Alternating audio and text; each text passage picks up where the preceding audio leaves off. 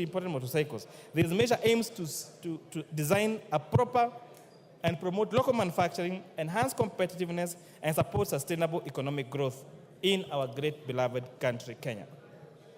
Clause 51 and Clause 57 proposes the integration of electronic tax system, ETIMS, with data management and reporting system. The committee acknowledges the implementation challenges on ETIMS, especially on our small-scale farmers, or subsistence farmers, and microfinances. Therefore, the report proposes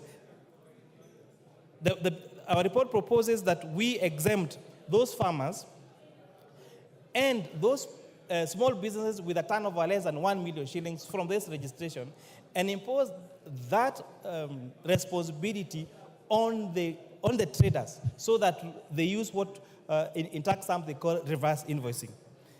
To address this issue, Honorable Speaker, the committee is guided by the international jurisprudence process called de minimis non current lex. In terms of the law does not concern itself with trifles. The law does not should not concern itself with trifle matters that would hinder even tax administration. And this, Honorable Speaker, is why we are proposing exemption of subsistence farmers and micro enterprises with a gross turnover of below 1 million shillings from this requirement. This exemption aims to facilitate their participation in the form of business transactions without the burden of electronic invoicing requirements.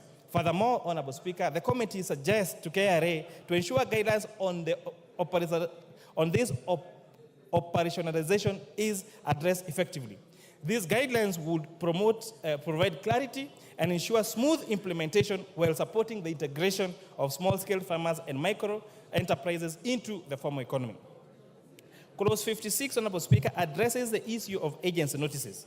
This is aimed to resolve ambiguities regarding their validity. The committee recognizes the necessity to provide a mechanism to lift agency notices in Kenya where taxes have been fully paid pursuant to a court order. This provision seeks to ensure clarity and fairness in tax enforcement practices, allowing the timely removal of agency notices once obligation has been met through a judicial process. By establishing clear guidelines, Honorable Speaker, for lifting agency notices under these circumstances, the proposal aims to uphold legal compliance while safeguarding Kenya's rights and maintaining the integrity of our tax administration. Clause 61 proposes the removal of restrictions that require owners of affordable housing units to obtain prior written consent from the Affordable Housing Board before selling their units. The committee supports this amendment, citing the concerns from the public that this provision on the Affordable Housing Act infringes on the constitutional right to property.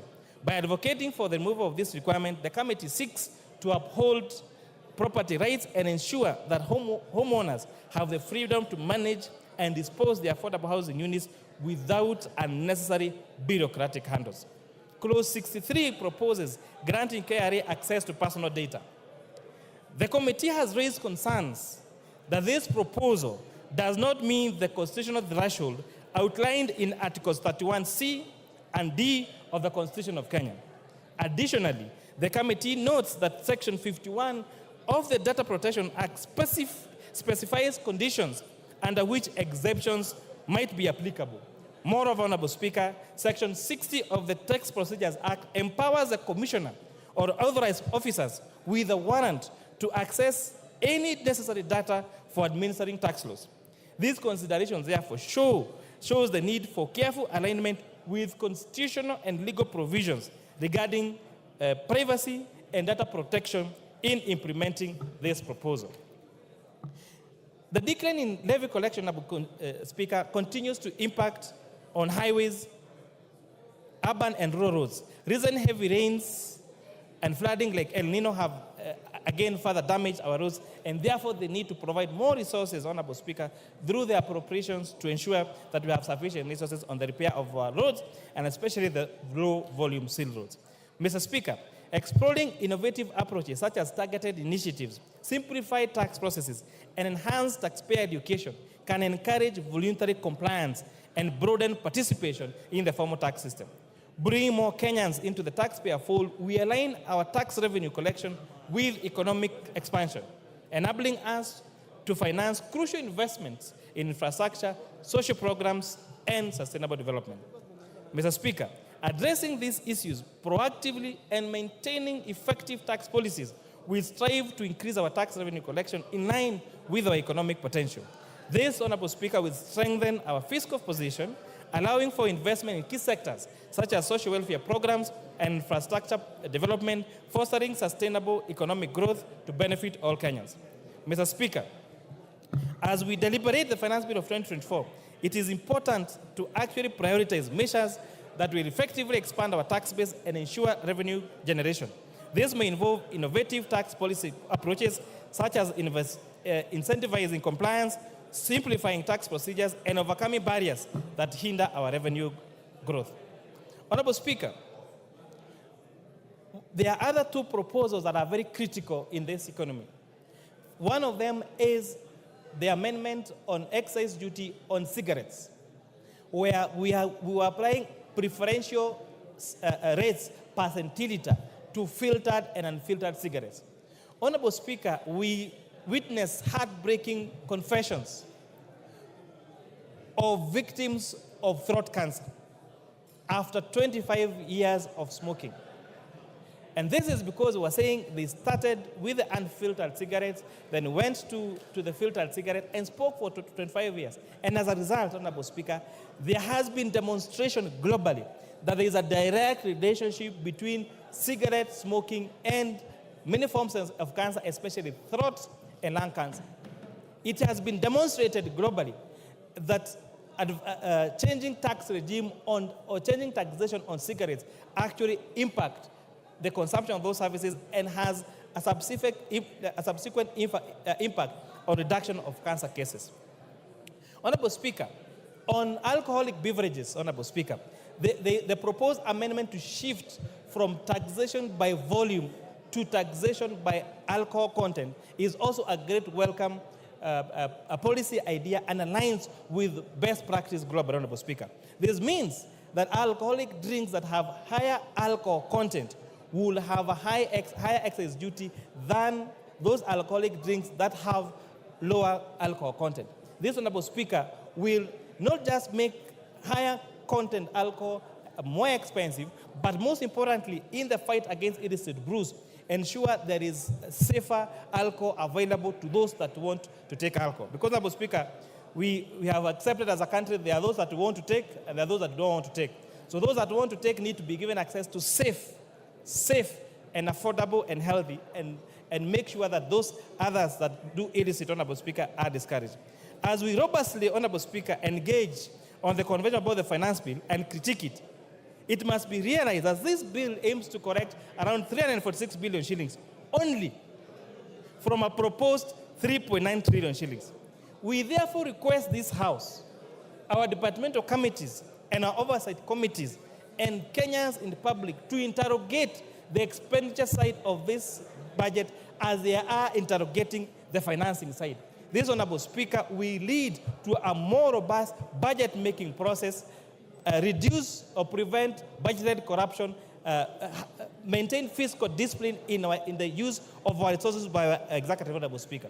Because one of the credit cases we face, Honorable Speaker, is the trust deficit on what this will be used. And this House, in our oversight roles, can do a great job in reducing that trust deficit, in ensuring that the taxes paid by hand-earned Kenyans are spent correctly for the success, for the prosperity of the great public of the Republic of Kenya. Without Honorable Speaker, I beg to support. You beg to move. Without Honorable Speaker, I beg to move. And who is seconding you? Honorable Speaker, I request my very able Vice Chair, CPA Ambassador Benjamin Langat, the MP for the great people of Ainamoi in Kericho County, to second. Benja. Mr. Speaker, I rise to second this Finance Bill of 2024. Mr. Speaker, I want to start by thanking your office, the office of the clerk, and the staff, our secretariat, Mr. Speaker, and our members for the good job and the good support that you accorded our committee. Mr. Speaker, this finance bill is one of the most canvassed finance bill, Mr. Speaker. Mr. Speaker, we did organize the public participation exercise, Mr. Speaker, which went all through for almost 10 days, Mr. Speaker. Mr. Speaker, during that exercise, we informed Kenyans that the finance bill of 2020, the public participation exercise, which we were doing, Mr. Speaker, was not a public relations exercise, Mr. Speaker. It was a very serious exercise, Mr. Speaker. And I want to inform the public and Kenyans, Mr. Speaker, that we heard them. We have included their views in our recommendation, Mr. Speaker, which was tabled yesterday by the chairman, Mr. Speaker. Mr. Speaker, I want to thank our members because Mr. Speaker, we sat sometimes late into the night, Mr. Speaker, and I can say, Mr. Speaker, Mr. Speaker, as a committee comprising both sides of the House, Mr. Speaker, we were 99.9 unanimous, Mr. Speaker, in our deliberations, Mr. Speaker. Mr. Speaker, this House, Mr. Speaker, I want to say this House has already passed the budget estimates of 24-25, Mr. Speaker. And Mr. Speaker, any member who voted for the budget estimate of 2024, because budget estimates are funded by the finance bill of 2024. So all of us, if we have supported the budget estimate of 2024, Mr. Speaker, we should rise to the occasion and support the finance bill of 2024. Mr. Speaker, when we went to the elections, we were given the terms of reference. One of them, Mr. Speaker, is we must stop borrowing. We must stop borrowing, Mr. Speaker. And to stop borrowing, Mr. Speaker, we must be able to generate our own revenue. And therefore, Mr. Speaker, even as we talk about protecting the Kenyans, which we have done, Mr. Speaker, we must also help our country to raise revenue so that we stop the shame of borrowing, Mr. Speaker. Mr. Speaker, I want to say, as I've said, the committee listened to the public participation exercise, and we have incorporated all the negative items, Mr. Speaker, which were in the bill. We have removed all of them, Mr. Speaker. And therefore, this House should unanimously support and vote for the bill, Mr. Speaker. Mr. Speaker, I want to go to the specific issues which were mentioned in the bill. And this bill, Mr. Speaker, as I've said, Kenyans should note that the bill which was tabled in the House were proposals, Mr. Speaker. This House has the power to amend, to change. I could rather say, Mr. Speaker, those proposals, we can amend everything, Mr. Speaker. And therefore, Kenyans should not fear. We are here to protect Kenyans. We are here to protect our country, Mr. Speaker. Mr. Speaker,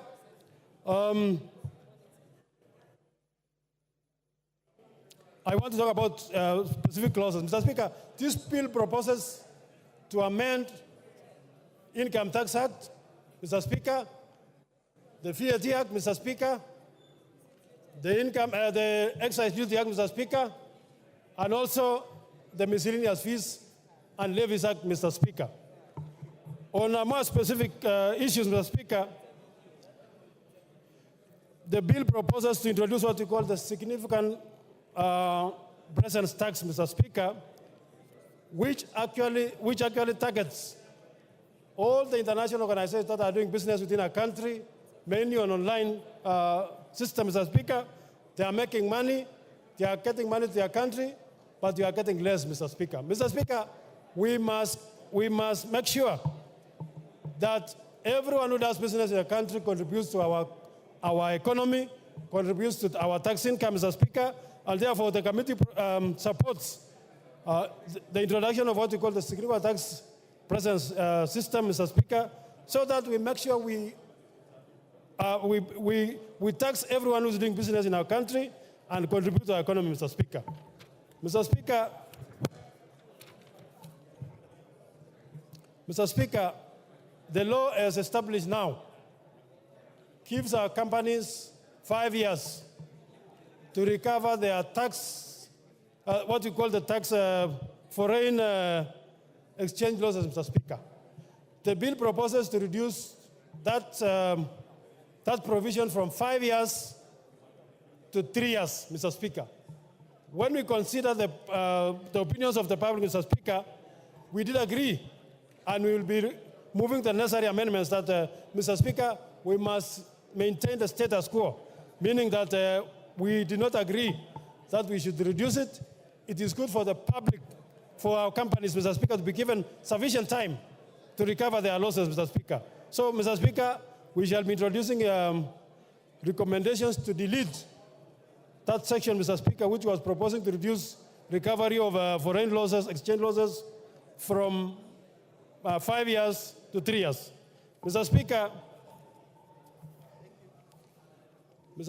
the income tax, the bill proposes to introduce what we call motor vehicle tax, Mr. Speaker.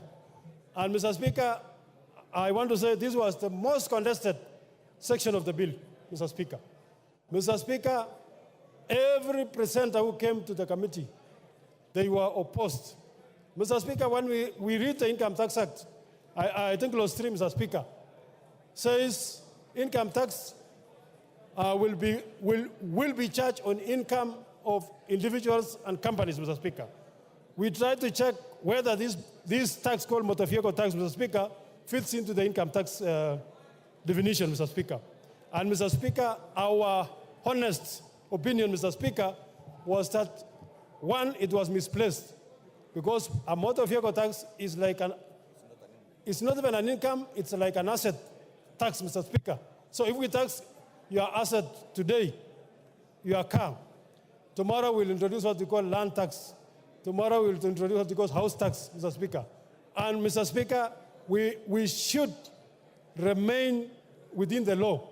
And therefore we conclude that these taxes are not fit into the definition of income, and therefore the committee was unanimous in recommending that we must remove this tax, Mr. Speaker. And it was going to make Kenyans suffer, Mr. Speaker. So therefore, the Kenyans who told us about the motor vehicle tax, I want to inform you that we listened to you, and we are going to remove it, Mr. Speaker, so that we reduce the cost of living in this country. So, Mr. Speaker, those people are relying on this section to make sure that, to talk about the finance bill in the pipeline, Mr. Speaker. We have recommended removal. So people must relax, Mr. Speaker. We are removing it. Kenyans must should relax, Mr. Speaker. Mr. Speaker, the bill under Income Tax Act proposal also proposes to introduce what we call advance pricing agreement between the KRA and the multinational, Mr. Speaker. Mr. Speaker, multinationals operate a very complex financial system, Mr. Speaker. Sometimes they want to do what we call the tax planning, Mr. Speaker, so that as a country we lose finally. But, Mr. Speaker, we want to make sure that everyone contributes their fair share of tax.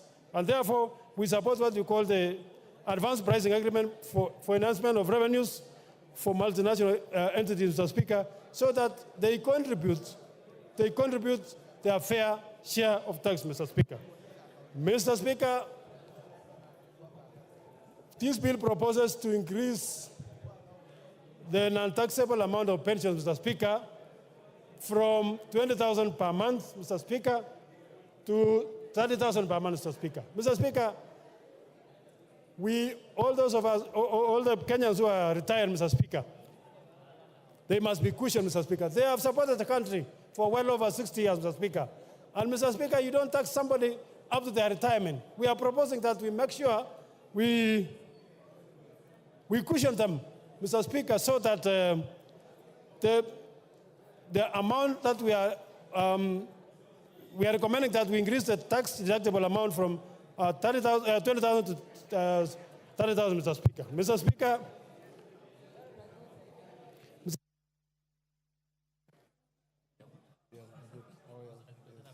Your time is up, Benja. 1 minute to wind up. 1 minute, Mr. Speaker. Yes, I've given you 1 minute. Okay. Finish up. Mr. Speaker, on eco levy, Mr. Speaker, the committee was of the view that we must protect the local manufacturers, Mr. Speaker. Mr. Speaker, the bill proposes to have what you call eco levy to protect the environment from both local manufacturers and imported goods, Mr. Speaker. Mr. Speaker, we were unanimous in saying that we have to support our manufacturers. We only levy the eco levy on the finished manufactured goods, Mr. Speaker. Our local manufacturers, we have what we call Mr. Speaker, our local manufacturers, Mr. Speaker, have arrangements to protect the environment which have been agreed with NEMA, Mr. Speaker. So the levy will only be on foreign finished products, and Mr. Speaker, those goods which we cannot manufacture in Kenya. Mr. Speaker, I second and I support. I ask. Order, honorable members, take your seats. Order, take your seats. Honorable Cheng. Honorable members, I now propose the question, which is that the Finance Bill, National Assembly Bill number 30 of 2024, be now read a second time. Opio and I. Yes. Okay.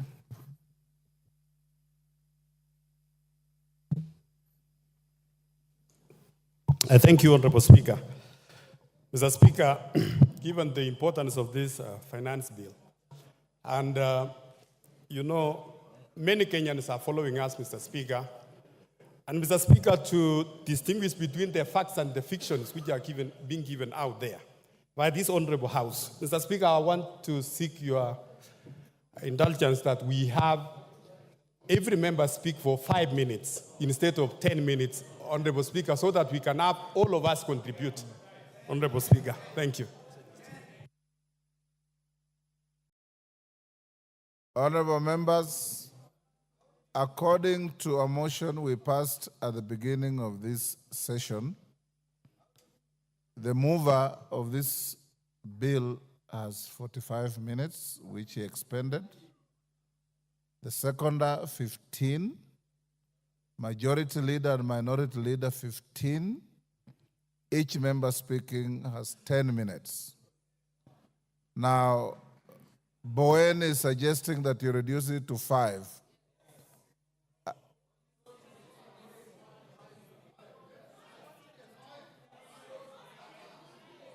Order.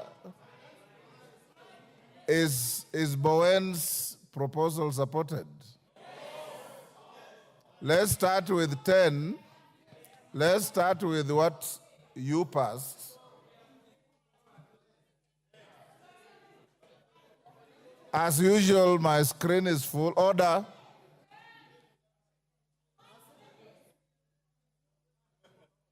We already have 10, so nobody needs to propose 10. 5 is what is proposing. Do we go with 5 or 10? Okay. It's not quite clear. Let's start with 10 and see how far it goes. Robert Mbui.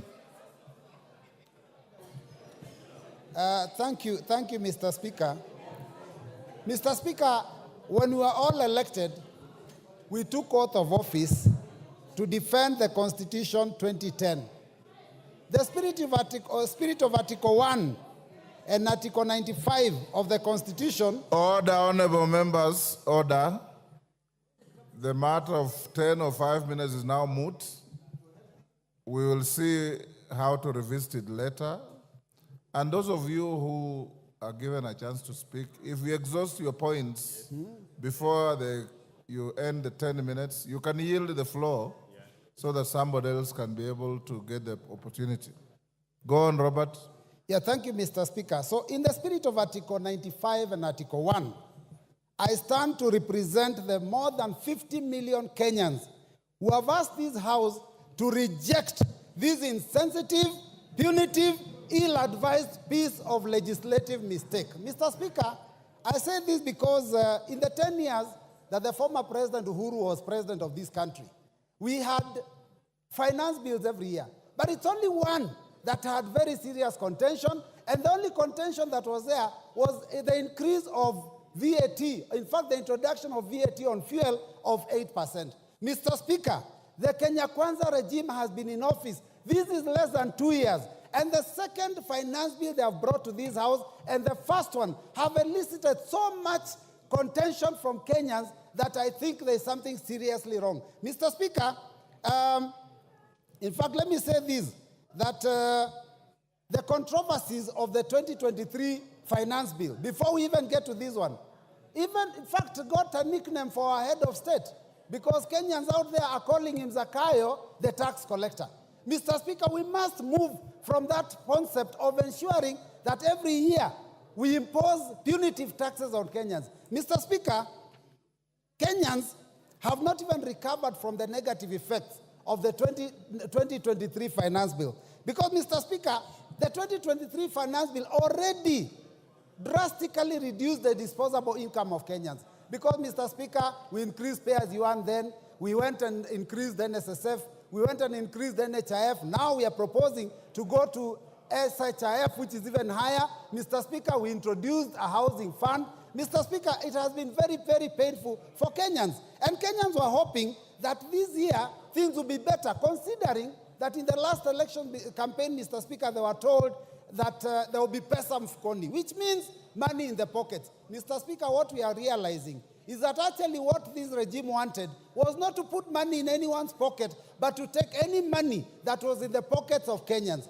Mr. Speaker, the cost of government services have gone so high that we can't even afford our children to have ID cards. So, Mr. Speaker, when I look at a bill that proposes to increase the already overburdened Kenyans, it is something that we have to stand firm and reject. Mr. Speaker, let me say this, that we were told to tighten our belts. And I know this is the intention, that we be hit very hard the first 2, 3, 4 years. But, Mr. Speaker, you know, some people will lose their lives because of the hunger now and because of the stress now. What do you do with them when they are 6 feet under in 2026, 2027? We are told to tighten our belts. And as we tighten our belts, Mr. Speaker, it is shocking to see the excesses that this government is going through. We are taxing Kenyans to raise money to run the government, and yet we have excesses. We are putting in money to build houses, to repair, to paint houses that were built with 400 million, and we are spending 600 million to renovate and paint. Mr. Speaker, it is very, very painful. And then we are told, tighten your belts as Kenyans. And 200 million Kenyan shillings is used on a return trip on a chartered plane to the US. Mr. Speaker, this is not acceptable. And all those missions are begging missions. When what we are doing here is we are living beyond our means. Mr. Speaker, I seek the attention of all those members that passed the 2023 finance bill and later on went and told Kenyans they didn't have time to read it. Now listen keenly. If you didn't read that one, you listen to us. Mr. Speaker, oppressive tax policies do not make good economic sense. And Mr. Speaker, let me just put it this way, that the last year's proposal was intending to raise 214 billion. But because it was oppressive, Kenyans did not pay as expected. And in fact, what we collected was only 131 billion out of that finance bill, which was only 53% of the target. Mr. Speaker, the more you put, the more burden you put on people, the more likely that they are going to look for ways to avoid that tax. So, Mr. Speaker, we have to be careful. We warned that that would happen, that people would evade. You didn't listen. We warned that it would lead to job losses. Many companies left this country and are now producing elsewhere, and unemployment has gone up. We warned that the tax increase is always passed to the common man. Mr. Speaker, the hustler of this country, the mamamboga, the boda, is the one that will carry the burden. Anytime taxes go up, it is not the big fish that actually pay these taxes. Because all they do, when you increase cost of fuel, all they do is pass it on to the consumer. And the consumer is Mama Mboga. The consumer is the last man in the chain. So, Mr. Speaker, we have to be very careful. Now, the 2024 tax proposals are as oppressive as 2023. We have not even fully implemented the 2023 ones. The E-teams, now we are discussing how we are going to remove it. There are those, those taxes on chamas that we have not yet implemented. Now we have brought other major proposals. And I hear, Mr. Speaker, talk of the tax proposals of 2023, it's like they have been reduced. Mr. Speaker, the bill that we hold in our hands, the bill that we read, has not been amended. What we are listening to is stories, Mr. Speaker. Because when we go to the committee of the whole House, what guarantee do we have that the proposals we've been told about here will pass? We can be hoodwinked into believing that those things will be passed, and when we pass this bill, the last minute it is opposed and we lose out. So we are going to oppose it from the beginning up to the end. Mr. Speaker, this proposal on VAT on bread, Mr. Speaker, I don't even know who could conceive such a thing. You have put your hands in the pockets of salaried Kenyans, business people. People have been made to pay for profits that they don't even make on turnover tax. And now you want to tax our children because you're putting your hands in the pockets of our children. Because the biggest consumer of bread are our children in secondary school, because that's where they spend their pocket money. Mr. Speaker, some of these are totally ill-advised. Mr. Speaker, VAT on financial services, VAT on money transfer, VAT on M-Pesa, those were, I do not understand who was thinking, what were they drinking, what were they smoking when they came up with those ideas. Mr. Speaker, it is very unfortunate. 20%, 25% excise duty on edible oil, import duty. Mr. Speaker, these things, 2.5% on motor vehicles. These ideas were preposterous. But Mr. Speaker, I believe that all those proposals were actually a smokescreen. If you read the 48 laws of power, you know, smokescreen. You lead them down the wrong direction until they lose focus. What has happened is that we have concentrated on those ones that were very clear. But the real intention was to do what this committee has proposed. That suddenly, after we think that things are okay, they increase RMD, road maintenance levy, road development levy, and the import duty. That is what the intention was. In fact, the net effect is likely to be that this finance bill may be collecting almost as much, if not more, than the previous proposal. So, Mr. Speaker, I stand in solidarity with those Kenyans that said that this must be rejected in totality. Mr. Speaker, I want to ask the Inspector General to stop interfering with Kenyans when they are exercising their democratic right of picketing, because Kenyans have a right to defend themselves. When they see the Constitution being mutilated, when they see their pockets being ravaged, when they see their children being unable to go to school, to put food on the table, they have every right to defend themselves. Inspector General, can you concentrate on defending the country and stop interfering with Kenyans? And this revolution, which is unfortunately a kindly revolution, Mr. Speaker, it is unstoppable. Because when we were in the streets, you could call Raila Amolo Odinga, you could call Stephen Kalonzo Musyoka and ask them to tell the troops to go back. Who do you call when you pass this bill? So I reject and I vote, I reject. Thank you, Mr. Speaker. Thank you. Thank you. That order, Owen Bayer.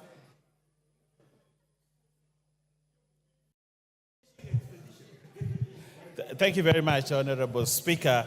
Honorable Speaker, coming to speak on the finance bill on the heels of my counterpart from the minority is interesting, because I tried to get at least something from Honorable Mbui that he was saying that was useful and a contribution to the finance bill, but I couldn't get any. I just heard him shout about maandamano and all that. But we forgive him. We forgive him. Forgive him. I want to start by saying this, Honorable Speaker. Honorable Speaker, the finance bill is one of the very important documents that comes to Parliament. It is part of the budget cycle. That somehow, as we go through the budget cycle, a finance bill will come to the House, Honorable Speaker.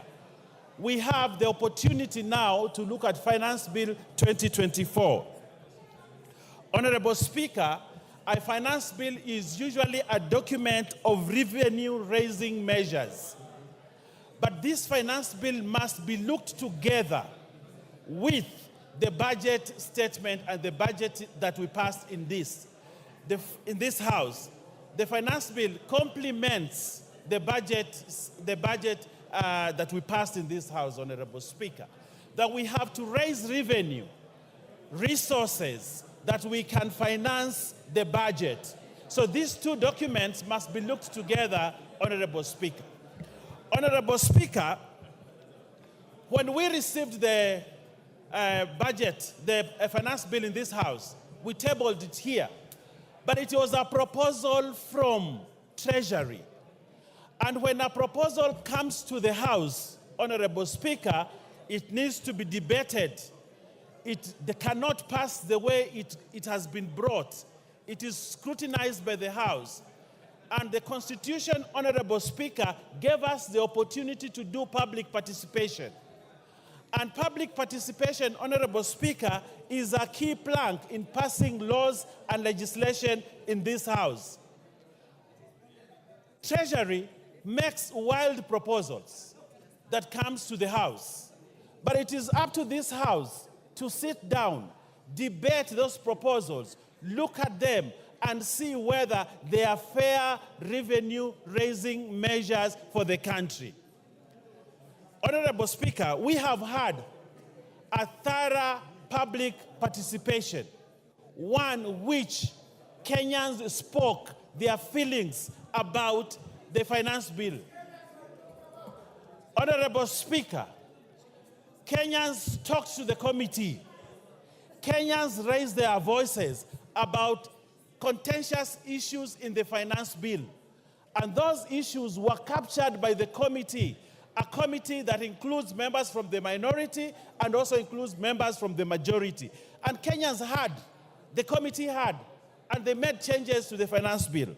Honorable Speaker, the House itself has, in third reading, the power to make amendments to the proposals that came from the Treasury. So therefore, Honorable Speaker, at this time to say that we reject the finance bill in total is to reject the mandate that you were given by the people. The people gave you mandate to debate, hear, approve or not approve, and that is the process that we are undertaking, Honorable Speaker. Honorable Speaker, the budget created a deficit. And in dealing with a deficit for a budget, there are three ways you can look at: reduce the budget, borrow, or tax. Those are the three things that you need to do when you're dealing with a budget for you to finance a budget. You either borrow, you either reduce the budget, or you tax to be able to finance a budget. All these measures are available to this House, Honorable Speaker, to make a decision on how we go forward. But Honorable Speaker, allow me also to say, did the committee listen? Yes, the committee listened on the proposals that were brought from Treasury. And Honorable Speaker, it is important to note that the proposals that were made, the proposals that we had from the Treasury, did not go unchanged by the committee, Honorable Speaker.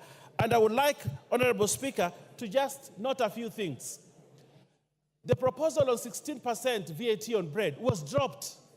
And there's a proposal in the report that be dropped.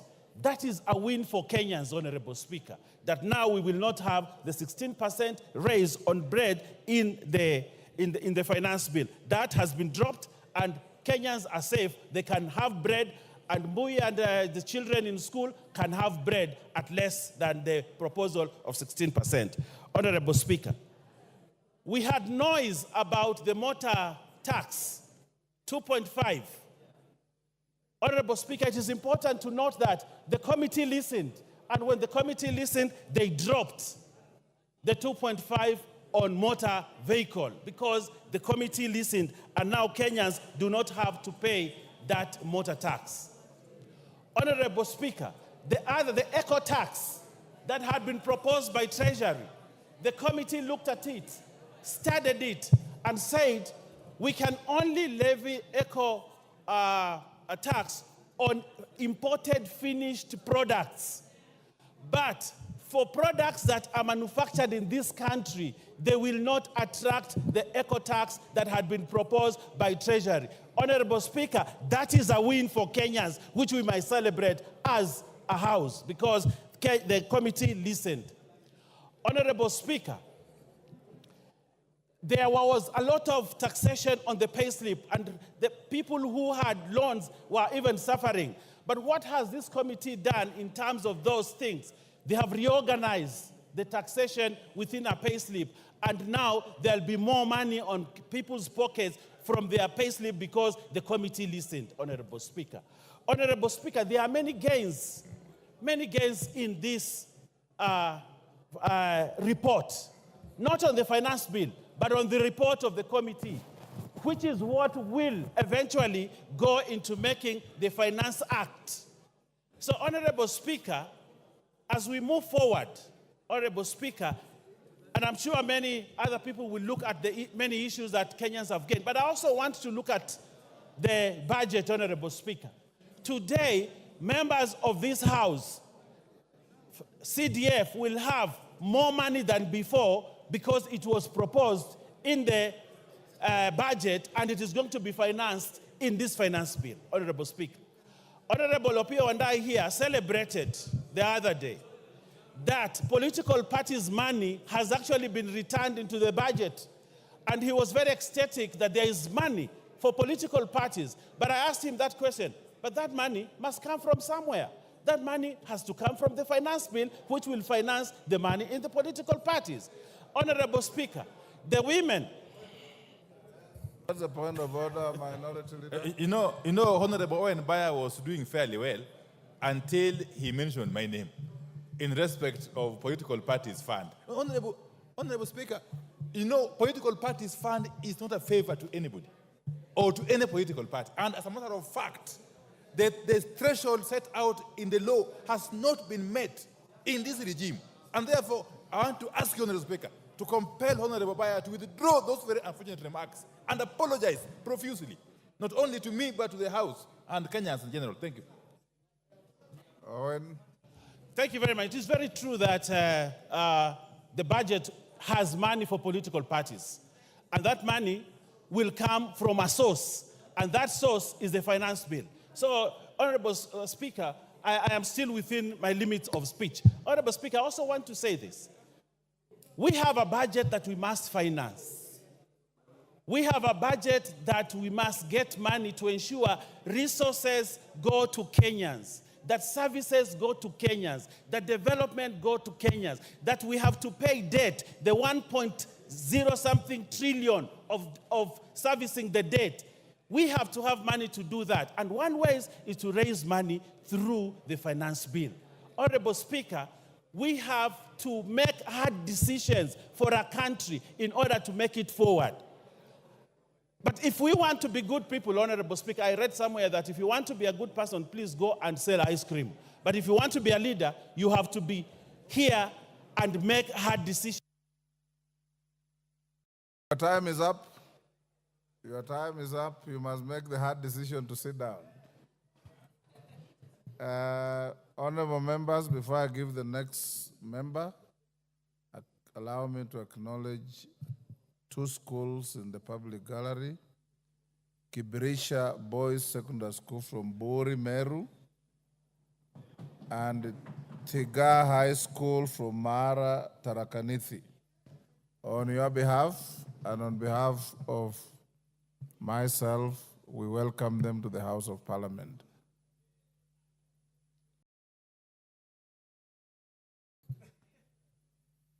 Mama Zamzam.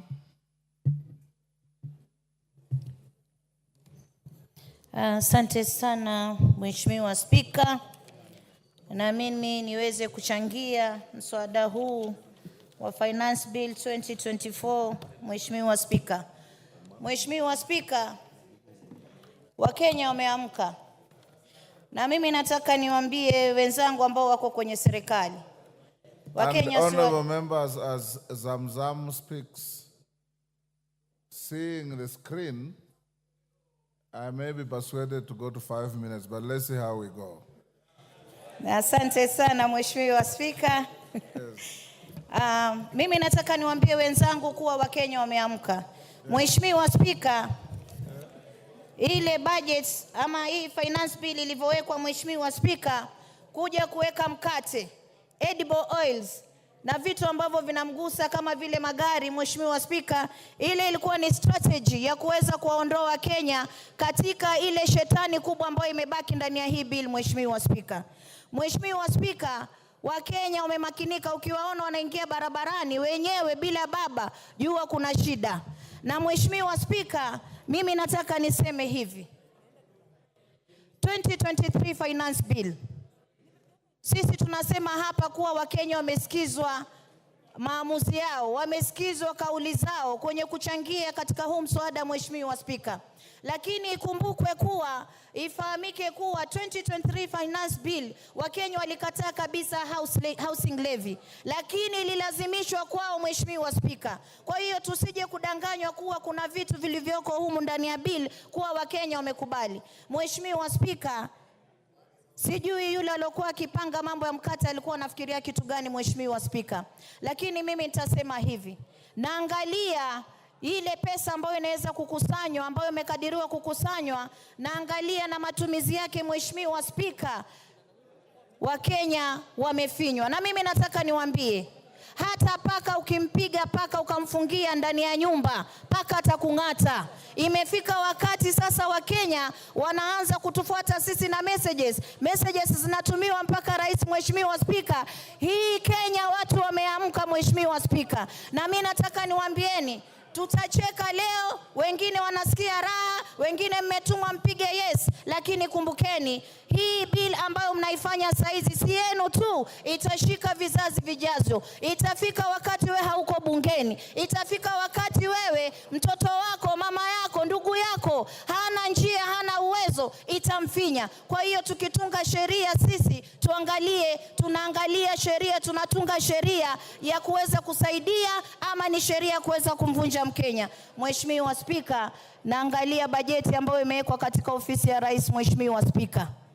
Ukiangalia State House imewekwa karibu bilioni 8, 7.9 billion. Ukiangalia Office of the President imewekwa 4.5 billion. Ukiangalia ofisi ya naibu wa rais imewekwa 4.5 billion. Haya matumizi hayajaonyesha anaenda kufanya kitu gani, Mheshimiwa Spika. Wakati ambapo pesa ambazo zinakwenda kwa mwananchi unapata amewekewa pesa duni kabisa. Ukiangalia upande wa health, Mheshimiwa Spika, wanaingiza na mkono huu wanatoa 16% kwa cancer patients. Sisi tunataka kupigana na saratani. Kina mama wanaugua saratani, watu wa maskini ambao hawajiwezi, huu ugonjwa umewafikia. Ikiwa sisi tunaongeza mpaka kwa magonjwa, tunaongeza tuna tax ugonjwa wa Kenya, wabunge wenzangu, tunaelekeza wapi taifa hili? Pale ndani ya State House mkate peke yake na maziwa na nini, ile bilioni 13 mimi naiangalia nasema, jamani, tuoneni haya. Mgala muweni, haki yake mpeni. Huyu ambaye tunamnyang'anya hizi pesa kwenda kufund vitu vya starehe ni mtu ambaye analia kwa Mungu kila siku asubuhi akiamka, Mwenyezi Mungu, natoka ndani ya nyumba yangu, nishukishie riziki kwa mikono yangu niweze kulea watoto wangu. Lakini sisi katika ile ruzuku yake tunaenda kukata. Kwa mfano, Mkenya anatoka nyumbani, mshahara wake ni 50,000, Mheshimiwa Spika. Katika 50,000, Mheshimiwa Spika, 24,000 yote inakatwa na serikali, Mheshimiwa Spika. Hapo hiyo ni katika tax peke yake. Mara hii pay as you earn, sijui nini, kisha anabaki na 29,000. 29,000 kiangalia, Mheshimiwa Spika, ana stima ataka kulipa, ana maji ataka kulipa, ataka kununua unga, ataka kupeleka mtoto shule.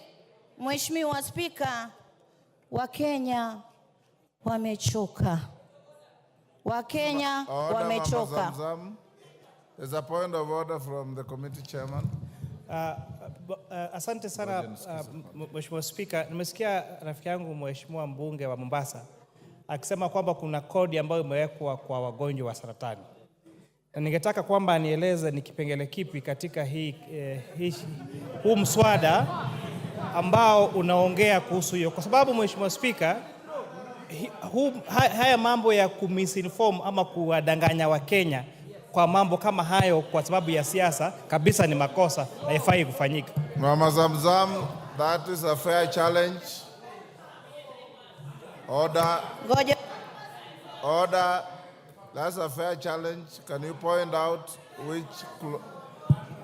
Ngoja nipe nafasi Mheshimiwa Spika, nitaiangalia kisha kipengee mahali kiko.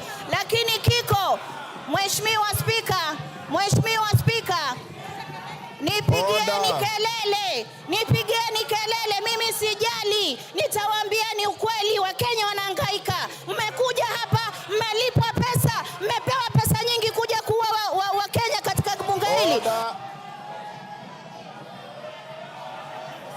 Order.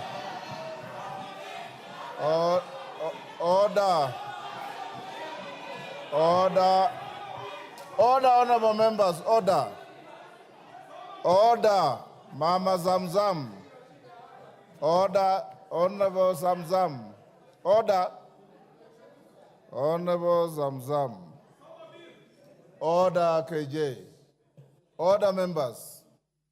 We were doing so well in terms of decorum and production from members until we reached here. Mama Zamzam, order, standing order 91. Every member is responsible for the accuracy of any facts which you allege. And the Speaker doesn't get involved in your allegations until you are challenged. When a colleague challenges you, the easy thing is not to raise your voice. The easy thing is to say, this is found in clause this and that of the bill. And it ends there.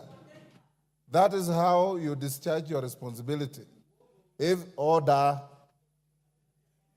it is not in the bill, then the challenge becomes legitimate, and the decent thing to do is to withdraw and move on with your other contributions. Order. The Speaker needs no assistance, Honorable Kamket. Honorable Zamzam, if it is in the bill, point out to the chair of the committee. If it isn't, just withdraw and move on with your other contributions.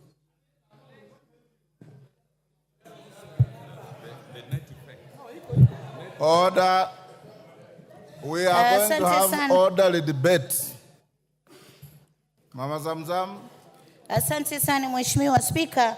Nafikiri nimechanganyikiwa na ile import duty na hii ya hospitali. Mimi nataka niwaambie kitu moja. Mheshimiwa Spika, nimekubali. Kama haiko uiondoe alafu uendelee. Haiko Mheshimiwa Spika, lakini pesa ambazo wanafanya za matumizi ni nyingi. Haiko, nimekubali. Order, Mama Zamzam. Order, honorable members. Take your seat, Mama Zamzam. Order, Mama Zamzam. Order. Order.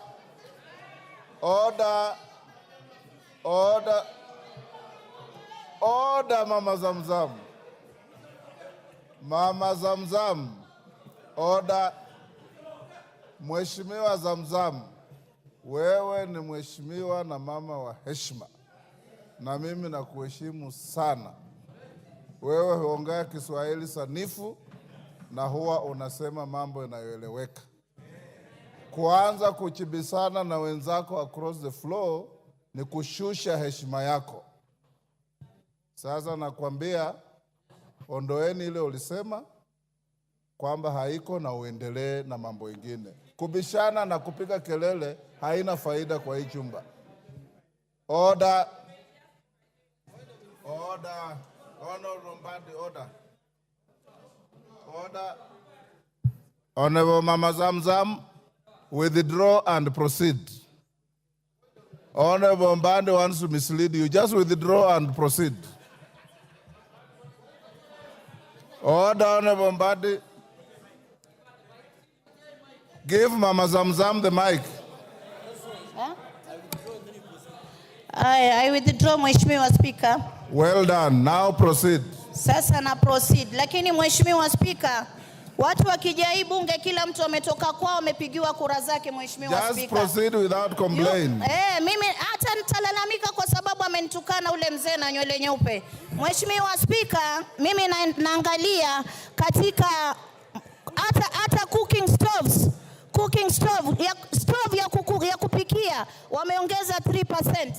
Wameongeza 3%. Naangalia motorcycle, Mheshimiwa Speaker, wale wa mabodaboda ambao walipromisiwa mambo itakuwa shwari, tutafanya hivi, bodaboda wameongezewa 3% katika custom values. Mheshimiwa Speaker, hawa pia hata tairi ya gari ya bodaboda, ya wheelbarrow, tairi ya kushika wheelbarrow. Mulikuwa mnaweka tairi, wheelbarrow iko na tairi. Wacha. Kwa fuel kama mmeongeza shilingi 9, mumeongeza kila mahali. Kama mmeongeza shilingi 9 kwa mafuta, mumeongeza bidhaa zote. Mheshimiwa Speaker, mimi nataka kuambia mgala muweni haki yake mpeni. Nyinyi mlidanganya wananchi, mkasema bodaboda, mama mboga mtakuja kuwasaidia katika jumba hili. Mmepewa 100,000. Order. Yes, Honorable KJ. What's your point of order? Mr. Speaker, I'm standing on a standing order that provides for a member to be relevant when they are debating. Mr. Speaker, the honorable member has been on a tirade, misinforming this House and by extension misinforming the nation on gossip that has been peddled on social media and headlines. This gossip is what she has crept into the House, Mr. Speaker. And Mr. Speaker, the point... Take your seat. Honorable members, order. Order, honorable members. I want us to have decorum in the House. And from now going forward, when you stand on a point of order, tell me which standing order you are standing on. And Honorable Zamzam, the etiquette of debate is such that when a colleague says point of order, you immediately resume your seat. You don't lose your time. You resume your seat, you hear the point of order, and then you proceed. What you are doing is wrong because the moment you hear point of order, you are raising your voice and menacing your colleagues with fingers and so on. It is not good. Finish up your contribution. Your time is almost up. Asante sana Mheshimiwa Speaker. Mimi nimalizie nikisema pengine nikiongea na sauti hii ndio Wakenya watanielewa. Mimi nataka niwaambie Wakenya mumeuzwa na serikali mliochagua. Mkate, edible oil na gari ilikuwa ni mchezo wa drama. Sasa shetani yuko ndani ya bill, pesa wamejilimbikizia ya starehe, ya kufanya mastarehe zao. Wakenya mmesaulika, sisi upande wetu tunasema mtusaidie kujisaidia. Asante sana Mheshimiwa Speaker. Mr. Speaker, I stood up on a point of order that I was wanting for you to superintend over, standing order number 91, that a member should be responsible for the statements they make on the floor. Mr. Speaker, all the matters that she has prosecuted do not exist in the finance bill that we are debating. She's talking about tires. She's talking about wheelbarrows. She's talking about issues that have been canvassed here by the finance chair, where he explained very well that if a motorcycle is to be assembled in Kenya, it is not subject to some of these taxes. Order. But she is misleading the nation by making it look like this exists in the finance bill, Mr. Speaker. You Mr. made your Speaker, point. kindly find her out of order according to the provisions of our standing. Order. Thank you. Unfortunately, KJ, she has already left the floor, so I cannot make a ruling against her. Secondly, honorable members, you have a bill before you. You also have a report. Order, members on their feet, take your seats.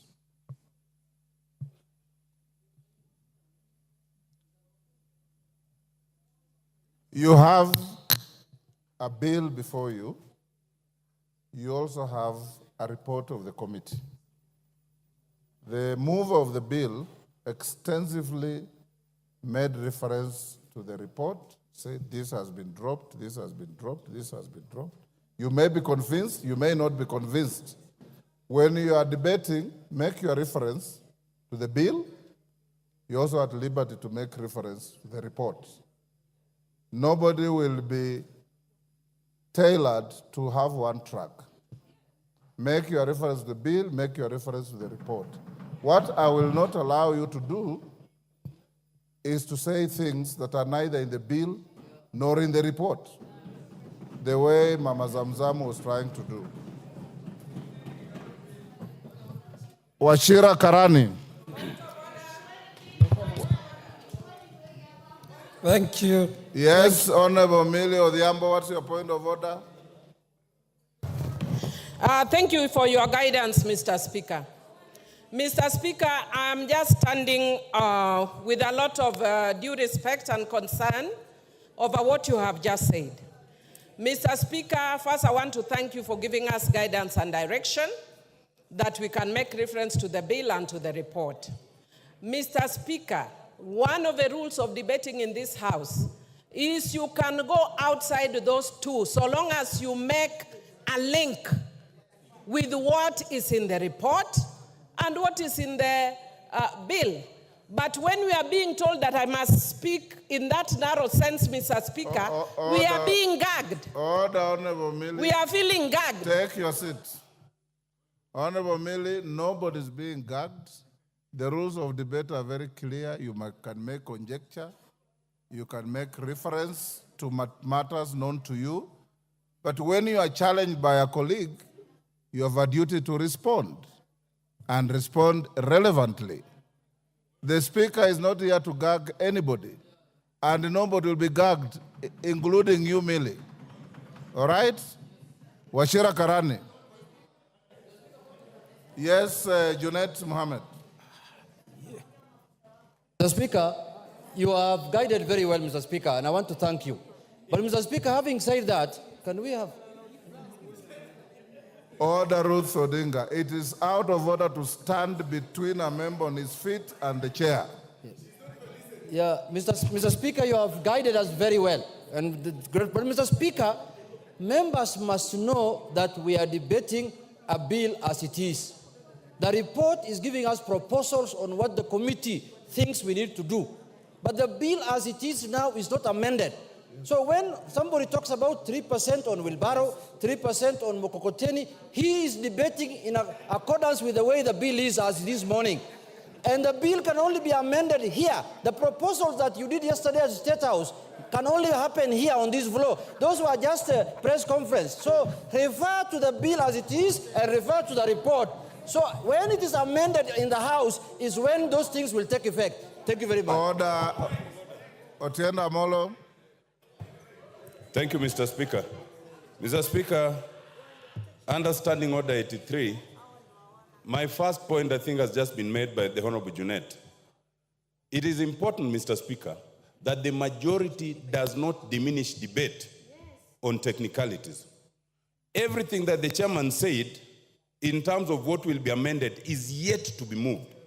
So we are at liberty to discuss everything on the bill as it is.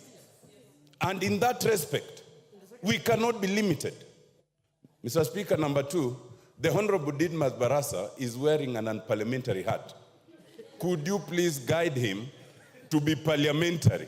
I'll be coming back, Mr. Speaker, on your earlier ruling on these matters but that will be later. But could the Honorable Didmas Barasa stop wearing that village hat that he's wearing here? Thank you. Honorable members, the issue of the bill before the House, and I'm sitting here listening to all of you. I listened to the move of the bill, and he said, this bill contains this, but at committee stage, I'll drop it. That becomes part of your Hansard. So when you attack the bill, which you have the right to do, it is only fair also to make reference to what your colleague said. You can still say, Order Wanjala, I am not giving you any CAG rules. I'm simply saying the Hansard is there to bail out people. So when your colleague stands up after you have attacked something and says, when I presented the bill, I already said this, it's legitimate. But everybody debate the bill as is before the House. That is the bill that we are debating, but don't lose sight of the report which you already have, which I encourage you to read. Wachira Karani.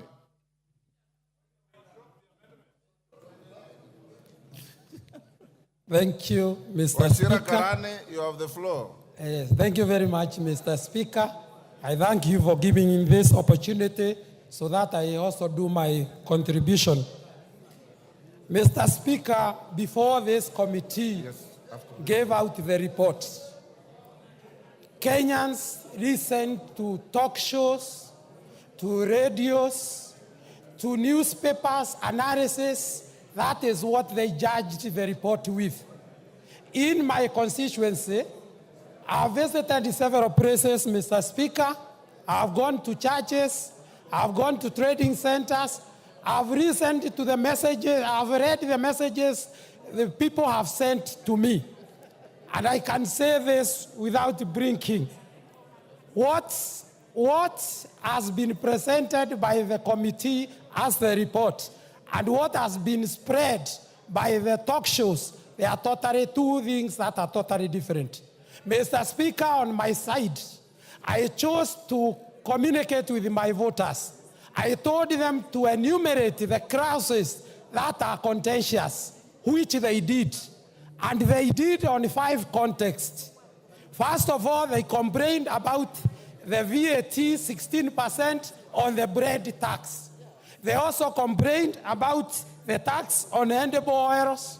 They also complained about the tax on motor vehicle, the 2.5%. They complained about the eco levy, the 5 items.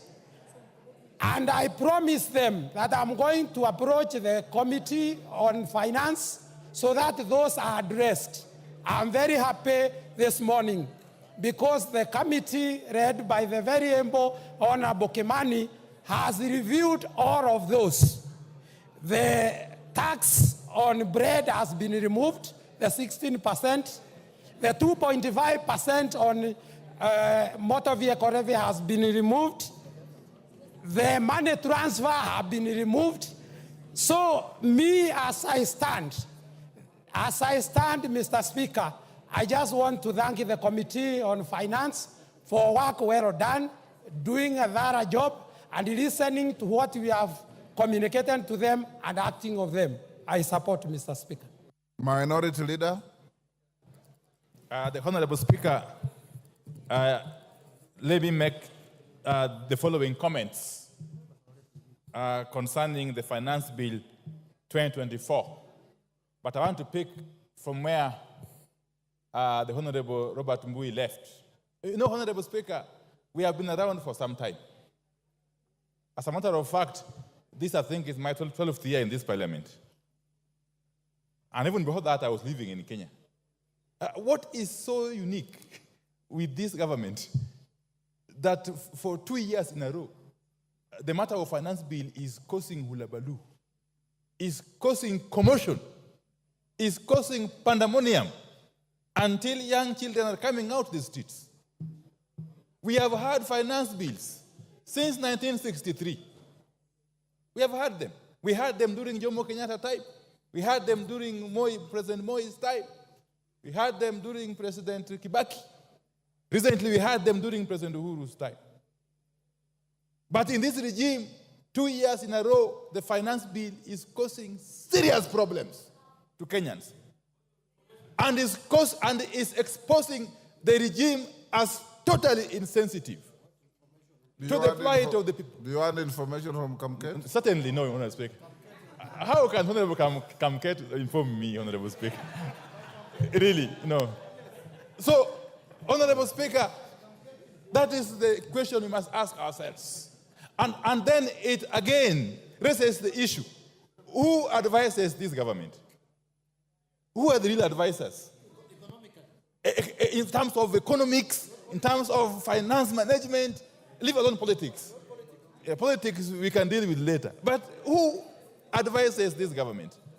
Because it seems to make mistake after mistake, mistake after mistake, mistake after mistake, Honorable Speaker. Following the outcry that happened after the 2023 finance bill was unveiled, I had thought that this government would be the wiser this time around. What we see is actually a worst case. As they say, the more things change, the more they remain the same. Honorable Speaker, I have read the bill in its entirety. I have similarly read the report of the committee chaired by my very good friend, Honorable Kimani Korea. Honorable Speaker, if you look at the report of the committee and together with the amendments it is proposing to make on the bill, then you come to the conclusion that actually the character, the structure of the bill is actually changing fundamentally. Fundamentally. And this flies on the face of the provisions of Standing Order 48. Honorable Speaker, at some point perhaps I would be calling upon you to consider asking the chair to withdraw the bill and introduce a new one. Because the character is changing. And why is the character changing, Honorable Speaker? Honorable Speaker, under Article 201 of the Constitution, specifically 201 sub-article A, on the matter of principles that govern or guide public finance management. Public finance management. I don't know what is itching, Honorable Soro. Honorable Speaker, one of the principles, some of the principles that should guide the management of public finance: openness, accountability, and including public participation in financial matters. If you can come out of the blues and tell us that now these things that we had introduced in the bill, these taxes that we had introduced in the bills, we are now removing them. It is basically going against the principles of public finance management. You are turning a public finance bill into a personal property that you can change at whims. Honorable Speaker. Yes, Chairman of... Honorable Speaker. Order, Minority Leader. Chairman. Honorable Speaker, again, on a point of order on misinformation. The leader of minority clearly read the PFM Act and talked about then if changes are made, the allegations making them then significantly that bill would have to be drafted. Then the question on public participation remains. Then does it mean that he is purporting that everything that the public says is just an exercise in futility and should not change? Otherwise, then why were we involving taxpayers' money and time to reason to the members of the public if we cannot propose changes on the bill? Minority Leader.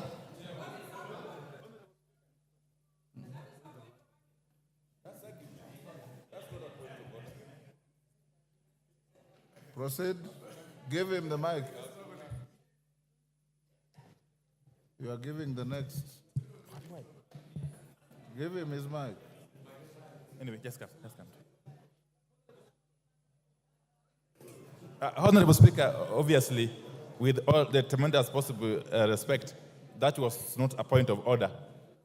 The Honorable Chair can actually advance that argument when he gets time to reply. Honorable Speaker, let me proceed this way. That Kenyans are already overtaxed.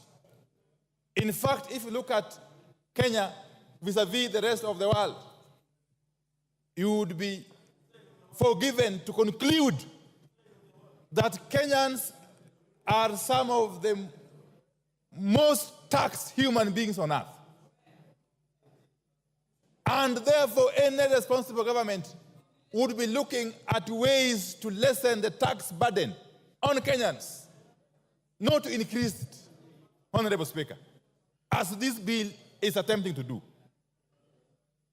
Honorable Speaker, in spite of the recommendations in the report, which look very flowery, Honorable Speaker, we have always been reminded that the devil is in the details. I am aware, even though this is not part of the finance bill, that there are plans to increase the levy on roads maintenance. I know, of course, the amendment will come separately. Yes. The moment you increase the road maintenance levy by even a shilling, leave alone the 9 shillings being proposed, the ripple effect is enormous in all sectors of the economy. And the loser is the common Kenyan taxpayer. Honorable Speaker. And therefore, this is a case of taking with one hand, giving with one hand, and taking back with another hand. It's not helping the situation, Honorable Speaker. Honorable Speaker, this economy has become too hostile for foreign investors. Indeed, even for local investors. We have got documented cases of manufacturers who have shifted base from Kenya to our neighboring countries as a result of this unbearable tax burden that keeps shifting. Actually, you can never be sure, because it is so unpredictable that no sensible investor can actually put their money in this country. To make matters worse, we are witnessing what could be compared to the state capture that happened during the President Jacob Zuma's regime in South Africa. Honorable Speaker, and I will explain shortly. Honorable Speaker. Honorable Speaker, if you take the case of the manufacturing sector, and specifically the steel and cement manufacturing sector, that sector is now under total control. Who is being assisted as we watch? Indeed, Parliament is complicit.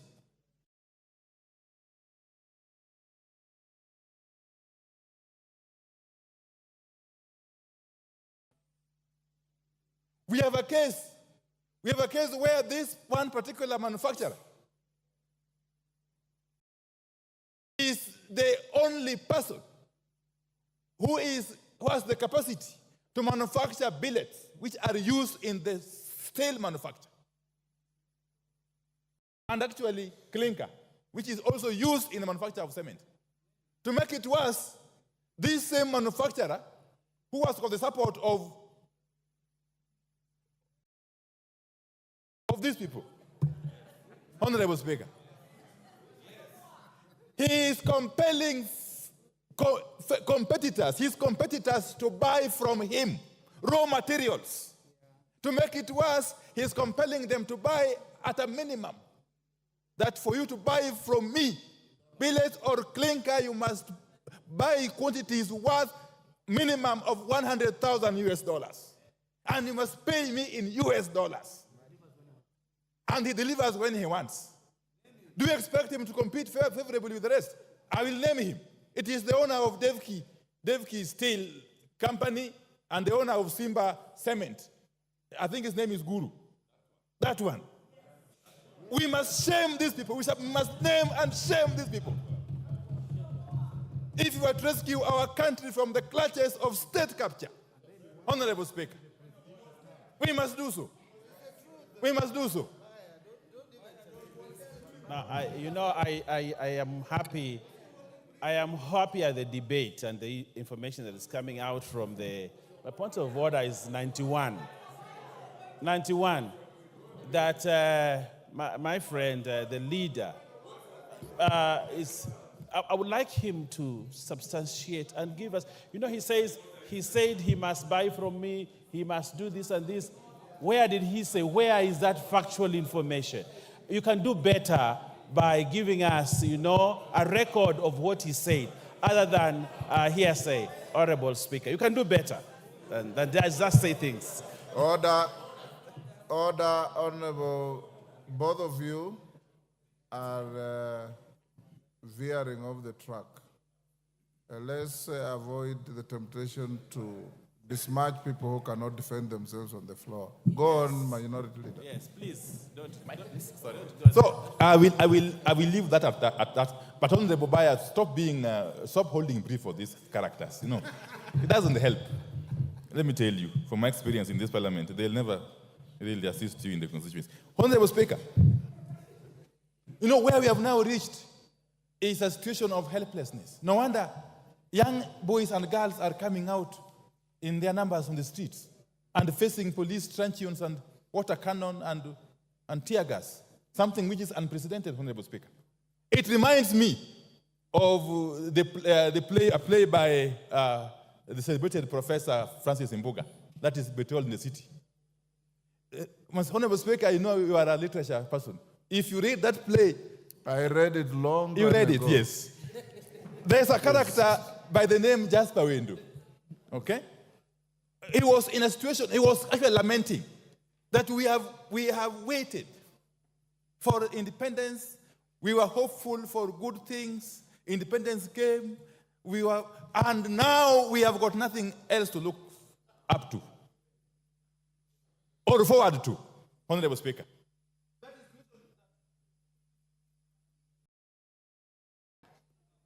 He has 15 minutes. Has he finished 15 That minutes? is the situation. Your time is up. Finish up in 1 minute.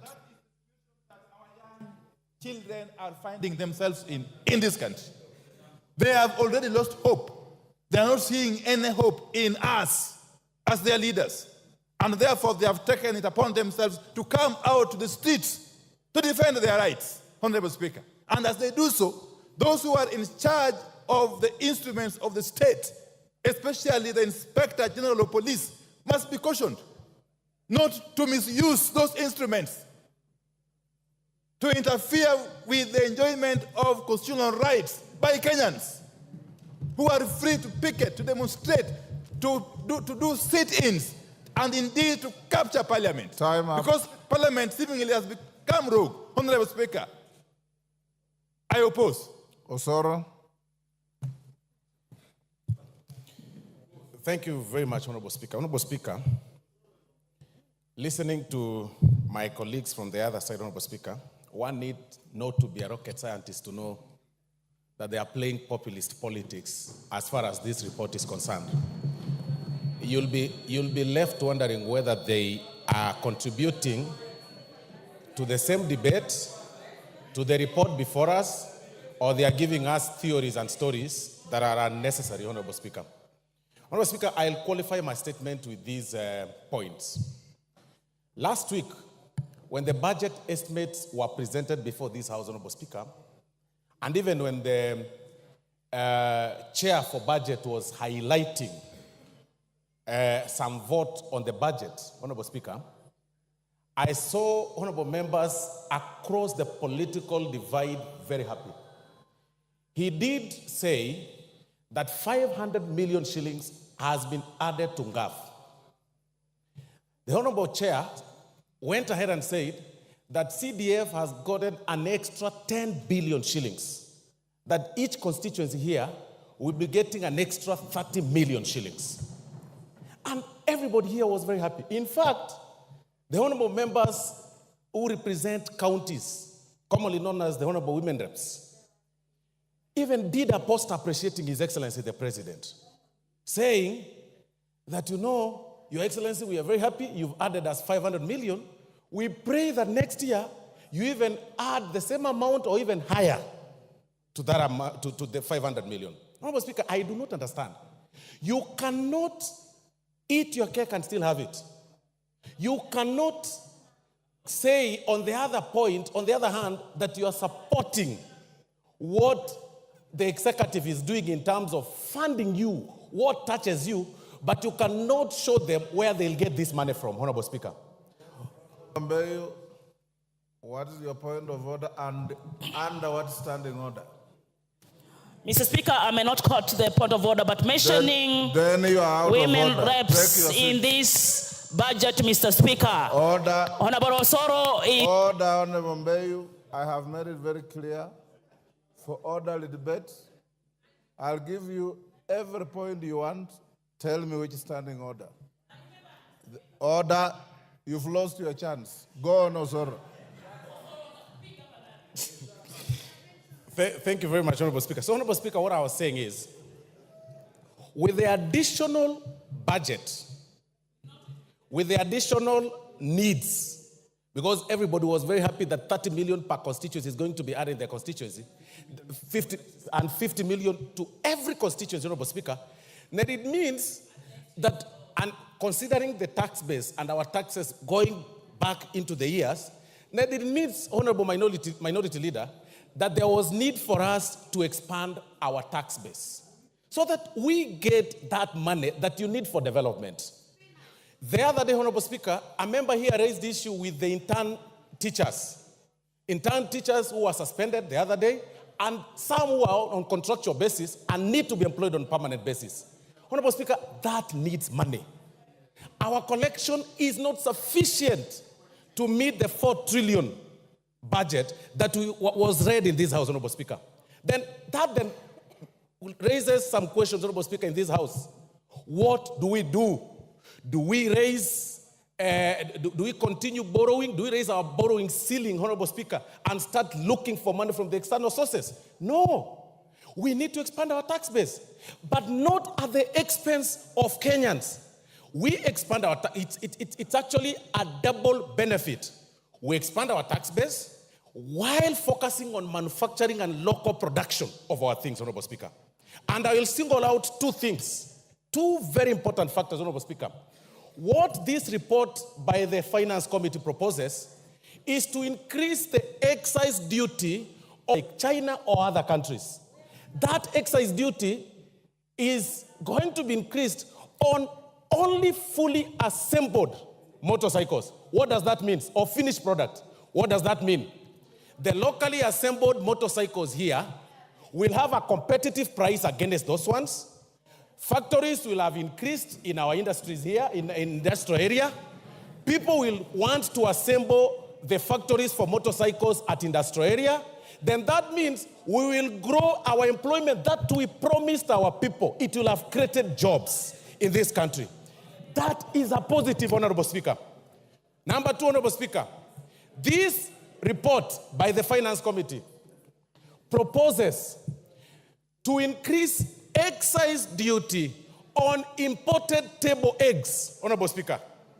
I mean, it doesn't make sense, and I don't see Honorable Clive here, who is a good poultry farmer.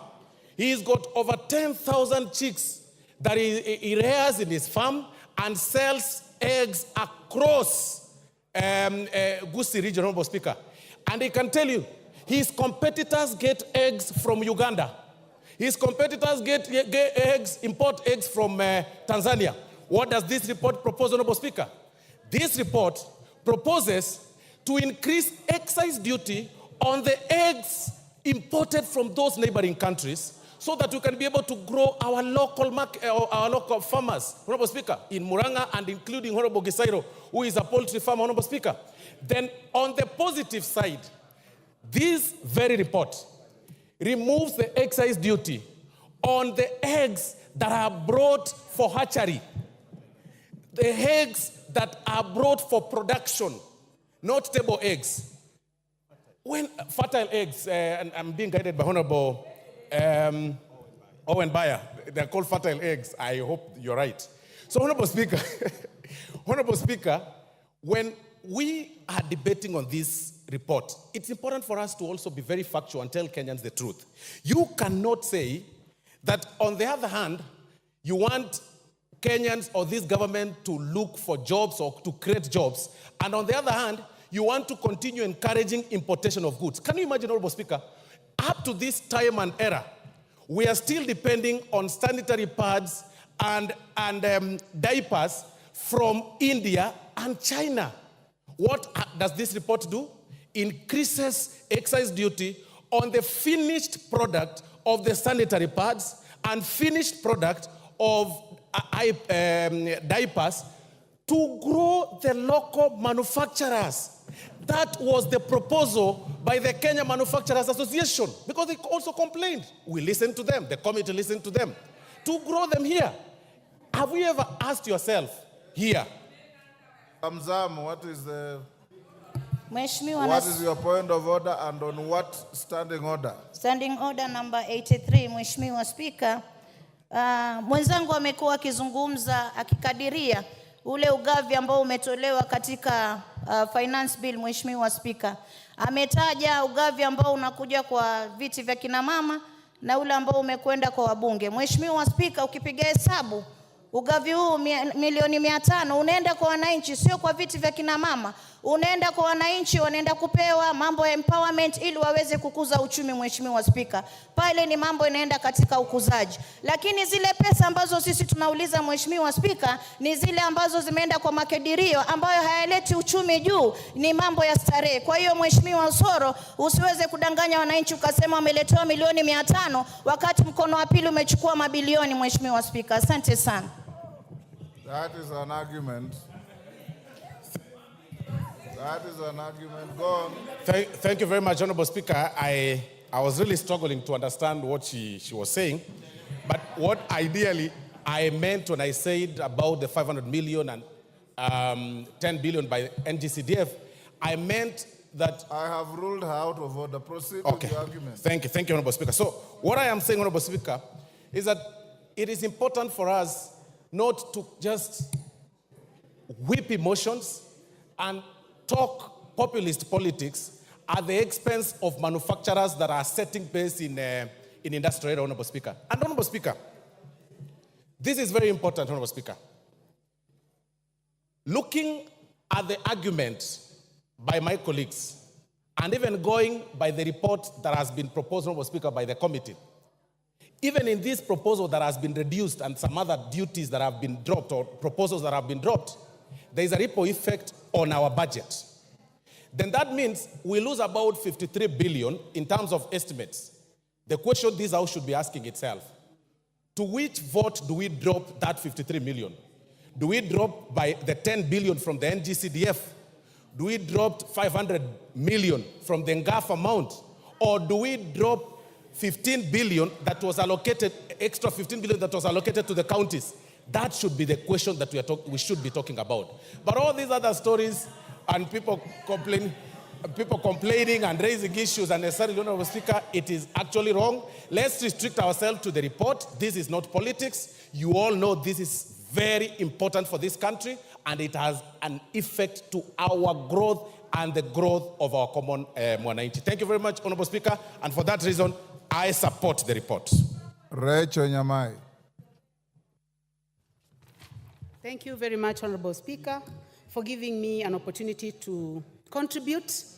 Honorable Speaker, I support this report, and I have listened, Honorable Speaker, to the chair as he moved the report, and to the vice chair, the Honorable Ambassador Benja, as he supported.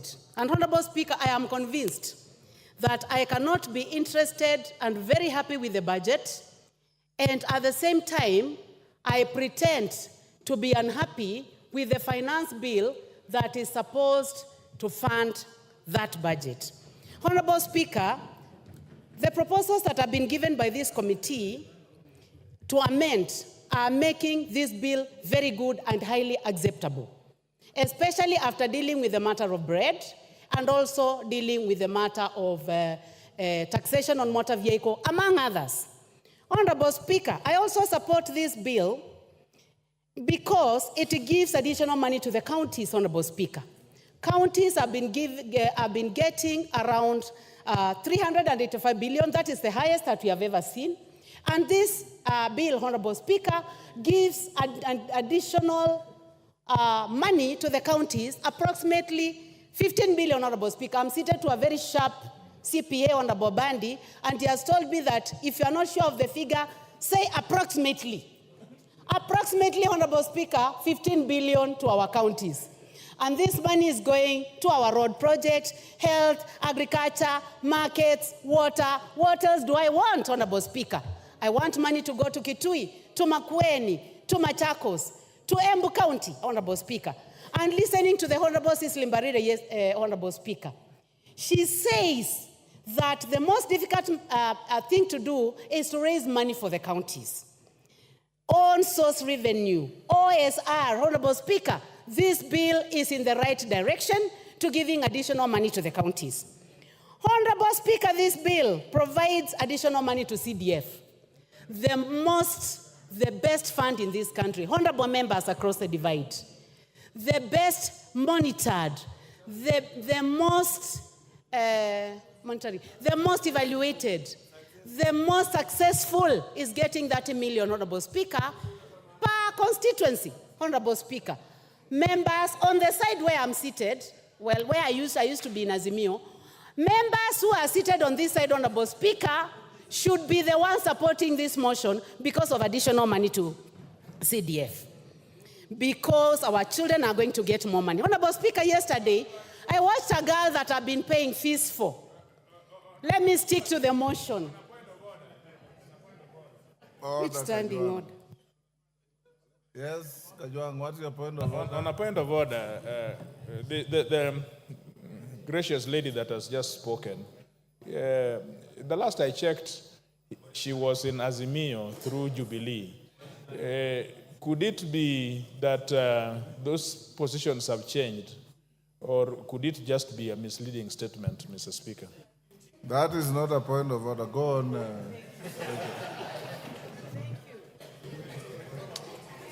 Thank you, Honorable Speaker, for your wisdom. I knew that you wanted to distract me.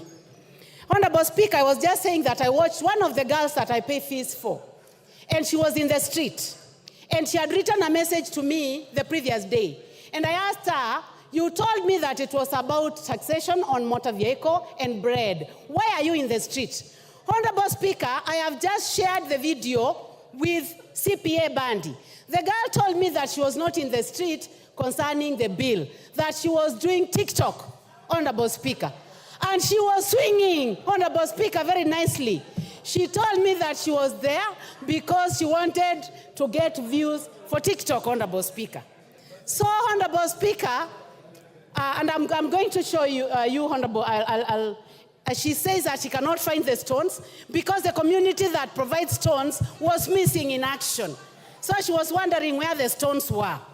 Honorable Speaker, going back to this bill, it is important to note that our finance bill for the previous year has made Kenya the 27th fastest growing country in the world, Honorable Speaker, in the world.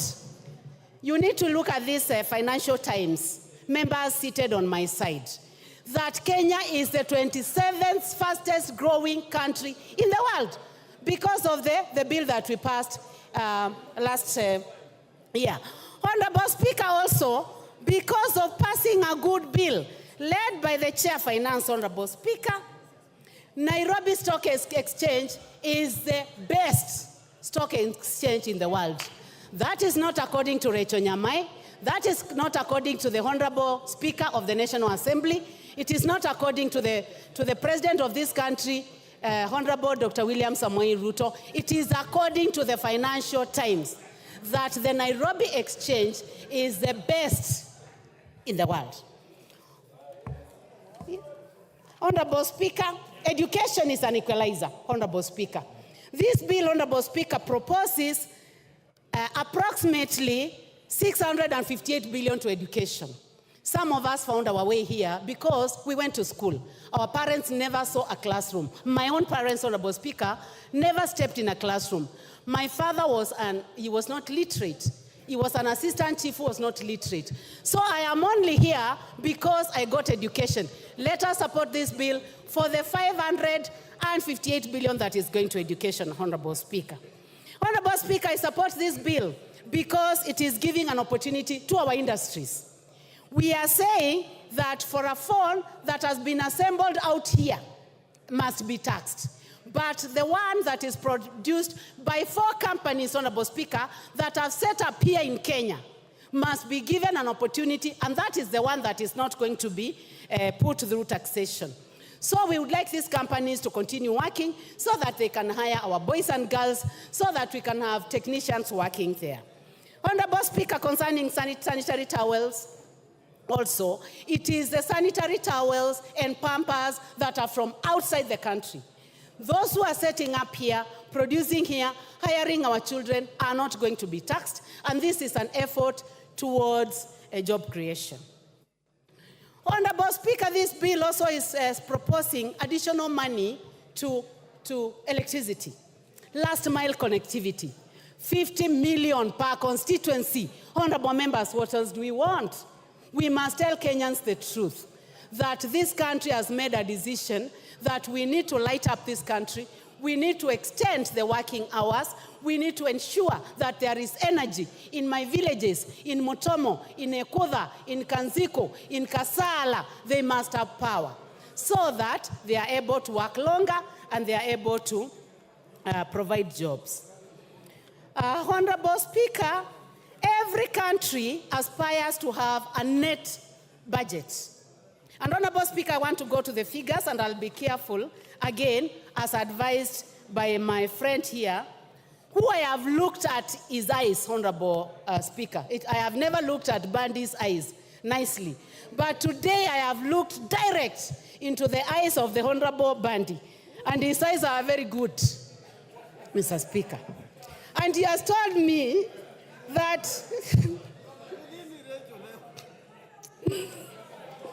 let me finish, Honorable Speaker. 2021, 2022, the deficit was approximately 747 billion. 2020, 2022, 2023, Honorable Speaker, the deficit, budget deficit, according to CPA Bandy and the Chair for Finance, was 846 billion. 2023, 2024, it went higher, Honorable Speaker, 908 billion. And now, Honorable Speaker, courtesy of a good budget committee, led by the Chair, Honorable Kimani Kuria, the deficit, proposed deficit, Honorable Speaker, will be 597 billion. Honorable Speaker, Honorable William Samoei Ruto is going to provide a balanced budget for this country. Watch this space. Watch this space, honorable members. He has promised to provide a balanced budget where we will not have to borrow, Honorable Speaker. Honorable Speaker, did the committee listen to Kenyans? Yes, it did. They went all over the country. That is why they have dropped matters to do with bread taxation. They have dropped matters to do with taxation on motor vehicle, among a myriad of other things. So I am calling upon everyone, Honorable Speaker, for the love of this country, for the fact that we are not only interested in... Your time is up. Cynthia Muge.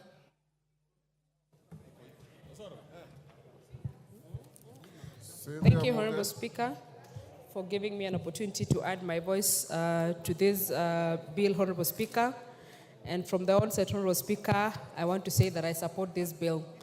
Honorable Speaker, there seems to be an acute insufficiency of knowledge regarding what a finance bill, Honorable Speaker. And when I heard and listened to people, Honorable Speaker, speaking about this particular bill, I actually went back to myself, Honorable Speaker, and I was wondering, is it me who doesn't know what a finance bill, or it's other people who don't know?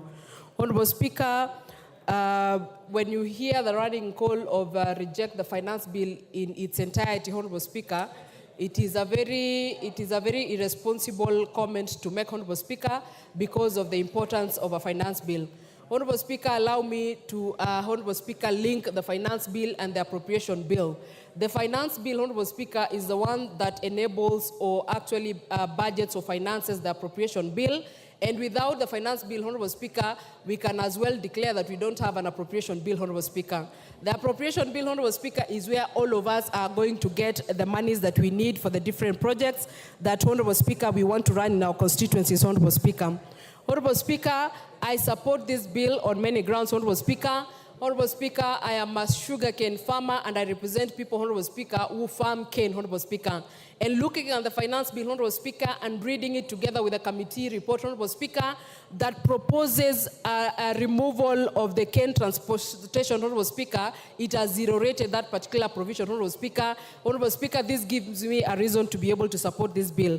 Honorable Speaker, I come from a county that does tea farming, Honorable Speaker, and production and processing of tea.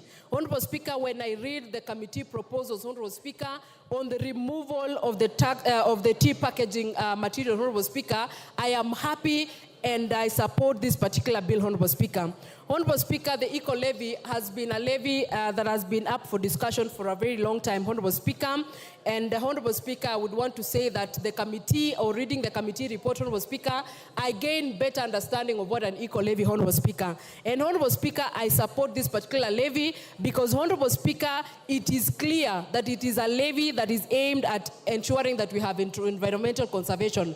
Honorable Speaker, this is a bill, Honorable Speaker, that is justified. That, Honorable Speaker, if you import whatever you import as a finished product, you must as well give us some money for us to be able to manage your waste, Honorable Speaker. And this, Honorable Speaker, is a levy on imported finished products, Honorable Speaker. Honorable Speaker, there is a levy that has been put, Honorable Speaker, on onions, potatoes, and table eggs, Honorable Speaker, that are imported. Honorable Speaker, this is the true spirit of Kenya, Honorable Speaker, that we support local production and support the prioritization of locally produced goods, Honorable Speaker. It is fair, Honorable Speaker, that the farmer of potatoes in Molo, that the farmer of onions in Trans Nzoia, Honorable Speaker, that do onion production, Honorable Speaker, is given a priority.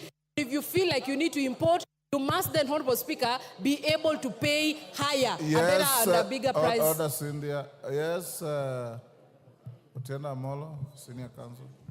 What's your point of order? And what standing order? Mr. Speaker, I rise under standing order number 90. I have listened carefully as my colleagues on the other side are speaking.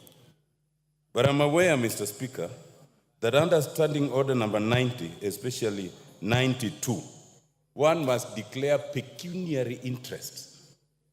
And I'm aware that my colleagues attended a meeting, and Honorable Soro is looking straight at me, where pecuniary interactions, this morning, were undertaken. Could, as any member speaking, start by declaring their interest that I have pecuniary interest, and then they support? Thank you, Mr. Speaker. Order, Honorable Otiende Amolo. You are grossly out of order for misreading standing order 90, misleading the House, and raising a frivolous point of order. Go on, Cynthia. Thank you, Honorable Speaker. Honorable Speaker, in my submission, I am clear in my declaration of interest that I represent people who do sugarcane farming and tea farming. Thank you, Honorable Speaker. Ignore him and proceed. Well guided, Honorable Speaker. So, Honorable Speaker, I support this bill in its entirety. And Honorable Speaker, I also want to give an assurance, Honorable Speaker, to the Honorable Robert Mbui. When he was speaking, Honorable Speaker, he was worried that what happens if we are hoodwinked in terms of the proposal that have been put by the committee, Honorable Speaker, and he has been a very good honorable member of this House. Together with myself, Honorable Speaker, we will ensure that whatever these proposals that the committee has put in regards to this bill are actually put into to the, in the second reading, Honorable Speaker, are considered so that the people of Kenya, Honorable Speaker, can be able to benefit from this bill. Honorable Speaker, I want to compare the Finance Bill of 2023 and the Finance Bill of 2024, Honorable Speaker. Last year, Honorable Speaker, I was pensive about the Finance Bill of 2023, and I want to report here today, Honorable Speaker, that I am a happy person that I took part in the passing of the Finance Bill of 2023, as hard as it looked, Honorable Speaker. And I am happy, Honorable Speaker, because some of the provisions that were put in place by that Finance Bill last year, Honorable Speaker, are finally bearing fruits, Honorable Speaker. You remember, Honorable Speaker, that there was an issue about the clinkers, Honorable Speaker. This year, Honorable Speaker, this country has a clinkers factory in Turkana, Honorable Speaker, that is able to produce clinkers and has reduced its importation, Honorable Speaker, by close to 90%. Honorable Speaker, if that is not a win in the last year's financial finance bill, I don't know what is, Honorable Speaker. Honorable Speaker, on the issue of importation and hiking or putting the taxes on importation, Honorable Speaker, we are simply saying, Honorable Speaker, that let us be able to consider the Maxis and the Yana of this country, Honorable Speaker, that are produced locally in terms of tires, as opposed to, Honorable Speaker, the Michelin and the Bridgestone, Honorable Speaker. And Honorable Speaker, this is not barring anyone from using them. It is actually saying, let us just promote local, because these ones are going to be more affordable. But if you're a person of means, Honorable Speaker, and you feel like your class is Bridgestone, you can still go ahead and do the same, Honorable Speaker. So, Honorable Speaker, I support this particular bill, and Honorable Speaker, listening to Opio and I, the Honorable Able Minority Leader, Honorable Speaker, he says that this government has made mistakes after mistakes. And Honorable Speaker, I want to say this. If the results of the mistakes after mistakes that have been made by this government is the exchange rate going, the Kenya shilling doing better, Honorable Speaker, I am proudly associated with the mistakes that have been made by this country. Honorable Speaker, if the mistakes include the ease of doing business, Honorable Speaker, in this country that is growing better every day, I want to say that I'm proudly associated with the mistakes that have been made by this government, Honorable Speaker. And I continue to support it because, Honorable Speaker, we are going to have a better future, we are going to have a better economy, we are going to have better things that are going to come out of this finance bill, Honorable Speaker. So I support it in totality. Honorable Speaker, just to speak to the Gen Z, I hear they have been referred to Gen Z, Honorable Speaker. I want to appreciate that particular generation, Honorable Speaker. And when you look at young people fighting for their rights, fighting for their space in person, Honorable Speaker. And if you noted, Honorable Speaker, they did not spoil or go and vandalize any shops in this town, Honorable Speaker. They were picketing in peace, and they were actually showing us place cards, Honorable Speaker, showing what they wanted. Honorable Speaker, I want to say that I am proudly associated with those people, and I appreciate this committee for listening to those young members of this country and implementing some of the suggestions that they were giving. Honorable Chair of the committee, we appreciate what your committee has done, and we will be here during the second reading to support it and see that it goes through, Honorable Speaker, so that we can honor those young people and even going into the future. I support this bill, Honorable Speaker. Junet Mohammed. Mr. Speaker. Order, Honorable Millie, you are the mother of this house. This is a young first-timer. You should guide her other than heckle her. Mr. Order, Honorable Millie. I honored you by calling you the mother of this house. It's your duty to mentor young first-timers, not to heckle them. Go on. Mr. Speaker, I think Millie has graduated to grandmother. Anyway, Mr. Speaker, I stand to oppose the Finance Bill 2024. Mr. Speaker, when this bill landed in the House, Mr. Speaker, and it was tabled for the first reading, Mr. Speaker, and I took a copy of it, Mr. Speaker, I said this bill, I'm sure, was not made on earth. It must have been made somewhere else, Mr. Speaker. Because no human being can sit somewhere and craft that kind of bill, Mr. Speaker, for people who live on this earth, Mr. Speaker. Why do I say, Mr. Speaker, so? Mr. Speaker, the bill was attacking a human being from all sides, from his stomach, from his head, from his legs. You cannot move, you cannot eat, you cannot sleep, you cannot travel. That's what the bill was doing, Mr. Speaker. Mr. Speaker, I was asking myself again a question. If this bill has decided to tax everything under the sun, from bread to tires of mukokoteni, of piki-piki, boda-bodas, wheelbarrows, even wheelchairs of disabled people. Mr. Speaker, I was asking myself, in the next financial year that is just 8 months to come, what will they tax now? Because you have taxed basically everything. What are you going to tax next? I thought the next taxation is going to be the oxygen now that we are taking. Yes, order, Janet. Yes, Lelmengit. What's your point of order and what standing order? I'm standing under the standing order number 91, Mr. Speaker. I want Honorable Junet to substantiate that we are only putting levies on imported assembled motorcycles, not locally assembled and not locally manufactured, so that the Kenyans out there can know, can know the truth, Mr. Speaker. Thank you. Mr. Speaker, I have not even spoken about that. Me, I spoke about rubber. I did not talk about assembled, disabled, and non-assembled. I have not talked about that. You must be in a different house than me. You must be in Wasingishu County Assembly or something, Mr. Speaker. Mr. Speaker, to proceed with my point of argument, Mr. Speaker, if this bill was done the way it was done, without the input of serious government technocrats, Mr. Speaker, then it has proved to me that this government lacks technocrats. What it has also come to prove is that when we were campaigning, this government said they have a plan. And they put everything that is flowery, that is good in that plan. But I can see now what is happening in this country is to govern this country without a plan. Because there is no plan that can recommend this kind of finance bill, Mr. Speaker, on earth. It is a process now. The process now the government or the regime has entered is to govern without a plan. And I think the people who have been entrusted to develop these bills, to bring it here, those people really want to bring down this government. And it is coming down slowly. And so, I mean too fast. Mr. Speaker, you cannot, I want to tell my colleagues and members of parliament here, where the rubber meets the road is this house.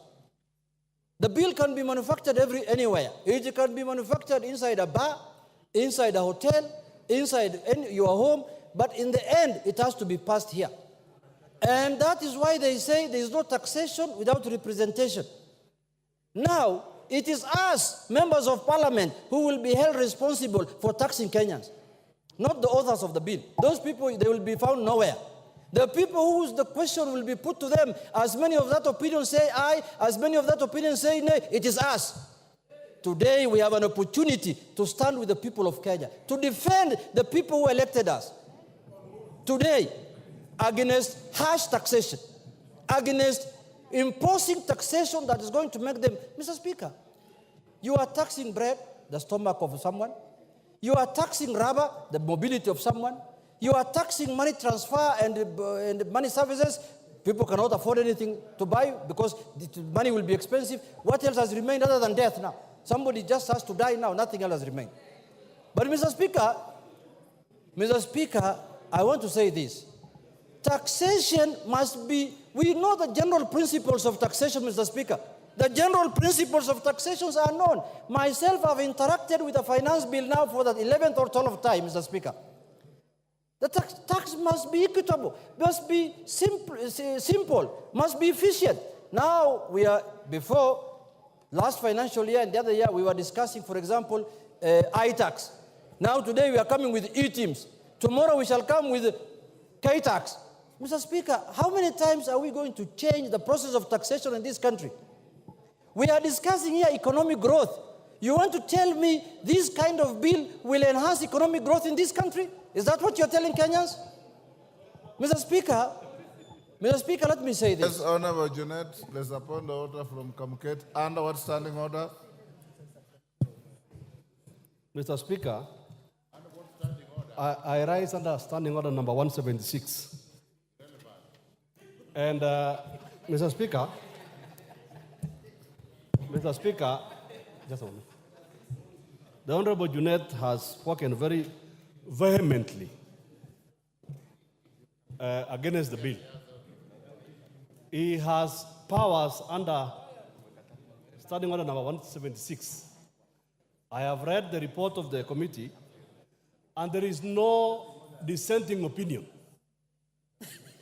The members from the minority side have supported this bill. His own members that he, as the minority whip, has nominated to the Finance Committee. If he is true to his word, can I challenge him, Mr. Speaker, to exercise his powers under Standing Order number 176 to de-whip those members? Unite.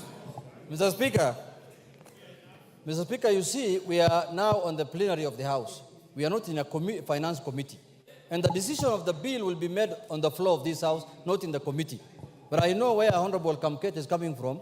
I know when you collect cattle, you share with everyone. But now this is different, Mr. Speaker. We are in a different scenario. Now we are in the floor of the House, Mr. Speaker. We are not dealing with cattle. But having said, Mr. Speaker, you know, when you are interrupted like this, you lose your thought process, Mr. Speaker. But let me come back to what I was saying. Mr. Speaker, this bill, I can see the committee in their own wisdom have proposed certain changes.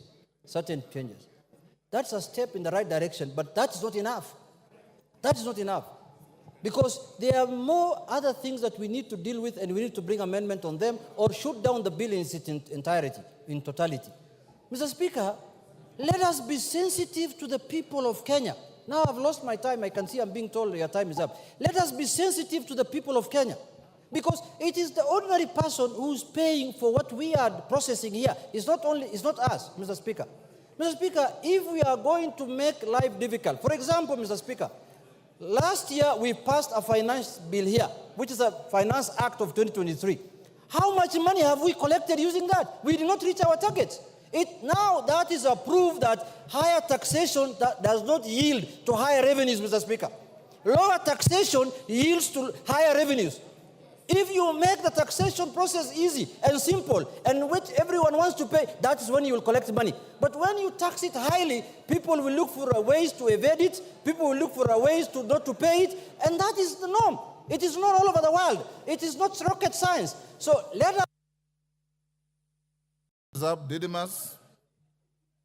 Your time is up, Jeanette.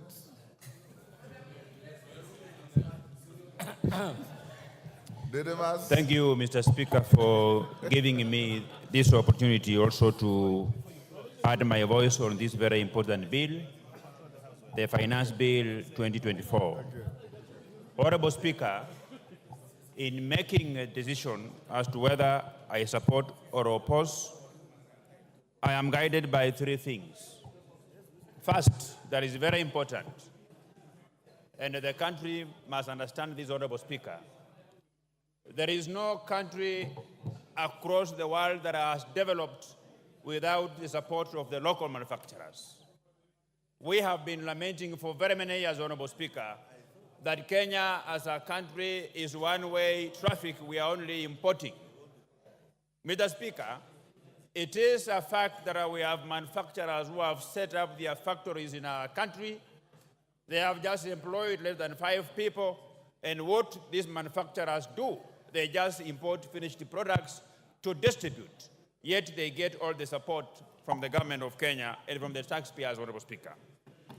The second thing that is very important, Honorable Speaker, is that the problem that this country is facing, and it is a time bomb, Honorable Speaker, is lack of employment for the surging young population of this country. The government alone cannot absorb millions of Kenyans who are job seekers.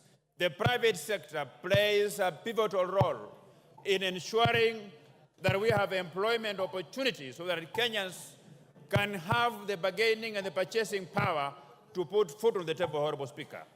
So the private sector should be supported. I heard the leader of minority speak about that this country is only favoring a few individuals who are trading in cement, who are trading in steel.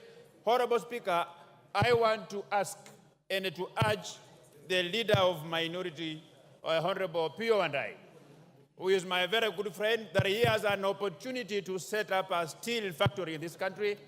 He has an opportunity to set up a cement manufacturing factory in this country. He has an opportunity, Honorable Speaker. I know that prior to the last general elections, they had so many meetings with the business community of Dubai, business community of Qatar, and Honorable Opio and I, you have got every reason to set up a factory, run it the way you want. You can even say that for you to buy from this factory, you must be wearing a black suit. Nobody will take you to court, Honorable Speaker.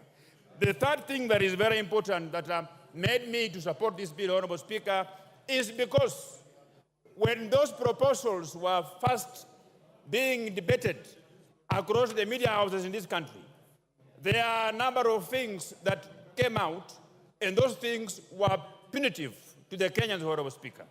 These include the tax on motor vehicle, the tax on diapers, sanitary towels, taxes on motorcycles, Honorable Speaker. But we have since engaged, and I have had a robust discussion with the Chair of Finance and Economic Planning. He has assured me that the content of his report will finally make it to the areas that are going to be amended by this House, Honorable Speaker. I have also alive to the fact that as a Member of Parliament for Kimilili, I have the powers to amend this bill. I have the powers to suggest amendments, including the title of the bill, and everywhere that I feel we should change this bill, Honorable Speaker. Honorable Speaker, this bill, read together with the report, and of course also annexed on that level with my intelligence of proposing amendments to make it better, I am convinced that we are going to protect the local manufacturers. Kenya as a country, Honorable Speaker, we have been lagging behind. That even we import toothpicks, something that is made with a very low technology.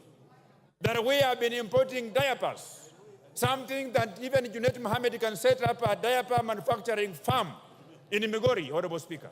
So what we are simply saying, we are saying that the rich people of this country, the very many associations that can access funding from banks in this country, that this bill is giving them an opportunity to become entrepreneurs so that they can set up factories that will be able to produce things that have been zero-rated, and they will have a competitive edge against those manufacturers who have been importing things in this country, Honorable Speaker. Honorable Speaker, we have had a discussion with the ladies of this country. I have had a discussion with the girls and the women from my constituency. They have raised concern about the hygiene of diapers that are imported from China. It is from this basis, Honorable Speaker, that we persuaded the Chair of Finance and Economic Planning to persuade this committee that they should consider putting an eco-levy on sanitary towels that are imported from this country while zero-rating the locally manufactured, Honorable Speaker. Honorable Speaker, by passage of this bill, I am convinced, I am energized to look for money and set up a factory in Kimilili, a factory that will produce sanitary towels, a factory that will produce diapers, a factory that will produce toothpicks, Honorable Speaker, a factory that will produce tires, Honorable Speaker. Honorable Speaker, I have listened to the members of the other side vehemently oppose this bill, and they are saying that this bill proposes increase in taxes for tires of even the wheelchairs, for tires of wheelbarrows, for tires of motor vehicles that are used locally by very many people, Honorable Speaker. Honorable Speaker, I don't blame them. You know, reading is not very easy. This finance bill, the report that the chair budget and his team produced is voluminous, Honorable Speaker. And I'm not just blaming them, but because, you know, for you to read, you must be committed. So I challenge them to go down and read the report. And even if the chair of Finance and Economic Planning has proposed those changes that include zero-rating tires, that includes zero-rating eggs, that includes, Honorable Speaker, zero-rating locally assembled motorcycles, I want to tell this House that we have all the powers to even propose similar proposals, so that by the time when we will be coming here on third reading, then if those proposals will not be put forward by the committee, then each one of us will have the powers to move ahead and come up with those committees, Honorable Speaker. Honorable Speaker, this bill, we have been grappling with the problem of unemployment in this country. There are very many factories in this country, Honorable Speaker. This bill is going to put a stop on people whom I can refer to them as conmens. These are industrialists who set up industries in this country, but they don't manufacture anything. They don't employ anybody. They just employ an accountant who processes things from foreign countries to come here and distribute them. That is why the Finance and Economic Planning Committee was intelligent enough to say, locally assembled. So even if you will import parts, you will bring in various parts, but there is evidence that you are assembling, that you require to employ a Kenyan to assist you in assembling, that you require to employ another Kenyan to assist you in cost estimation of those parts. Honorable Speaker, that is why I stand here today as a Member of Parliament for Kimilili, exercising my constitutional powers and authority, that I have the powers to amend each and every section of this bill, Honorable Speaker.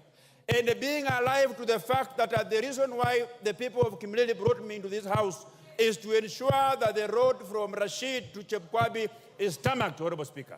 Is to ensure that we have a Huduma Center that is fully equipped and functional in the Kimilili constituency, Honorable Speaker. That I ensure I source for funds to tarmac the road from Maini to Kapsokon, Honorable Speaker. For those very reasons, Honorable Speaker, I stand here as a proud Kenyan, as a proud Member of Parliament, supporting this bill, and I want to assure the Kenyans who are listening to me that if there is any section of this bill that is further punitive to them, I will bring amendment. You don't throw the baby in the bathwater. For my members of the opposition, Junaid Mohammed, you presided over a regime in the last parliament that committed serious financial atrocities. You don't speak for Kenyans. The people who speak for Kenyans are the government, are myself. When you speak, the country bleeds. When I speak, the country listens. I thank you, Honorable Speaker, and I support. Commissioner Makau. Thank you, Mr. Speaker. From the onset, Mr. Speaker, let me say I thank you for giving me this chance to voice my sentiment on this. Where's Nzengu? What's your point of order and under what standing order? I rise under standing order number 1. It is not available to you.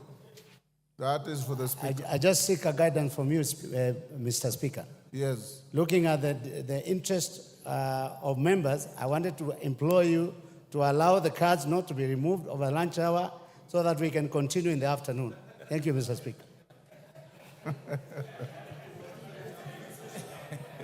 Okay, Mark. So that you don't lose your slots. That is a fair request. And the House will be guarded by the sergeant, so if your cards are left in the slots, they'll be safe. Yes. Thank you, Mr. Speaker. I will restrain myself on the Finance Bill 2024. Mr. Speaker, I was very optimistic when I was going through this bill. Mr. Speaker, I had thought this government is going to redeem itself, given that the bill 2023, Kenyans underwent serious suffering, given that arose from the proceeds of the 2023 bill. Mr. Speaker, when I looked at this bill, I really wondered. Mr. Speaker, I'm listening to members saying that they come from sugar farming areas. Mr. Speaker, I come from an area where bread is the order of the day. Mr. Speaker, when you come to Mlolongo, when I looked at that bill, they did not define bread. They spoke of gluten and bread. Mr. Speaker, most of our hustlers, when you come to Mlolongo and Athi River, the trade on bread in terms of mandazi, in terms of samosas, and that kind of stuff. So, Mr. Speaker, when I saw this proposal of 16%, Mr. Speaker, being proposed, the bread to be subjected to VAT, it broke my heart. Mr. Speaker, as I stand in this house, when I looked at all these clauses, Mr. Speaker, I looked at clause 9, clause 25, clause 23, clause 35, clause 63, and clause 63. Mr. Speaker, these proposals, sometimes I wondered, really, they are advisors of the executive on matters of this bill. Mr. Speaker, when this government, on its manifesto, they say they're going to take care of the hustlers, the mamambogas, the bodabodas, but when I look at this proposal, Mr. Speaker, none of them was addressing the well-being of those hustlers. Today, Mr. Speaker, I stand here, when I looked at the proposal on data protection, Mr. Speaker, that proposal wanted to amend the Data Protection Act. I think that is Cap 2114C. Mr. Speaker, I want to remind our colleagues on the other side that yesterday we had members whose accounts were frozen because the same act, the same data protection was misused, and members of the then Tanga accounts were frozen. Today, Mr. Speaker, when someone proposes that this data protection, our personal data should be given to KRA, Mr. Speaker, our government can come in place. And you never know. Your account, someone might say that you owe the government 100 million in taxes. Mr. Speaker, it's high time this House stood and said no to such proposals. Mr. Speaker, however, I have looked at the report. I know the Finance Committee have done something on it. And Mr. Speaker, we must be very careful. There is no way I'll sit here and understanding that a government must fund its budget. We must look at what is happening to the taxes that we are collecting and why are Kenyans not paying taxes. Mr. Speaker, I join speakers who say, let us loosen the tax bracket so that we tax Kenyans less, so that they will be encouraged to pay more taxes, and we are going to realize these monies that we want to finance the budget that we have. Mr. Speaker, as I stand here, I am also concerned about the proposal protecting some investors. Mr. Speaker, I come from a constituency where all the cement factories are. It is true, there is only one supplier of billets. And Mr. Speaker, the way this bill was proposed, it was proposing a 17.5% tax. That means they were going to protect the monopoly of that investor so that no any other manufacturer will find place in the market. And I agree with members that this country needs industrialization. We cannot industrialize when we give one investor monopoly power to be the only person determining who is going to be in the steel industry. So, Mr. Chairman, Mr. Speaker, I think this one was really going to kill the industry around here. So it also applies on the clinker. Mr. Speaker, clinker is an essential element in production of cement. If we tax this cement as proposed in the bill, I think that's 10%. It means even the affordable housing that we are talking about is not going to be possible. If this bill will address on clinker being zero rated, then it means the cost of cement is going to come down and the cost of building is going to come down. Mr. Speaker, the way it is, I don't see whether this bill is going to help Kenyans. Mr. Speaker, I stand here and I oppose it in totality. Let us come back. Mr. Speaker, you accept our amendments, and as a House, we look at them so that we neaten this bill so that it's going to benefit all Kenyans. I thank you, Mr. Speaker. Order, honorable members, you may be upstanding.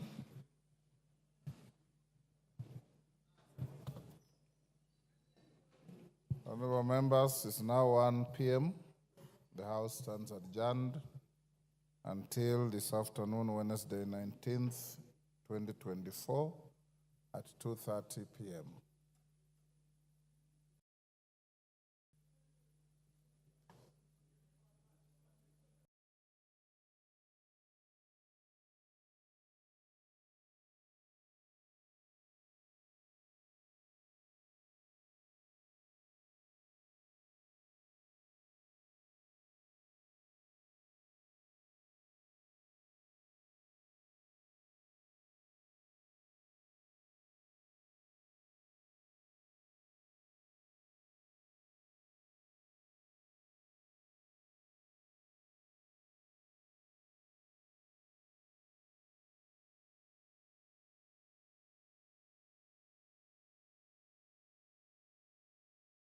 Go to Kenyans, that we have to pay debt, the 1.0 something trillion of servicing the debt. We have to have money to do that. And one way is to raise money through the finance bill. Honorable Speaker, we have to make hard decisions for our country in order to make it forward. But if we want to be good people, Honorable Speaker, I read somewhere that if you want to be a good person, please go and sell ice cream. But if you want to be a leader, you have to be here and make hard decisions. Your time is up. Your time is up. You must make the hard decision to sit down. Honorable members, before I give the next member, allow me to acknowledge 2 schools in the public gallery. Kibirisha Boys Secondary School from Bori, Meru, and Tiga High School from Mara, Tarakaniti. On your behalf and on behalf of myself, we welcome them to the House of Parliament.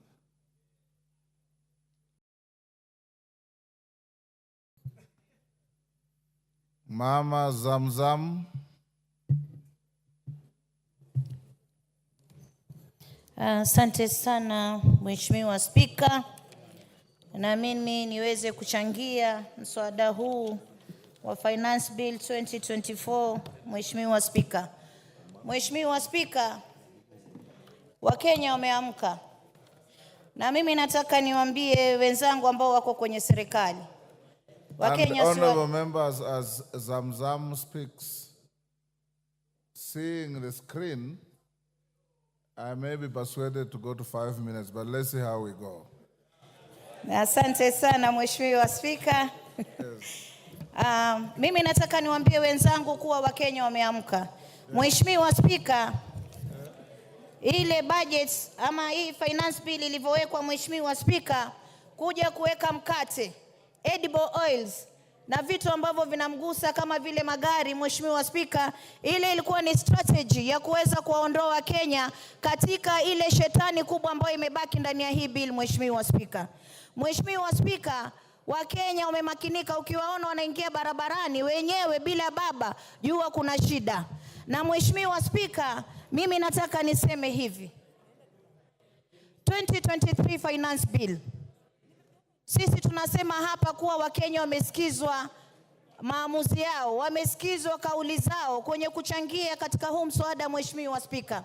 Lakini ikumbukwe kuwa, ifahamike kuwa 2023 finance bill Wakenya walikataa kabisa housing levy, lakini ililazimishwa kwao, Mheshimiwa Spika. Kwa hiyo tusije kudanganywa kuwa kuna vitu vilivyoko humu ndani ya bill kuwa Wakenya wamekubali. Mheshimiwa Spika, sijui yule aliyokuwa akipanga mambo ya mkate alikuwa anafikiria kitu gani, Mheshimiwa Spika. Lakini mimi nitasema hivi. Naangalia ile pesa ambayo inaweza kukusanywa, ambayo imekadiriwa kukusanywa, naangalia na matumizi yake, Mheshimiwa Spika. Wakenya wamefinywa. Na mimi nataka niwaambie, hata paka ukimpiga paka ukamfungia ndani ya nyumba, paka atakung'ata. Imefika wakati sasa Wakenya wanaanza kutufuata sisi na messages zinatumiwa mpaka rais, Mheshimiwa Spika.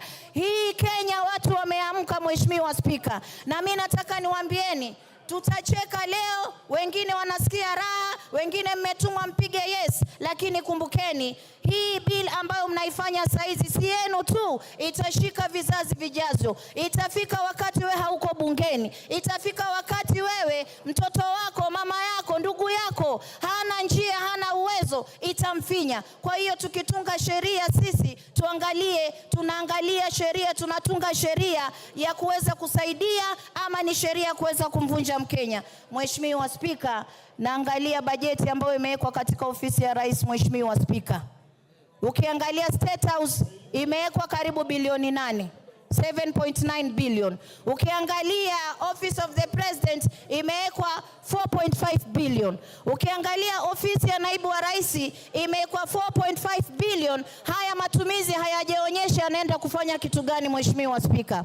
Wakati ambapo pesa ambazo zinakwenda kwa mwananchi unapata amewekewa pesa duni kabisa. Ukiangalia upande wa health, Mheshimiwa Spika, wanaingiza na mkono huu wanatoa 16% kwa cancer patients.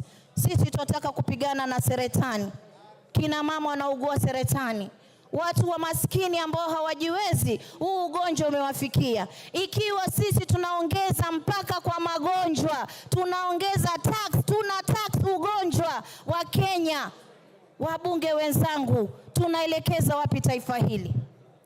Pale ndani ya State House mkate peke yake na maziwa na nini, ile bilioni 13 mimi naiangalia nasema, jamani, tuoneni haya.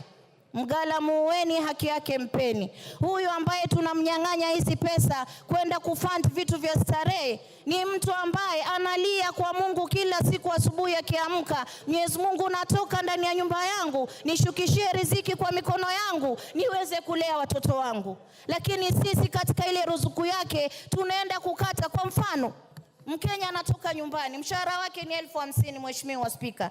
Katika 50,000, Mheshimiwa Spika, 24,000 yote inakatwa na serikali, Mheshimiwa Spika. Hapo hiyo ni katika tax peke yake. Mara hii pay as you earn, sijui nini, kisha anabaki na 29,000. 29,000 akiangalia, Mheshimiwa Spika, ana stima ataka kulipa, ana maji ataka kulipa, ataka kununua unga, ataka kupeleka mtoto shule. Mheshimiwa Spika, Wakenya wamechoka. Wakenya wamechoka. There's a point of order from the committee chairman. Asante sana Mheshimiwa Spika. Nimesikia rafiki yangu Mheshimiwa mbunge wa Mombasa akisema kwamba kuna kodi ambayo imewekwa kwa wagonjwa wa saratani. Na ningetaka kwamba anieleze ni kipengele kipi katika huu mswada ambao unaongea kuhusu hiyo, kwa sababu Mheshimiwa Spika, haya mambo ya kumisinform ama kuwadanganya Wakenya kwa mambo kama hayo kwa sababu ya siasa kabisa ni makosa, haifai kufanyika. Mama Zamzam, that is a fair challenge. Order. Ngoja. Order. That's a fair challenge. Can you point out which... Ngoja nipe nafasi Mheshimiwa Spika, nitaiangalia kisha kipengee mahali kiko. Lakini kiko, Mheshimiwa Spika, nipigieni kelele, mimi sijali, nitawaambieni ukweli. Wakenya wanahangaika. Mmekuja hapa, mmelipwa pesa, mmepewa pesa nyingi kuja kuwa Wakenya katika bunge hili. Order.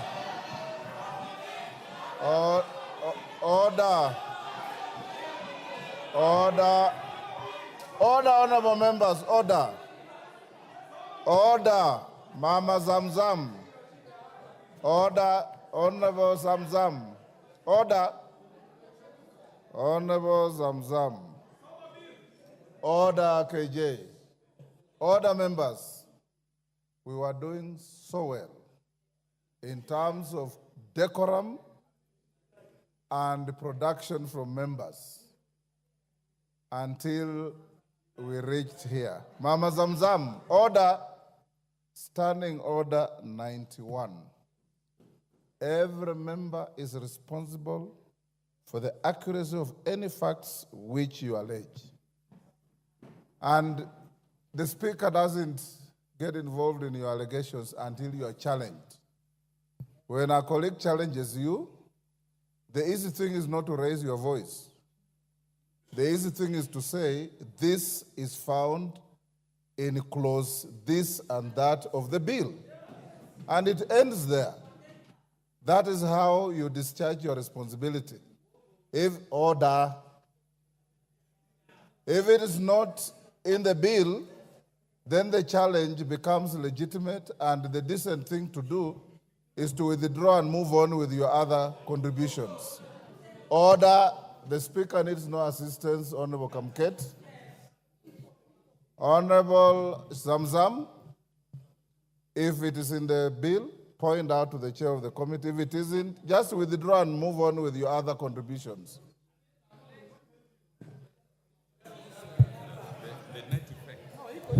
Order. We are going to have orderly debate.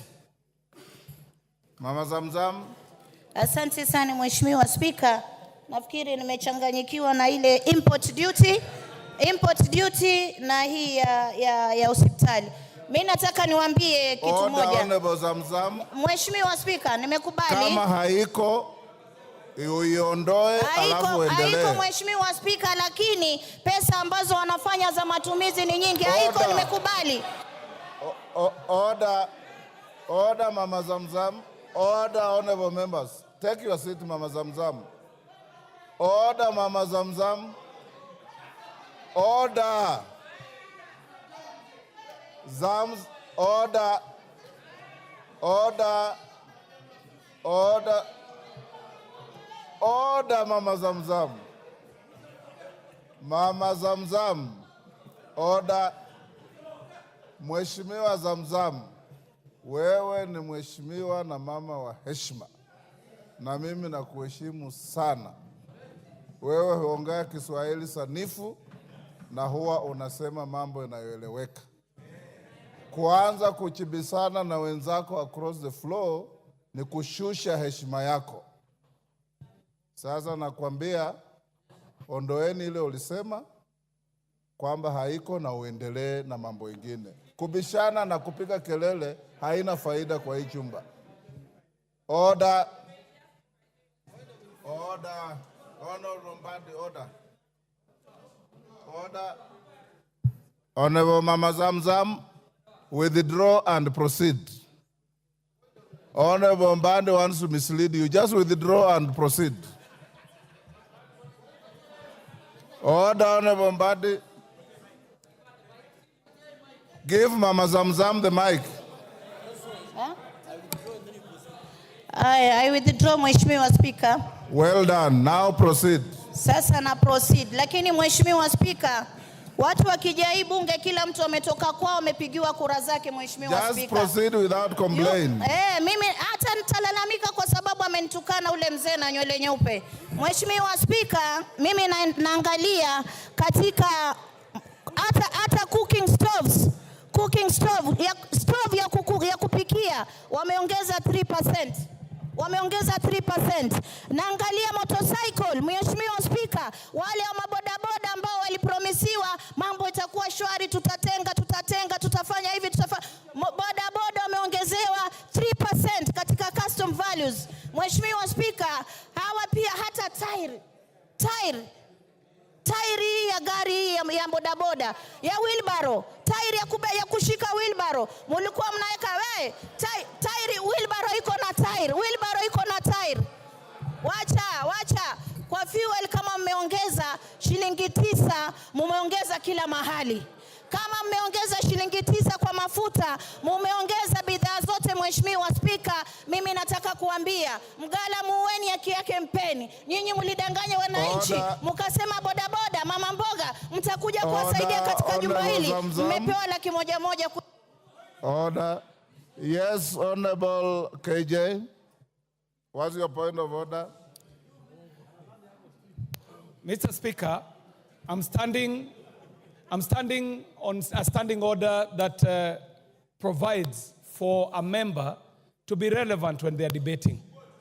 Mr. Speaker, the honorable member has been on a tirade, misinforming this House and by extension misinforming the nation on gossip that has been peddled on social media and headlines.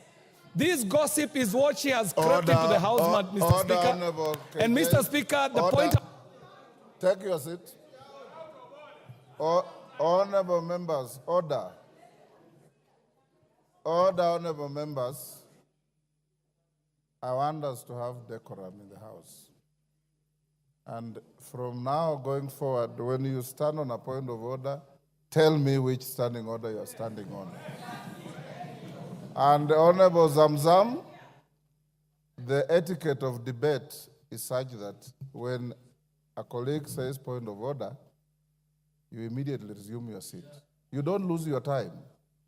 You resume your seat, you hear the point of order, and then you proceed. What you are doing is wrong because the moment you hear point of order, you are raising your voice and menacing your colleagues with fingers and so on. It is not good. Finish up your contribution. Your time is almost up. Asante sana Mheshimiwa Spika. Mimi nimalizie nikisema pengine nikiongea na sauti hii ndio Wakenya watanielewa. Mimi nataka niwaambie Wakenya mumeuzwa na serikali mliochagua. Mkate, edible oil na gari ilikuwa ni mchezo wa drama. Sasa shetani yuko ndani ya bill, pesa wamejilimbikizia ya starehe ya kufanya mastarehe zao. Wakenya mmesaulika, sisi upande wetu tunasema mtusaidie kujisaidia. Asante sana Mheshimiwa Spika. Mr. Speaker, I stood up on a point of order that I was wanting for you to superintend over, standing order number 91, that a member should be responsible for the statements they make on the floor. Mr. Speaker, all the matters that she has prosecuted do not exist in the finance bill that we are debating.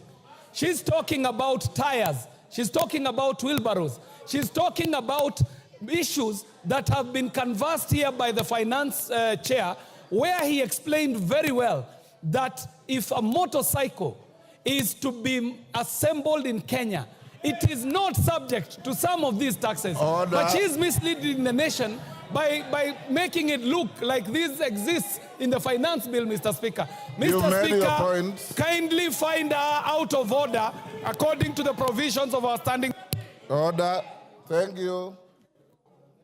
Unfortunately, KJ, she has already left the floor, so I cannot make a ruling against her. Secondly, honorable members, you have a bill before you. You also have a report. Order members on their feet, take your seats.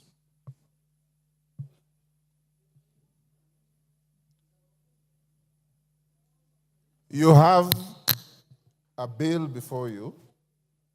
You also have a report of the committee. The mover of the bill extensively made reference to the report, said this has been dropped, this has been dropped, this has been dropped. You may be convinced, you may not be convinced. When you are debating, make your reference to the bill. You're also at liberty to make reference to the report. Nobody will be tailored to have one track. Make your reference to the bill, make your reference to the report. What I will not allow you to do is to say things that are neither in the bill nor in the report, the way Mama Zamzam was trying to do. Wachira Karani. Thank you. Yes, Honorable Millie Odhiambo, what's your point of order? Thank you for your guidance, Mr. Speaker.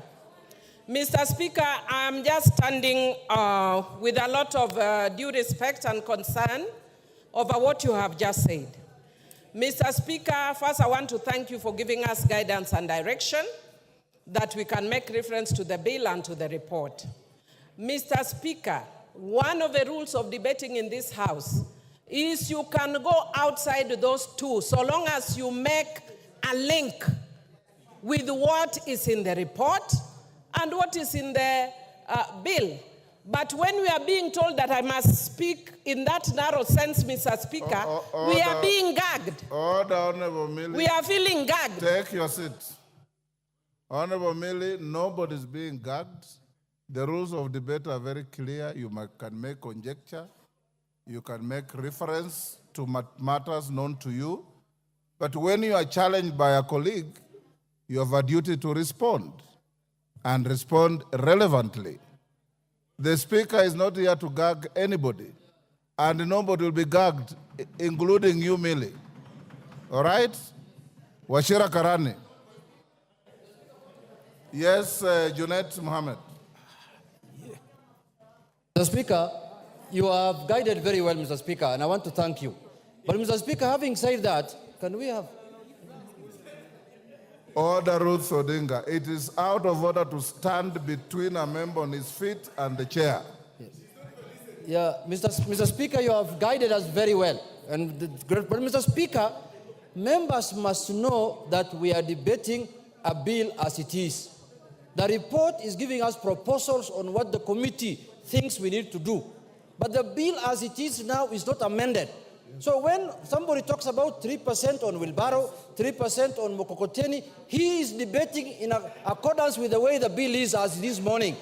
And the bill can only be amended here. The proposals that you did yesterday at the State House can only happen here on this floor. Those were just a press conference. So refer to the bill as it is and refer to the report. So when it is amended in the House is when those things will take effect. Thank you very much. Order. Otienda Molo. Thank you, Mr. Speaker. Mr. Speaker, under Standing Order 83, my first point, I think, has just been made by the Honorable Junet. It is important, Mr. Speaker, that the majority does not diminish debate on technicalities. Everything that the chairman said in terms of what will be amended is yet to be moved. So we are at liberty to discuss everything on the bill as it is. And in that respect, we cannot be limited. Mr. Speaker, number two, the Honorable Didmas Barasa is wearing an unparliamentary hat. Could you please guide him to be parliamentary? I'll be coming back, Mr. Speaker, on your earlier ruling on these matters, but that will be later. But could the Honorable Didmas Barasa stop wearing that village hat that he's wearing here? Thank you. Honorable members, the issue of the bill before the House, and I'm sitting here listening to all of you. I listened to the move of the bill, and he said, this bill contains this, but at committee stage, I'll drop it.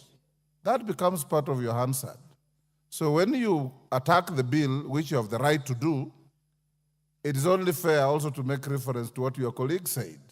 You can still say, Order Wanjala, I am not giving you any CAG rules. I'm simply saying the Hansard is there to bail out people. So when your colleague stands up after you have attacked something and says, when I presented the bill, I already said this, it's legitimate. But everybody debate the bill as is before the House. That is the bill that we are debating. But don't lose sight of the report which you already have, which I encourage you to read. Washira Karani.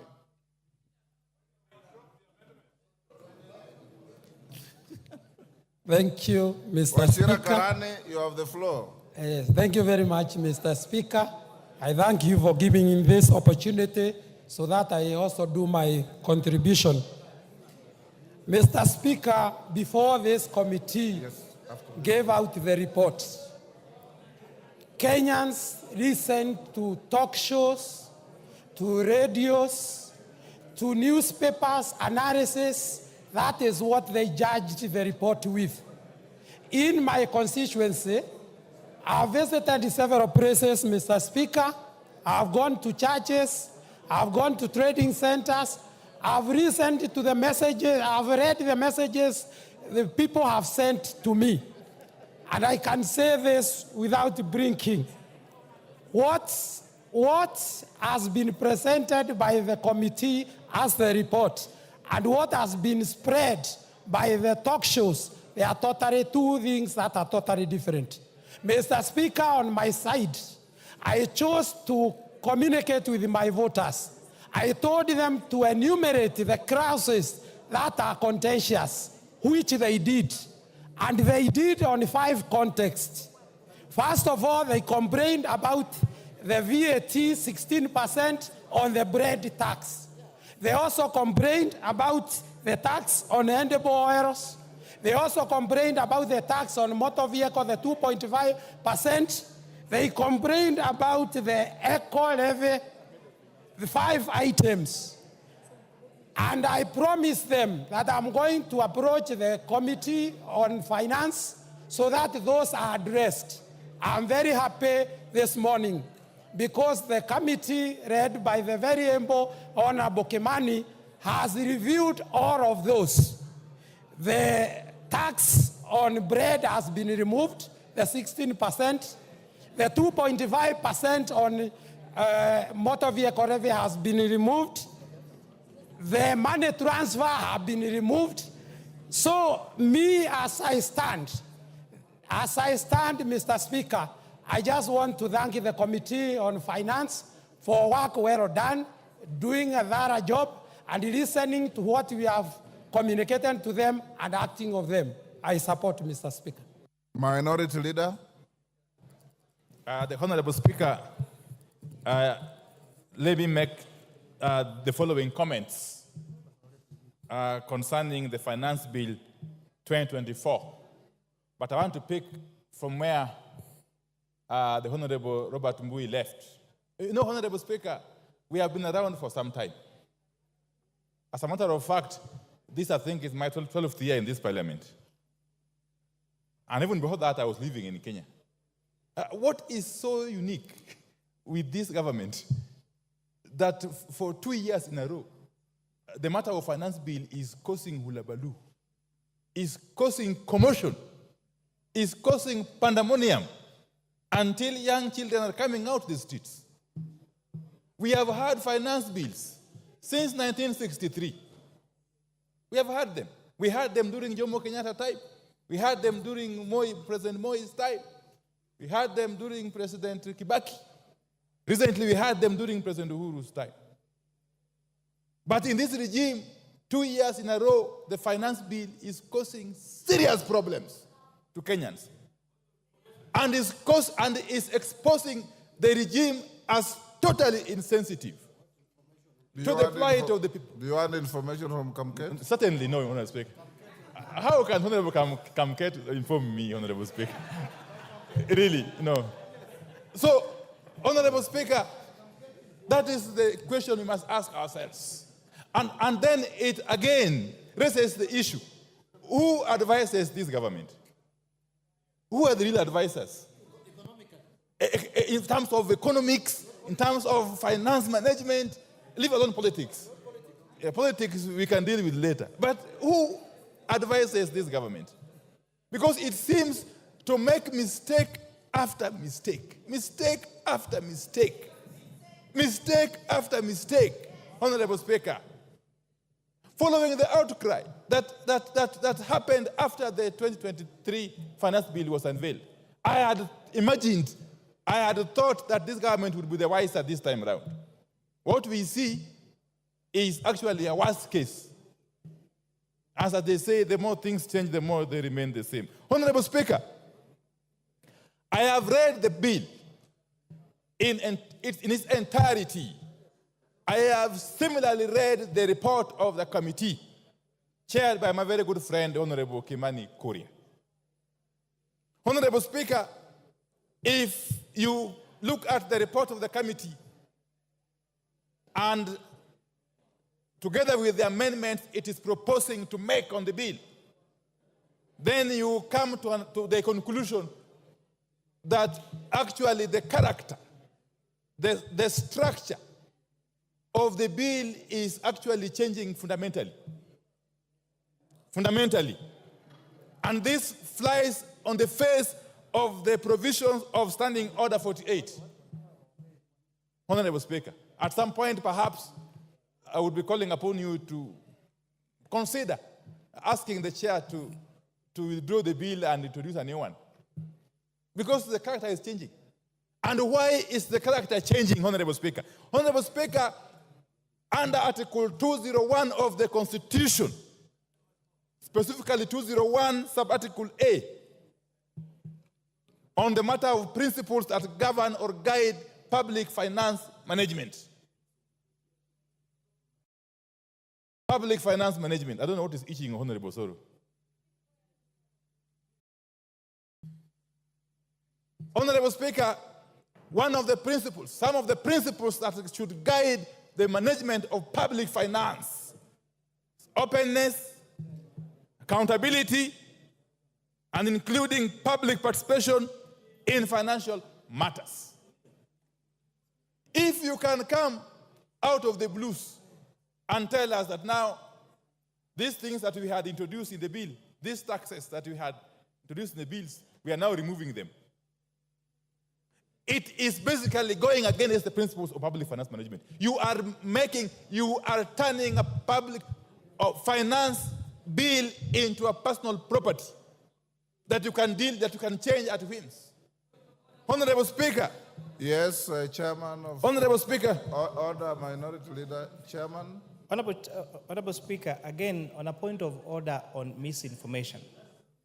The leader of minority clearly read the PFM Act and talked about then if changes are made, the allegations making them then significantly that bill would have to be drafted. Then the question on public participation remains. Then does it mean that he is purporting that everything that the public says is just an exercise in futility and should not change? Otherwise, then why were we involving taxpayers' money and time to reason to the members of the public if we cannot propose changes on the bill? Minority Leader.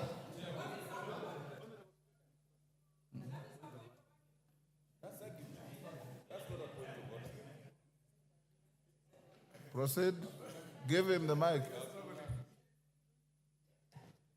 You are giving the next. Give him his mic. Anyway, just come. Honorable Speaker, obviously, with all the tremendous possible respect, that was not a point of order. The Honorable Chair can actually advance that argument when he gets time to reply. Honorable Speaker, let me proceed this way.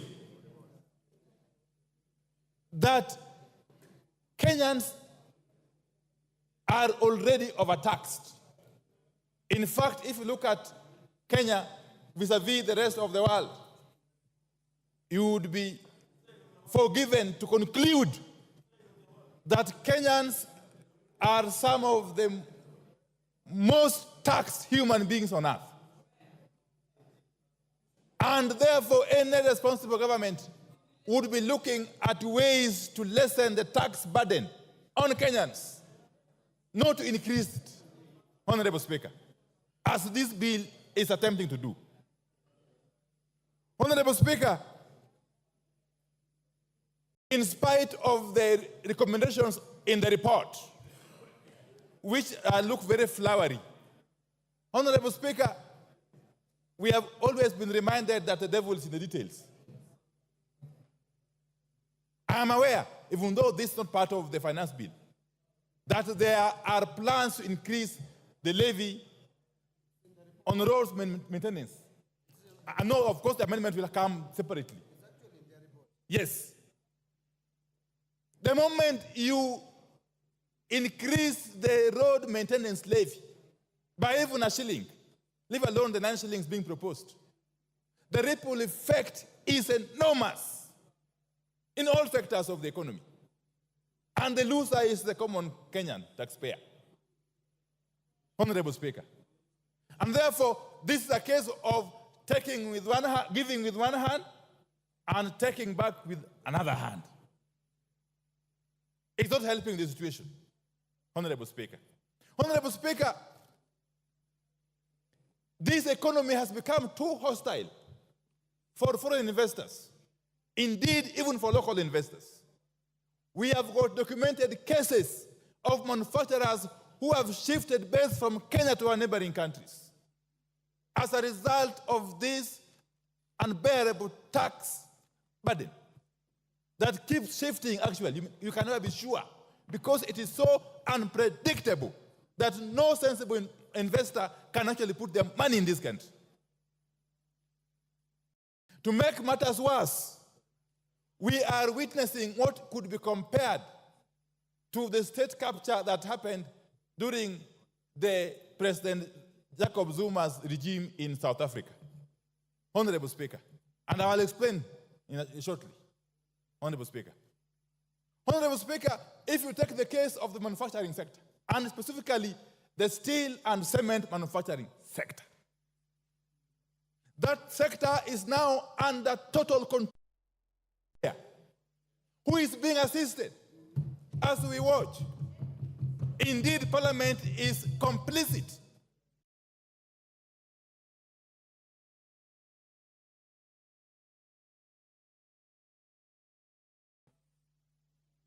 We have a case where this one particular manufacturer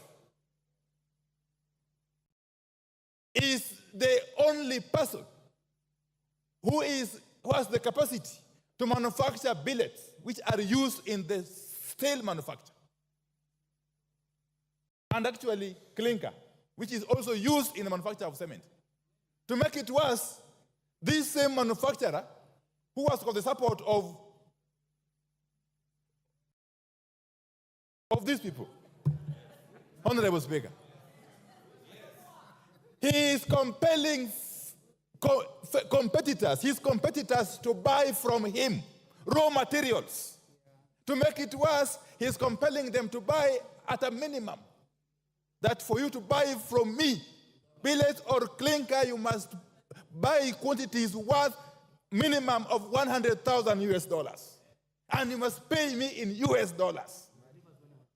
And he delivers when he wants. Do you expect him to compete favorably with the rest? I will name him. It is the owner of Devki Steel Company and the owner of Simba Cement. I think his name is Guru. That one. We must shame these people. We must name and shame these people. If you are to rescue our country from the clutches of state capture, Honorable Speaker, we must do so. We must do so. Now, I am happy. I am happy at the debate and the information that is coming out from my point of order is 91. 91. That my friend, the leader, I would like him to substantiate and give us. He said he must buy from me. He must do this and this. Where did he say? Where is that factual information? You can do better by giving us, a record of what he said, other than hearsay, Honorable Speaker. You can do better than just say things. Order, Honorable. Both of you are veering off the track. Let's avoid the temptation to besmirch people who cannot defend themselves on the floor. Go on, Minority Leader. Yes, please. Don't. Sorry. So I will leave that at that. But Honorable Baya, stop holding brief for these characters. It doesn't help. Let me tell you, from my experience in this parliament, they'll never really assist you in the constituency. Honorable Speaker, where we have now reached is a situation of helplessness. No wonder young boys and girls are coming out in their numbers on the streets and facing police truncheons and water cannon and tear gas, something which is unprecedented, Honorable Speaker. It reminds me of a play by the celebrated Professor Francis Mbuga, that is Betrayal in the City. Honorable Speaker, you are a literature person. If you read that play, I read it long You read ago. it, yes. There's a character by the name Jasper Wendo. Okay? He was in a situation, he was actually lamenting that we have waited for independence. We were hopeful for good things. Independence came. And now we have got nothing else to look up to or forward to, Honorable Speaker.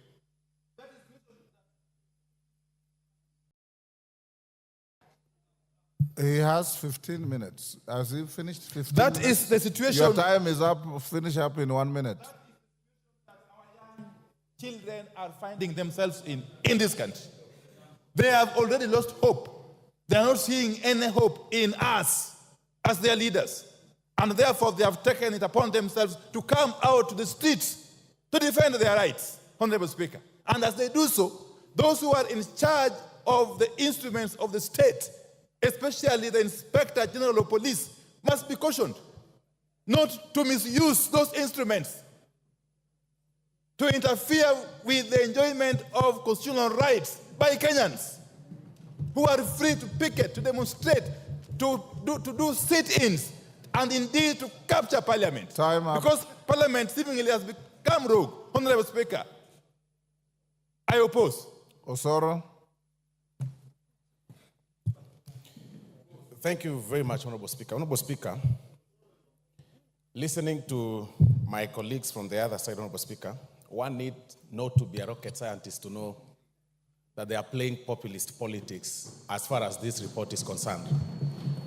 You'll be left wondering whether they are contributing to the same debate, to the report before us, or they are giving us theories and stories that are unnecessary, Honorable Speaker. Honorable Speaker, I'll qualify my statement with these points. Last week, when the budget estimates were presented before this House, Honorable Speaker, and even when the chair for budget was highlighting some vote on the budget, Honorable Speaker, I saw honorable members across the political divide very happy. He did say that 500 million shillings has been added to NGAF. The honorable chair went ahead and said that CDF has gotten an extra 10 billion shillings, that each constituency here will be getting an extra 30 million shillings. And everybody here was very happy. In fact, the honorable members who represent counties, commonly known as the honorable women reps, even did a post appreciating His Excellency the President, saying that, you know, Your Excellency, we are very happy you've added us 500 million. We pray that next year you even add the same amount or even higher to that amount, to the 500 million. Honorable Speaker, I do not understand. You cannot eat your cake and still have it. You cannot say on the other point, on the other hand, that you are supporting what the executive is doing in terms of funding you, what touches you, but you cannot show them where they'll get this money from, Honorable Speaker. What is your point of order and under what standing order? Mr. Speaker, I may not quote the point of order, but mentioning then you are out women of order. reps in this budget, Mr. Speaker. Order. Honorable Osoro. Order, Honorable Mbayu. I have made it very clear for orderly debate. I'll give you every point you want. Tell me which standing order. The order, you've lost your chance. Go on, Osoro. Thank you very much, Honorable Speaker. So, Honorable Speaker, what I was saying is, with the additional budget, with the additional needs, because everybody was very happy that 30 million per constituency is going to be added in their constituency, 50 million to every constituency, Honorable Speaker, then it means that, and considering the tax base and our taxes going back into the years, then it means, Honorable Minority Leader, that there was need for us to expand our tax base so that we get that money that you need for development. The other day, Honorable Speaker, a member here raised the issue with the intern teachers. Intern teachers who were suspended the other day, and some who are on contractual basis and need to be employed on permanent basis. Honorable Speaker, that needs money. Our collection is not sufficient to meet the 4 trillion budget that was read in this House, Honorable Speaker. Then raises some questions, Honorable Speaker, in this House. What do we do? Do we raise, do we continue borrowing? Do we raise our borrowing ceiling, Honorable Speaker, and start looking for money from the external sources? No. We need to expand our tax base, but not at the expense of Kenyans. We expand our it's actually a double benefit. We expand our tax base while focusing on manufacturing and local production of our things, Honorable Speaker. And I will single out two things, two very important factors, Honorable Speaker. What this report by the Finance Committee proposes is to increase the excise duty of China or other countries. That excise duty is going to be increased on only fully assembled motorcycles. What does that mean? Or finished product. What does that mean? The locally assembled motorcycles here will have a competitive price against those ones. Factories will have increased in our industries here, in the industrial area. People will want to assemble the factories for motorcycles at industrial area. Then that means we will grow our employment that we promised our people. It will have created jobs in this country. That is a positive, Honorable Speaker. Number two, Honorable Speaker, this report by the Finance Committee proposes to increase excise duty on imported table eggs, Honorable Speaker. I mean, it doesn't make sense, and I don't see Honorable Clive here, who is a good poultry farmer. He's got over 10,000 chicks that he rears in his farm and sells eggs across Gusii region, Honorable Speaker. And he can tell you, his competitors get eggs from Uganda. His competitors get eggs, import eggs from Tanzania. What does this report propose, Honorable Speaker? This report proposes to increase excise duty on the eggs imported from those neighboring countries so that we can be able to grow our local market, our local farmers, Honorable Speaker, in Muranga and including Honorable Gisairo, who is a poultry farmer, Honorable Speaker. Then on the positive side, this very report removes the excise duty on the eggs that are brought for hatchery, the eggs that are brought for production, not table eggs. When fertile eggs, and I'm being guided by Honorable Owen Bayer, they're called fertile eggs. I hope you're right. So, Honorable Speaker, Honorable Speaker, when we are debating on this report, it's important for us to also be very factual and tell Kenyans the truth.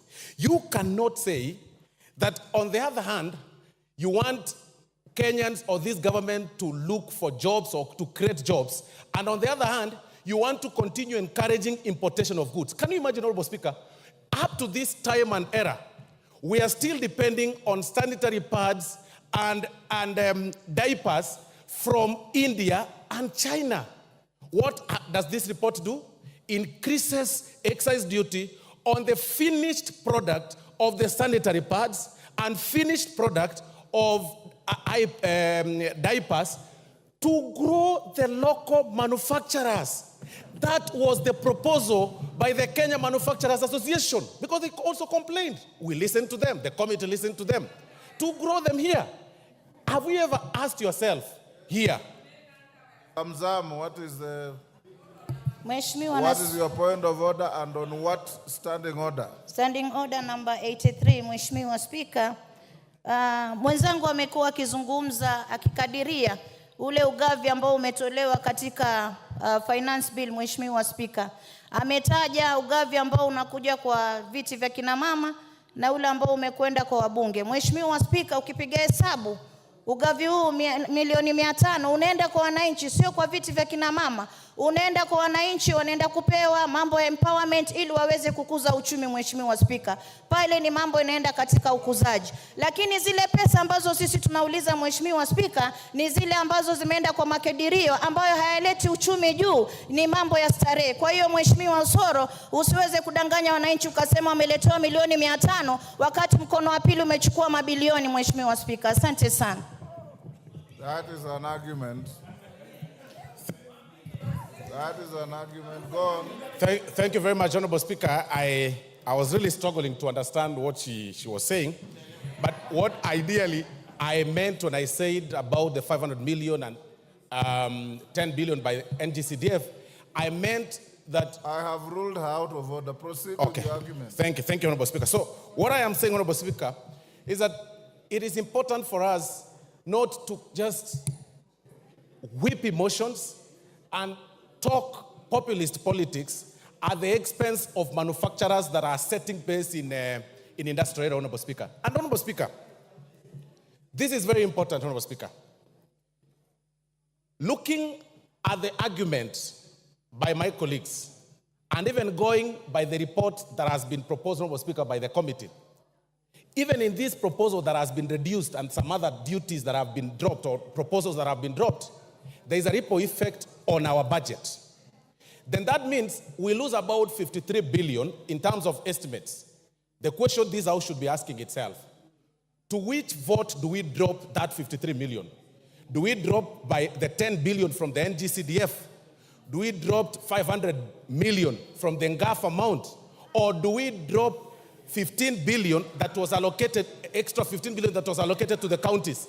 That should be the question that we should be talking about. But all these other stories and people complaining and raising issues unnecessarily, Honorable Speaker, it is actually wrong. Let's restrict ourselves to the report. This is not politics. You all know this is very important for this country, and it has an effect to our growth and the growth of our common mwananchi. Thank you very much, Honorable Speaker, and for that reason, I support the report. Rachel Nyamai. Thank you very much, Honorable Speaker, for giving me an opportunity to contribute. Honorable Speaker, I support this report, and I have listened, Honorable Speaker, to the chair as he moved the report, and to the vice chair, the Honorable Ambassador Benja, as he supported. And Honorable Speaker, I am convinced that I cannot be interested and very happy with the budget, and at the same time, I pretend to be unhappy with the finance bill that is supposed to fund that budget. Honorable Speaker, the proposals that have been given by this committee to amend are making this bill very good and highly acceptable, especially after dealing with the matter of bread and also dealing with the matter of taxation on motor vehicle, among others. Honorable Speaker, I also support this bill because it gives additional money to the counties, Honorable Speaker. Counties have been getting around 385 billion. That is the highest that we have ever seen. And this bill, Honorable Speaker, gives an additional money to the counties, approximately 15 billion, Honorable Speaker. I'm seated to a very sharp CPA, Honorable Bandi, and he has told me that if you are not sure of the figure, say approximately. Approximately, Honorable Speaker, 15 billion to our counties. And this money is going to our road projects, health, agriculture, markets, water. What else do I want, Honorable Speaker? I want money to go to Kitui, to Makueni, to Machakos, to Embu County, Honorable Speaker. And listening to the Honorable Cecily Mbarire, Honorable Speaker, she says that the most difficult thing to do is to raise money for the counties. On source revenue, OSR, Honorable Speaker, this bill is in the right direction to giving additional money to the counties.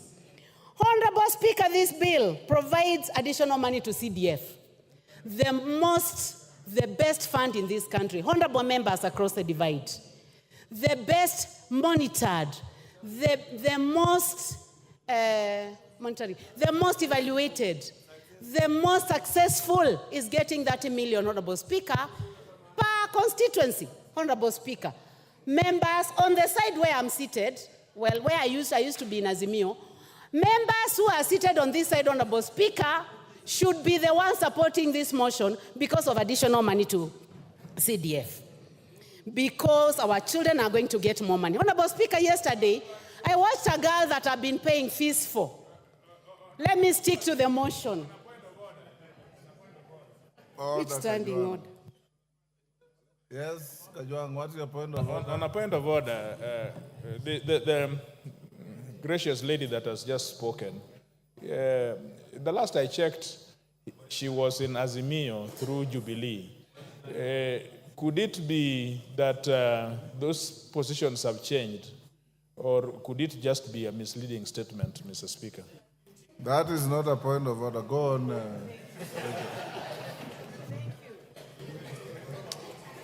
Thank you, Honorable Speaker, for your wisdom. I knew that you wanted to distract me.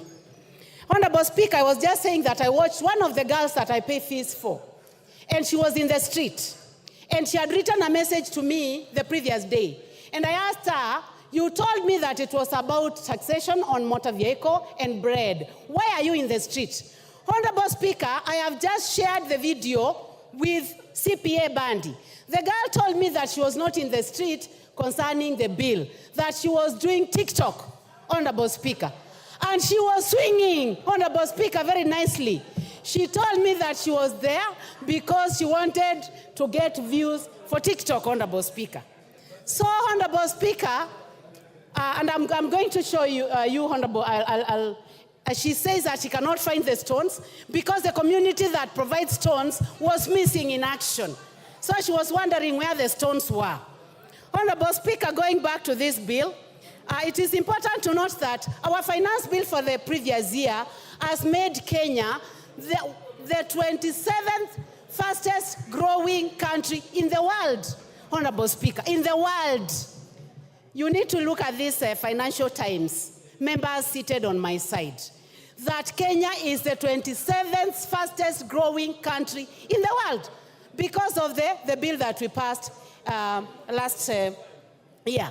Honorable Speaker, also, because of passing a good bill led by the Chair Finance, Honorable Speaker, Nairobi Stock Exchange is the best stock exchange in the world.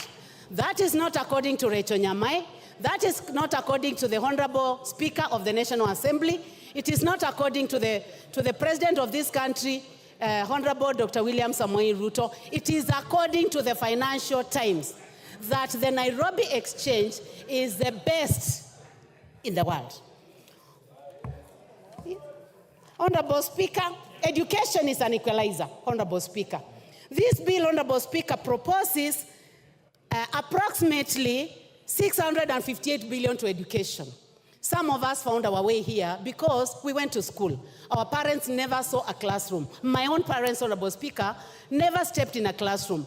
My father he was not literate. He was an assistant chief who was not literate.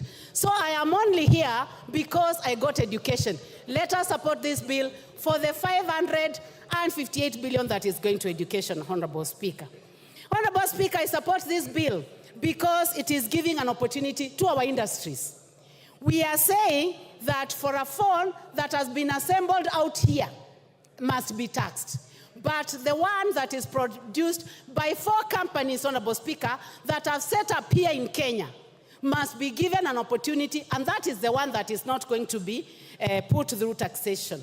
So we would like these companies to continue working so that they can hire our boys and girls, so that we can have technicians working there. Honorable Speaker, concerning sanitary towels, also, it is the sanitary towels and pampers that are from outside the country. Those who are setting up here, producing here, hiring our children are not going to be taxed, and this is an effort towards a job creation. Honorable Speaker, this bill also is proposing additional money to electricity, last mile connectivity, 50 million per constituency. Honorable members, what else do we want? We must tell Kenyans the truth, that this country has made a decision that we need to light up this country. We need to extend the working hours.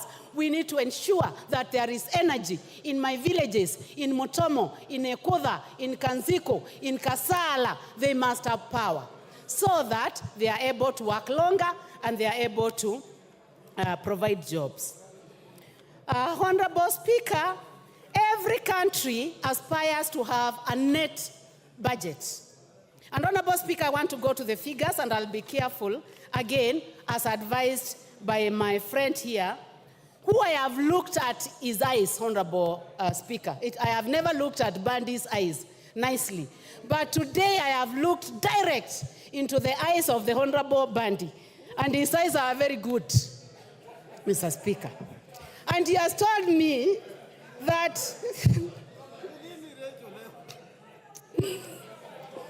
Let me finish, Honorable Speaker.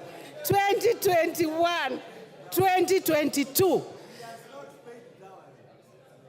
2022, the deficit was approximately 747 billion. 2020, 2022, 2023, Honorable Speaker, the deficit, budget deficit, according to CPA Bandi and the Chair for Finance, was 846 billion. 2023, 2024, it went higher, Honorable Speaker, 908 billion. And now, Honorable Speaker, courtesy of a good budget committee led by the Chair, Honorable Kimani Kuria, the deficit, proposed deficit, Honorable Speaker, will be 597 billion. Honorable Speaker, Honorable William Samoei Ruto is going to provide a balanced budget for this country. Watch this space. Watch this space, honorable members. He has promised to provide a balanced budget where we will not have to borrow, Honorable Speaker. Honorable Speaker, did the committee listen to Kenyans? Yes, it did. They went all over the country.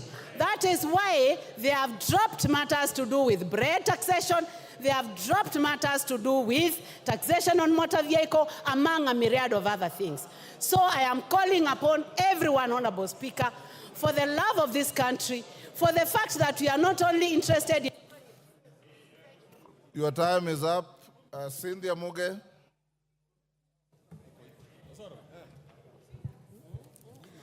Thank you, Honorable Speaker, for giving me an opportunity to add my voice to this bill, Honorable Speaker. And from the onset, Honorable Speaker, I want to say that I support this bill.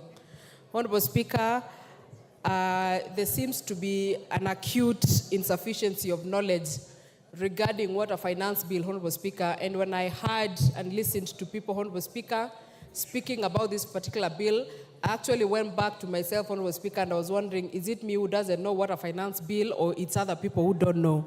Honorable Speaker, when you hear the running call of reject the finance bill in its entirety, Honorable Speaker, it is a very irresponsible comment to make, Honorable Speaker, because of the importance of a finance bill. Honorable Speaker, allow me to, Honorable Speaker, link the finance bill and the appropriation bill.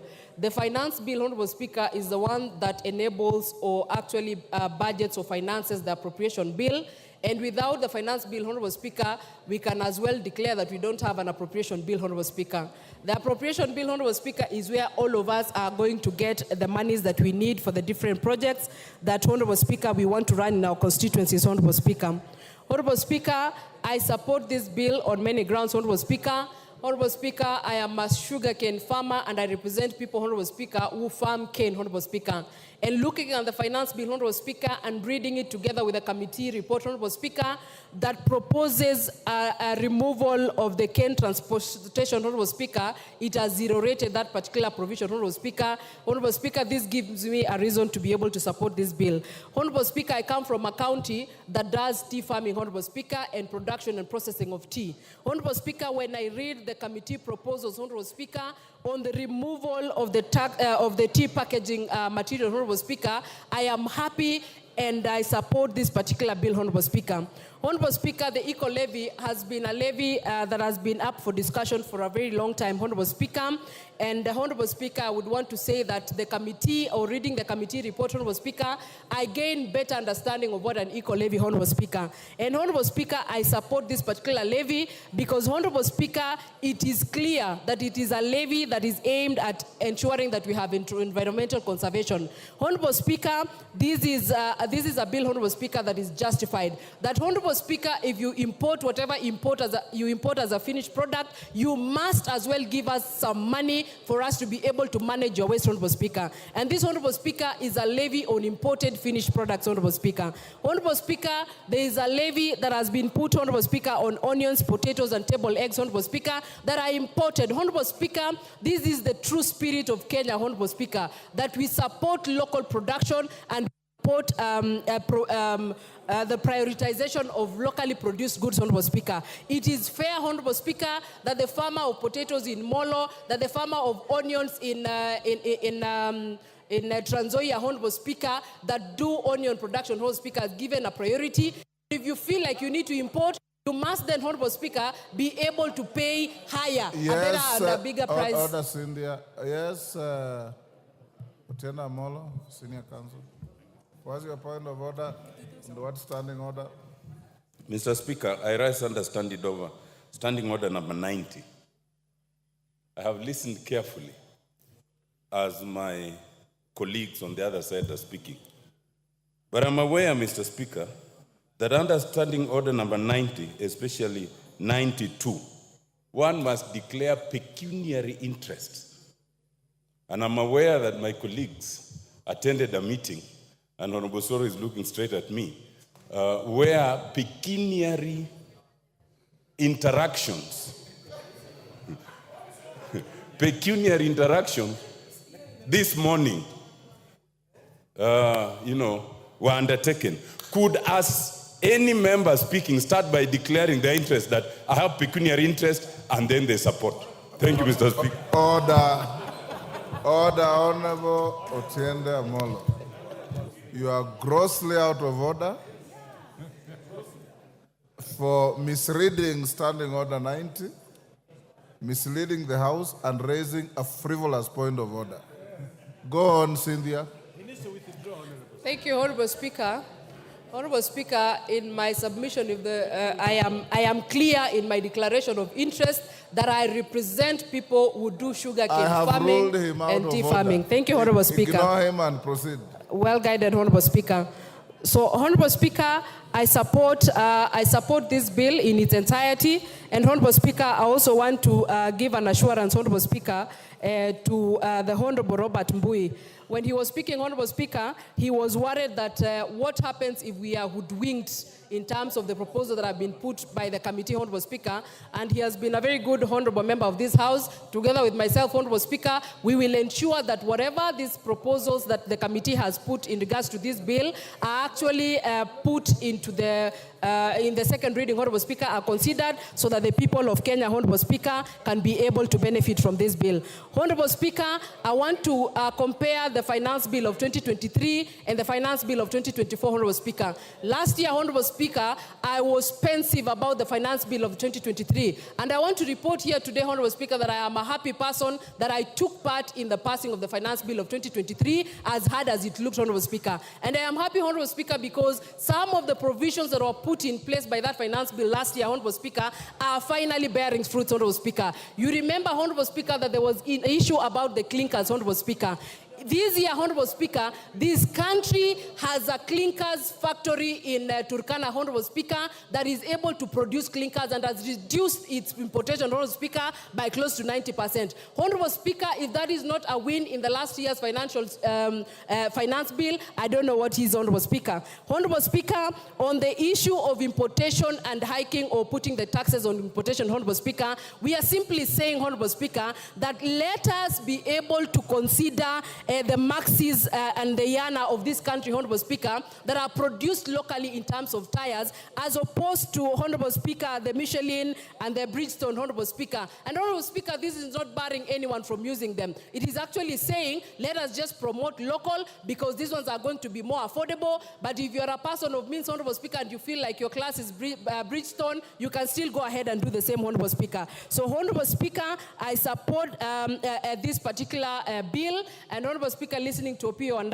the Honorable Able Minority Leader, Honorable Speaker, he says that this government has made mistakes after mistakes. And Honorable Speaker, I want to say this. If the results of the mistakes after mistakes that have been made by this government is the exchange rate going, the Kenya shilling doing better, Honorable Speaker, I am proudly associated with the mistakes that have been made by this country. Honorable Speaker, if the mistakes include the ease of doing business, Honorable Speaker, in this country that is growing better every day, I want to say that I'm proudly associated with the mistakes that have been made by this government, Honorable Speaker. And I continue to support it because, Honorable Speaker, we are going to have a better future, we are going to have a better economy, we are going to have better things that are going to come out of this finance bill, Honorable Speaker. So I support it in totality. Honorable Speaker, just to speak to the Gen Z, I hear they have been referred to Gen Z, Honorable Speaker. I want to appreciate that particular generation, Honorable Speaker. And when you look at young people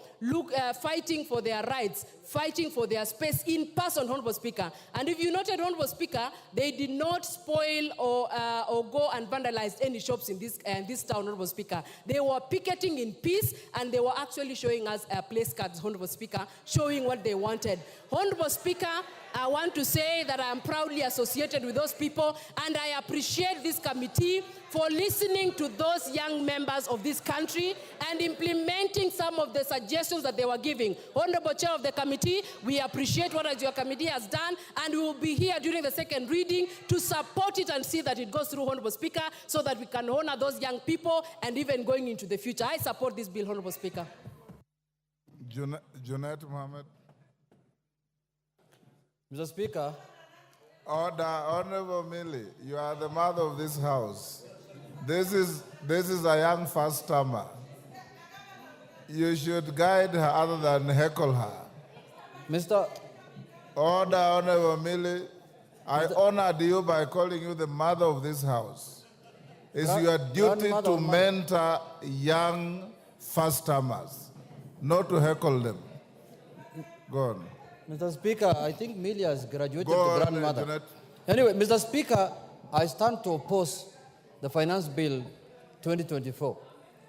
Mr. Speaker, when this bill landed in the House, Mr. Speaker, and it was tabled for the first reading, Mr. Speaker, and I took a copy of it, Mr. Speaker, I said this bill, I'm sure, was not made on earth.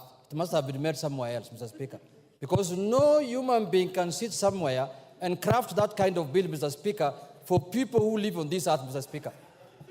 Why do I say, Mr. Speaker, so? Mr. Speaker, the bill was attacking a human being from all sides, from his stomach, from his head, from his legs. You cannot move, you cannot eat, you cannot sleep, you cannot travel. That's what the bill was doing, Mr. Speaker.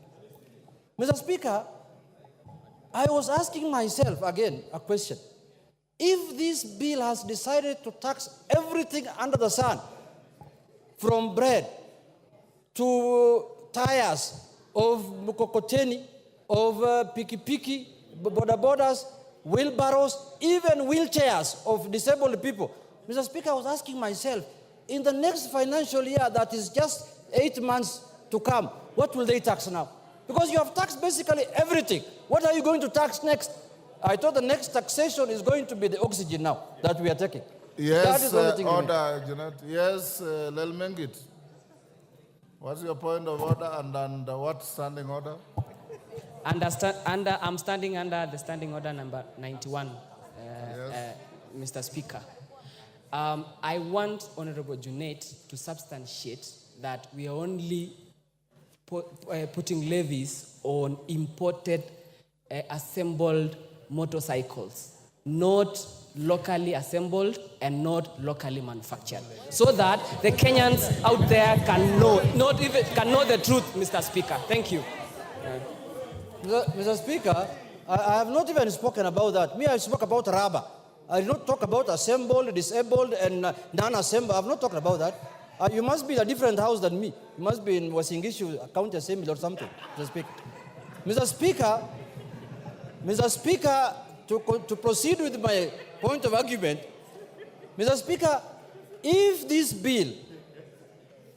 bill was done the way it was done, without the input of serious government technocrats, Mr. Speaker, then it has proved to me that this government lacks technocrats.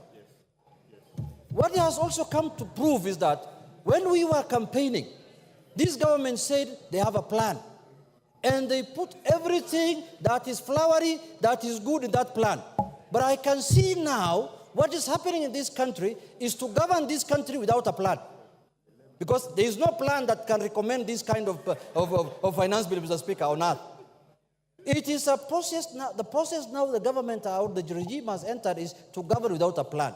And I think the people who have been entrusted to develop these bills, to bring it here, those people really want to bring down this government. And it is coming down slowly. And so, I mean too fast.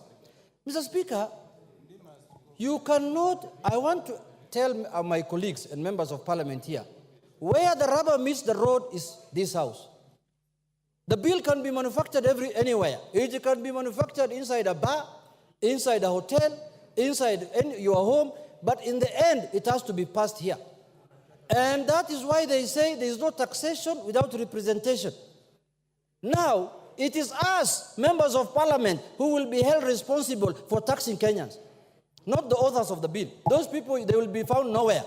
The people whose the question will be put to them, as many of that opinion say aye, as many of that opinion say nay, it is us. Today, we have an opportunity to stand with the people of Kenya, to defend the people who elected us. Today, against harsh taxation, against imposing taxation that is going to make them, Mr. Speaker, you are taxing bread, the stomach of someone. You are taxing rubber, the mobility of someone. You are taxing money transfer and money services. People cannot afford anything to buy because the money will be expensive. What else has remained other than death now? Somebody just has to die now. Nothing else has remained. But Mr. Speaker, I want to say this. Taxation must be, we know the general principles of taxation, Mr. Speaker. The general principles of taxation are known. Myself, I've interacted with the finance bill now for the 11th or 12th time, Mr. Speaker. The tax must be equitable, must be simple, must be efficient. Now, before last financial year and the other year, we were discussing, for example, I-tax. Now, today, we are coming with E-teams. Tomorrow, we shall come with K-tax. Mr. Speaker, how many times are we going to change the process of taxation in this country? We are discussing here economic growth. You want to tell me this kind of bill will enhance economic growth in this country? Is that what you're telling Kenyans? Mr. Speaker, let me say this. Yes, Honorable Jeanette, there's a point of order from Kamket. Under what standing order? Mr. Speaker, I rise under standing order number 176. And Mr. Speaker, just a moment.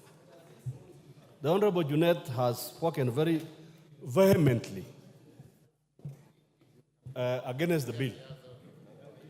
He has powers under standing order number 176. I have read the report of the committee, and there is no dissenting opinion. The members from the minority side have supported this bill. His own members that he, as the minority whip, has nominated to the finance committee. If he is true to his word, can I challenge him, Mr. Speaker, to exercise his powers under standing order number 176 to de-whip those members? Jeanette. Mr. Speaker, you see, we are now on the plenary of the House. We are not in a finance committee. And the decision of the bill will be made on the floor of this House, not in the committee. But I know where Honorable Kamket is coming from. I know when you collect cattle, you share with everyone. But now this is different, Mr. Speaker. We are in a different scenario. Now we are in the floor of the House, Mr. Speaker. We are not dealing with cattle. But having said, Mr. Speaker, you know, when you are interrupted like this, you lose your thought process, Mr. Speaker. But let me come back to what I was saying. Mr. Speaker, this bill, I can see the committee in their own wisdom have proposed certain changes. That's a step in the right direction, but that's not enough. That is not enough. Because there are more other things that we need to deal with, and we need to bring amendment on them or shoot down the bill in its entirety, in totality. Mr. Speaker, let us be sensitive to the people of Kenya. Now I've lost my time. I can see I'm being told your time is up. Let us be sensitive to the people of Kenya. Because it is the ordinary person who's paying for what we are processing here. It's not us, Mr. Speaker. Mr. Speaker, if we are going to make life difficult, for example, Mr. Speaker, last year we passed a finance bill here, which is a Finance Act of 2023. How much money have we collected using that? We did not reach our targets. Now that is a proof that higher taxation does not yield to higher revenues, Mr. Speaker. Lower taxation yields to higher revenues. If you make the taxation process easy and simple, and which everyone wants to pay, that is when you will collect money. But when you tax it highly, people will look for ways to evade it, people will look for ways to not to pay it, and that is the norm. It is not all over the world. It is not rocket science. So let us... Is up, Didymus. Your time is up, Jeanette.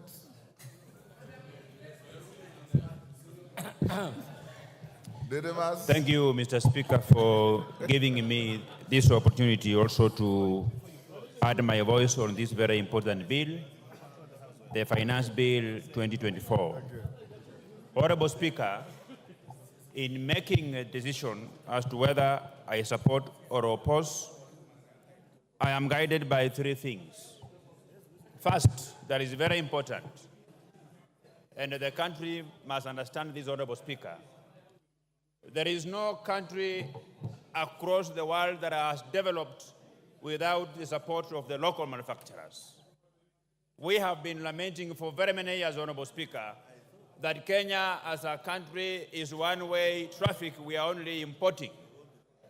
Mr. Speaker, it is a fact that we have manufacturers who have set up their factories in our country. They have just employed less than 5 people, and what these manufacturers do, they just import finished products to distribute, yet they get all the support from the government of Kenya and from the taxpayers, Honorable Speaker. The second thing that is very important, Honorable Speaker, is that the problem that this country is facing, and it is a time bomb, Honorable Speaker, is lack of employment for the surging young population of this country.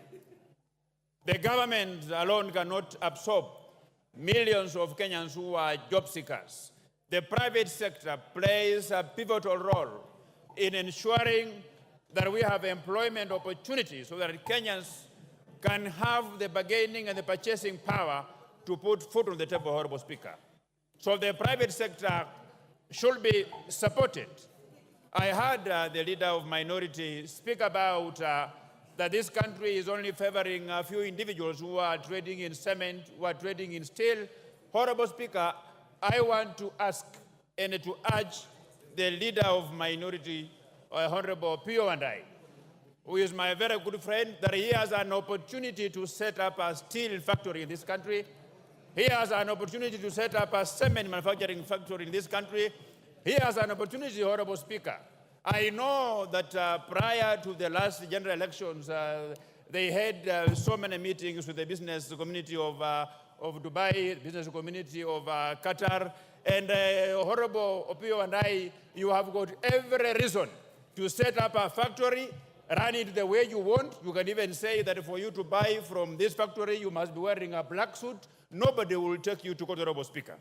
The third thing that is very important that made me to support this bill, Honorable Speaker, is because when those proposals were first being debated across the media houses in this country, there are a number of things that came out, and those things were punitive to the Kenyans, Honorable Speaker. These include the tax on motor vehicle, the tax on diapers, sanitary towels, taxes on motorcycles, Honorable Speaker. But we have since engaged, and I have had a robust discussion with the Chair of Finance and Economic Planning. He has assured me that the content of his report will finally make it to the areas that are going to be amended by this House, Honorable Speaker.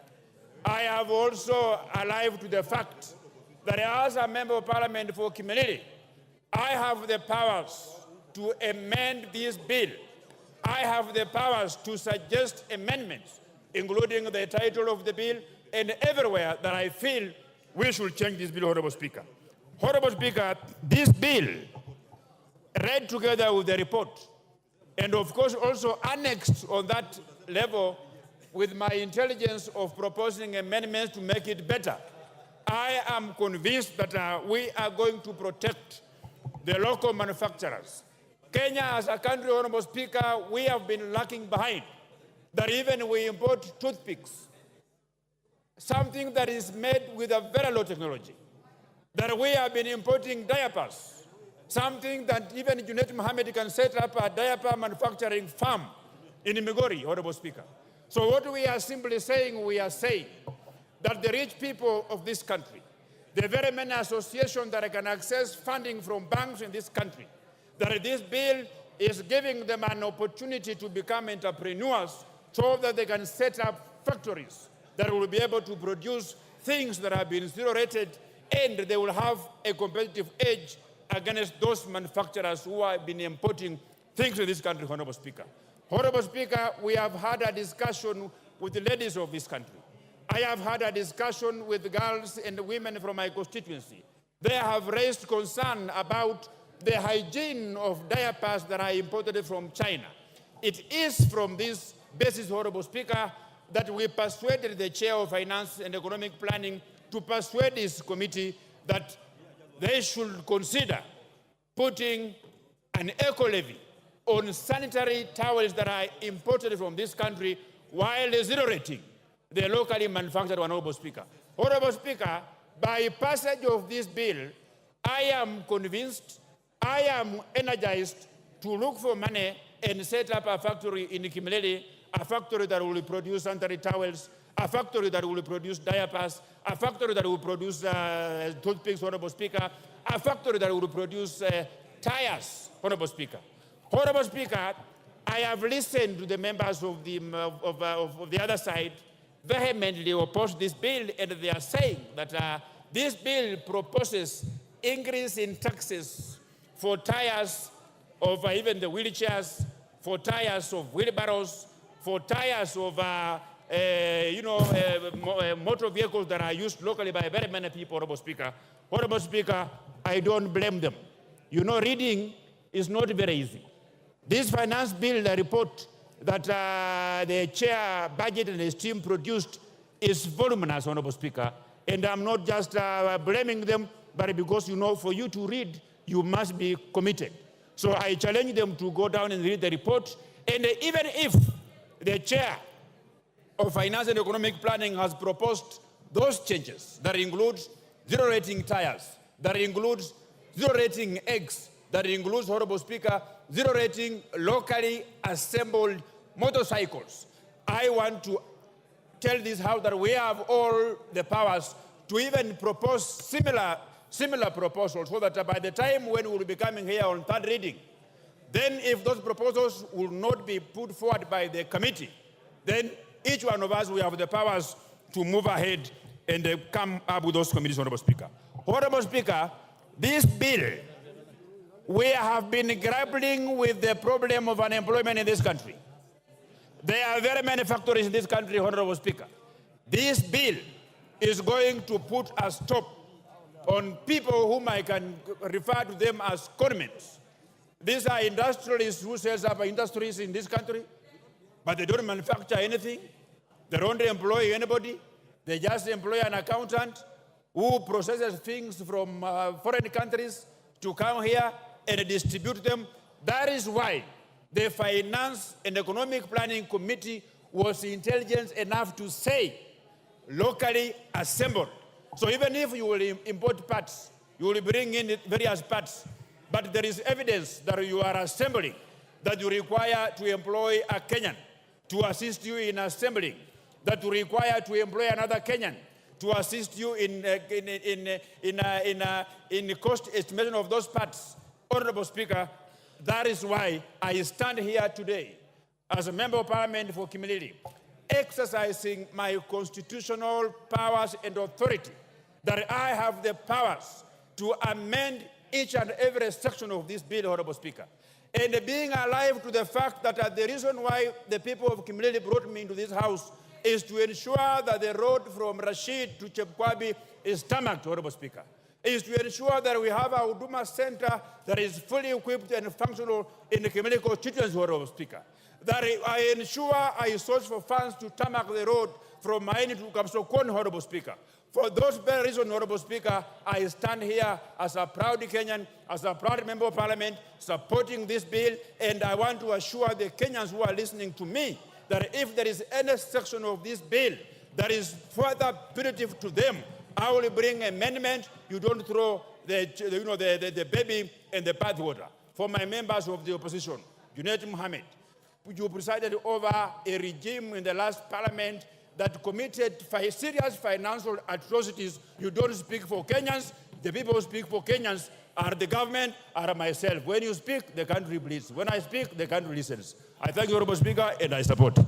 Commissioner Macau. Thank you, Mr. Speaker. From the onset, Mr. Speaker, let me say I thank you for giving me this chance to voice my sentiment on this. Where's Nzengu? What's your point of order and under what standing order? I rise under standing order number 1. It is not available to you. That is for the Speaker. I just seek a guidance from you, Mr. Speaker. Yes. Looking at the interest of members, I wanted to implore you to allow the cards not to be removed over lunch hour so that we can continue in the afternoon. Thank you, Mr. Speaker. Okay, so that you don't lose your slots. That is a fair request. And the house will be guarded by the sergeant, so if your cards are left in the slots, they'll be safe. Yes. Thank you, Mr. Speaker. I will restrain myself on the Finance Bill 2024. Mr. Speaker, I was very optimistic when I was going through this bill. Mr. Speaker, I had thought this government is going to redeem itself, given that the bill 2023, Kenyans underwent serious suffering, given that arose from the proceeds of the 2023 bill. Mr. Speaker, when I looked at this bill, I really wondered. Mr. Speaker, I'm listening to members saying that they come from sugar farming areas. Mr. Speaker, I come from an area where bread is the order of the day. Mr. Speaker, when you come to Mlolongo, when I looked at that bill, they did not define bread. They spoke of gluten and bread. Mr. Speaker, most of our hustlers, when you come to Mlolongo and Athi River, they trade on bread in terms of mandazi, in terms of samosas, and that kind of stuff. So, Mr. Speaker, when I saw this proposal of 16%, Mr. Speaker, being proposed, the bread to be subjected to VAT, it broke my heart.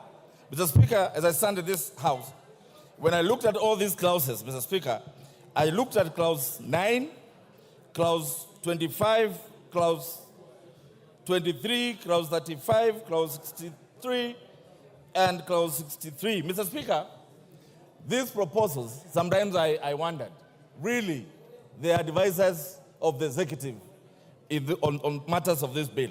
Mr. Speaker, when this government, on its manifesto, they say they're going to take care of the hustlers, the mamambogas, the bodabodas, but when I look at this proposal, Mr. Speaker, none of them was addressing the well-being of those hustlers.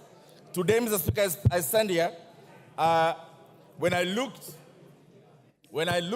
at the proposal on data protection, Mr. Speaker, that proposal wanted to amend the Data Protection Act. I think that is Cap 2114C.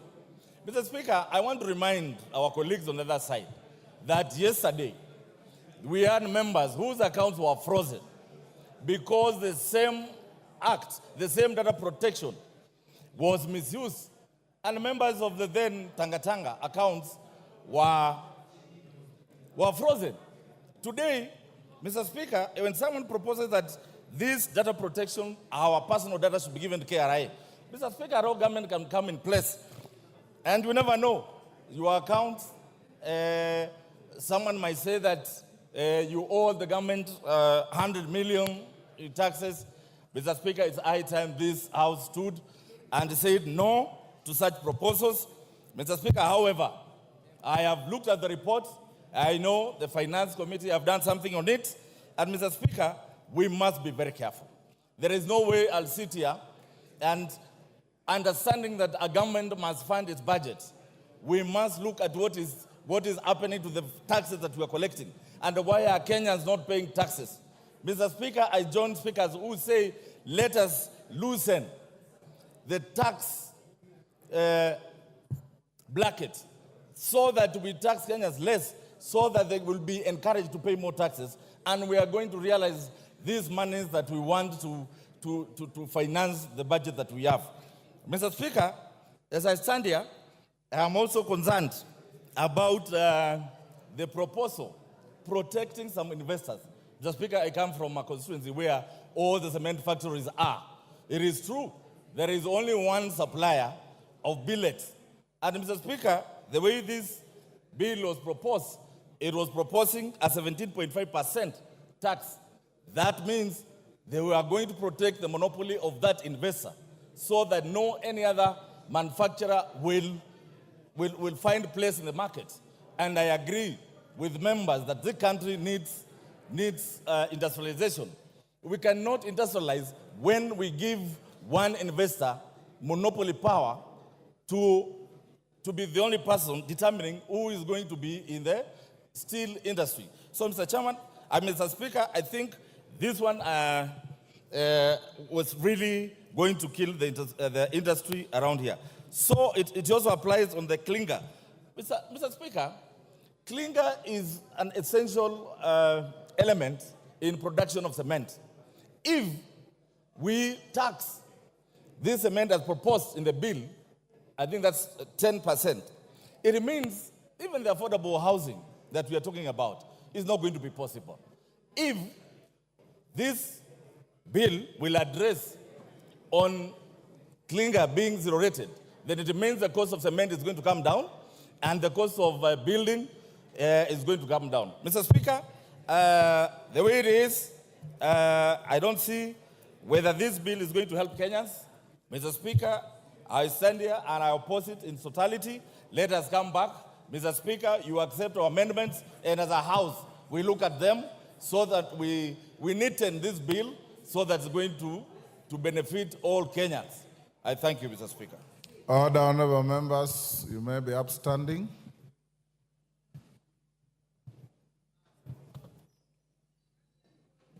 Honorable members, it's now 1 p.m.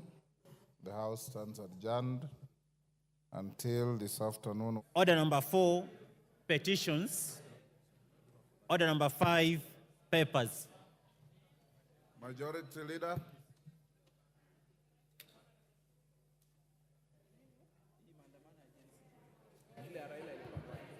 Thank you. Honorable Speaker, I beg to lay the following papers on the table of the House today, Wednesday, June 19th, 2024, afternoon sitting. The World Trade Organization Agreement on Fisheries Subsidies from the Ministry of Investment, Trade and Industry. Number 2, reports of the Auditor General and financial statement for the year ended 30th June 2023 and the certificates therein in respect of number A, Kemilil Sugar Company Limited, B, Bomet University College, C, University of Kibianga, D, Kaimosi Friends University, E, Turkana University College, F, Ijara Technical and Vocational Training, G, Kenya Universities and College Central Placement Services. Thank you, Honorable Speaker, and I lay. Thank you. Next. Order number 6, notices of motion. The Honorable Amos Mwango. Mwango, give him the mic.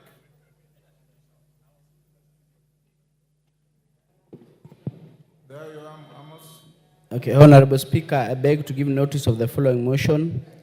That aware that there are minimum requirements for enrollment of students to tertiary education in the country, further aware that not all students qualify for university or technical and vocational education training (TVET) institutions due to lack of minimum grades for direct enrollment or financial constraints, acknowledging that there is need to provide technical skills to students who do not progress to university to reduce the ever-increasing unemployment rate among the youth, cognizant of the fact that the lack of advanced education has led to a high rate of unemployment among the youth. Appreciating that mandatory community service for all students upon completion of secondary school education would equip them with technical and life skills for the marketplace. Further noting that the community service training will encourage learners to develop an understanding of civic responsibility to support and strengthen communities. This House therefore resolves that the government, through the Ministry of Education, introduces mandatory community service to all learners upon completion of the secondary school education. Thank you.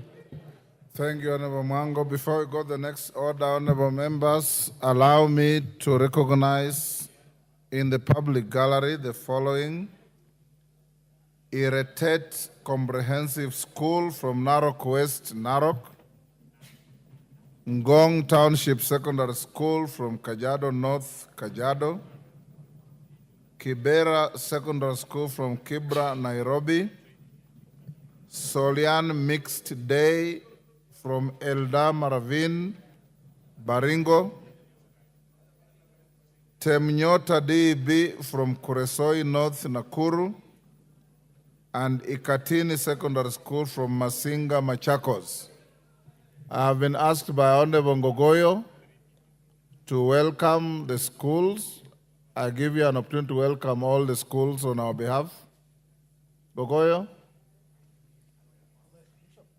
give him the mic.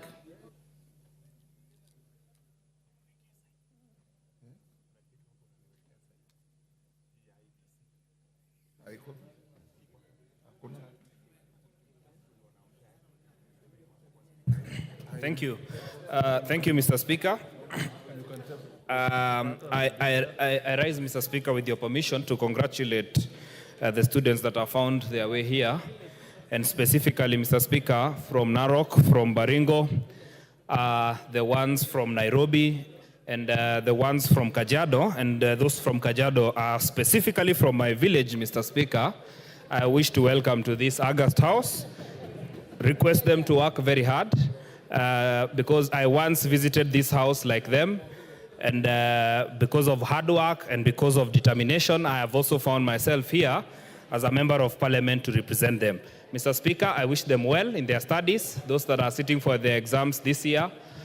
Those who are not sitting for the exam, we wish them well in their education, and we hope one day they will find their way here to represent the country or to serve this country in very many other ways. Thank you very much. And those from Ngong, from my village, I really welcome them. Thank you very much.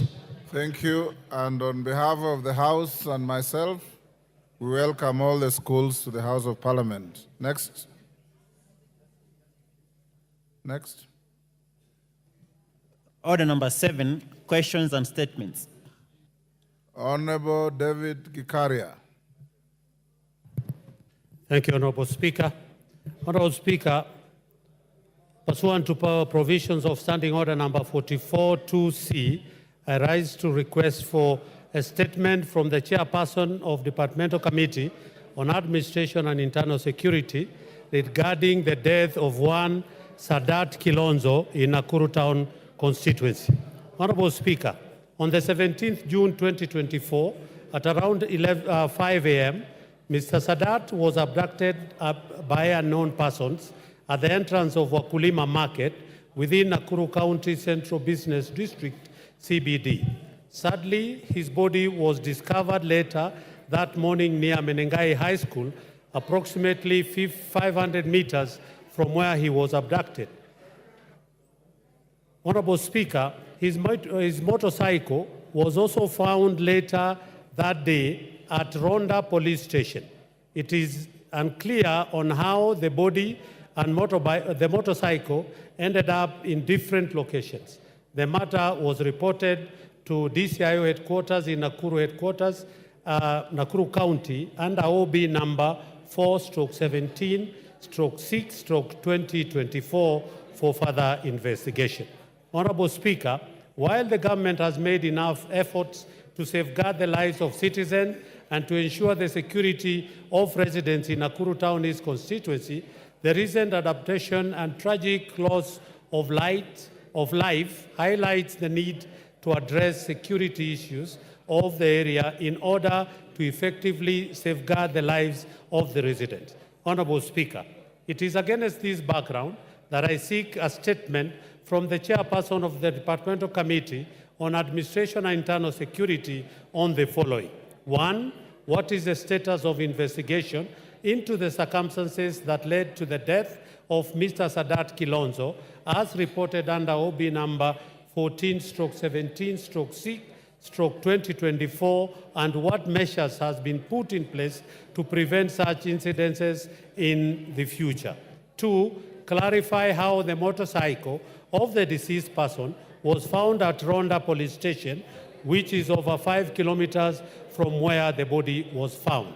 3, explain why the CCTV footage from places of abduction and where the body was located is yet to be made public to assist in identifying the culprit.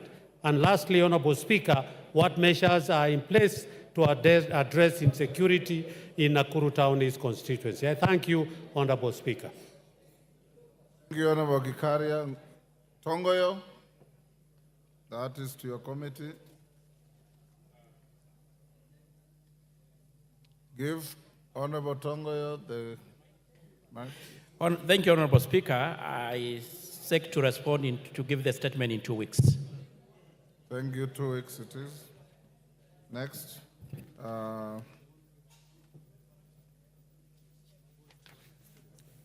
Honorable Bukose, are you ready with the statement?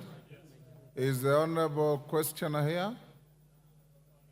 Member for, yes, Nyaribari Chache.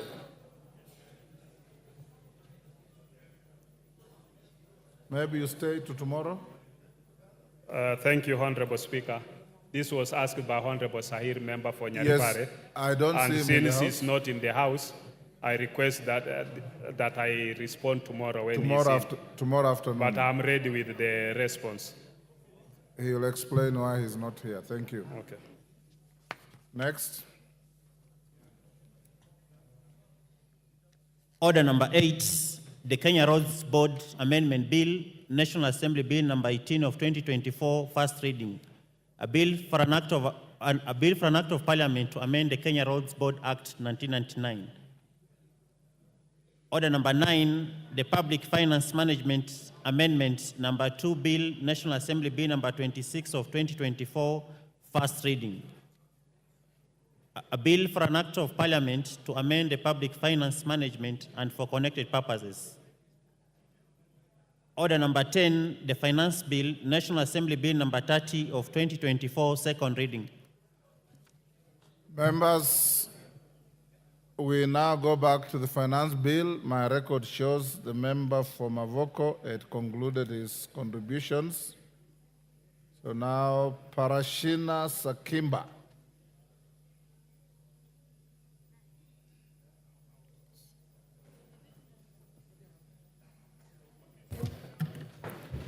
Okay, thank you, Mr. Speaker.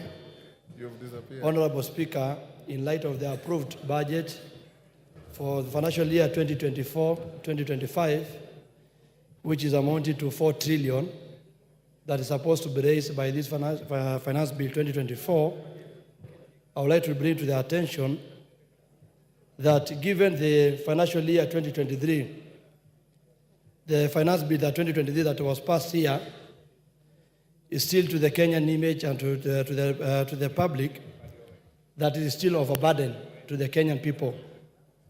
If at all that we were treasury, we are looking on ways of raising. Honorable Korea, chairman of the committee, give him the mic.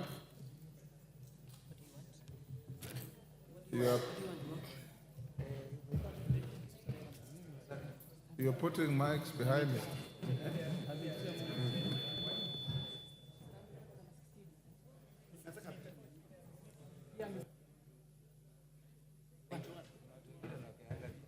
There is one. Okay, there you are. Honorable Speaker, I raise on understanding order number 91, requiring the member to substantiate accuracy of the information he has shared. The honourable member has said that the finance bill is proposing to raise 4.1 trillion shillings. That statement cannot be any more misleading, and or exaggerating. It is exaggerated by almost 1,000%. Parashina, where did you get that? You are challenged to show us where that is coming from. Mr. Speaker, is estimated. It's an estimation. Yeah, but I was mentioning about the finance bill of 2023. It was supposed to take care of the deficit of the budget. And you can check that we have a deficit from that record of 224 billion, which was not raised because of introduction of the finance bill 2023, sorry. So, Mr. Speaker, what we are trying to say, and this is clearly illustrated yesterday, and I want to appreciate the amendments that have been done by the Finance and Planning Committee. But if at all we have to wait for pressure from the public, the Gen Z, to raise their voices and then the changes can be done, like there's an emergency, why wait to the last minute? Mr. Speaker, I want to say that in the stipulated the Lafay curve economic theory and the captive or conceptive tax, if you check on that theory, which was established in 1974 by Arthur Lafay, who clearly said that the tax rate, when the tax rate is high, and you try to compare on the collection, it is always not achievable, Mr. Speaker. And I want to urge this House, by the time that everyone is looking on taxation as the only main resource or main way of getting resources, then we are getting it wrong. I want to say that, who are you taxing now? Already the almost dying the mamambogas and the borders and Kenyans are complaining of the finance bill 2023. Once you are introducing this finance bill 2024, we ask a simple question: who are you targeting? That money is not there, Mr. Speaker, and the collection is not easy. When you go and look at the issue of simple mathematics that our colleagues are trying to put on the table, that it's only taxes, I want to ask, where is the issues of mining? Why don't we think outside the box and think about mining? Why do we have a minister and a cabinet secretary in charge of mining? You go to countries like Angola, countries like South Africa, countries like Tanzania, money are also in the budget, also mining plays a bigger part in the raising of funds. And we cannot be captive of IMF. That the only thing that they want us to do is raising money through taxation. Taxing Kenyans every day, day and night. Mr. Speaker, I want to ask about the tallow oil in Turkana. If you check on the tallow oil of the Turkana, no one is talking about it. Why don't we go back and think about how to raise today's revenue, not only on taxation? We cannot be a lazy country that does not think on other means. Mr. Speaker, if you go to the issue to do with eco-levy, it is very interesting in clause 45 on the imported items. And they are talking about, because the issue is protecting environment and pollution. Yes, the answer is yes, we protect. But this eco-levy is only left now for the imported goods. I am sure majority trust this, that even you do a simple calculation of sanitary towels, I don't know if they want us to go to the napkins, or they want our gas to go and use the way the COVID time, when people the COVID time were buying lesos and the kitambas as a means of having to protect COVID. Because if you go to the shops and chemists and everywhere, those sanitary towels, quality ones, are imported ones. That's my argument. Quality ones are imported ones. So when you check that one, Mr. Speaker, and again you come and see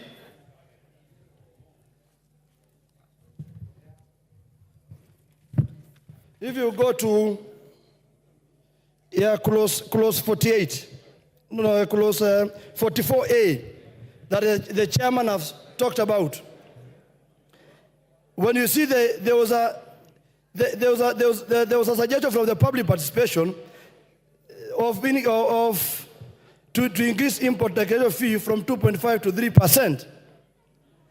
But you see, they are saying that the rate of import declaration fee from 3.5 to 2.5% in the financial year, in the Finance Act 2023, has led to a reduction of 10 billion. And the simple question is, we are not only the people left in the universe working for ourselves. So if you are only targeting to destroy imports, that you are targeting that only we need our local manufacturers to gain an advantage because of taxes being added to goods that we get from imports. But we are a competitive country that we need to compete with others, Mr. Speaker. If you go to clause 57B on the issue of penalty, that the chairman also illustrated very well, on electronic tax system with a data management and reporting system. Mr. Speaker, you see, they say the provision is too punitive, they have agreed, and therefore recommended reducing it to a commensurable to the offense. And the question is, which offense? Which offense? So, Mr. Speaker, I would like to give an advice or my suggestion. If we need to create a country which is self-sufficient in terms of employment, it is not only done on taxation. Other countries gave incentives on the issue of cost of production, electricity, easy way of doing business. So if you are told, you are saying that only we discourage new investors who are coming to do things in this country because of the issue is only taxation as an incentive, then we are wrong. We need to go back and understand on the products that are like pharmaceutical, agricultural products, agricultural equipment need to be checked very well. And that's why I'm saying, Mr. Speaker, that today we are in a level that we need to understand that it's a high time we call a cat, and we don't call a dog a cat. If this bill is punitive, let it be taken back to the public who demonstrated yesterday, who are still asking for answers and questions. And why are you saying you have deleted some and you are not giving them an opportunity to see? Mr. Speaker, like I said before, can we ask ourselves outside, because we are living in this country, if you go to Mamamboga, if you go to everyone is complaining. Everyone is complaining that we have pushed the Kenyan people to the corner.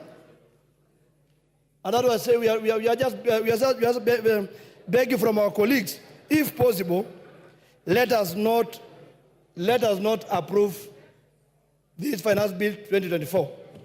And for the sake of the people of Kajiado South constituency, whom I represent, if you put in hashtag, they might also be called villagers. And I'm also a boy from the village. If at all we are going by the voices of the Kenyans, I stand to say, because of the people of Kajiado South constituency, I don't support this bill. And for the sake of the Gen Z, I also don't support that bill. And also, Mr. Speaker, I donate my 1 minute to Mr. Wanjala. Thank you. Order. Under what standing order are you donating? Kimani Ichung'wah. Kimani Ichung'wah. Thank you, Honorable Speaker. And Honorable Speaker, I rise to support this bill and the committee's report together with all its amendments, Honorable Speaker. And Honorable Speaker, let me take this opportunity first to thank the Committee on Finance for the great work they did, especially in listening to the people of Kenya. Honorable Speaker, as I said yesterday, this committee did indeed listen to the people of Kenya. And if you go through the compendium of amendments that the committee has proposed, you will realize that they listened to Kenyans from the cost of bread, or rather the VAT that was proposed on bread, to the border sector, to the equal levies on diapers, on sanitary towels, and all the other things, Honorable Speaker, that Kenyans said might be harmful to them or would be detrimental to their well-being in terms of the cost of living, Honorable Speaker. Honorable Speaker, let me also take this opportunity to point out to Kenyans, because I know all these members have been bombarded with messages from Kenyans asking them to reject this finance bill. Honorable Speaker, I saw yesterday when it became clear and apparent that there were measures that have been taken having listened to Kenyans, a number of them started saying, please do not edit, reject. Let me tell them, we never edit bills. What we do is to propose amendments, adopt those amendments, and the consequential bill that will be passed in the committee of the whole is what then becomes the act of parliament that we have the force of law as the new operative law of the Finance Act of 2024-2025. Therefore, let me just plead with Kenyans to be patient with us, to allow us to do what they charge us to do as their elected representatives. Honorable Speaker, I say that because I know, and I know many of these members, including myself, we have suffered a lot of harassment. And I was asking the leader of minority this morning whether he has suffered the same. And he told me his phone is worse. Many of these members of parliament today, Honorable Speaker, you cannot reach them on their phones because they have blocked their phones, including WhatsApp. But this is the beauty of our democracy, Honorable Speaker. And the beauty of this democracy, Honorable Speaker, is that Kenyans express themselves and we respond to what they are saying. And in responding to what they have told us, that is why many of the amendments that you find in the committee's report that touch on the issues to do with bread, border, sanitary towels, Honorable Speaker, and I heard this morning somebody asking whether we have capacity to manufacture adequate sanitary towels and diapers in this country, Honorable Speaker. And I want to confirm to the country that we have more than adequate capacity. Honorable Speaker, if you get data from the Kenya Association of Manufacturers, Honorable Speaker, we are outstripping the daily demand, for instance, for sanitary towels.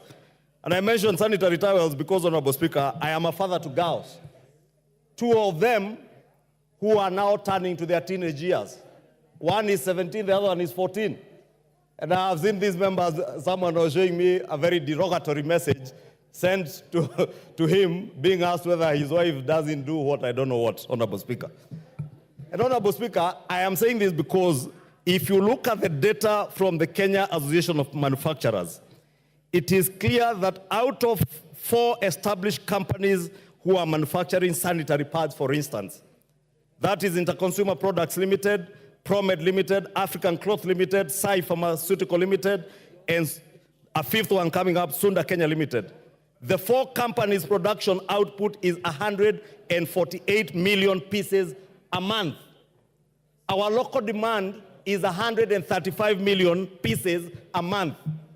Honorable Speaker, when the equal levy was introduced on sanitary pads and diapers, Kenyans spoke to the Finance Committee and said they would become expensive.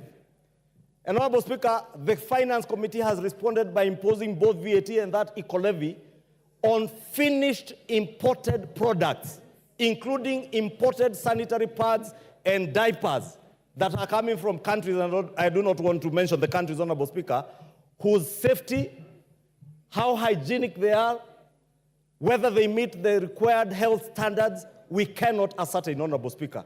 And it is important for us as parents to be responsible citizens and parents to protect our teenage girls, our mothers, our sisters, our wives by ensuring that the sanitary pads that they use are safe, they are secure, they are hygienic.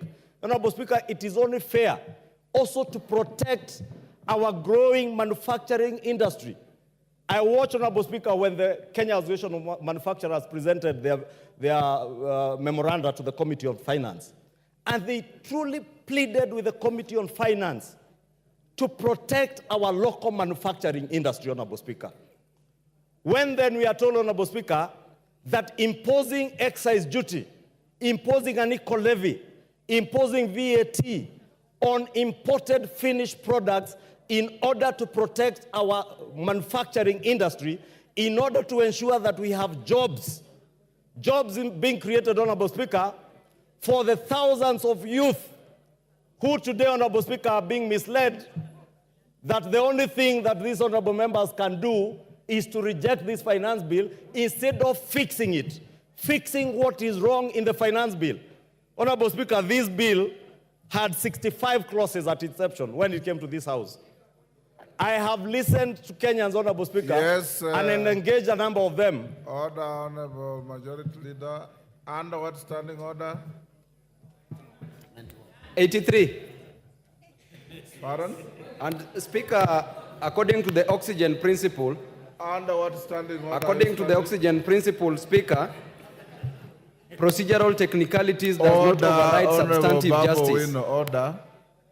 You are here in the morning. I said, you understand a point of order. I'll allow you. Tell me which standing order is being infringed. Then I allow you. You said 83.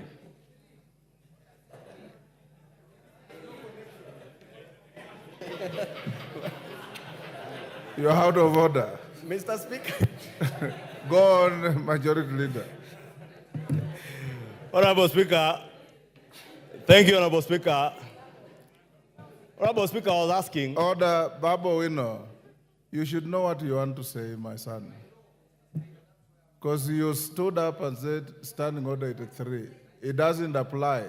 Then somebody whispers to you 91, you say 91. Go on, Majority Leader. Take your seat.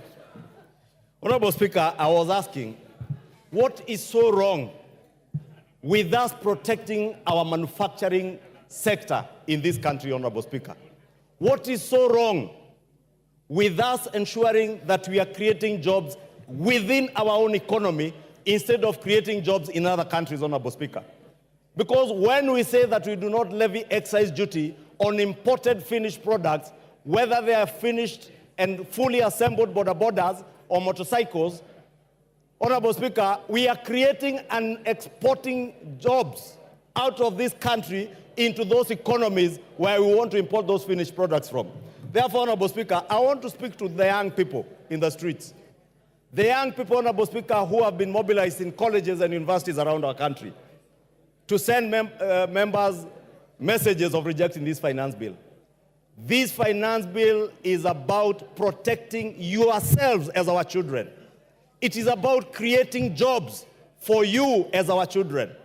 It is about ensuring that the future of our economy is secure, Honorable Speaker. Honorable Speaker, we will only secure the economy for future generations if we make sure that we nurture the growing manufacturing sector in our economy, Honorable Speaker, vis-a-vis in exporting jobs to other countries, Honorable Speaker. Honorable Speaker, the finance, every year that we pass a finance act in this House, it has a 3- or 2-fold objective, Honorable Speaker. Top amongst them, other than revenue, is also to ensure, Honorable Speaker, that we create jobs within our economy for us to be able to expand our tax base. So that, Honorable Speaker, those of us who feel overburdened, especially the working class in this country, because we are paying taxes and very many other non-taxpayers or Kenyans who are not paying taxes are depending on us to ensure that we're able to create jobs, create more income earners who can pay taxes so that we share the burden of taxation more evenly and more fairly, Honorable Speaker. And that is part of the prime objective of this Finance Act of 2024, to ensure that we raise revenue, we protect our manufacturing sector, Honorable Speaker, we create jobs, and more importantly, Honorable Speaker, we deliver services to the people of Kenya, Honorable Speaker. I am glad, as the President said yesterday, Honorable Speaker, that the conversation in this country now has changed. We are no longer debating in this House, Honorable Speaker, these interjections, I find them unnecessary. I think Babu Owino thinks we are outside Central Police Station. Thank you so much, Honorable Speaker. Honorable Speaker, we cannot sit here. What standing order are you on? 91. 91. Honorable Speaker, why is it that it's only my standing orders that you are confirming, Honorable Speaker? The rest you are giving. Baba, everybody has been subjected to the same treatment. What I want to say is very important and urgent, Honorable Speaker. Yes, what is out of order? Thank you, Honorable Speaker. Honorable Speaker, I've heard the submissions made by Honorable Ichung'wah, and I want to say that at first I thought that they were important and detailed, but I've just realized that the important parts are not detailed and the detailed parts are not important. He's talking about manufacturing. Honorable Speaker, I want to educate Honorable What Ichung'wah. is out of order? This is where I'm coming to. Pursuing a counter argument. This is where I'm coming to, Honorable Speaker, on matters economics, because Honorable Ichung'wah is claiming that if we increase taxes for imports, that is what he's saying, that if we increase taxes for imports, imported goods, then we will give an opportunity for industries, local industries to grow, which literally is normally true. But in our situation as a country, Honorable Speaker, we are going to promote what we call foreign absorption, where money is going to leak from... Order, Honorable Babawino. Order, take your seat. Order, Honorable Babawino. When you take your seat. You are pursuing a very healthy argument, but it's very far from a point of order. When you are given an opportunity, pursue that argument and convince your colleagues. When you stand on a point of order, ordinarily you start this way. Mr. Speaker, is it in order for the member on the floor to say this and this and this, when in fact the fact are this and this, or contrary to this standing order? You've shot up on my permission, and you are pursuing a very healthy argument on the bill that has no relationship with what the member on the floor was saying, because that is your argument, that's his argument. Thank you, Honorable Speaker, for that guidance and protection. Honorable Speaker, I was saying many of the amendments that have been proposed by the Finance Committee in a big way cure the numerous concerns that Kenyans had over this finance bill. And therefore, that's why I want to plead with this Honorable House, let us do what is right. I know there are those who are tempted to do that which is popular. It is very popular to join street demonstrations, to be seen as a hero rescuing people from police stations when they are arrested out of whatever they are arrested on in the streets. But as a leader, and we are here as leaders, Honorable Speaker, as a leader and as leaders, Honorable Speaker, we must do that what is right. And Honorable Speaker, when this administration came to power about 2 years ago, our fiscal deficit as a percentage of GDP was at 6.7%. We were projected to borrow 1.1 trillion shillings, Honorable Speaker, in the first year of this administration. That today, Honorable Speaker, with the budget that this House adopted 2 or 3 weeks ago, has gone down from 6.7 to 3.4%. That is on account of sound economic policies. It is on account of doing what is right rather than what is popular. Honorable Speaker, I know many of these members have been intimidated around the country, being told, utatupata 2027, or you get us in 2027. I want to give you the highest assurance. What the people of Kenya will judge you against is whether or not you are able to deliver on the promises and the pledges you made to them on delivery of services. It shall not be possible to deliver services, to build roads, to build schools without generating revenue for the country, Honorable Speaker. We cannot be a country that lives on debt, Honorable Speaker. And I'll beg for additional time because of the interjections, Honorable Speaker. Honorable Speaker, 2 years ago, we are not just surviving on borrowed money. Honorable Speaker, we were on the verge of defaulting on our international and national domestic debt obligations, Honorable Speaker. From last year, end of last year, Honorable Speaker, it became clear, not just to us within the country, but to the world at large, that Kenya was never and was not about to default on its debt obligations, Honorable Speaker.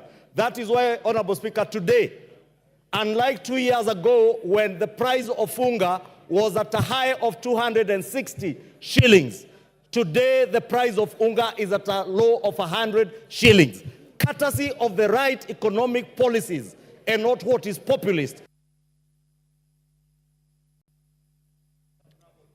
Give him 2 minutes to wind up. I have 15. Pardon? I have 15, they had time to 10, and the interjections. I'll give him an additional 3 minutes. Yes, Wamshomba, hold the time. Wamshomba, what's your point of order? And under what standing order? Mr. Speaker. Give her the mic. There's one next to you. Thank you, Mr. Speaker. I rise under standing order number 90.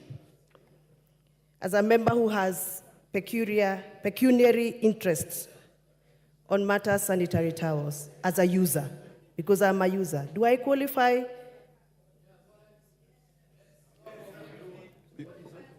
Can you repeat that you are?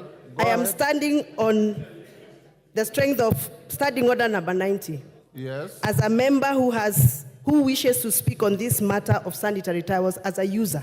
That's yourself? Yes. You are out of order. Take your seat. If you had in the morning the Honorable Tenda Molo, although he did the right thing wrongly, when you challenge somebody take your seat, under standing order 91, you're challenging the member on the floor who has pecuniary interests, not on the basis of your own pecuniary interest. Go ahead. Thank you, Honorable Speaker. Honorable Speaker, I was saying 2 years ago, unga, when we speak about the cost of living, unga was at a high of 260 shillings. Today, unga is at a low of about 100 shillings, Honorable Speaker. Honorable Speaker, our exchange rate, the Kenya shilling to the dollar, almost a year ago, it was at a high of 162 shillings. Today, it is at a low of 128 and still going down, Honorable Speaker. Courtesy of the right economic policies, courtesy of pursuing what is right rather than what is popular, Honorable Speaker. Honorable Speaker, in the past, we have suffered what was described as state capture, Honorable Speaker. This bill, Honorable Speaker, in a big way addresses the question of state capture. Honorable Speaker, there are companies in this country that have survived largely on what is called tax expenditure and manipulating the system around tax expenditure, Honorable Speaker, especially around the question of VAT refunds. This bill, Honorable Speaker, is addressing the loopholes that bedevil our country through people who are well connected, who use the system to beat the tax system, Honorable Speaker, exploiting tax refunds to make bigger profits for their companies, Honorable Speaker. Honorable Speaker, speaking to state capture, Honorable Speaker, we built an SGR infrastructure over 10 years ago. You have 1 minute. You would be shocked today, Honorable Speaker, there are people who are still claiming tax deductions around buildings that were done with the SGR. This bill is bringing to an end from the 1st of July those deductions courtesy of the SGR, Honorable Speaker. And therefore, I know there are people who have mobilized because they have been benefiting from the system, Honorable Speaker, hiding behind civil society, funding civil society, Honorable Speaker, and the civil society, Honorable Speaker, mobilizing negative propaganda against this bill. I want to implore our members, do what is right, do what is good for the economy, do what is good for your generation, future generations, Honorable Speaker, what will secure our nation's economy, not that. Your time is up. Nabii Nabwera. Nabii Nabwera.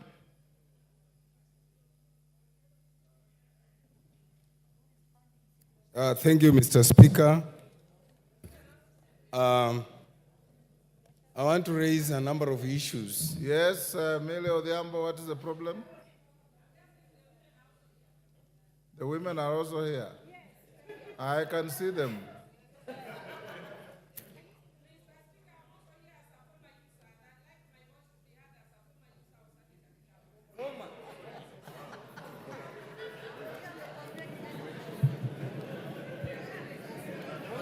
Mr. Speaker, Mr. Speaker. Yes, order, Nabii. Yes, Gichungwa, what is the point of order?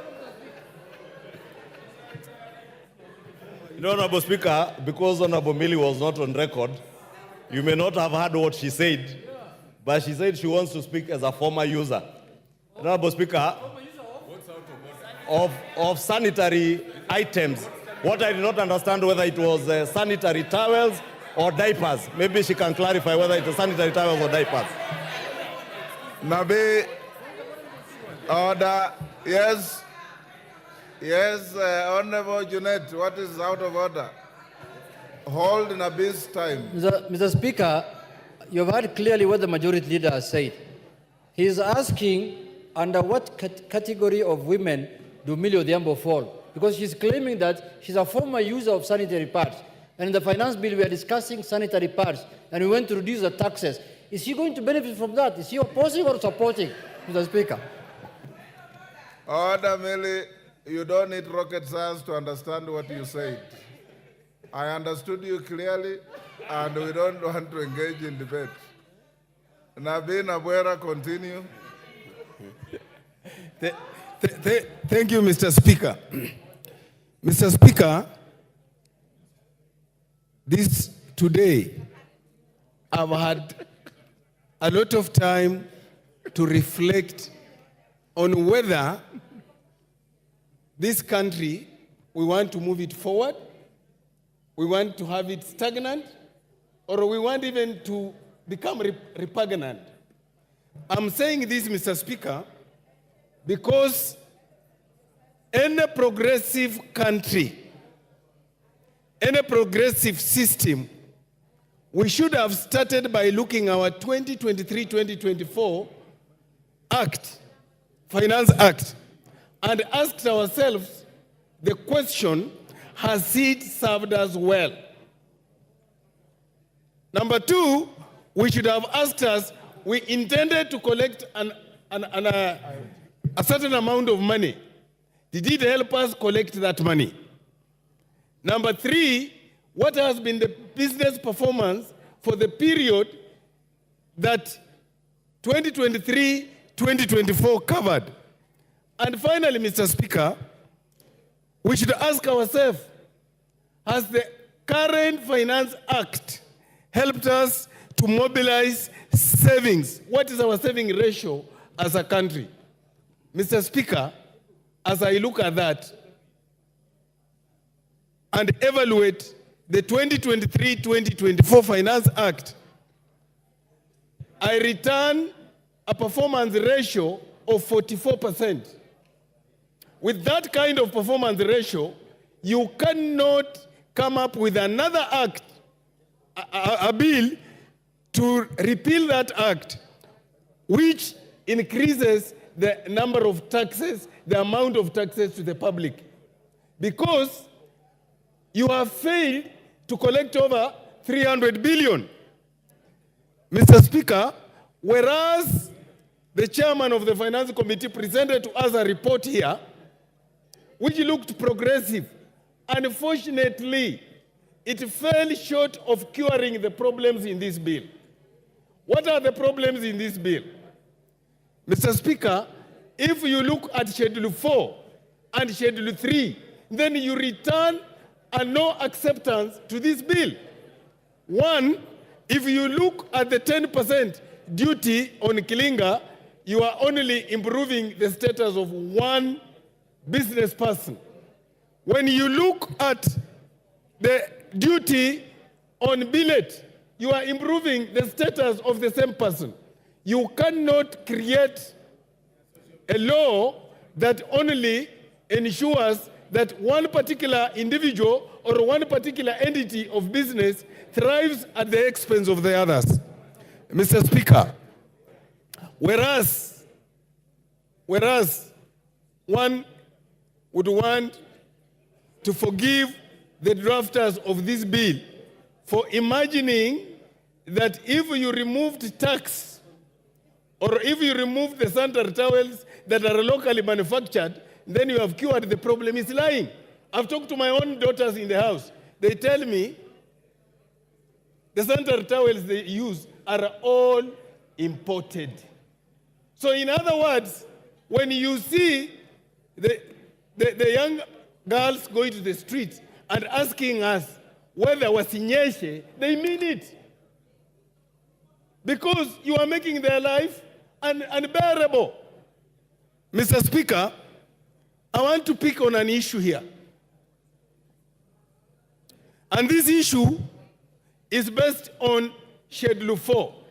If you look at all the taxes under Schedule 4, on telephone, on all those things there, they are meant to help improve businesses.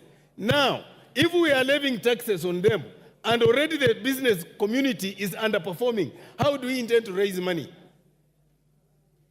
If this country cannot mobilize savings, then we rather shut up and close it. I'm asking the drafters of this bill, and Chairman, with due respect, if you wanted to help us as a country with all those changes you made, they were fundamental, then the bill loses its original form. Then you should have withdrawn the bill and given us another bill. Mr. Speaker, I oppose. Dorothy Ikiara. Dorothy Ikiara. Thank you, Mr. Speaker. Mr. Speaker, on the outset, I say I support this bill. And Mr. Speaker, I was seated here in the House and I participated actively in passing the budget and appropriation bill when it was presented before this House. Honorable Speaker, we did come up with a lot of issues because, Honorable Speaker, we promised Kenyans on very many pledges when we were being elected. And inside this House today, Honorable Speaker, each and every member did give pledges. And we know what that means, Honorable Speaker. We promised the electorates good roads. We promised them medicine in the hospital. We promised them proper education for their children. And Honorable Speaker, this informs us of where we are today as a country. Honorable Speaker, since Kenya faces both a fiscal deficit and a budget deficit, the finance bill serves as a key legislative tool for the government. It combines revenue enhancing measures with expenditure rationalization as a strategy to manage and reduce these deficits. Honorable Speaker, for the first time, a finance bill is similar to the medium-term review, and this is better for our country in terms of consistency and planning. This finance bill today that we are looking at, Honorable Speaker, is people-centered, I'm saying this, Honorable Speaker, because I personally participated when the Finance Committee, led by the very able Chair, Kuria Kimani, was going around seeking public views on what they had proposed in the budget. Honorable Speaker, and it is for this reason that after the recent passively to the citizens of this country, they did come up with a laughter of changes that are all in favor of the citizens of this country. Honorable Speaker, aside from the key highlights which the Finance Committee addressed, some of these proposals that they had proposed initially have now been dropped. Key is 16% VAT on bread. Honorable Speaker, they resent to the members of public and it is not there anymore. VAT on transportation of bulky things like sugarcane, they resent to the citizens and they removed. No increase in the mobile money transfer. Honorable Speaker, yesterday as I was passing through one of the streets in Nairobi, I had members, I had the people who are shouting, the citizens of this country who are severely misled that mobile money transfer will not be removed. Honorable Speaker, I want to say the committee resent to the citizens, and this is one of the things that was removed, Honorable Speaker. Excess duty on vegetable oil, edible oil, is no longer there, Honorable Speaker. Then, Honorable Speaker, as the majority leader has alluded to, what this bill has tried to do, Honorable Speaker, it is to promote the local manufacturers.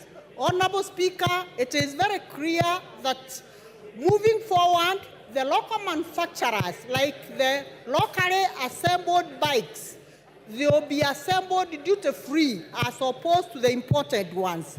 Honorable Speaker, we have also another very good advantage that the e-team has been excluded from farmers and small businesses who have a turnover below 1 million. And Honorable Speaker, this is a clear manifestation that this government is a bottom-up government as we had promised the electorates. Honorable Speaker, I want also to unveil the key achievements, Honorable Speaker, in this bill, especially for the employed Kenyans, Honorable Speaker, where the allowable pension has been extended from being taxed from 20,000 to 30,000. This is an achievement for our workers and the salaried people, Honorable Speaker.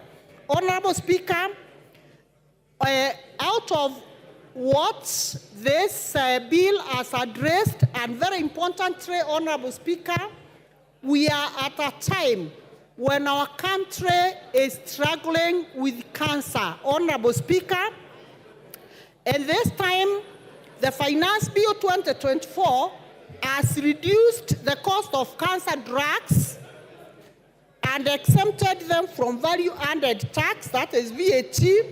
And this initiative, Honorable Speaker, is designed to alleviate financial pressure on patients and enhance access to medicine, cancer medicine, Honorable Speaker. And we are doing this when the country is struggling with increased cancer cases. I want to pinpoint a place like Meru County where cancer is on the rise, Honorable Speaker.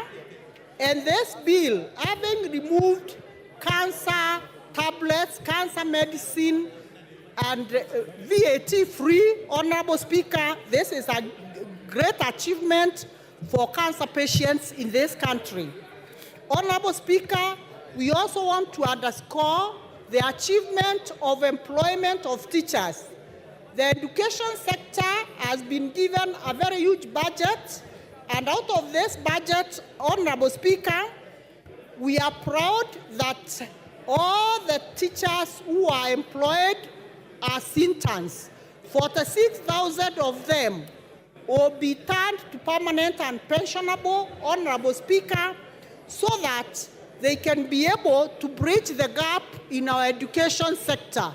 Honorable Speaker, we know too well investment in human capital is the one single investment that every progressive country must make. Honorable Speaker, education is very key in ensuring that we become globally competitive amongst our equals, Honorable Speaker.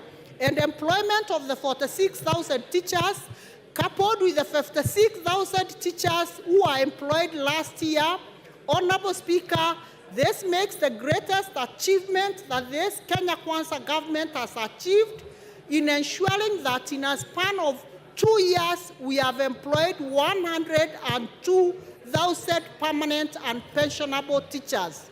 On top of that, Honorable Speaker, there is another cohort of the 20,000 who will equally be employed on temporary or internship, Honorable Speaker. And Honorable Speaker, this is an achievement that we must all loud and welcome, because our youth, whom we promised jobs during that time of campaign, they are getting jobs and being absorbed in various areas. Honorable Speaker, I want also to say this Financial Bill 2022 includes provision to support individuals with also chronic diseases. Honorable Speaker, by establishing the emergency kitty, the SHIP, Chronic and Critical Illness Fund under the new Social Health Insurance, this fund will cover treatment. Honorable Speaker, it is evident that a majority of people who suffer from chronic diseases, they go through a very difficult moment. And this Bill 2024 has been able to cure this. Therefore, Honorable Speaker, I strongly support this Finance Bill 2024, and I support. Thank you, Honorable Speaker. Thank you, Dorothy. Millie Odhiambo. Thank you, Mr. Speaker, for giving me this opportunity. Mr. Speaker, I wish to start by saying that one of my favorite books is Good Girls Never Get the Corner Office. Mr. Speaker, this is in response to what you are telling me earlier in the morning when you are urging me to be a good example to the girls, the younger ones who are doing their first term. Mr. Speaker, if they are good girls, they'll never get corner office. Be as bad as Millie Odhiambo, you will be the mother of this house. I am a bad girl, and as a bad girl, I'm here serving my 4th term. So do not be cheated like the African culture where you are told have decorum, dress nicely, be kind, be nice. I'm telling you, you will go nowhere. Be a bad girl like me and you'll get somewhere.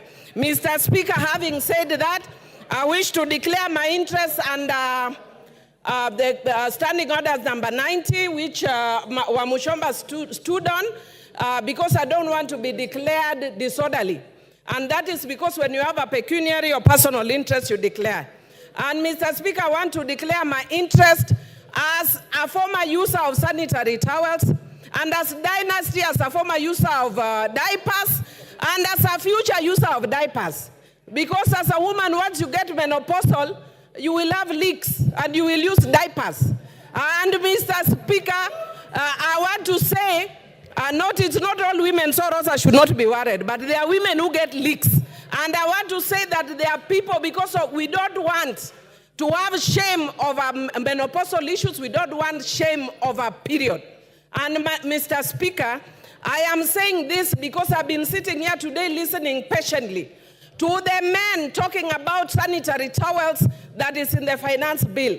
And they are speaking with authority. If we wanted to save money, the way the finance committee has done, and want to tax anything else, go and tax men innerwears. Go and tax men innerwears. Don't speak on our issues as women. Let us be the one to speak about sanitary towels.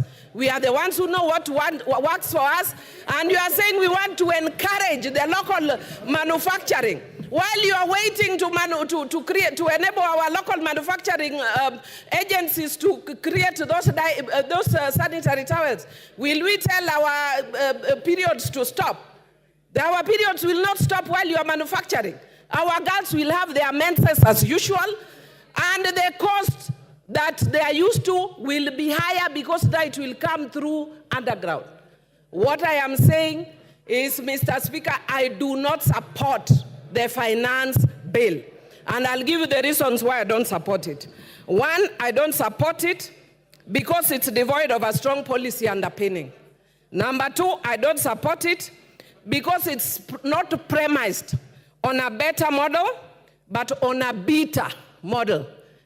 The KK government told us that their things are premised on BETA, but increasingly we are seeing it premised on BITTER, beta model. That's why I'll not support it. And Mr. Speaker, the other reason I will not support it, it's because it encourages opulence. Look at how much money I have. Look at the price of my watch. It have a 5 million watch, and I'll explain why, Mr. Speaker. So do not be in a hurry to ask me to explain. I'm going to explain. Mr. Speaker, number one, the one I've talked about, the tax system that is devoid of a strong policy underpinning or premised on a flawed policy underpinning. I will give you the example of the eco-levies, the eco-levy that seeks to strike a balance between the economy and ecology but fails miserably to do that.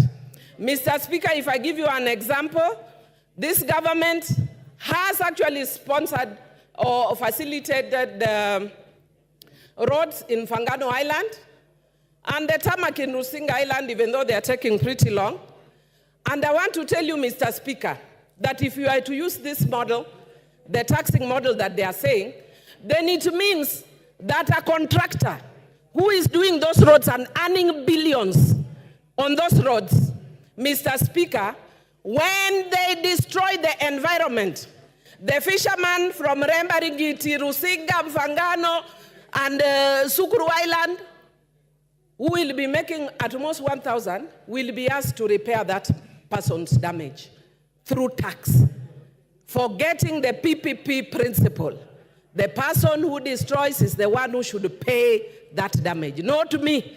The fisherman of Omena making 1,000, you are expecting me to pay the tax of a person who is earning billions doing that road. I do not support this tax. Mr. Speaker, I can give you another example. Mr. Speaker, the second example I'm going to give is on the issue of the smartphones again. And I want to thank Honorable Rachel Nyamai, who actually said that one of the ladies that she's sponsoring her education, when she talked to her, the lady told her, I'm here doing TikTok. And we do not actually seem to understand how that relates to this tax. Now I'll tell how it relates to this tax. Mr. Speaker, if you are taxing digital content, Mr. Speaker, this girl has gone to town. I can tell you after this, Rachel Nyamai, myself, and others will be on TikTok. The girls will be imitating us on TikTok. And they will be making money imitating us on TikTok. And then under this tax, you are telling them we are taxing you, TikTok. Why? They are doing that because there are no jobs. They have become innovative and look for their own jobs. And after they have got their own jobs, an industry that has not solidified, like teaching, like law, we want to kill that industry that is helping our young people. That is why the Gen Zs were on the streets. And Mr. Speaker, I'm so thrilled that I was shown a photo of a young girl who looks like me, and some people were saying, Millie, we can see you are here now, you can retire. And I wish she was in my constituency, I would have retired tomorrow. And Mr. Speaker, yesterday, my own niece, who I am the one who was raised since she was in primary school, she's lived in my house. I was with her. And I tried all means to try and divert her attention from what was going. How she managed to sneak in, and this morning she's telling me, and Mr. Speaker, before I got to what she was telling me, I told her, can I give you a lift to town? She told me, no, Auntie, I cannot be associated with members of parliament. Your generation, you have messed this country. We have to fix it. Gen Z. If we do not take Tuesday, Super Tuesday, as a wake-up call as a country, I don't know what else will take up as a wake-up call as a country. And I want to tell the president, who I served with in the same committee in parliament, who was my classmate in the university, fire those guys that you have hired who are giving you economic advice. They are not helping you at all. How do you even imagine bringing something like taxing bread, even if it is as a joke? That is a joke carried too far. That is a joke carried too far. You can crack those jokes elsewhere. You can find a situation where the young people have burned the country based on your joke. Try those jokes elsewhere. Because Kenyans are suffering. Kenyans are tired of being taxed. And if we cannot listen to the Kenyans who are tired of being taxed, we have no business being in this house. We must listen to the Kenyans. And I want to say that you have done well in trying to deal with some of those issues. But there are still very many that are still here, Mr. Speaker. Because we have a short time, I may not mention all of them. But I want to say, like, for instance, the eco-levy. We are talking about trying to be environmentally friendly. Yet the things that we are taxing, we are not doing exactly that, Mr. Speaker. And we are taking away jobs of young people by the tax. Look at the increase in fuel. We are taking with the right hand. We are saying we are removing the tax with the right hand and adding with the left hand. Mr. Speaker, I had a lot to say about this, but I can see my time is almost up. And what I can see on my side, they want to add me. But I want to say that because of time I may not speak, but I just want to urge the president, fire the guys who are around you, listen to Kenyans. I was speaking to some of my colleagues here. Thank goodness I've been here for a long time. I was speaking, Mr. Speaker, if you could humor me by just giving me 1 minute, and I'll conclude. Conclude. Thank you. I appreciate. Mr. Speaker, I was speaking to some of my colleagues here, and I will not mention their names. About 3 weeks ago, they know because I talked to them yesterday, and I was telling them, your ground is getting terrible. And they told Time up. Pukose Robert. Your time is up, Millie. Take your seat. Order, Angela. Mr. Speaker, I'm standing under Standing Order 97-3, as read together with 1. Honorable Bowen had requested that, this is a very important bill that the Kenyans are watching, and they want to hear what their members of parliament are saying about this, and whether they have listened to their issues that they have raised about this bill. So will I be in order to ask that we reduce the time to 5 minutes, no, even up to tomorrow, to 5 minutes, so that each member, we are 349 members. If each of us was to take 10 minutes, it would take us up to 2 weeks from now. Yeah? 3 months. Surely, we should be fair so that everybody can make a contribution to it. I have not contributed. And I've been here since morning. Yeah? Yes. So I start with me to have 5 minutes. Order, honorable members. Earlier on in the morning, member for Marakwet, is it East? Bowen Kangoko raised the same issue. Now it's popping out again. Are we comfortable with 10 minutes or we reduce to 5 minutes?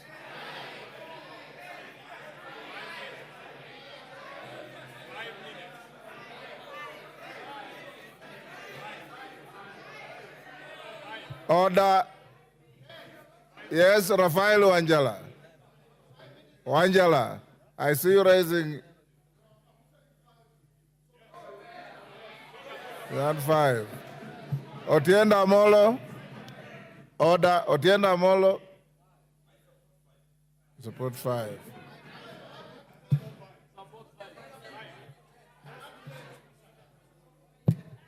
Order, honorable members. I will put the question. Will those who want the time to be reduced to 5 minutes say aye? Aye. Will those who want to retain 10 minutes say nay? The ayes have it. Okay, because order, honorable members, and I think order. I think it's only fair and just because my screen is bursting with requests. So in 5 minutes, you know, my teacher used to tell me, if you can't make your point in 2 minutes, you are unlikely to make it in 30 minutes. Thank you. Yes, Thank you, Honorable Speaker. Honorable Speaker, I stand to support this finance bill with amendments. Having listened to the people whom we represent, having complained about VAT on bread, having complained about the 2.5% tax on the vehicles, having listened to them that we want to create jobs for our people. Honorable Speaker, I want to thank the committee, and I want to tell the public that the committee is made up of members from both the opposition and the government side, or the minority and the majority. So this bill was not made by Parliament. It was done by the executive and it's been brought to the House. Your members of Parliament have listened to what you wanted to be amended.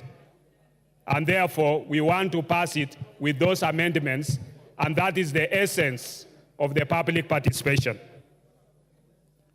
This bill was brought to the public participation, and it goes through the process. Honorable Speaker, when you listen to people outside there saying, reject the bill, this bill is also important because it has to raise part of the revenue to finance what the public requires from the government. And because it has to finance that, as we speak today, we've raised the money for counties to 400 billion.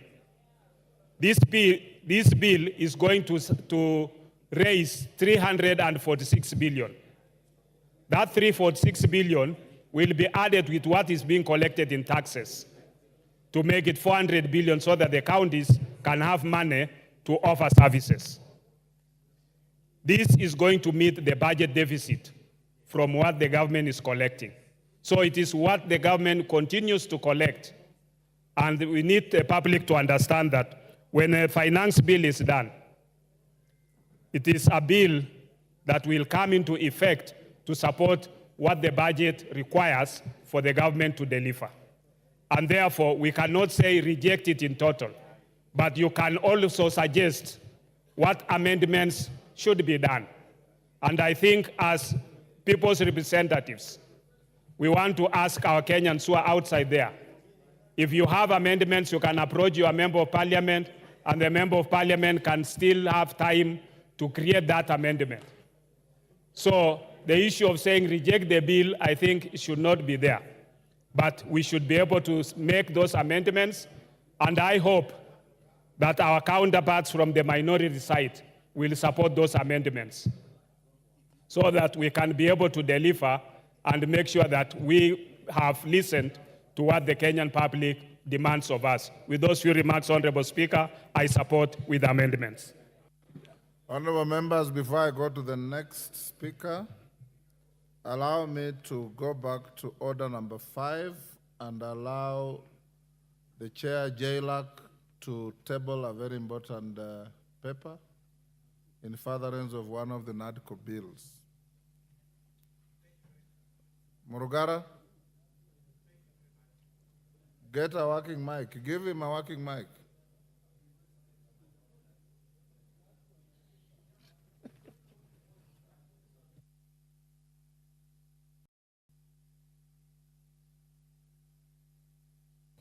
Back by seat. Yes, thank you. Thank you very much. My young son here must be advised that he should not make use of his father's seat. Honorable Speaker, I beg to lay the following paper on the table of the House today, Wednesday, 19th June 2024. Report of the Departmental Committee on Justice and Legal Affairs on its consideration of the Senate amendments to the Independent Electoral and the Boundaries Commission Amendment Bill National Assembly Bill number 10 of 2024. Thank you very much, Mr. Speaker. Thank you. We go back to the bill. Makali Mulu.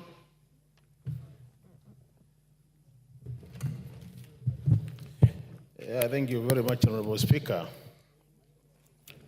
Honorable Speaker, I want to confirm that I've taken time to read through the bill itself and the report, which is 389 pages. Honorable Speaker, the idea of using 5 minutes is good, but I think it also discourages some of us who take time to read some of these reports.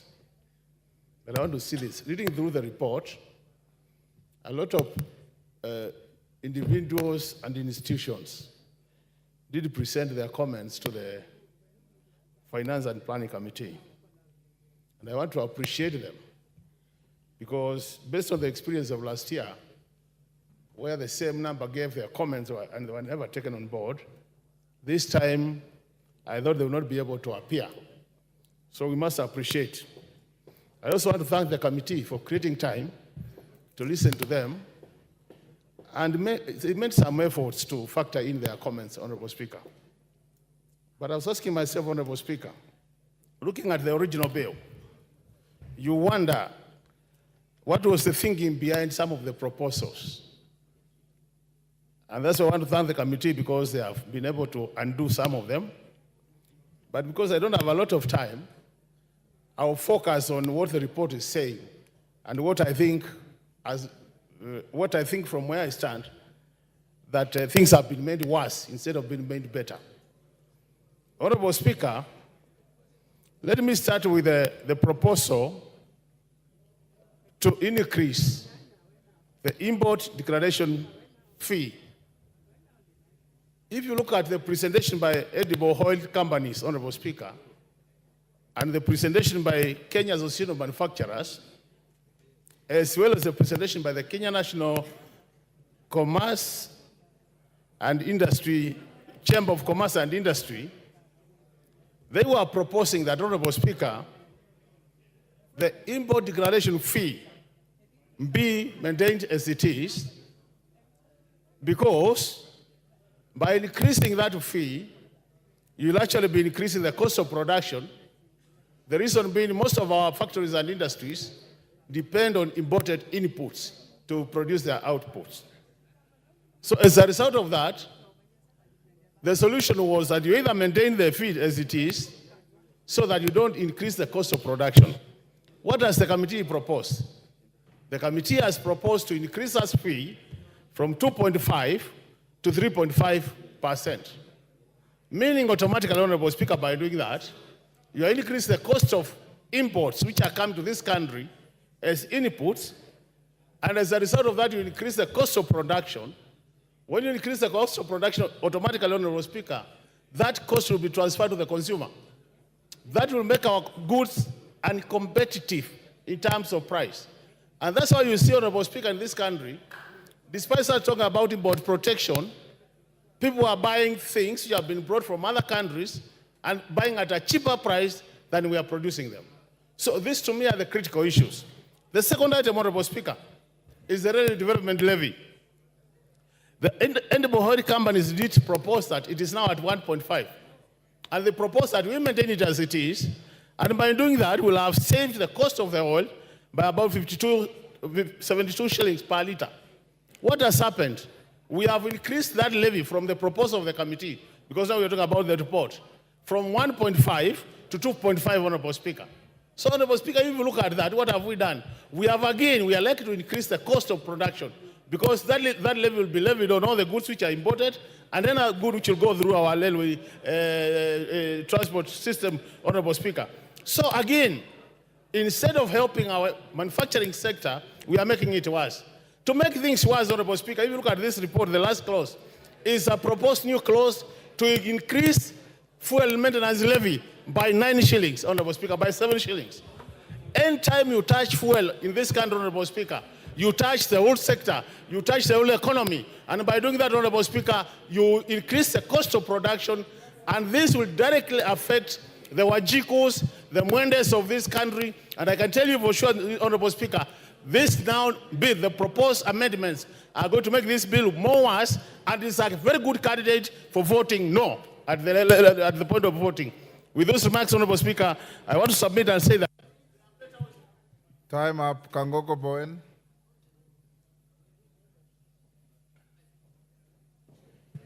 Thank you, Mr. Speaker. And Mr. Speaker, I want to stand to support the finance bill.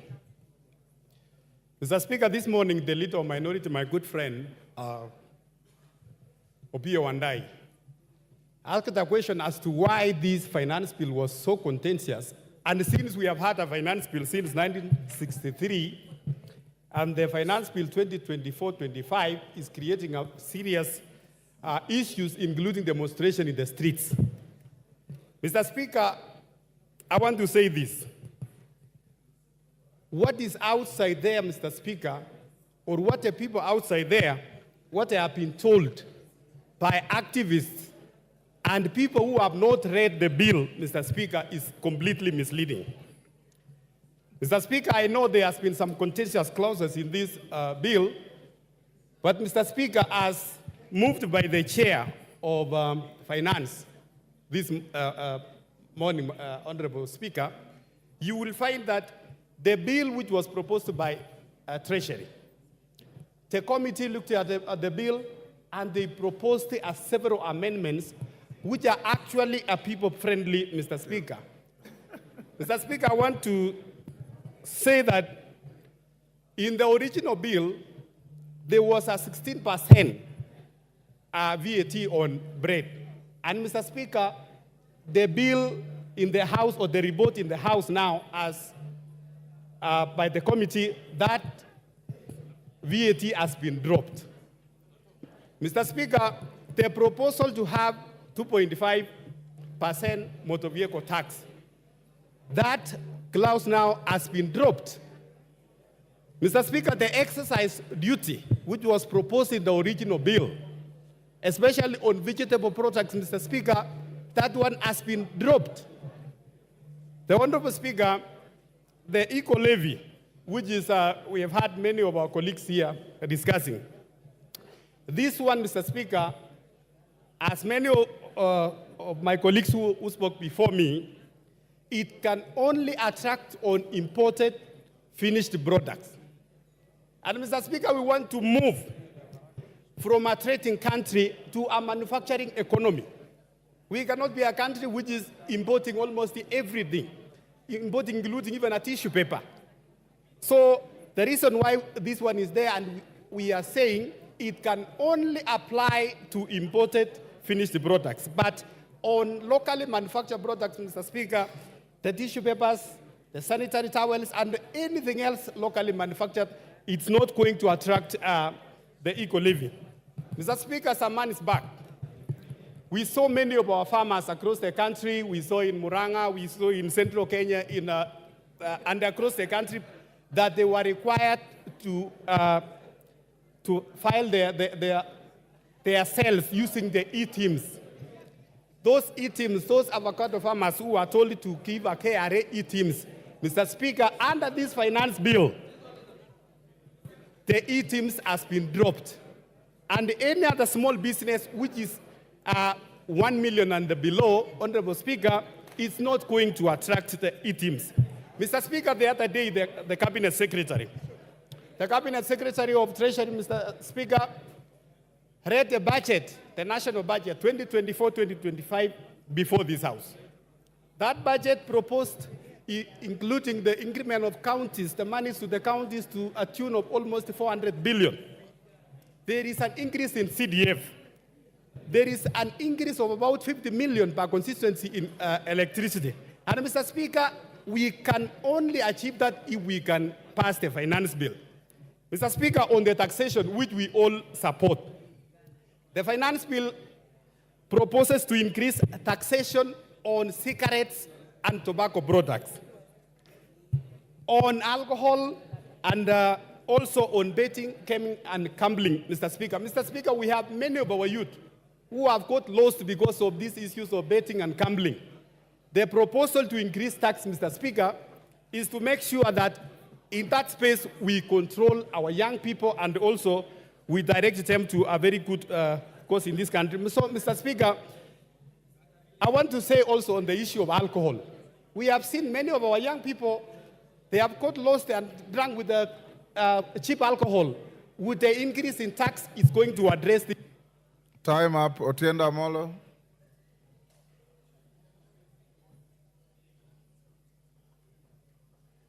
You'll get. Give him the mic. Thank you, Mr. Speaker.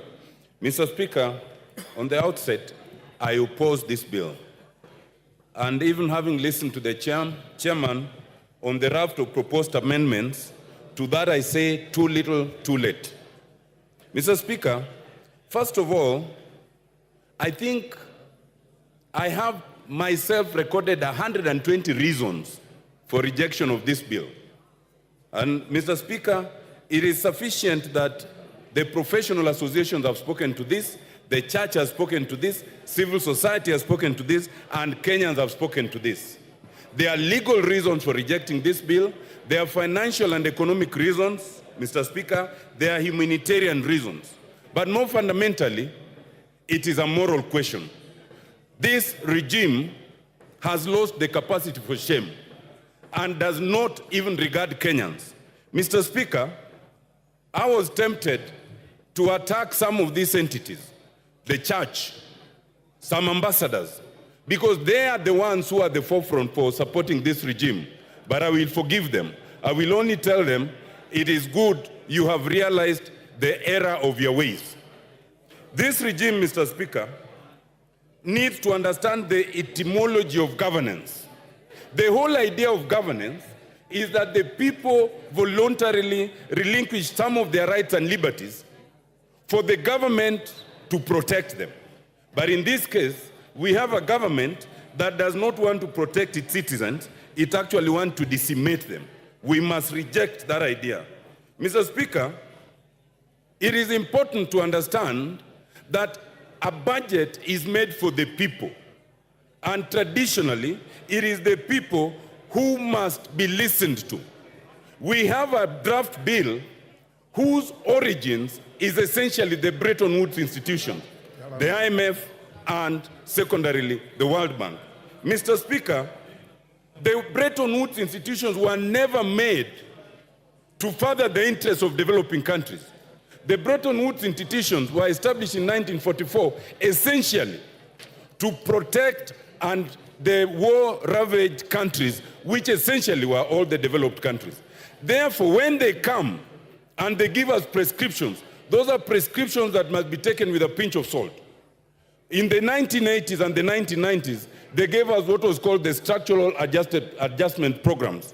It is only when Kenya, like other countries, rejected those subs that we started going somewhere.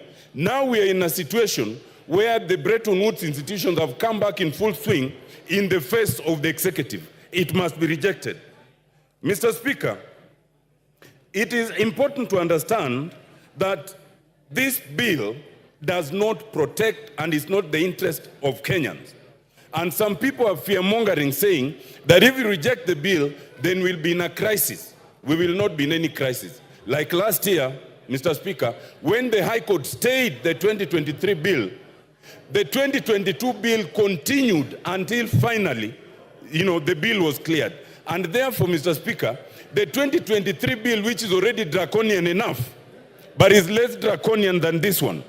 Let us reject this bill. The 2023 bill will continue, and let us have a bipartisan approach to budget making so that we can sit down and agree on the basic minimum that must be included in that budget. Mr. Speaker, I reject and I oppose. Thank you very much.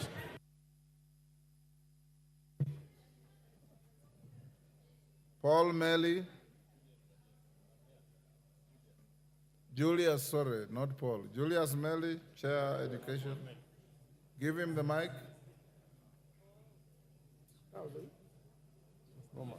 Thank you, Mr. Speaker. Mr. Speaker, from the onset, I rise to support this bill. Mr. Speaker, This bill is quite progressive, and I want to ask members who have opted not to read the report, and I think as part of the parliamentary procedures, Mr. Speaker, you gave your guidance that every other bill that is tabled in the House procedurally goes to the committee, and the committee did its work very diligently, led by Honorable Kimani Kuria. They went down and met the public. They met the stakeholders. They met all the Kenyans who actually gave their suggestions to this particular bill. Honorable Speaker, as we debate this particular bill, we need to know that as the bill stands now, Honorable Kuria and members of the budget of planning committee, that is a committee, have made a raft of proposals on amendments that are very progressive, very important, and in fact, certain issues that are being discussed by members in this floor are not part of what the committee recommended. But the committee recommended a number of things. That one, taxation of certain nature. For example, let me just give an example of the deletion of certain clauses. Clause 124 on motor vehicle tax. Previously, the bill, when it was tabled in the House, Mr. Speaker, had made proposals on motor vehicle taxes, the bread tax, and many others. But the committee, in its wisdom, and having had the Kenyans, and having had the stakeholders, actually deleted most of those clauses. That the members opted to address the public and Kenyans as if the committee has not made its report in the House is not good, Mr. Speaker. Mr. Speaker, let me just go down and enumerate why I support this bill. That clause 23 is actually on the issue of athletes. There was a proposal to tax the income by the athletes. The committee went ahead and deleted that and asked that athletes be incentivized and be allowed, and their monies they earned actually will give an income to this country. On the issue of eco-tax, a lot of imported items have actually been taxed to protect the local manufacturers. And this has been said all the time by the Kenya Association of Manufacturers, the Kenya Private Sector Alliance, that the local manufacturers need to be protected against the large, well-established companies which can actually flood our markets. And in so doing, we are not exporting the jobs. When we buy from foreign countries, and Mr. Speaker, I would just want members to know this, we are actually exporting jobs to those nations. We are actually exporting money. And that is why, from last year's finance bill, we have been able to stabilize the issue of foreign exchange. We have also been able to bring the inflation down. Mr. Speaker, when you look at clauses 34A, 1 and B, the committee proposed to actually delete even taxes on aircraft spare parts and many other things. This is actually the reason why Kenya is a hub in this region, where most of the countries in the region always do their maintenance and servicing of their aircrafts in this country. Clause 45 up to 48 introduces the eco-levy, and this one is actually to make sure that imported material from other countries are actually taxed, and this is actually to safeguard our climates and also to ensure that the way we dispose issues like phones and even tires. And in this same clause, Mr. Speaker, we have the issue that the motorcycles, the wheelchairs, tires, and everything else are exempt because these are Kenyans of low level who are going to use this. So as we speak, Mr. Speaker, this bill is very important. It is serving this country very well, and therefore I support. Thank you, Mr. Speaker. Thank you, Melly. Who did I want? John Bardi. We have reduced time to 5 minutes. All of you will have an opportunity. Thank you, Mr. Speaker. Mr. Speaker, I want to start by saying that since President Ruto took over power, I've never been to State House. I don't intend to. I have never had a one-on-one meeting with him, so the only forum I can use is this one, to tell him what I think he needs to do.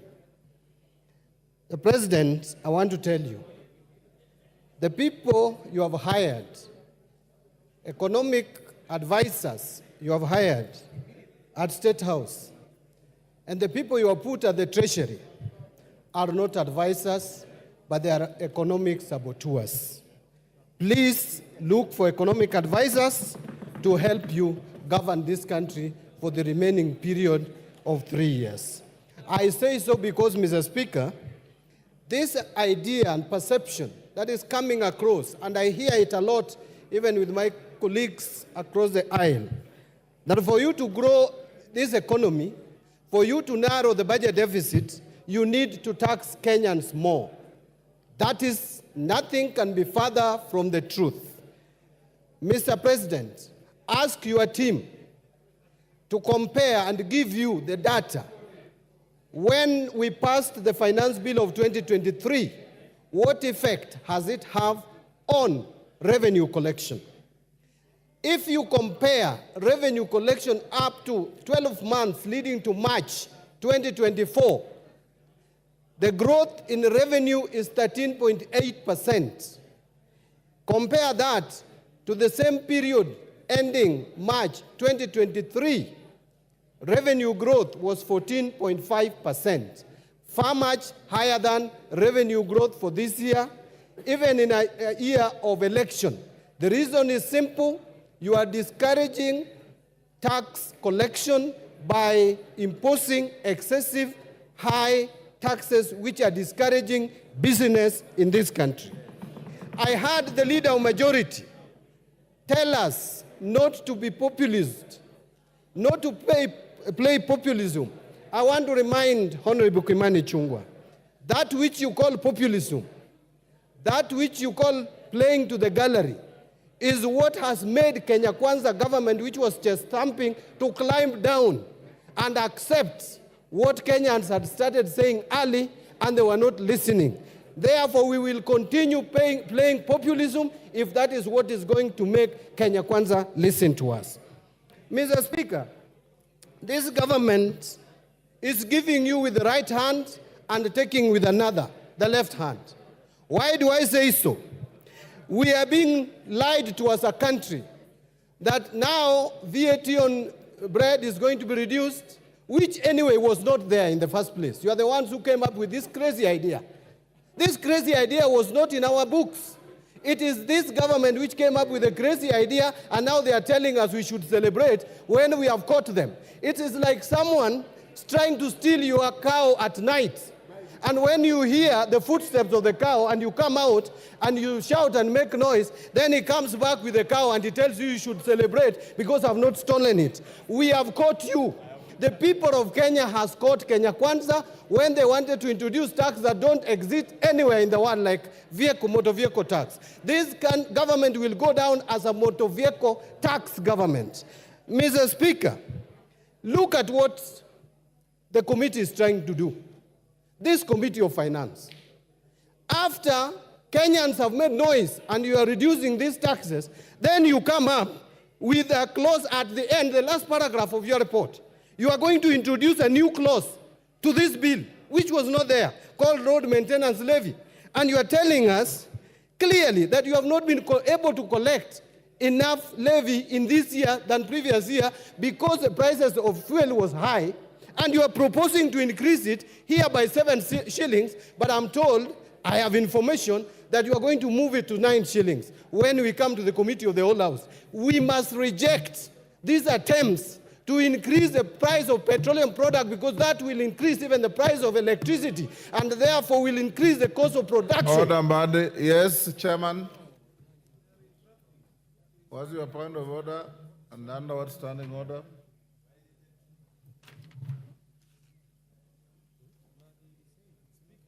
Give him the mic.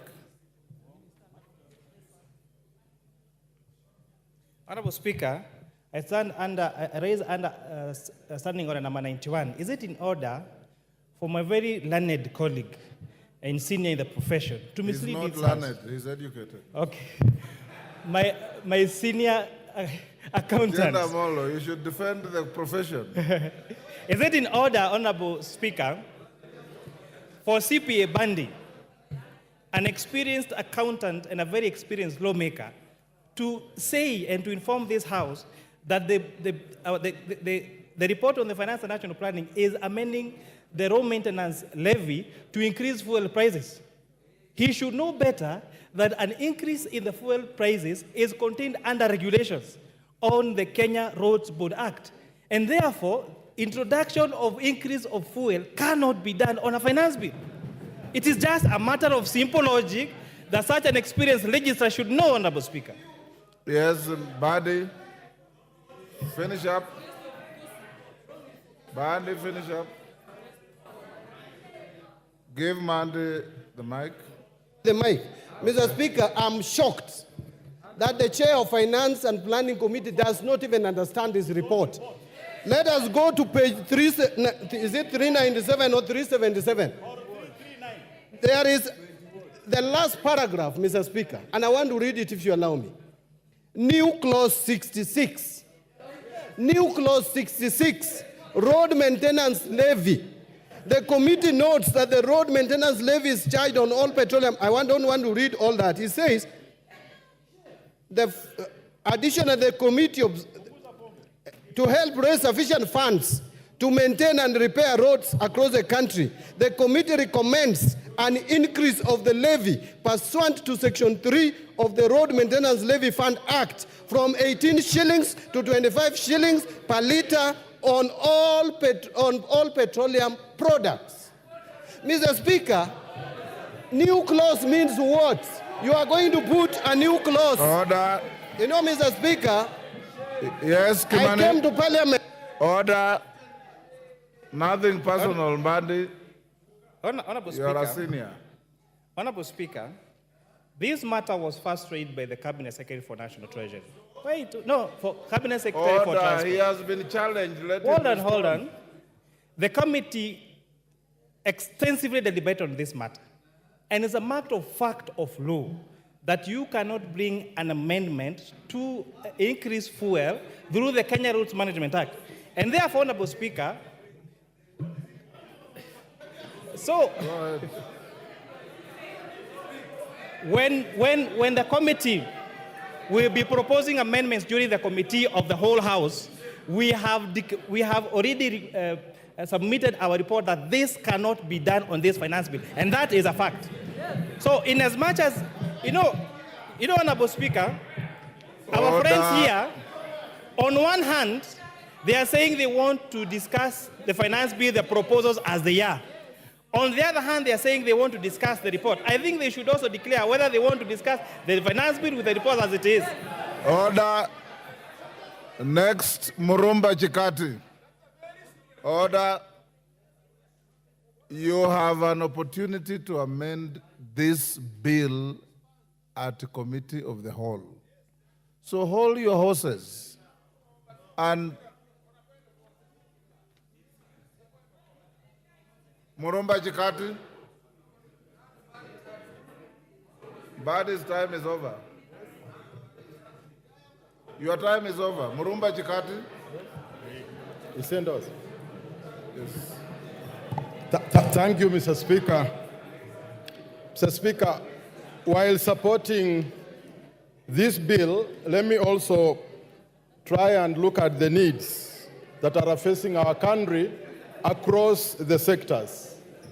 Mr. Speaker, one of the biggest challenges and why I support this bill. Yes, order, Chikati. What is out of order, women rep for Migori? Mr. Speaker, Under what standing order?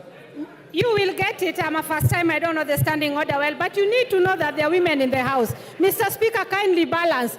If you can't see us, we can walk around. You'll be seeing that there are some female figures in the House. Are you alleging that Millie Odhiambo is not a woman?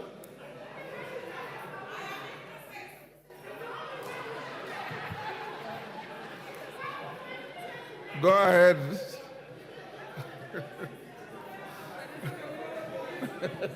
Yeah? Chief?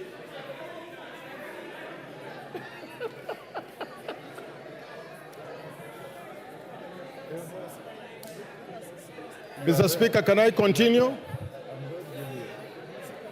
Thank you.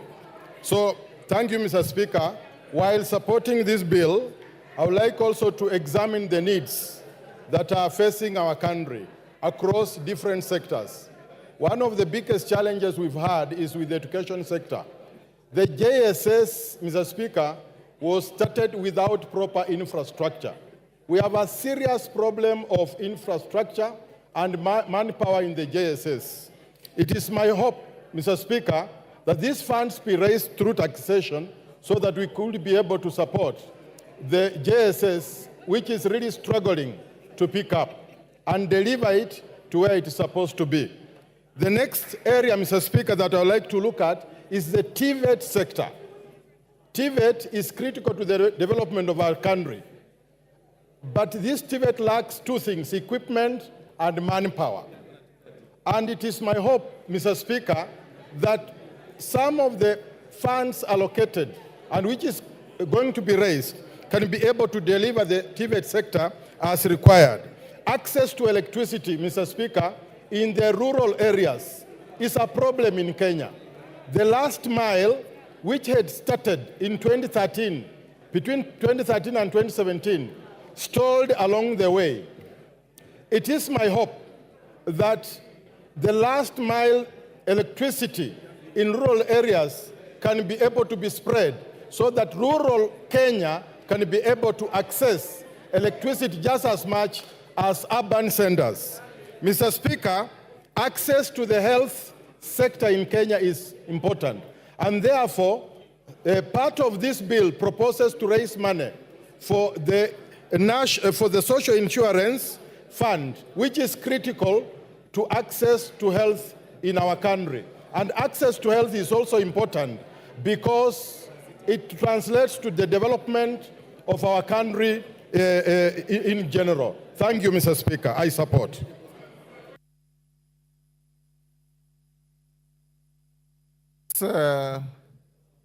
Chikatu, you finished? Yes. What's your point of order? Sorry, I was consulting with the chairman. Mr. Speaker, there seems to be a serious level of misrepresentation in the documents that we are looking at. And we trusted that the report by which we are comparing the debate on the bill is accurate, is honest, and is straightforward. It has transpired by the words of the chair of the committee, who has signed the document, that the document did not bear this issue on RMLF. Now, Mr. Speaker, all of us have come here with good faith, and we want to debate this thing in the best of faith as we can. We have even accepted that these issues, although they are going to come in future, in fact, it is like we are anticipating debate, but we have accepted that the chair of the committee will do what is honorable, which will be to make these amendments at the committee stage. But if with this serious misrepresentation, if you work out the maths, you are talking about billions as arising out of that element of raising 9 shillings on RLMF. Now, do we still have good faith that we are dealing with a report which will end up in changing what people are saying out there? Or is it that we are debating this bill, and when we come to the committee stage, then we will be faced with different things? Thank you. Mr. Speaker, please attend to that so that we can have a debate which is correct and forthright in the House. I hear you. Mishimbogo. For the point, Kajwang, I hear you. Mishimbogo. Asante sana Mheshimiwa Spika. Mheshimiwa Spika, kwanza niwapatie kongole wa Kenya kwa kusimama kidete na kuweka kilio cha haki katika mswada huu wa fedha. na niweze kusema kama ulivyosema, tunazungumzia ripoti na tunazungumzia pia mswada wenyewe. Na katika ripoti imezungumzia haswa ya kwamba wataweka kifungu 66 waweze kuongeza pesa ile ambayo itakuwa inatoka katika mafuta kutoka shilingi 18 mpaka shilingi 25. Na tunasisitiza hapa ya kwamba jambo hilo halitafanyika, na tukifika Committee of All House jambo hilo lisiweko, kwa sababu iwapo itaongezwa basi itakuwa yale yote ambayo yamerekebishwa ni bure, kwa sababu ukiongeza mafuta umeongeza uchukuzi, umeongeza mambo ya kutengeza bidhaa, umeongeza kila kitu, yale yote itakuwa ni bure. Jambo la pili, Mheshimiwa Spika, hata sisi kama Wakenya iwapo tunataka kukimu bajeti yetu, haiwezi kuwa njia ni moja tu ya kuweka ushuru kwa Wakenya ambao ni walala hoi na wamefuka ukutani. Lazima tubadilishe mbinu, lazima tuwe na mbinu mbadala ya kufufua viwanda, ya kujenga viwanja na kutafuta njia ya kupata mapato ya taifa letu la Kenya kupitia rasilimali nyingi ambazo tunazo katika taifa la Kenya. Mheshimiwa Spika, niweze kusema pia haya mambo ya mazingira, kuongeza kodi ya mazingira, na tumezungumzia ya kwamba sodo na nepi kuwa zinapatikana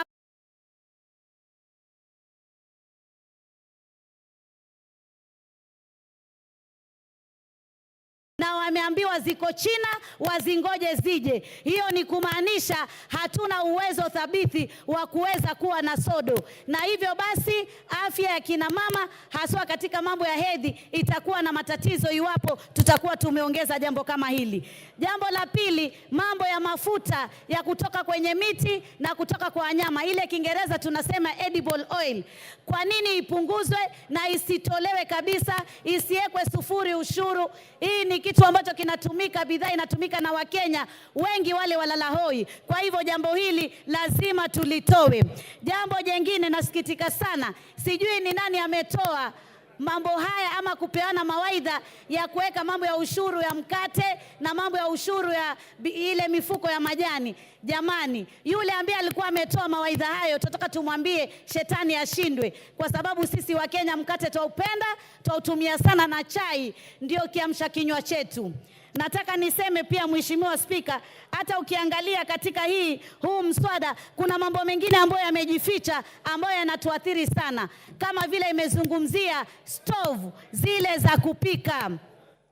Stovu zile za kupika ni stovu ambazo Wakenya wengi ambao hawawezi kununua meko za kutumia gesi wanatumia stovu, na hizo pia zimeongezwa ushuru. Ukiangalia tunapigana na janga la malaria, leo tunaambiwa ile tunaita Kiingereza mosquito repellent, ama ile dawa ya kujipaka ili kusudi watu wasiumwe na mbu na kuleta malaria, yes, pia imeongezwa ushuru. Order, Millie Odhiambo, what is the issue? And our standing order? Mr. Speaker, understanding order 1.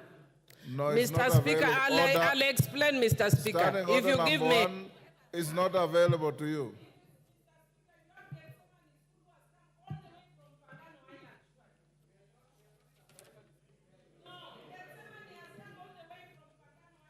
Millie, I have the school here and I'm going to acknowledge them, if that is what you want to raise. And it's out of order for you to shoot into the debate on finance bill to mention a school from Mfangano. Take your seat. Take your seat. Mheshimiwa Spika, bidhaa zile ambazo zinatoka nje ambazo tunasema tutaziwekea ushuru, lazima tuwe waangalifu, tusije tukaweka ushuru katika bidhaa za kutoka nje ambazo sisi kama taifa bado hatujatengeza viwanda vya kutosha, kama zile clinkers. Sasa hivi tunajenga manyumba ya bei nafuu na tunatumia material nyingi sana, na hivi basi hatuna viwanda vya kutosha vya kutengeza bidhaa kama hizi. Kwa hivyo lazima tuangalie wakati mwafaka ambao tunaweza kuongeza ushuru kwa bidhaa za kutoka nje, wakati tumetimiza na tumekuwa na uwezo kama taifa la Kenya. Vile vile pia nataka niseme ya kwamba mambo ya magari, ambapo magari tulikuwa tunaambiwa ya kwamba ni mapato, na tulipoambiwa ni mapato ya kwamba tuweze kutoa ushuru. Nataka kusema magari si mapato, Magari ni ile tunasema asset kwa Kiswahili, rasilimali, na huwezi kumtoza mtu ushuru katika rasilimali. Jamani, tupunguze matumizi ya kiolela katika maofisi yetu. Ofisi ya naibu wa rais inataka kufanyiwa marekebisho, mabilioni ya mapesa. Ukiangalia bei ya kununua hiyo ofisi na bei ya marekebisho ni tofauti sana. Lazima tuangalie ufujaji wa pesa tuweze kusaidia taifa la Kenya, lakini tusitegemee mambo ya ushuru peke yake tukaona tunaweza kukimu bajeti yetu. Nataka niseme sisi kama Wakenya tuendelee kusimama kidete, tusingoje wanasiasa tunapoona mambo yanatukwaza, haswa haya ya kiuchumi. Tusimame sisi wenyewe kidete tuweze kusikia sauti zetu zikizungumziwa. Jambo jingine ambalo ningetaka pia kuzungumzia, niseme ya kwamba tuweze pia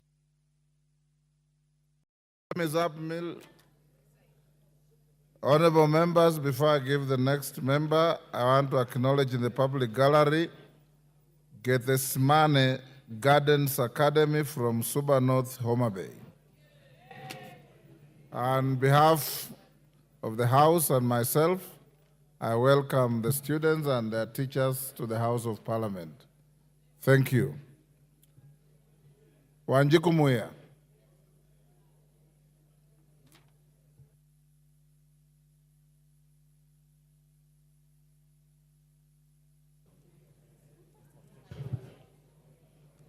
Thank you, Honorable Speaker. I stand to support the Finance Bill 2024 because the proposal from Nyandarua County and Kipipiri have been heard.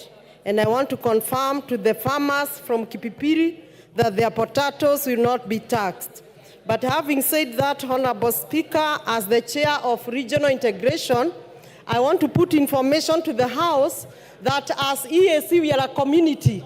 And I want to discourage members from debating and indicating that the bill is against the eggs from Uganda. That is not the essence of having a community. We can debate it nicely. The eggs from every region within the community are allowed. You can have them from Uganda. So constrain debating on that matter because as long as you pay, but let us discourage to discuss that the eggs from Uganda, the onions from Tanzania. We are a community, we can also sell to them. Honorable Speaker, I want this House to be honest to the Kenyans and more to the Gen Z. Honorable Speaker, we have a budget. And because many members have debated on the issues that were raised by Kenyans, and I want to congratulate the committee by the very able chair, Honorable Kuria, because they had the proposal of Kenyans on vehicle, on agriculture, on all those things that have been debated. I want to restrain myself from debating on the same and seek that this House become honest for once to the Kenyans. Honorable Speaker, we must ask ourselves, do we need a budget?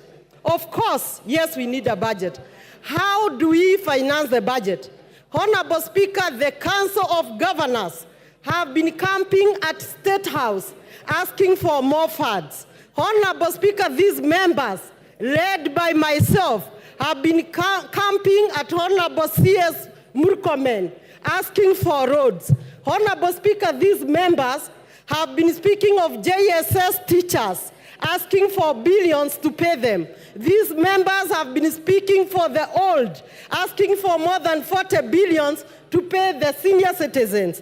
And so, it beats all the logics that we can join the public in the gallery and the bloggers and Jay-Z, and instead of educating them, that even if you go to the road, you can only go to the road, but then you don't need to have the roads in your constituency. Instead of us as members informing the public that we need money, 600 billion for education, we are supporting the public and raising the emotions, which in my view, I think it is dishonest.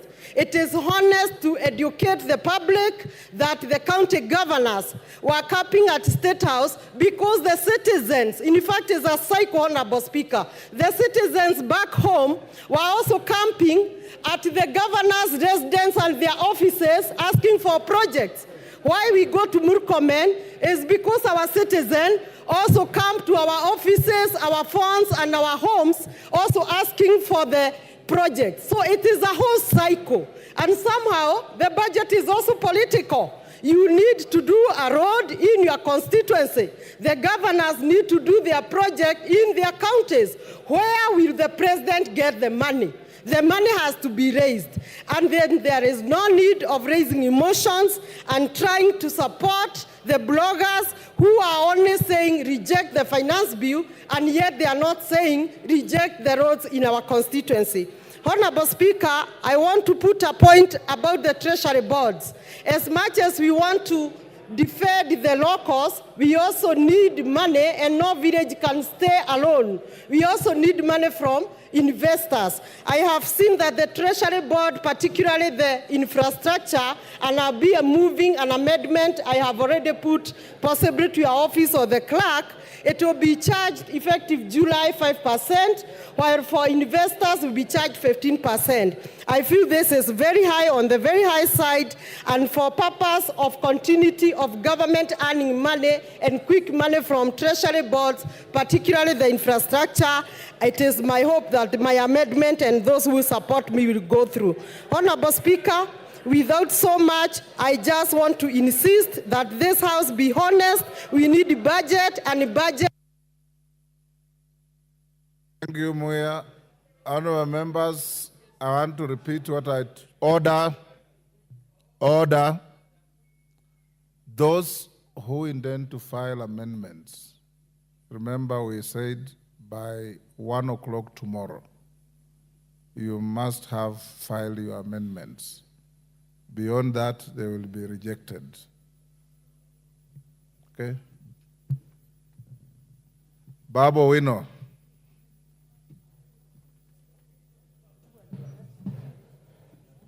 Thank you. Thank you, Mr. Speaker. Mr. Speaker, I rise to oppose the bill, the Finance Bill 2425, based on the following grounds. That number one, Mr. Speaker, there was anger that was expressed yesterday on the streets coming from Kenyans, and to be specific, the Gen Z, the Generation Z revolution that started yesterday reminds me, Mr. Speaker, of number one, the revolution that took place in China, the Chinese Revolution, that was also known as the Peasant Revolution or the Mamamboga Revolution, that occurred in the year 1949, which was headed by a gentleman called Chairman Mao Zedong, together with Deng Xiaoping. Mr. Speaker, the revolution that started yesterday also reminds me of the Russian Revolution, which was the Bolshevik Revolution that took place in 1917 under the leadership of Vladimir Lenin and Joseph Stalin. It further reminds me, Mr. Speaker, of the Bourbon Restoration in France, the French Revolution that took place in the year 1789, that was headed by Maximilien Robespierre, together with Napoleon Bonaparte, the military genius. Mr. Speaker, that revolution advocated for three things. Number one, equality and fraternity. Can you just shut up as I pump knowledge in your empty mind? Kagombe. Baba, will you not take your seat? Yes, give Kagombe the...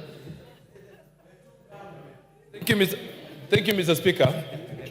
Mr. Speaker, the member for Embakasi East, what is out of order, is beating drums of war. It is very unfortunate to use this forum, Mr. Speaker. Standing order, Kagombe. The relevance of what the member of Parliament is speaking about is not relevant to the bill that we are discussing here. What he's doing is taking an opportunity to use this floor to beat drums of war in this country. We are at a very bad moment at the moment, at this time, and we cannot allow that to happen on this floor, on the floor of this House, Mr. Speaker. Go on. Mr. Speaker, you know I don't like responding to fools. Order. The Bible says in the Can book you of, withdraw that? it's There in are the no book, fools in this house. in the book of Proverbs 26, the Bible says, Mr. Speaker, that never respond to a fool because the... Order, Babu Wino. Order, Babu Wino. In this house, order members, whether a member represents fishermen from the shores of the lake or the sea, whether a member represents herdsmen, whether a member is a professor, you are all honorable members of this house. And there are no fools in this house. And I want to warn you, Babu Wino, respect begets respect. Respect your colleagues, they will respect you. There are no fools here. Can you withdraw and apologize? Mr. Speaker, a fool is somebody who does not understand something. Order. Order. Order, Babu If I Wino. think that somebody is a fool, why should... Order. Order, Babu Wino. You withdraw and apologize, or I truncate the mic and give the floor to somebody else. Give him the mic.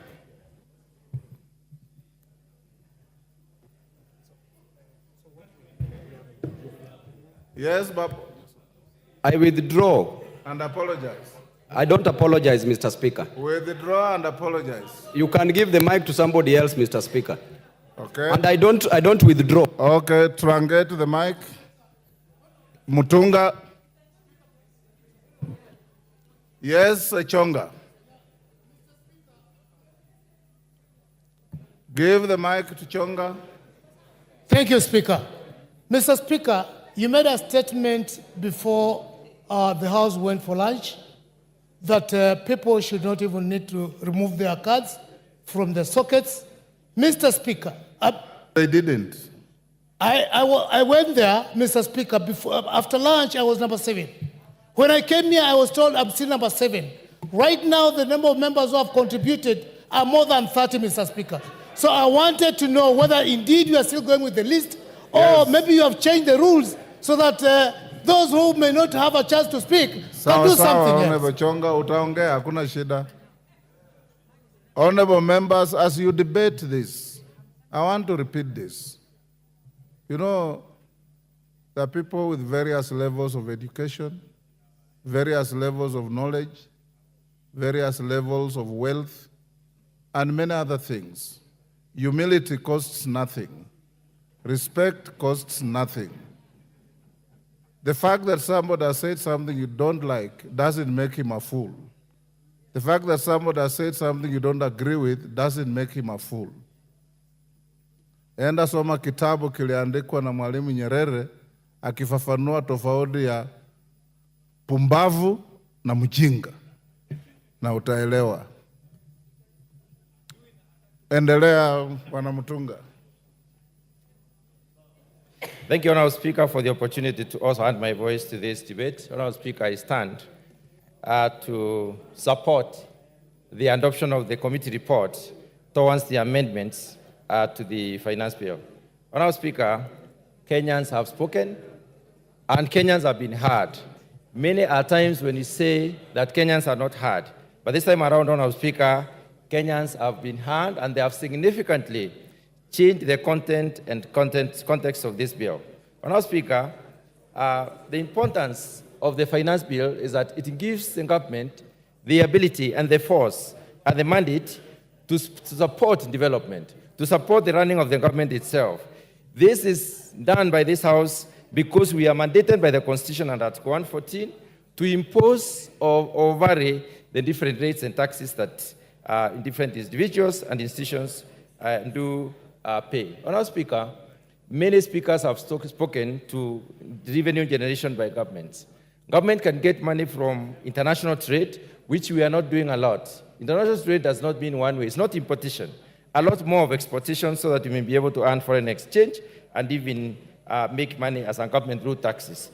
Strengthening of the shilling is another one, but I want to dwell a lot more on the corporate and individual taxes. Honestly, this is the main source of income for this country, And therefore, for us to be able to even engage in manufacturing, for us to be able to diversify the sources of revenue for our economy, we must be able to get money to invest. And the only way we can get this money is through taxation. Honourable Speaker, imposition of taxes sometimes will help us in various ways. Let me look specifically at the import substitution. Honourable Speaker, say for the foreign exchange increase, the imposition of the taxes also increases the possibilities for employment. We have very many Kenyans out there who are not employed, and we need to have them employed by creating possibilities for them. There are specific provisions within the report which basically vary the taxes. For instance, excise duty on potatoes, onions, and table eggs. I would like to dwell on this for 1 minute, Honourable Speaker. When we import potatoes, we make sure that our farmers do not produce. When we import onions, we export labor for our farmers. We bar them from producing. When we import eggs, for the table eggs, we make sure that our poultry farmers do not have market or they cannot sell competitively. So, Honourable Speaker, barring those ones through taxation on position of import duty is important. But there is a specific egg that is excluded, and this is the viable egg, which is basically used for production of day-old chicks. That is an input. It is not for the table. Honourable Speaker, eco-levy has been introduced in some of the issues, and I want to specifically dwell on the tires. Honourable Speaker, many of the people speaking in the social media are alluding to the fact that tires especially for the wheelbarrow, for the motorbikes and others have a tax. The tax has been removed, and it is important for Kenyans to know that the motorcycles that have got a duty on them and those that are fully imported when they are fully assembled, not the ones that are assembled in Kenya.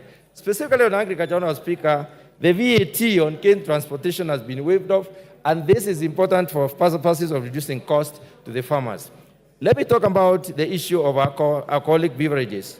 Honourable Speaker, the movement from levying alcohol on quantity and specifically going to the alcohol content is important because it will bar our young people from engaging in very concentrated alcoholic substances. Honourable Speaker, there has been an exemption of duty, a proposal for exemption of duty within this report for the beverages originating from sorghum, millet, and cassava. What this does, Honourable Speaker, is basically to to improve the production of these particular commodities and therefore encourage production of other beverages through them. Honourable Speaker, there has been improvement within the report of disposable income. This is as a result of, for instance, levying 5% of the gross income on the per diems as the waiver, which will increase the disposable income as opposed to the previous 2,000. Honourable Speaker, the inclusion of shift and the housing levy as statutory deductions also increases the disposable income. The final one, Honourable Speaker, I want to talk about is the motor vehicle circulation levy. This was a major issue, and I had also proposed to bring an amendment on this particular issue, but I'm glad the report recognized that and did away with it. Honourable Speaker, this report is balanced. We must raise some money. We cannot reduce everything. We cannot remove everything. We should be able. Thank you. Honourable Oundo.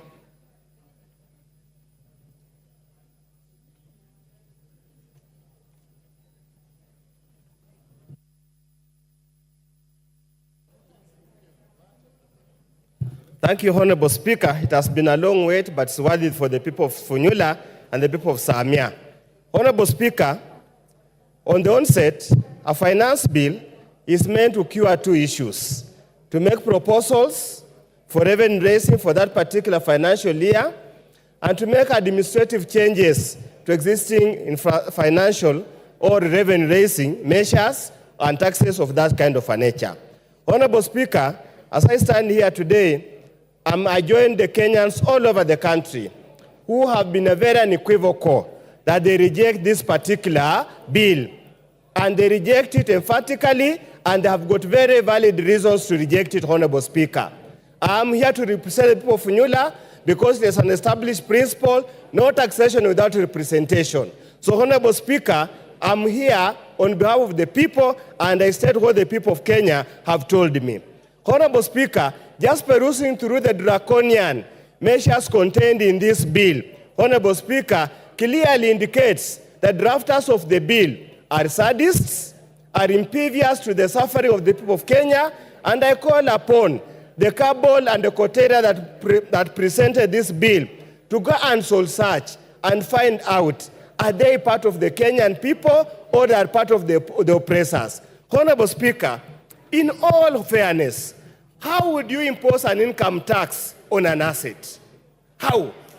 I mean, a car is an asset. It's not an income generating activity. How do you impose income tax on an asset? Honorable Speaker, how do you impose income tax on the very basic things? Bread, sanitary pads, whatever they call it. In our days, they used to call them napkins. Nowadays are called pampers. During our days when we were parents, they were called napkins. How do you impose VAT and increase the cost of all those things in such a draconian manner in hard times, Honorable Speaker? Honorable Speaker, they will pontificate that they have made changes to the bill, that the benevolence of the Almighty, whether the Almighty God or whatever, has instructed them to make changes to the bill. Honorable Speaker, and I still hold my position that a committee report does not navigate or does not negate a bill. It's just a committee report. It can either be carried or it can be failed. So I want to tell Kenyans wherever you are, this is a red herring, this is a gimmick, do not fall onto it. Be relentless in your push, be relentless on harassing your MPs to make sure they protect the rights and interests of the Kenyans, Honorable Speaker. Honorable Speaker, as we stand here, we have passed two finance bills under this regime. We have passed this second one, we passed the first one, this is the second one, under this regime. They keep on gloating that we have reduced the fiscal deficit. That from 6 point something to 3 point something, Honorable Speaker. And I want Kenyans to understand this. Any reduction in fiscal deficit must be commensurate with improvement in GDP growth rate. Honorable Speaker, the GDP growth of Kenya has stagnated at 5%. And the World Bank estimates this year indicates likewise it will remain the same at 5%. So the so-called fiscal reduction of fiscal deficit is a paper story, has no impact at all on the ground. Honorable Speaker, we need to be very careful. This is a country of close to 50 million Kenyans, and all Kenyans must be treated equally without discrimination. Honorable Speaker, imposing a tax or some kind of raw material, clinker, so that you benefit, you improve the economic value of a particular player in the industry is unconstitutional and is extremely unfair. As I conclude, Honorable Speaker, I really want to send a message to the President. And if he has read the book of Chinua Achebe, Okonkwo was told, this boy has called you father, don't kill him. He went ahead and killed him because he has been told by customs to kill him. IMF, Brinted Wood, and the USA is telling you to kill Kenyans, but the Kenyans are crying, the blood of Kenyans will remain in your hands. Thank you, Honorable Speaker. I oppose. Naomi Wako. I have the mics. Thank you, Honorable Speaker, for allowing me to add my voice to this very important debate on Finance Bill 2024-2025. And from the onset, I confirm that I support and also congratulate the committee led by Kimani, as he has done very well together with his committee, and also having gone through the report. I congratulate the committee because they have put into consideration the many concerns that Kenyans have brought through public participation. As I say that, Honorable Speaker, it is unfortunate that our young people have been on the streets for the last few days, and some of them have gone through challenges because of that. Others have been injured, and that is just because somebody somewhere is spreading lies, talking a lot of lies to the nation and misleading the nation. It is unfortunate that today we are here debating on finance bill and also telling Kenyans how that finance bill will help us to facilitate the budget that we passed last week. Honorable Speaker, I have been visiting some of the ministries, and anytime you go to the Ministry of Transport, you go to Health, and you go to different ministries, you find our honorable members, colleagues, waiting to be served and demanding for projects to be taken to their constituencies. And unfortunately today, they are here fighting the methods of financing our budget and supporting the budgets they have been pushing for. When some of us are here in the House and debating and trying to push the agenda for the government, they are moving from one place to the other, looking for opportunities to do businesses in the ministries and with the Kenyans, and today they are here fighting and misleading Kenyans. Honorable Speaker, the most important thing that we can do today, it is to help our government to be self-reliant. And by doing that, we will be able to reduce the dependence on foreign assistance, the finances that we receive from there. When we took over this government, it is quite clear that the economy was very bad. But today, we are not there.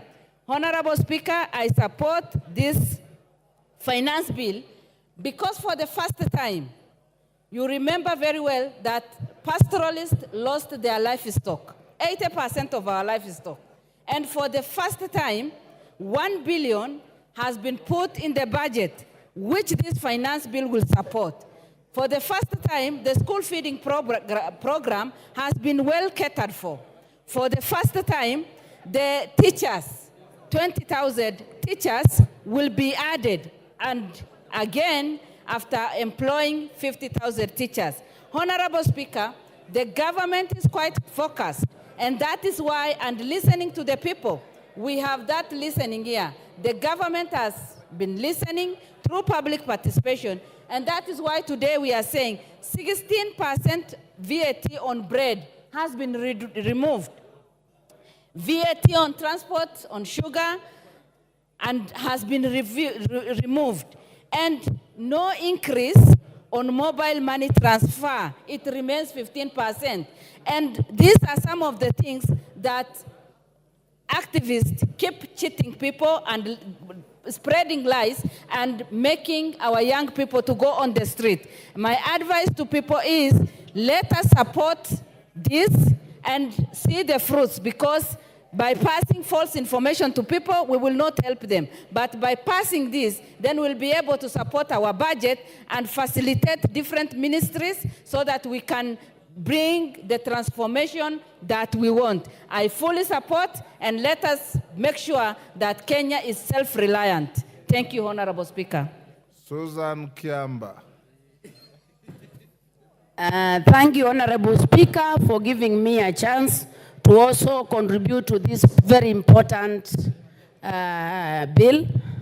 First and foremost, I think it's prudent for Kenya to compare itself with our neighbors in terms of the tax rate. But I think it is evident that as we compare ourselves with other peoples in the region who are taxing their people much more than us, we have to look at the local context where our Kenyans are. Kenyans now are economically at their knees, very vulnerable. And anybody attempting to add anything on top of the suffering Kenyans, it will not actually do justice. So I think it is very dishonest for us to compare ourselves or to get input from international financiers and imagine that Kenya is in the same situation. It's important to realize that since COVID-19, the economy of Kenya has not picked up. And having to tax Kenyans higher than that is making them not only vulnerable, but actually not being in a position to survive.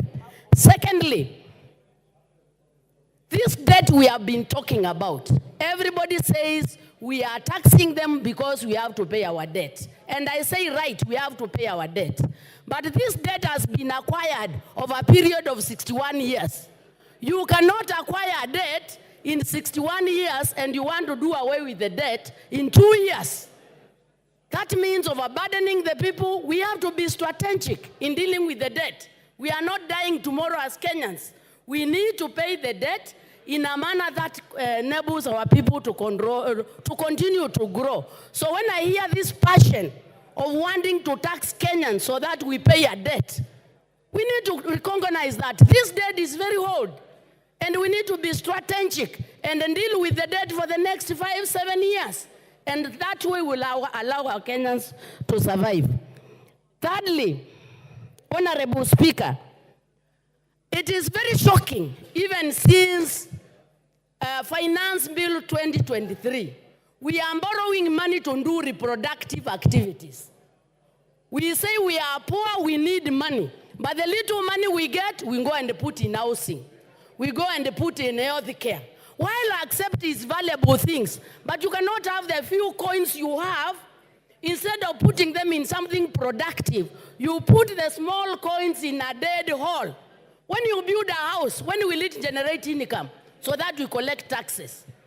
I think we need to sit down and have a finance bill that is strategic, enabling, and can take Kenya forward. We cannot have a finance bill where the little money we have, we are actually putting them in a hole. When we go and build everybody a house, it is a good thing, but is it right for us now? The small money we have, we must put it in a reproductive activity. And I do not see anything like that in this finance bill. Honorable Speaker, I think when we did Finance Bill 2023, Kenyans had very many problems. The Finance Bill 23, we have not even seen the fruits. People are still in burden. They are still overburdened. We've never seen the fruits.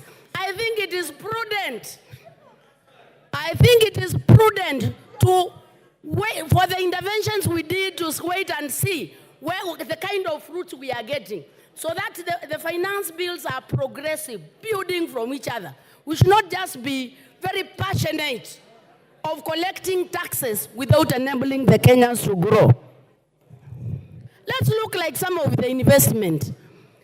One of the very strategic projects in Finance Bill 2023 was the Hustler Fund. Where are we in Hustler Fund? Nowhere. Getting money, putting in horse, and then you ask Kenyans to give more money. From where? You cannot milk a cow that is eating nothing. Amen.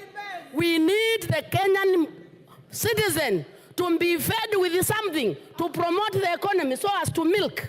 How do you milk a dead cow? The Kenyan citizen is dead. We need interventions that enable the Kenyan person to thrive. So I think it doesn't make any sense to think of taxing the Kenyan when they are actually a dead cow. Order, Kiamba, there's a point Honorable of order. Speaker. Order, there's a point of order. Yes, Wanjiku Muya. What is your point of order and what standing order? Give her the mic. Honorable Speaker, I'm standing on point of order number 91. Is the member in order to state to the House and mislead the nation that there is no hustler fund? Can she substantiate? And secondly, for the member to say that there is no fruits and she is even earning the salary herself. And CDF. Kiamba, your time is up. Your time is up. John Paul Mwirigi. Your time is up. John Paul Mwirigi.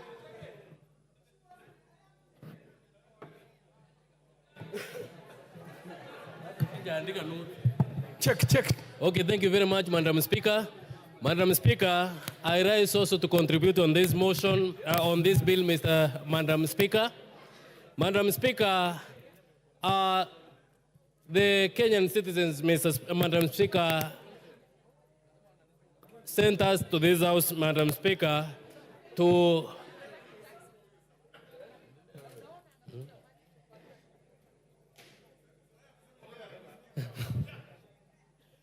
thank you very much, Madam Speaker. And Madam Speaker, I rise to contribute on this bill. And Madam Speaker, this bill has come on the at the right time, Madam Speaker. I remember 2 weeks ago, Madam Speaker, We were in this house when we were passing the budget, Madam Speaker, and this finance bill, Madam Speaker, is targeting, Madam Speaker, to fund the budget which we passed in this house, Madam Speaker. Madam Speaker, the Kenyans have been fed with lies, Madam Speaker, that there are some taxes which have been introduced, Madam Speaker, which will harm them, Madam Speaker. But I rise to inform them that the tax which they are being informed that for the brand, Madam Speaker, the vehicle tax, the cooking oil, Madam Speaker, the M-Pesa, Madam Speaker. Yesterday, Madam Speaker, we stood and said that the Kenyans have sent us, Madam Speaker, and all of these were dropped, Madam Speaker. Madam Speaker, this finance bill, Madam Speaker, is targeting to improve the economy of this country, Madam Speaker, whereby the contribution which will be made or the taxes which will be collected through this finance bill, Madam Speaker, will help to improve the infrastructure of this country, Madam Speaker. I am a happy member of Parliament, Madam Speaker, because my constituency, Mr. Speaker, will benefit with 50 million, Madam Speaker, to electrify, Madam Speaker, my villages within this constituency of Igembe South, Madam Speaker. Number two, Madam Speaker, my NGCDF, Madam Speaker, is going to be earned with 10 billion, Madam Speaker, whereby at least I will receive more than 30 million, Madam Speaker, on top of what I normally receive annually, Madam Speaker. These funds also will help me, Madam Speaker, to do more work for my people, Madam Speaker. Madam Speaker, I am a happy person since most of my farmers, Madam Speaker, they normally farm, but their produce, Madam Speaker, does not reach the market, Madam Speaker. This is because most of the people have invested in importing things from outside, Madam Speaker. But through the imposition of tax from those imported goods, Madam Speaker, this will see that the farmers, Madam Speaker, who normally farm canola and sunflower, Madam Speaker, will have a better market within the country, Madam Speaker, since the cooking or the honeydew oil, Madam Speaker, from within will be used to improve our industries, Madam Speaker. Also, Madam Speaker, on the poultry farming, Madam Speaker, my farmers, because most of them, Madam Speaker, normally farm poultry, Madam Speaker, the imposition of tax on the imported eggs, Madam Speaker, will see them access the market well, since the internally produced eggs, Madam Speaker, will be readily available in the market, Madam Speaker. Madam Speaker, also, I am a happy person since when during the weekend, Madam Speaker, most of my people sent me to reject, Madam Speaker, the imposition of the tax on the brand, Madam Speaker. And I would like to inform them that, Madam Speaker, this tax is not there, Madam Speaker. With all those, Madam Speaker, I beg to support. Thank you. The Honorable Member for Bamachoge, Borobu, Honorable Obadia Birongo.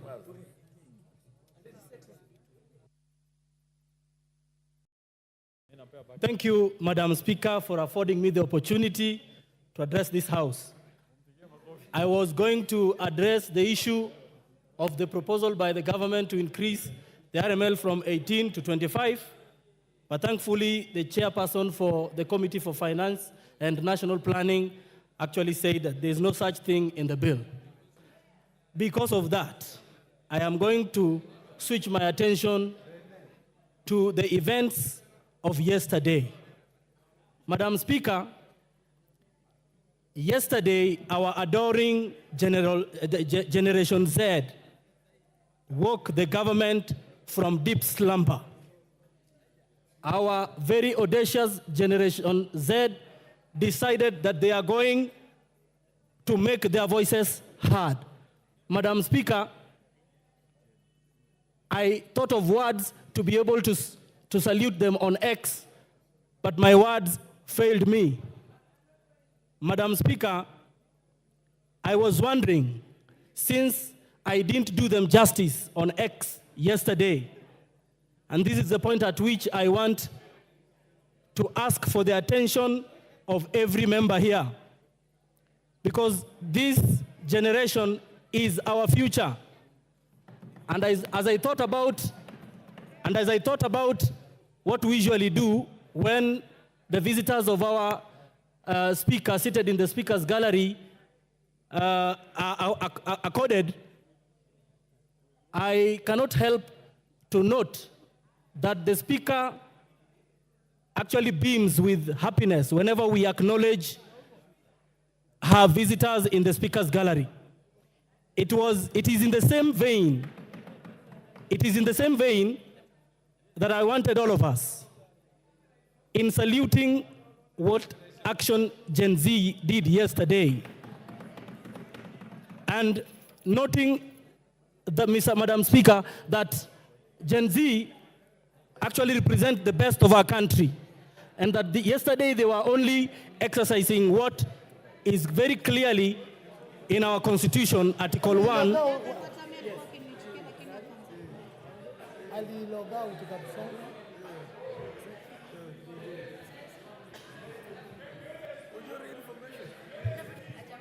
Yes, you may proceed, because I hear it's your maiden speech. So. Now, thank you so much. And so in honor of Gen Z action yesterday, I wanted to ask all of us to stamp our feet in recognition of what they did yesterday, because it was all constitutional. Thank you, Madam Speaker. I thank you. The Honorable Member for Githunguri.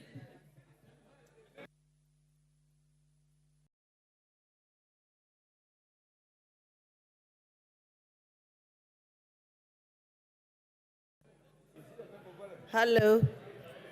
Thank you, Mr. Speaker. I rise to give my contribution on the finance bill proposal, which has been tabled in this House. Madam Speaker, for a long time, finance bill has not been a subject of discussion in this country. But for the last 1.5 years, Kenyans have awakened to the issues that are there in finance bill and have made it a public discussion. Madam Speaker, I had attempted to speak earlier on in the floor because I am a user of sanitary towels. And as a user, as a mother, as a woman leader, I am greatly concerned that the price of sanitary towels and diapers is not only going to affect the mothers and the users of those items, but is going to affect the budget of individual homes.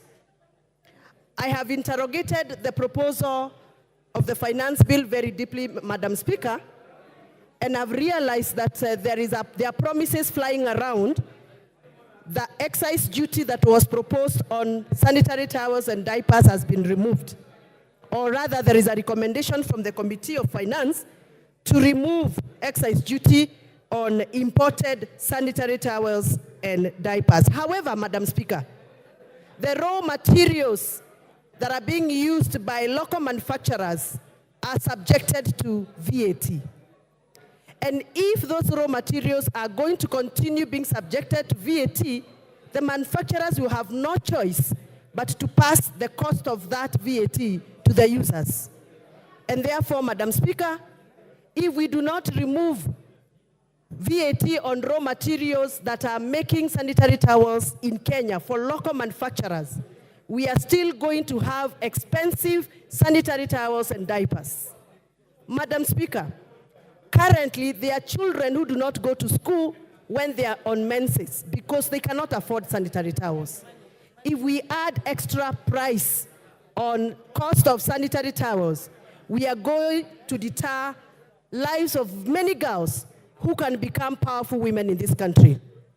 Madam Speaker, in the spirit of making laws, we cannot make laws to obscure other laws. I have gone through the finance bill proposal and have noted that there are various proposals that have been put in the finance proposal that are going to deter us from implementing the laws we have made previously in this House. Madam Speaker, in the respect of that, I note that we have agreed a proposal to amend the Data Protection Act. Data Protection Act of 2019 is a law that we made in the previous parliament to protect our personal data. I know members of this House, I included, have received numerous messages from members of public. Where they got our numbers from, I don't know. Whereas we cannot blame them because maybe they're operating from a situation of pressure. It is against the law to share members' numbers. As they do that, Madam Speaker, we are protected by the law. What about if we allow us to amend that law and allow anybody to access our personal data, including financial data? And therefore, Madam Speaker, I am of the opinion that we must be very careful so that you don't make laws that are going to make other laws not operational. Madam Speaker, I represent farmers. And I would have been very excited to hear that just like we have given VAT exemption to the transportation of sugarcane, which I am happy about, we also provide the same provision for the farmers who transport milk, who transport avocados, who transport macadamia, tea leaves, and coffee. Madam Speaker, I understand that we want to make sure that we lower the cost of operation for sugar millers so that they can lower the cost of final product to us, which is sugar that we consume in our tea. But we also consume milk, and we also want to lower the cost of production of milk so that we can have affordable a cup of tea. And therefore, I would request this House to consider to also provide and extend the same treatment to my farmers in Githunguri.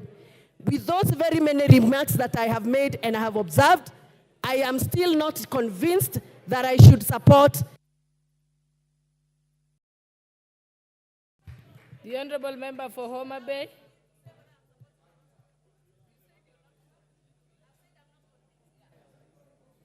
The Honorable Member for Homa Bay.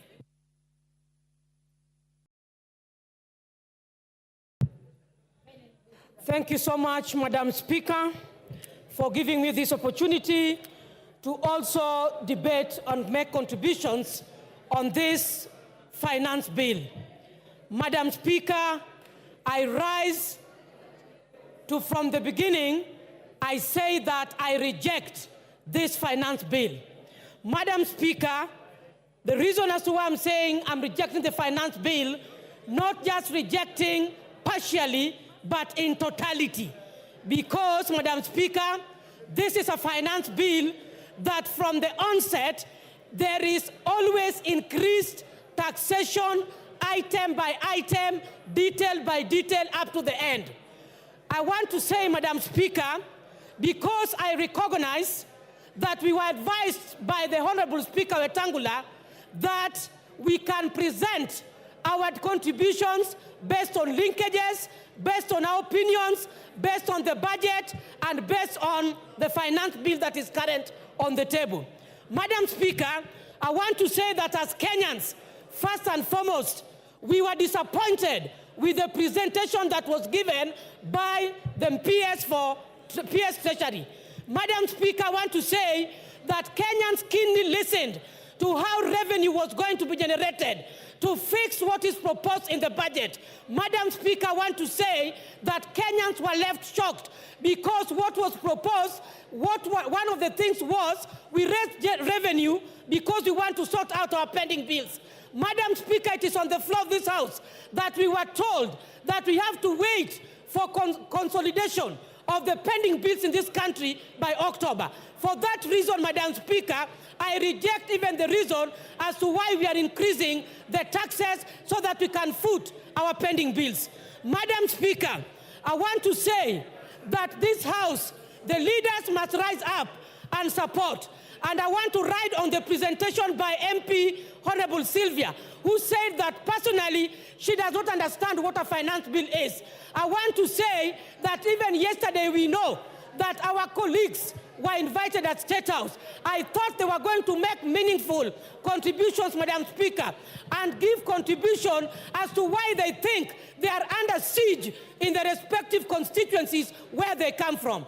Madam Speaker, I want to register in this House that we share as colleagues, but the kind of issues that we are saying that we are relying, there's me of this other side of the opposition, is relying on social media. Why did they choose to act, Madam Speaker, on the social media by telling us along the corridors that all the things you were arguing about, we have dropped? Madam Speaker, that was bread issue. Madam Speaker, the taxation of the motorcycle, which means they are also conflicting and contradicting what they're saying, Madam Speaker. Why did they also choose to act on the issues of social media? Why did they choose to respond to the Fourth Estate? Madam Speaker, I want to say that public participation needs to be redefined in this House. Yesterday, when we watched over the television, Madam Speaker, I saw a desperate minority whip. That is, I saw a desperate Honorable Whip Osoro, where he was very desperate of trying to convince Kenyans and deeply thinking on how taxation on bread has been dropped, on how taxation of motorcycles have been dropped. I saw a desperate and so much a person who is under pressure. Madam Speaker, I want to say that we must stand firm on the floor of this House and rise beyond numbers. Issues of numbers does not arise when we are talking about finance bill. Madam Speaker, I want to say that finance bill 2023 can equally be applicable on this budget that we want to appropriate. Madam Speaker, I want to say that there must be progression on how we generate our taxes. Madam Speaker, private sectors, I wish you gave me 1 more minute, Madam Speaker. Madam Speaker, I have valid points. Kindly, I'm requesting for 1 minute, Madam Speaker. Thank you so much. Being a woman speaker, you know very well the problems we have. I've transversed in these industries. Private sectors are key. If they migrate from this country, we must take care of their interests. When we talk about zero rating, we go to standard rating. We are talking of exempt. The final sufferers are consumers. President Yoweri Museveni said that Kenyans must learn to produce and manufacture their raw materials. Where is this in finance bill?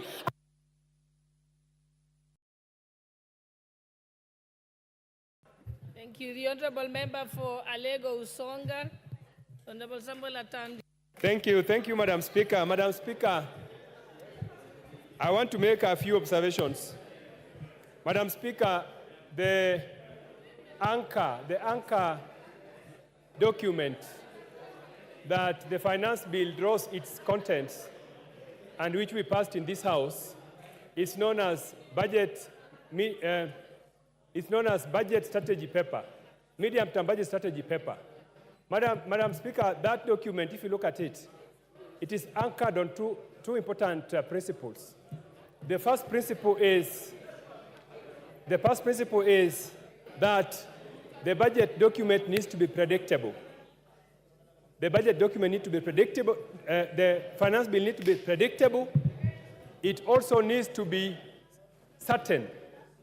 The reason why this is anchored in this document is because, Madam Speaker, investors and businessmen, when they want to do business in a country, they must be certain that the tax laws that will prevail are long-term and that they are able to allow them to plan their businesses.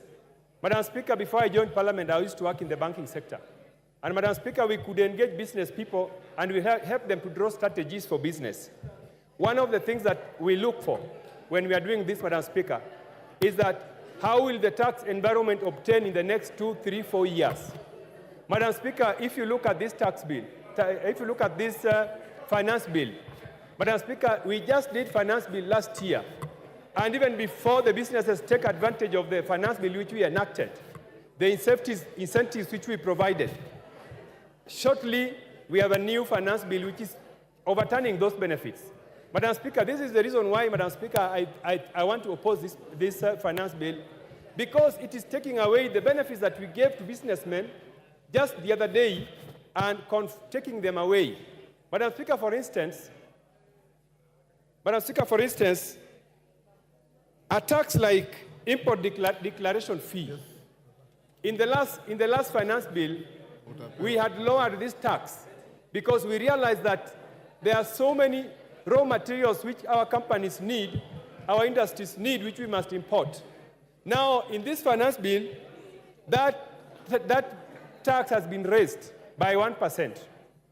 Honorable Speaker, this is going to hurt the manufacturing sector. I have heard many members claim that this finance bill is good for manufacturing sector. It is not, because the raw materials which we are going to rely on to produce, and this country does not produce a lot of raw materials, we are going to import them at a high fee. Secondly, Honorable Speaker, there are some taxes that have been introduced, such as VAT on financial services. Honorable Speaker, only 14% of Kenyans are enjoying banking services.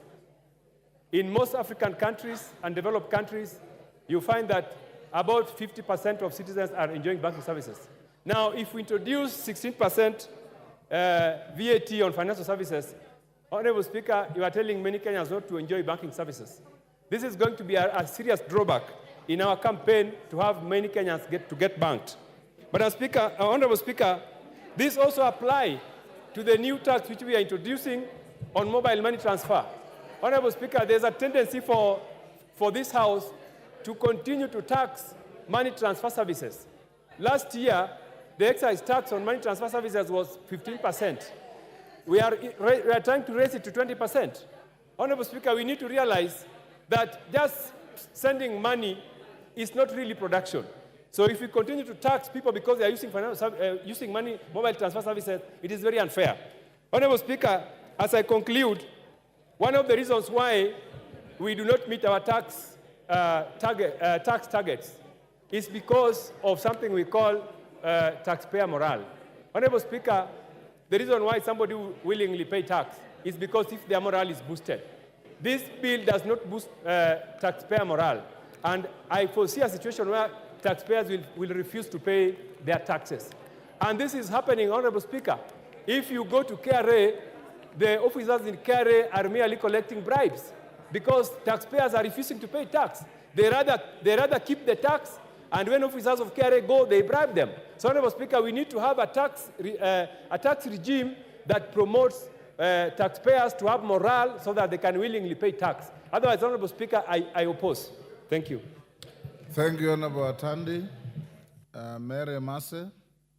Honorable members, if you have spoken, please log out. Oundo, you have spoken, you are still on the screen. Otienda Mola has spoken, is still on the screen. You block other members from appearing on the screen. You've logged out now, thank you. Mary Masse. Thank you, Honorable Speaker. I've been queuing since morning. I thought you had forgotten that I'm here. Honorable Speaker, from the onset, I want to appreciate the chairman of the Finance Committee, Kimani Kuria, and his entire team for a meticulous job. The manner in which you have handled the making of the finance bill is indeed commendable. Having said that, Honorable Speaker, Article 221 of the Constitution and Section 39(2) of the Public Finance Management Act, Cap 4 and 2, and Standing Order 235, subsection 5, provided for the execution of the estimates of revenue and expenditure, and underline revenue. Honorable Speaker, this process is not complete until the passage of the appropriations bill. And the passage of the appropriations bill is not possible without the execution of the finance bill. And therefore, Honorable Speaker, it's against that backdrop that we are discussing the finance bill, which speaks to the revenue-raising measures, without which we shall have no budget. What we adopted are just estimates. So, Honorable Speaker, I want to commend the Finance Committee because they followed the due process. Once the proposals on the finance bill were submitted to this House and committed to the Finance Committee, they had to subject the finance bill proposals from National Treasury to public participation. And therefore, to hear colleagues allege that why has government now decided to bring amendments this late, or to demystify the notion that the Finance Committee were pressurized. Honorable Speaker, the Finance Committee had to listen to Kenyans, get the views of the Kenyans before recommending amendments to the finance bill. Honorable Speaker, we are here as representatives of the people. We are the watchdog. We are the ones to oversight the executive. That is why when the executive proposes anything, it cannot just be passed. There is a committee that does the scrutiny, the review. They have to discuss, they have to do public participation, then make recommendations to amend and bring to this House for all of us to adopt. They do that on our behalf. So, Honorable Speaker, I know it's been a difficult time, not just for Kuria and his team, but the entire House. We have received threats, blackmail, attacks on social media. Reject the bill. Reject the bill. And I want to ask one question here, Honorable Speaker. Allow me use an analogy of a bag of banana or a bag of potatoes. If you have a bag of potatoes and there are 10 or 15 rotten potatoes in that bag, are you going to throw away the whole bag of potatoes because of the 15 rotten ones? Or you are going to remove the 15 rotten ones and throw them away and carry the rest of the bag to the kitchen and prepare a delicious meal? Honorable Speaker, I am here to represent the people of Teso South. They have given me the mandate to represent them. They have needs. So I will support the bill as amended. The committee has removed 2.5 tax on motor vehicles. The committee has removed 16% on edible oil. The committee has removed some of the most contentious proposals that Kenyans did not agree with. They are proposing to remove, and we will be passing them during the time. Hold on, Irene Mayaka, what is the problem? Thank you, Honorable Speaker. Honorable Speaker, this is something that I've just noted from my senior, who I respect a lot, and other members. We are not talking about the bill as amended. The bill has not yet been amended. It is the report that is introducing amendments to the bill. So we need to be very clear on that particular fact so that we do not mislead Kenyans. She's actually not out of order because I heard her say the committee has proposed. What did she say? No, no order. Yeah. If that's what you said, Mary, you're out of order. No bill has been amended, but there's a proposal from the committee to amend the bill. So you have two documents. The bill as is, the committee report with various proposals, including those amendments. So if you want to talk about changes in the bill, talk of proposals, because we have no amendments yet.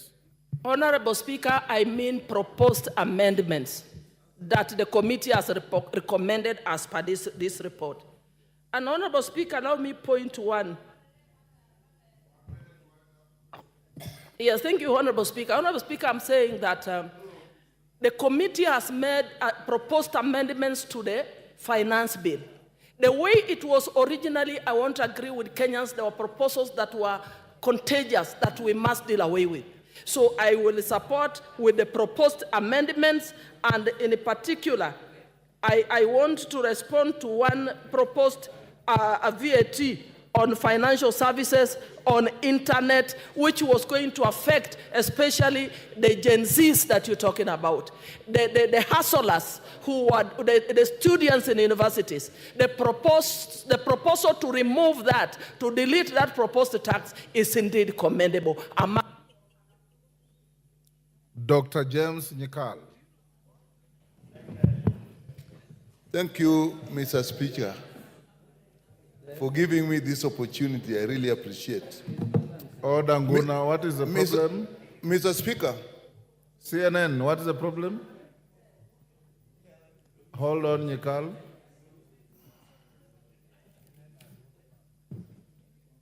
Yes, CNN.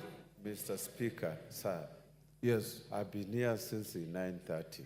And from the screen, it is clear I'm the one who is supposed to speak after Mary Massey. But anyway, let me be Take patient. your seat. I hope I'll be the next. Take your seat. The discretion remains the chair, but let me also tell you, if there's a member who sits here longer than any other, it's Dr. Nyikal. BBC will... He sits here from the beginning. The speaker finds him here. The speaker leaves him here. Thank you, Mr. Speaker. Mr. Speaker, I rise to oppose the Finance Bill 2024. Mr. Speaker, this has been the most canvassed bill since I came to this parliament. It has been canvassed, and the committee has met with professional organizations, it has met with churches, it has met with civil society, it has met with students, and all of them are unanimous that they don't like the bill as it is, and have proposed that we reject the bill. And Mr. Speaker, you have seen even yesterday, in just anticipation that the bill will be discussed, the demonstration, the picketing that was in this town. And Mr. Speaker, this time the people who are picketing, if you looked at them, are very well-educated people. If you listen to what they're saying, people may be thinking that they were mobilized through social media and so on. But those people have read this bill, and they know what is the bill. I dare say some of them may have read this bill better than us. And Mr. Speaker, the reason people are up against, the people of Kenya are up against this bill is we had a bill last year which actually people are suffering from. Now we bring another finance bill. They are still suffering, and they have looked through this one and they do not see hope. We represent the people of this country. And why is it that they're reacting like that? Mr. Speaker, if you look at this bill and the clauses that they didn't like, I'll come to the report later. Look at the motor vehicle levy or tax. It is illegal. They know it. An asset is not an income. It is there. And when you do that, all people suffer, not just the people who own vehicles, because it will include transport vehicles. If you look at tax on digital market, and that I think is why the young people are out. They have no jobs. These are educated people, and they're using the digital marketplace to actually earn a living. TikTok, content creation, and so on. We have even ourselves put hubs in our constituencies, and the Minister of ICT is putting hubs and encouraging these young people to actually use them. We are now levying tax on that, and we do not have jobs for them. If you look at the VAT on bread, it's never been heard of. We're bringing it in. Who are we affecting? The ordinary person. Bread is a staple food. Mr. Speaker, if you look at VAT on vegetable oil, when some months back, we had a big problem with the price of oil. Again, we are now putting tax back. When the prices are just starting to come down, we are putting it. If you put money on mobile phones, everybody uses a mobile phone, even children who are going to school. Mr. Speaker. So people feel that the government as we have now is against the people. And that is why we are having this problem. Look at the eco levy in clause 45 and 48. What is it touching? Diapers, pads, tires of motor vehicles, bicycles, motorbikes, and so on. Again, touching the ordinary people. I know that with the 150 that we put now, we are saying it is basically just going to be on imported products where it is used. So people have rioted because they don't like this thing. If you look at the fuel levy, which was not even in there, but now it has been brought in, we are proposing about 7 shillings on top of what is happening now. You do that, everybody is actually touched. The housing levy, we amend the bill that was actually assuring the people who have contributed the money to actually make it open to everybody. The people feel, we don't like this levy, we thought we'd get the houses, now everybody. Jos Lelemengit.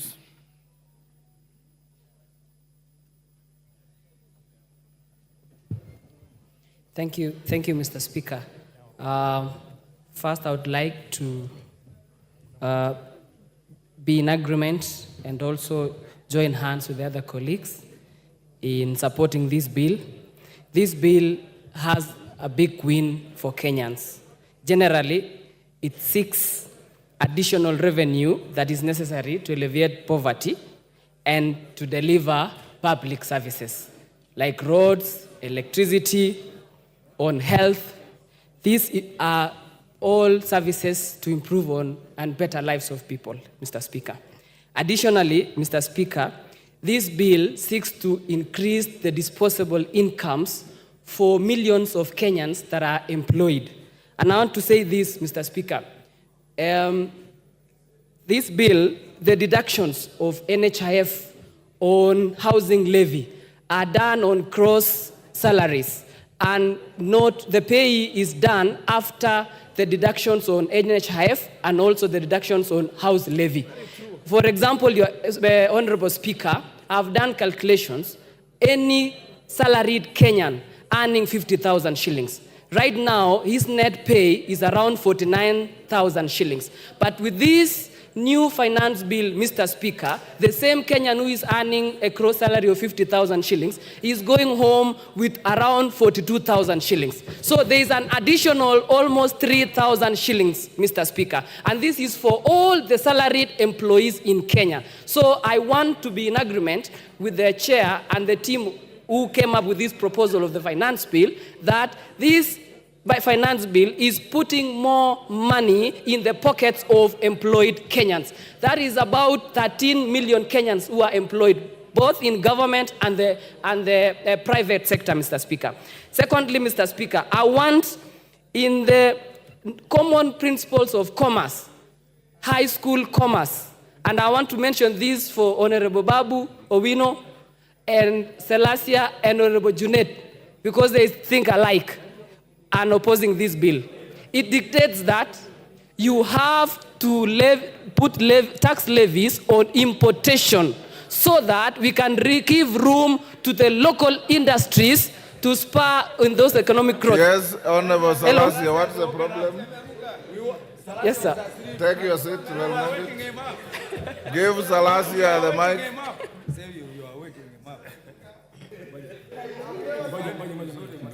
Give him, there you are, give him the mic. Okay, I'm here, right? I've never stood on the point of order, but let me try to speak on point of order. That one is point of order number 91. Okay. I'm so much disappointed with Honorable Elmengit by saying that Standing Order 31 deals with adjournment of the House. 91, yes. So it can't be the one on which you are standing. Yes, Mr. Speaker, I'm standing on point of order. Yes. Order number 91, yes. I'm getting used to these things, Mr. Speaker, sir. Yes. So I'm so much surprised that out of all these members of parliament, that Engineer Elmengid is mentioning my name and asking me that I'm opposing the bill without even me listening to me giving facts the way I want to give my facts in the next 5 minutes to come. Immediately the speaker is going to mention my name. Thank you, Mr. Okay. Lelmengi, to be fair to Salasia, he has not spoken on this bill yet. Thank you, Mr. Speaker. You know, I was waking up Salasia. I saw him, he was asleep. Okay. And again, Mr. Speaker, I've seen several members opposing this bill, and particularly on the assembled motorcycles that are imported. Those are the motorcycles that 3% of the levies have been put on the imported motorcycles. But the locally assembled and locally manufactured, there's no tax levies on those motorcycles. This will spur the economic growth and also enable these companies, will give room these companies to employ more youth in assembling these motorcycles within this country. Again, Mr. Speaker, I would love to buy diapers for my babies from the locally produced ones in Kenya. There is no problem for Honorable Junet creating a company like Junet Diapers Company Limited. I would be happy to buy those diapers from his factory. So I want to encourage every member who is opposing this bill I want to urge all members opposing this bill to also join hands with us so that we can accept the amendments and the proposed bill that we have for 2024-2025 financial year. Finally, Mr. Speaker, the only problem that we are fighting in this country and in this finance bill is the negative connotations and statements propagated by the opposition. Numbers don't lie. For the last 1 year, Mr. Speaker, on the economy, inflation has dropped from 9% to around 5%. The dollar, Mr. Speaker, in relation to Kenyan shilling, has dropped from 165 shilling to 130, up thereabout. Farmers are happy, Mr. Speaker, for the subsidized fertilizer. And finally, Mr. Speaker, the teachers who are interns for the last 1.5 years will get a chance to be employed permanent and pensionable, which is a big win for our institutions back home, the high schools, the day schools that don't have teachers. So, Mr. Speaker. Thank you. Thank you. Yes, what's your point of order? There's nobody on the floor. Umulher?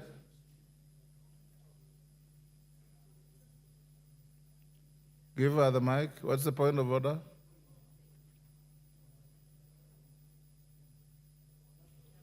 Mr. Speaker, I wanted to interject him, but he's not on the floor. He's not on the floor, so it is spent. Thank you. Okay. I give the floor to Elachi.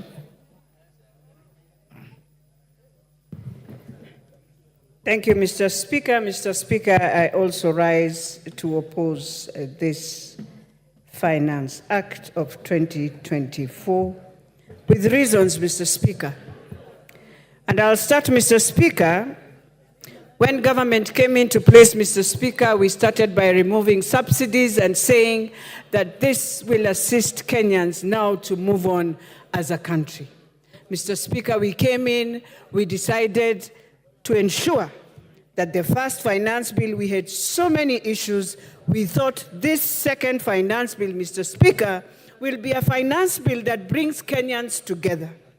And today, what the government has done to us, the Economic Council decided to put Kenya again into crossroads to make us fight for nothing. And then after that, then you come and now start saying we shall be having amendments. Yet this is something we would have just thought from the beginning, Mr. Speaker, that we don't need a country to go on to a cry and then now come again and tell them that there's an incentive that now we are giving. Mr. Speaker, when you look at the report comes in, and this is an IMF finance bill.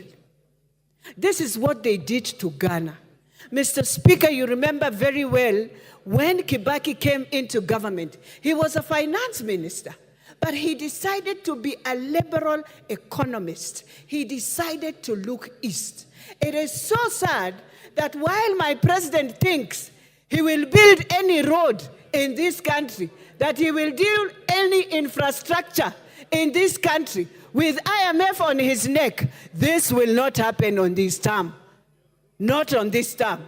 He will be there to do the deficits of what they are telling him, but in terms of building Kenya, we shall see the worst that we have never seen. Mr. Speaker, the bill then comes in and tells us you want to restore policy on debt, sustainability, whatever. But then you forget that you are the same person who is saying you need everything on items. Fine, you have said you have reduced it for Mama Mboga, I don't know for who. But you are forgetting the same person who can do business beyond 2 million is the same person you have just returned into the challenges we are saying. Try to build an economic base for Kenyans to have this thing we are calling that there is economic growth. Then you come and tell me you have now reduced to the local manufacturers. Who are the deaf kids and the who's and who's? One person monopolizing this country, that he's the only one who can bring clinker, he's the only one who can do cement, he's the only one, yet you want to say, today we cannot bring back Portland, today we cannot do this. It is wrong. We only have one man who does pasta in this country. So when you say now you are increasing because people are exporting in spaghettis, they're importing in spaghettis, we only have one local manufacturer who does pasta, who decides at every given time how he raises his prices. So how do you deal with those people? Tell us the numbers of manufacturers we have, Order. so that Kenyans can know, Order, Mr. Elachi. Speaker. Yes, Nyakundi, what's your point of order? Give him the mic. Thank you, Mr. Speaker. I'm standing on point of order number 91. Is it in order for the honorable member to say that the president is dictated by IMF on the finance bill, while the president has the mind of his own? It is this house that dictates the finance bill and the orders that we make. Thank you, Mr. Speaker. If you had the mind, we would have gone to the president after we have finished this. So, Mr. Speaker, what we are saying that it is time as Kenyans, we want to take back our power from the World Bank, from IMF, and we are begging so hard that the president must go back and look at the East so that we can finish our roads. You went to the US, you told us you are bringing a road that is headed to Mombasa. Order, Elachi. The World Bank does not vote in this house. It is you who will vote in this house. Mr. Speaker. Yes, Rindikiri. Understanding order 91, I expect somebody I respect very much to bring in point of relevance. Mr. Speaker, we are not debating the performance and activities of the president. We are discussing the matters of finance bill, and I expect her as such to react. Mr. Speaker, this is where we are losing it, because there are some who are praying for the gallery. We better stop this kind of approach to this finance bill. Thank you, Mr. Speaker. Elachi, the World Bank has no vote in this house. It's you who will vote. So remain relevant. Mr. Speaker, while I say, and what I say, is that when you look at all the policies that has eaten the countries of Ghana, countries of Zambia, these are the same policies that they went through when they were handling the IMF. So, Mr. Speaker, it's not about voting, but it is about just asking ourselves, what track have we taken ourselves in? I beg not to support. Thank you. Come, Kate. Wamawa, I don't see you on this screen. Come, Kate. Yes. Thank you very much, Mr. Speaker, sir, for this opportunity. Mr. Speaker, from the outset, I want to say that I stand to support the bill. And in supporting this bill, Mr. Speaker, I want to say that I fully associate myself with the views and the recommendations of the Committee on Finance and National Planning. The committee, Mr. Speaker, has done a wonderful job in analyzing the bill and in listening to Kenyans. When this bill was published for the first time, Mr. Speaker, I got concerned as every other Kenyan. But I got, Mr. Speaker, I got the confidence, Mr. Speaker, because I know, Mr. Speaker, that Kenya is a working democracy. That the process of legislative, the passing of legislation is a process, Mr. Speaker. That the bill would go to the Committee on Finance and National Planning, that the bill would be subjected to public participation, and that the views of Kenyans, Mr. Speaker, would be collected, and that the committee would come up with the proper recommendations, having listened to the people of Kenya. And the committee has done that, Mr. Speaker. This committee, Mr. Speaker, represents Parliament. The Committee on Finance and National Planning is a committee that is made up of members across the aisle. It is not a committee, Mr. Speaker, of members of one side of the House. And their report, therefore, the report which has no dissenting view, represents the views of this Parliament. And I want to say, Mr. Speaker, I want to thank the members, all of them, from both sides of the House, that they have done a good job. I want to, Mr. Speaker, the Treasury is made up of Kenyans, and they are mandated, Mr. Speaker, at every financial year to come up with revenue-raising measures to support the budget. And they are free, Mr. Speaker, to be innovative. Those officers at the Treasury, Mr. Speaker, are free to come up with wild ideas. But that is why Parliament is here. Because the officers at the Treasury, I do not see why the hysteria. Why there was hysteria? Why would a member of Parliament be joining, Mr. Speaker, members of the public in demonstrating in the streets when his opportunity is here? When the opportunity is here now, and then when they are given the chance, Mr. Speaker, they come and speak about revolutions that are non-existent. This is the time to talk about, to debate this bill and to look at the recommendations of the committee as they have made. Mr. Speaker, the governments exist to levy taxes, Mr. Speaker. And it is Parliament's responsibility to check on the executive. And that is exactly what we are doing. Mr. Speaker, you know, when the orange button comes up, Mr. Speaker, and the points are coming, I do not know what is, we begin to panic. Mr. Speaker, let me just say this, Mr. Speaker.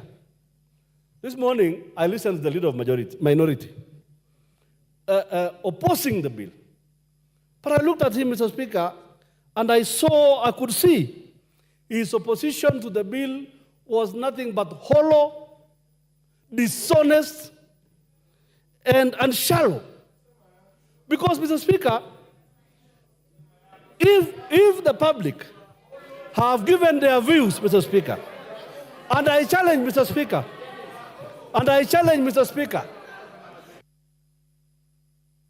Your time is up. You are order. Member for Malindi. Asante sana Mheshimiwa Order. Spika. Mwanzo ningechukua fursa hii Mheshimiwa Spika kuweza kuwashukuru Wakenya. Nimeona wenzangu wengi wamesimama hapa na kusema tushukuru wale watu ama ambao wako katika kamati ya mswada wa fedha, lakini mimi nasimama hapa Mheshimiwa Spika kushukuru Wakenya. Wakenya kwa mara ya kwanza tumeweza kuona nguvu yao, tumeweza kuona umoja wao, na tumeweza kuona kwamba tunapoungana na tukisema no kwa jambo, tukikatalia jambo, hilo ndivyo ambavyo linakwenda kupita Mheshimiwa Spika. Jambo la kwanza Mheshimiwa Spika ni ushirika wa umma. Mwanzo nimesimama hapa na pinga vikali huu mswada wa fedha ambao umeweza kuwakilishwa hapa mbele yetu Mheshimiwa Spika. Watu wangu wa Malindi Mheshimiwa Spika wamepinga vikali masuala ya kuongezwa ushuru katika mambo ya mkate, katika mambo ya pampers, katika mambo ya sanitary pads. Watu wangu wa Malindi tayari ile hali ya maisha ilivyo ngumu, wanasema kwamba hawataki tena kuona ushuru wa aina yoyote uweze kuongezewa hapa Mheshimiwa Spika. Mheshimiwa Spika, sisi Waswahili tuna msemo wa kusema, unapopatiwa chakula kukula, unakula kile chakula mpaka unasahau unataka pia kula ile sahani.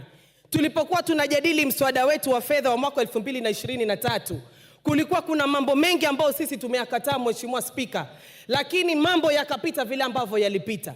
Na kwangu mimi ninavyoona Mheshimiwa Spika, pia huu mswada kulikuwa kunataka kupitishwa mambo mengi zaidi, lakini safari hii Wakenya walikuwa chonjo na wakaweka miguu yao chini na kukataa ule udhalimu ambao ulikuwa unakwenda kutendeka Mheshimiwa Spika.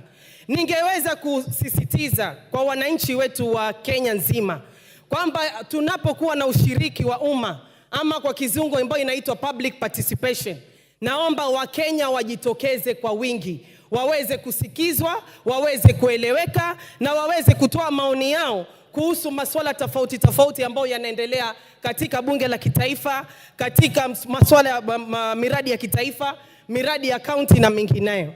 Mheshimiwa Spika,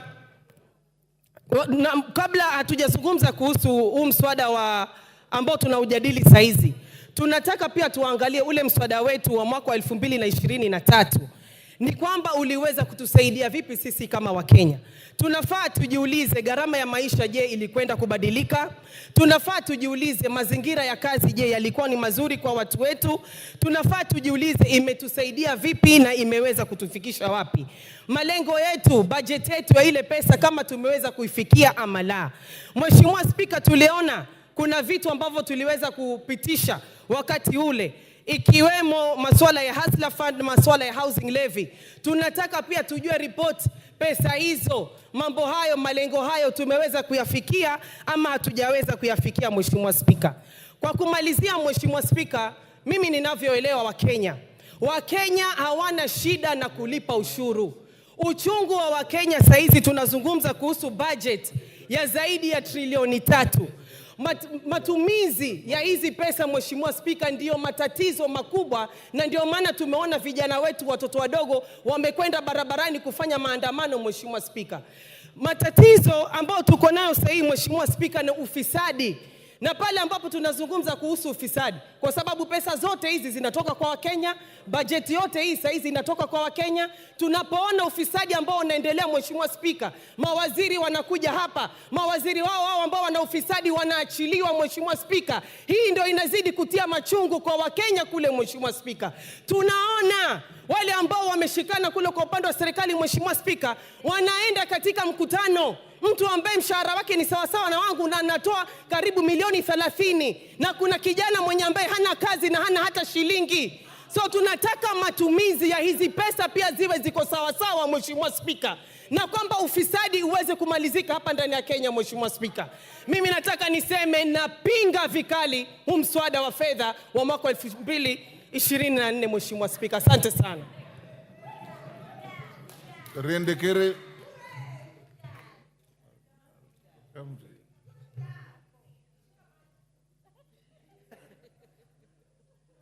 Thank you, Mr. Speaker.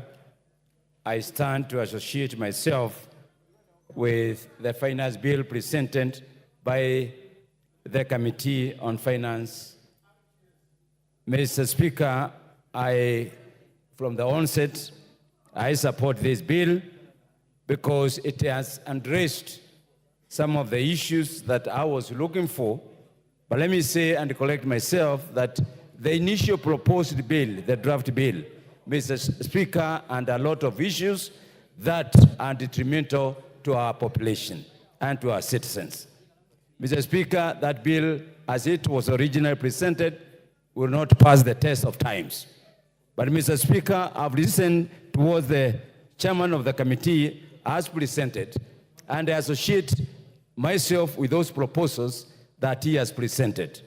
Mr. Speaker, we passed the budget in this House. Mr. Speaker, we cannot pretend that we are disassociating ourselves with that budget now that the finance budget has come. Mr. Speaker, the finance addresses the supply part of the expenditure. Mr. Speaker, the budget addresses the expenditure. So these two are intertwined. So unless we go back and reverse the budget that we passed and say we have to suspend it so that we go back to the drawing board. Mr. Speaker, we are legislators and we cannot deceive ourselves that we don't know the truth. Mr. Speaker, the bill has met all the requirements in terms of passage and verification by the members of the public. Mr. Speaker, the public participation has brought in elements that Kenyans have been asking for. And therefore, Mr. Speaker, I am satisfied that majority of the issues brought up by the members of the public have been taken care of in the proposed amendment by the committee. Mr. Speaker, we are legislators and we are going to bring more amendments. Mr. Speaker, I have noticed, Mr. Speaker, that there is anomaly in the finance bill as proposed also, even by the finance committee, that we will be taxing the raw materials. Also, the local manufacturers, Mr. Speaker, will use raw materials. So we will bring an amendment on that. Mr. Speaker, I have also seen there is an introduction of a levy on the treasury bills. Mr. Speaker, we also bring amendment on that. So what I want to tell the people of Bori, because that is who I represent, we will make sure with the consultation with the finance committee, in agreement with them, we will all delete those punitive clauses that are detrimental to their expectations and pass the bill because it carries more benefit to our people. Mr. Speaker, this bill has passed all the legal requirements. Mr. Speaker, the income tax law, Mr. Speaker, the VAT law, Mr. Speaker, the excess law, Mr. Speaker, the miscellaneous and fees levy law, Mr. Speaker, the Tax Procedure Act, Mr. Speaker, the Affordable Housing Levy Act, Data Protection Act, and Public Finance Management Act, and lastly, the Industrial Training Act. So, Mr. Speaker, as we see it, the bill is in compliance with the procedure of making the law. Mr. Speaker, I note that the objective of this bill is not to discourage investment. Mr. Speaker, this bill addresses how we will move the economy in the short term, mid-term, and the long term. Mr. Speaker, we are all talking about employment for our youth. Mr. Speaker, we are all talking about made in Kenya, promote Kenya. Mr. Speaker, we are saying we have to take care of our environment. Mr. Speaker, all these things are contained in this bill.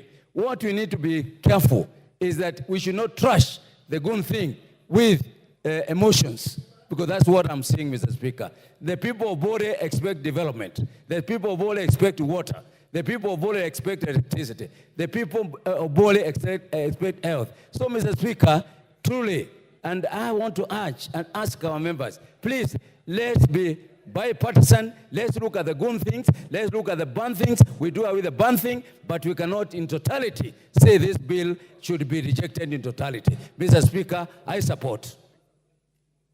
Jackson Kosgei.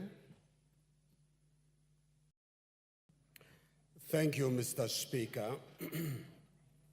First of all, and on the onset, I support the bill. It has been said by historians that there are two things, I beg your pardon, that has made regimes comes up or rise up and fall. One is the policy on fiscal planning of a nation, such as the one we are interrogating through this bill. Mr. Speaker, the second one is the national bride, where the citizens of a country is proud to support and sustain their own country.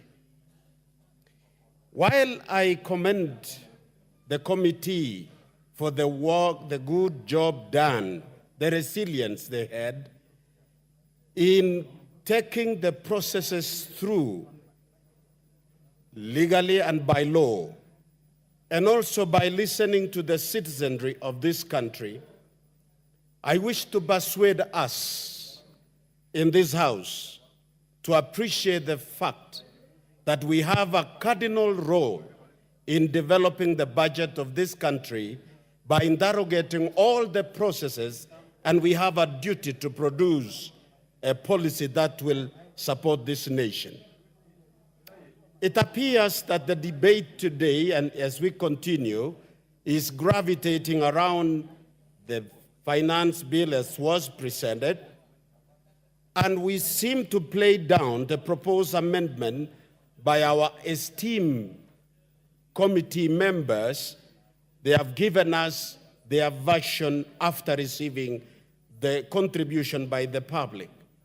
Mr. Speaker, I wish to conclude my remarks as I support this bill by commenting on the light note on a comment that was made by one honorable member that it was a bit unnecessary and misleading comparison, because we are speaking not only to this August House, but we are speaking to Kenyans listening outside there, to compare the 19th century dictatorial monarchs with our vibrant democracy, which is giving us an opportunity of changing government whenever we want in every 5 years. It is unnecessary to speak to Kenyans that we have an alternative in terms like revolution, destroying a country.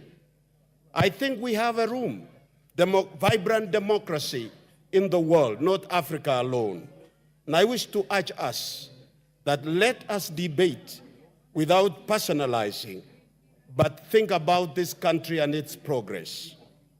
With that, Mr. Speaker, I support the bill. Thank you.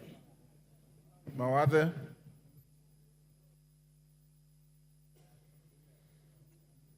Thank you, Mr. Speaker, for giving me the opportunity to contribute to this bill. I stand on the onset to oppose this bill. This bill, actually the amendment that was tabled last evening, is actually worse than what was there previously. The original bill that was tabled aimed to raise 308 billion shillings. The new one that has been that was tabled last night targets to raise 386 billion shillings. I know a few sweet items were removed, like removing the taxes on bread. There were no taxes on bread. We have never had taxes on bread. So when you say you are removing taxes on bread, you are just withdrawing your amendment, or rather your proposed amendment to the bill. There is no favor that we are doing to Kenyans. This bill, as it was previously, and it's amended as it is amended now, is very, very punitive to mwananchi. The new bill introduces the new amendment that was tabled last evening, introduces a fuel levy of 9 shillings per liter. When you increase the cost of fuel, all the items that are transported using motor vehicles, rollies, etc., the cost will go up. So the cost of living to the common mwananchi will go up. We have increased the taxes on the imported finished items.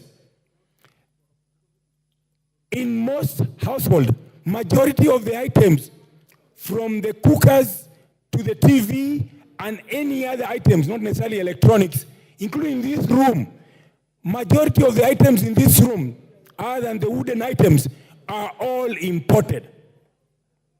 So we will increase the cost of living for the common mwananchi. We really want to, I've had a few people congratulate the finance committee.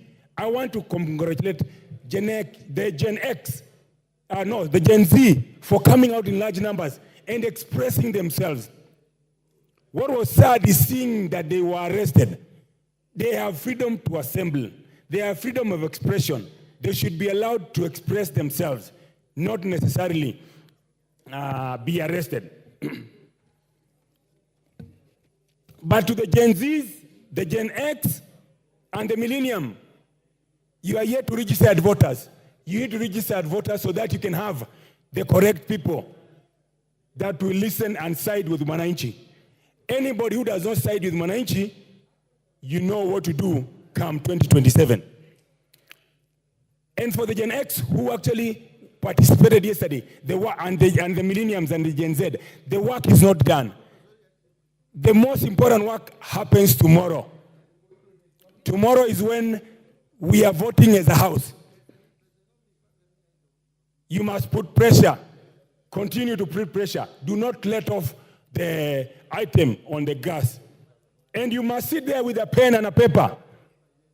And anybody who votes to put a noose around your neck, you must write down their name and pick and say, who you? That one, 2027, home. That one, 2027, home. Anybody who votes to finish you here.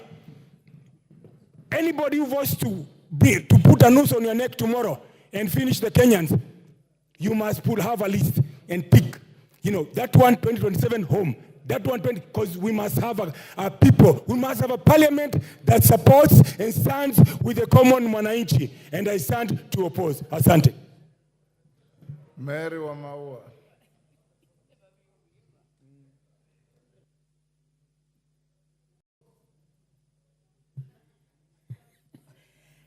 Thank you, Mr. Speaker, for giving me a chance to speak to this finance bill.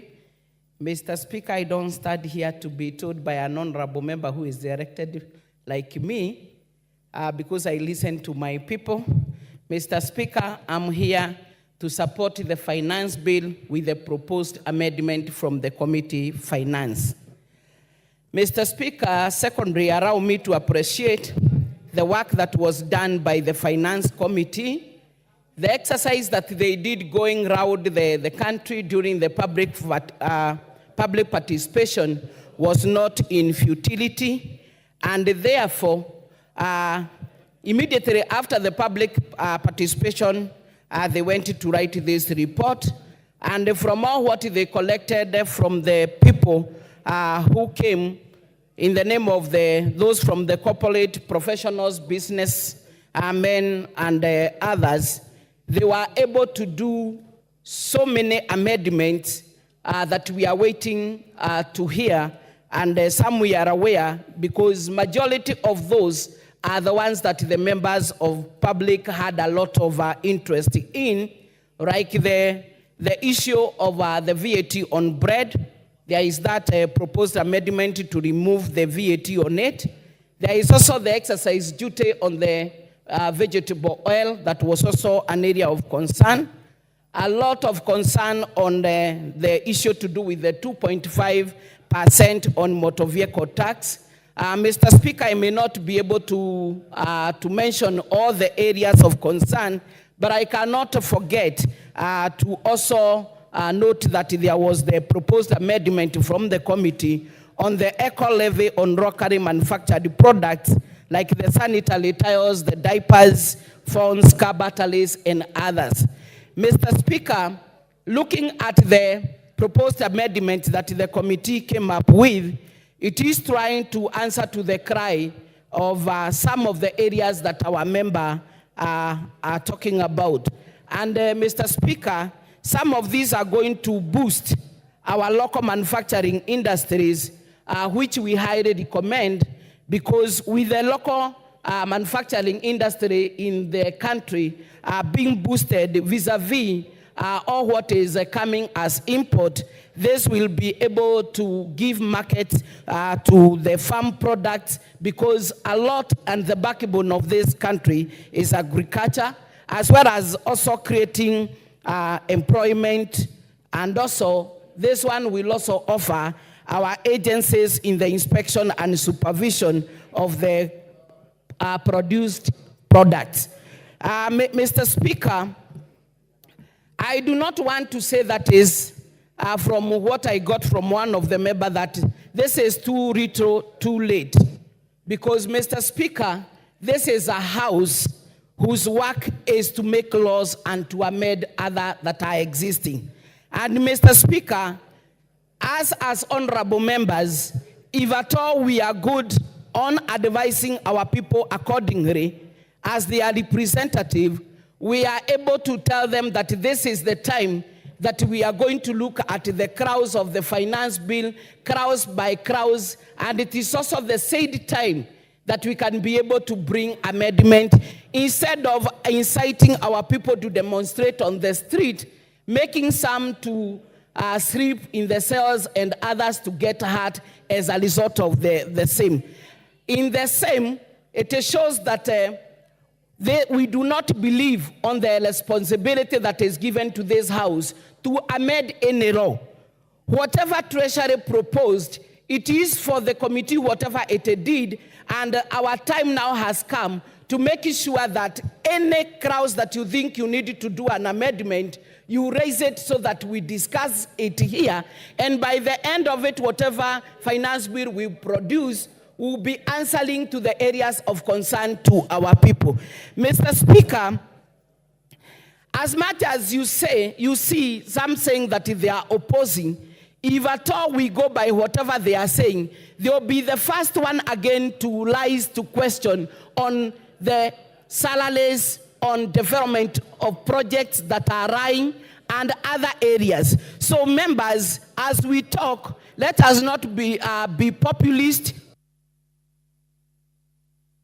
Wamaua, your time is up.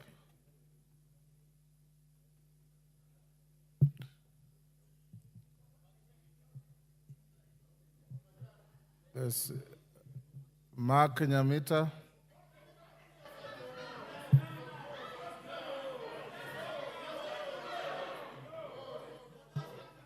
Order, you are all equal. No, Mr. Speaker, this guy has just come down. Go on, Nyamita, give Nyamita the floor. Well, Mark Nyamita, you've just come down. We have been Angela, you will speak. I think in a house of order, Mheshimiwa, the speaker is presiding. Thank you, Mr. Speaker. Thank you, Mr. Speaker, for giving me an opportunity to contribute on this particular bill. I'm sure, Angela, if it was you, you will be happy. I'll give you a chance. Just come now. We have been sitting here since Order, Angela. I appreciate your resilience Mr. Speaker, today. Protect me to be listened to in silence. Oh, that's unfair. Thank you, Mr. Speaker.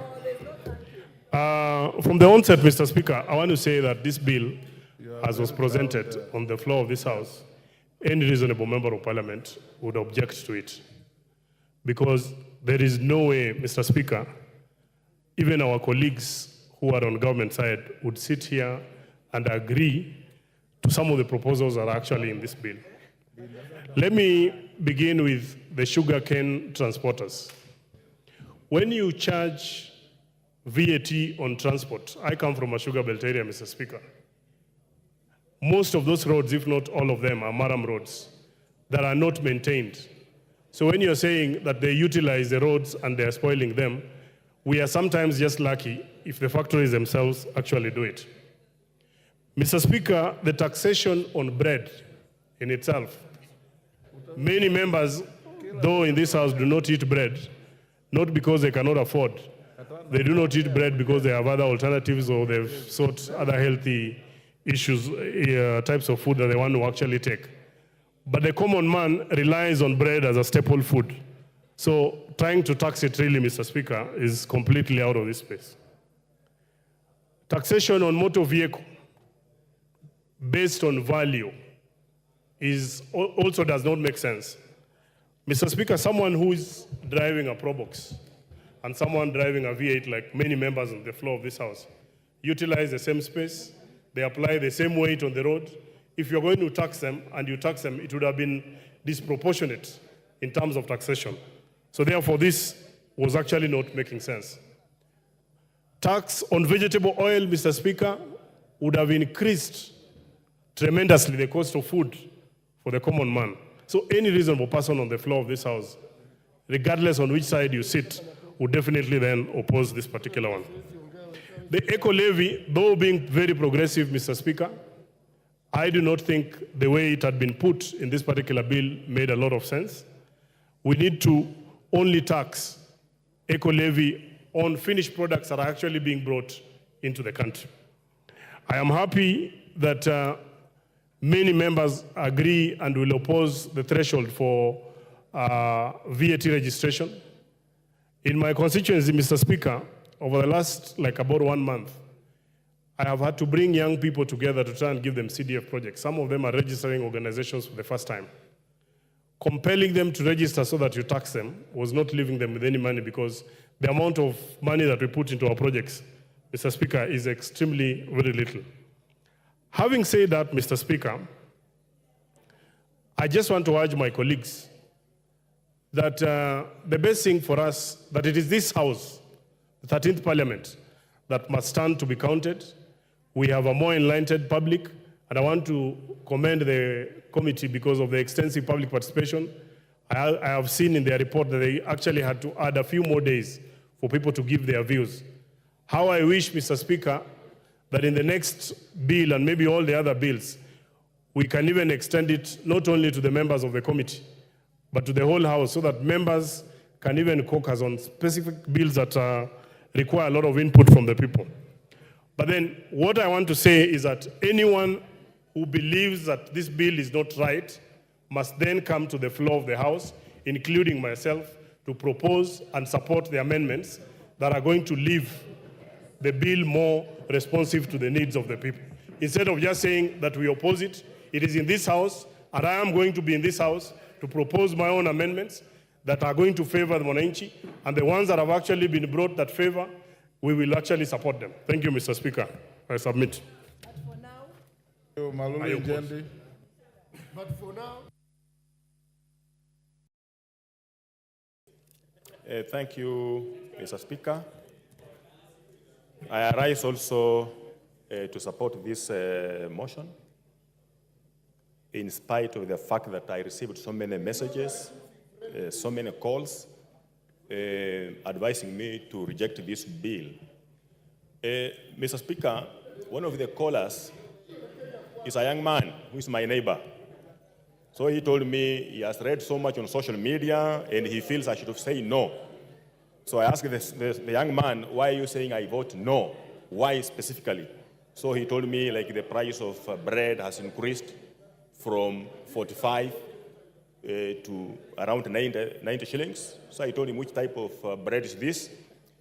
Then he was talking of 400 grams bread. So I just told him straight, go to the shop and find out what it is presently. Mr. Speaker, I noted that there was a lot of misinformation to our youth, the so-called Generation C, that is causing them even to riot on the streets. Mr. Speaker, why I support this particularly, is because of the direction this country is now taking. I'm realizing now, when you look at this finance bill, what I'm seeing now, this country is going the direction of consuming locally produced products. Because what it's doing is giving room for local producers to do the manufacturing of the products that we usually import. And Mr. Speaker, this in itself will actually improve the economy and will also create employment in our country that we are suffering from. And why I'm saying this, because I'm seeing there is a tax or a levy on eco, something called eco levy. This is actually to discourage importation of finished products and encourage local production. There's also a tax on clinker that's coming from out, so as to encourage our local production. And when this is happening, most of the persons who will benefit are the very youth, actually, who are demonstrating in the streets. And they have been misinformed, because when this is happening in this particular country, most of them then will get employment. They will not find themselves idle in the streets, so as to be vulnerable as they're being used by some persons, some leaders in this country to actually push their agenda. Mr. Speaker, this country, I see a situation where now we want to take off. Because I recall countries like Malaysia, countries like Singapore, we were with them at the same level. But them taking to this route, they have taken off. They are far away from us, industrialized countries. So this is the right route, and I want to advise Kenyans that we have to be patient with this particular country, and if they want to know that we are on the right track to development and even to our own benefit, they should see what has happened. You know, previously when this government took over, the price of bread was so high, the price of unga was so high, the price of maize was so high, you know, but currently now these prices have come down because of the policies this country is taking to. So if Wananchi will give this government and this country, the leadership, some time, all this that we are crying about will stabilize. Mr. Speaker, I want to appreciate the chair of Finance Committee. There was an issue on e-teams, invoicing. You see, the factories, I'm hosting 2 factories, sugar producing factories in my constituency, that is Botali and West Kenya.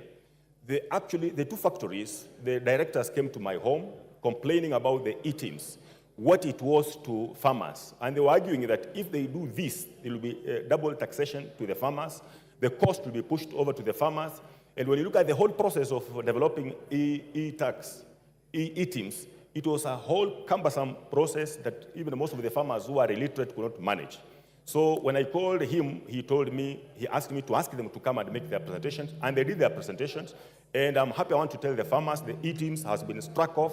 The issue of transport of cane from the farm, the factory, has also been struck off, because this cost would be passed over to the farmers, which I'm now telling the people of Malava that I represent.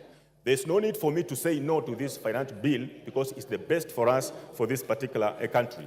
And Mr. Speaker, we have also asked for so many things. I remember when the CS was making a presentation here on budget, there were so many things we were foot-thumping, because they were good for us, like, for example, electricity connection. This is now a moment for us to raise funds to actually get this connection to our villages. Otherwise, I support Mr. Speaker. Thank you. Thank you, Cain Katana.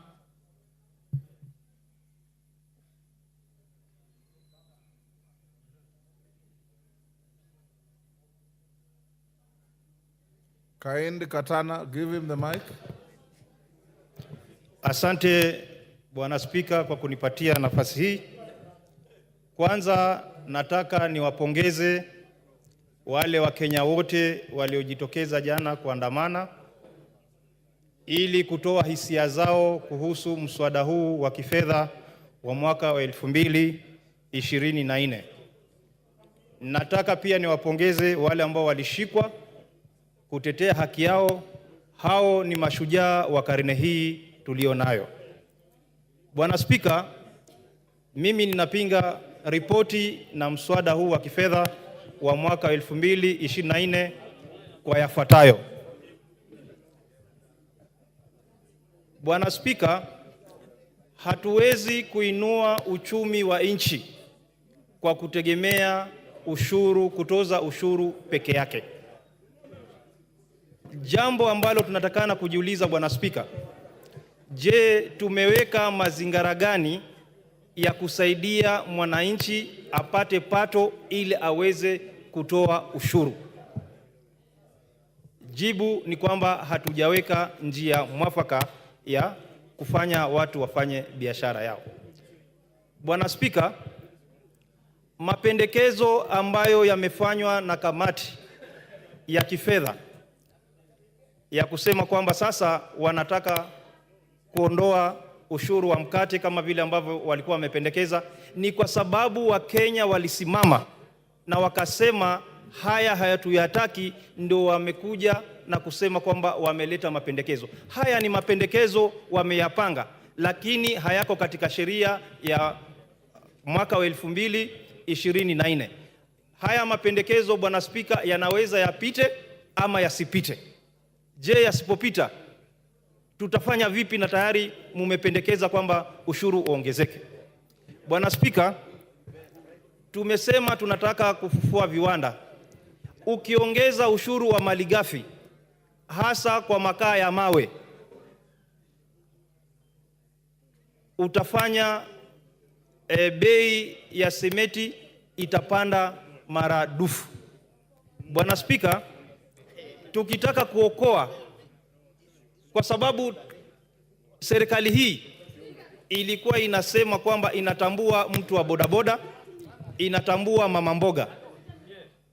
Huyu mama mboga katika hii bajeti yuko wapi? Huku unasema umeondoa kuongezwa kwa ushuru wa mkate, ushuru wa tairi, lakini hapo hapo Bwana Spika, umeenda nyuma, umemwongezea mafuta. Ukipandisha bei ya mafuta Bwana Spika, gharama yote ya bidhaa muhimu zitapanda. Ukiongeza bei ya mafuta, huyu bodaboda ambaye mlimtumia kwa kampeni zenu mumemweka wapi?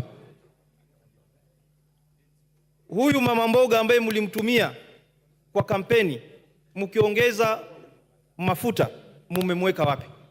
Bwana Spika, Wakenya wamechoka na kutozwa kodi kiholela.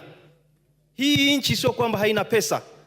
Ufisadi umekithiri katika taasisi zote hapa nchini. Ni lazima tutafute njia ya kufunga mfereji wa ufisadi, na ufisadi uko kila mahali. Wakenya wanaona kwamba pesa zao zinatumika kiholela. Huwezi kwenda kwa harambee ukatoe milioni 30. Unapata mshahara wa shilingi ngapi? Ndio Wakenya wanajiuliza. Ni lazima tufunge hii milango ambayo pesa zinapotea kiholela. Bwana Spika, Wakenya hawajakataa kutoa ushuru. Tujiulize, ile sheria tuliyopitisha hapa ya mwaka 2023 ya kifedha, je, tumeweza kufaulu na yale malengo ambayo tulikuwa nayo? Jibu ni kwamba hatujafaulu. Nataka kumnukuu Rais William Samoei Ruto. Amesema kwamba watu waweze kuishi kadri na mapato yao. Vile vile ni lazima watu wakatue kodi kulingana na mapato yao. Hatuwezi kuongeza kodi kila wakati na wengine wanatumia pesa hiyo kujiendeleza na wengine Bwana Spika wanazidi kuwa maskini. Mimi ninasimama hapa kwa niaba ya watu wa Kaloleni kupinga mswada huu kwa sababu hausaidii yule mbunge wa Kanze.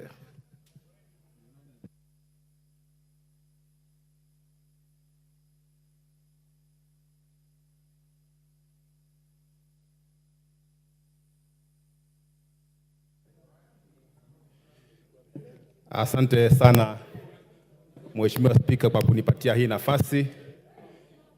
Mimi pia niweze kupeana maoni yangu kuhusu mswada wa fedha wa mwaka 2024. Mheshimiwa Spika, mimi pia ni kati ya wale wabunge ambao nimetumiwa jumbe nyingi sana na wakazi wa Ganze wakiniambia niweze kupinga huu mswada kwa sababu hawafai. Wengi wa wale ambao wamekuwa wakinitumia jumbe, nimekuwa nikiwauliza ni vipengele gani katika mswada huu ambavyo wanaona vina shida. Ni wachache tu ambao waliweza kunitumia jumbe wakiniambia kwamba kuna vipengele fulani fulani ambavyo wanaona vina shida na wangetaka viondolewe ama virekebishwe ama mswada huo uweze kutaliwa kabisa. Kipengele kile kilikuwa kina utata kabisa ni kuhusu ile kodi ya mambo ya mkate, ambapo ulikuwa unaweza kupandisha bei mkate, na mimi pia nilikuwa nakubaliana nao, kwa sababu mkate ni chakula ambacho kinatumiwa na watu wengi sana, especially wale wenye mapato ya chini. Kwa hivyo kwa upande huo pia mimi nilikuwa nakubaliana na wakazi wa Ganze wakisema ni lazima kodi ya mkate ipungue. Kodi nyingine ilikuwa inaleta utata ni kodi ya magari, na hiyo waliweza kunambia katika zile juma ambazo walinitumia. Ushuru wa magari ulikuwa unafanya wenye magari walikuwa watalipa pesa nyingi sana, na hiyo ilikuwa inaleta utata. Mambo ya eco levy ambayo ilikuwa inapandisha kodi ya sanitary pads na pia pampers, hiyo pia nilikuwa nakubaliana na wakazi wangu, na niliwaambia kwamba nitatumia hii forum yangu kuweza kuhakikisha kwamba hayo mambo yanatolewa katika huu mswada wa kodi. Na nataka nipongeze ile kamati ya fedha ya bunge hili ambayo iliweza kukaa na vipengele vingi ambavyo vilikuwa vinaleta utata waliweza kuviondoa. Na pia niendelee kushukuru kwa sababu nikiangalia yale mambo ambayo serikali imepanga kufanya huko katika maeneo bunge yetu kwa huu mwaka wa serikali unakuja, ni mambo mengi ambayo wabunge wote inastahili tuweze kuyapigia upato. Kwa mara ya kwanza tunaona kuwa mgao wa NGCDF unaweza kuongezeka kwa kiwango cha milioni 30. Na pia kwa mara ya kwanza tunaona kile eneo bunge linapata mgao kwa sababu ya usambazaji wa mambo ya stima. Tumeona kwa mara ya kwanza pia counties zetu zimeweza kupata takriban bilioni 15 za ziada, na hii yote ni pesa ambayo itaweza kupeleka maendeleo kule nyanjani. Kwa hivyo kufikia sasa hii yale mambo ambayo yalikuwa yanaotata katika mswada ni kama ambayo yameweza kurekebishwa. Kwa hivyo kwa niaba ya wale wakazi wa Ganze ambao wanapenda maendeleo, kwa sababu tumeona hapa tutapata mambo ya stima, na pia tumeona kwamba shule zetu nyingi kule Ganze kwa wakati huu bado wanafunzi wanasomea chini ya miti, na bado tuko na wanafunzi wengi ambao wanasoma katika madarasa ambayo yamejengwa na udongo. Kwa hivyo hii inamaanisha kwamba tukipata mgao wa CDF zaidi tutaweza kuwashughulikia hawa wanafunzi ili waweze kupata mazingira mazuri ya kusoma. Na pia tunapata mgao zaidi wa basari hapo, tunapata mgao zaidi wa NGCDF. Hiyo inamaanisha kwamba hata basari yetu pia itaweza kuongezeka na wanafunzi wengi zaidi wataweza kwenda shule. Kwa hivyo mimi nikisimama hapa ninaunga mkono huu mswada wa fedha wa mwaka 2024, lakini naunga na yale marekebisho ambayo komiti imeweza kuleta bunge. Na mimi nina imani tukiwa kama wabunge hapa tuko in the right forum kuweza kuleta mabadiliko zaidi. Kwa hivyo hata wale wajumbe wenzangu ambao bado wana shida na huu mswada, nafikiri hii ndio forum ambayo waweze kuleta zile amendments ambazo wanafikiria ziko sawa, ili tuweze kuimprove huu mswada uweze kuwa mzuri zaidi, ili tuweze kupeleka nchi yetu mbele. Kwa hivyo kwa hiyo machache, Mheshimiwa Spika, mimi naunga mkono lakini na marekebisho. Asante. Kwenya Thuku. Thank you, Mr. Speaker, for this opportunity to speak on this very important finance bill. And Mr. Speaker, from the onset, I want to start by saying that I support the recommendations by the committee on the areas they want to firm up and bring about amendments, so that then in tandem with the realities that we face in this country. Of course, we've had serious public outcry, some that are really misled and misinformed. And I feel that, Mr. Speaker, as members of Parliament, we have a responsibility to do nothing else but to tell our people the truth in as far as what our role is. Finance bill from the onset is a proposition by the National Treasury as to how they want to raise money so that then our budget can be financed. And Mr. Speaker, finance bill as well as presented by the National Treasury is not cast on stone, and therefore this House has a responsibility to enrich and to cut areas where we feel that they are not favorable to our people. And specifically from where I sit as a member of Parliament for Kinangop, there is an area of concern, but I'm happy that it has been addressed, whereby we are opening up our boundaries to from our neighbors who are members of East African community, exempting imports that are agricultural in nature to come to this country to compete with local production. And Mr. Speaker, I am happy with the committee's report because they are recommending that the same be reinstated so that then any importation from the East African community, and especially issue to do with potatoes, there must be a duty so that then we do not expose or subject our farmers to competition that is unfair, because you see countries, some of our countries in the neighborhood enjoy what you'd call in economics, not just economies of scale, but also they enjoy competitive and comparative advantage. Production of potatoes in one of our neighboring country is low because they have an advantage of climate which we do not have. And therefore, subjecting farmers in Kenya to the same level with our neighbors, then we'll be killing our farmers. And therefore, I must say emphatically that I'm so grateful that this committee found it worthy to reinstate that duty. Mr. Speaker, it is unfortunate that there have been a lot of sensationalization of this matter, to the extent that our children are in the streets, talking about a document that they know nothing about. They've only been misled by the hype that is in the social media.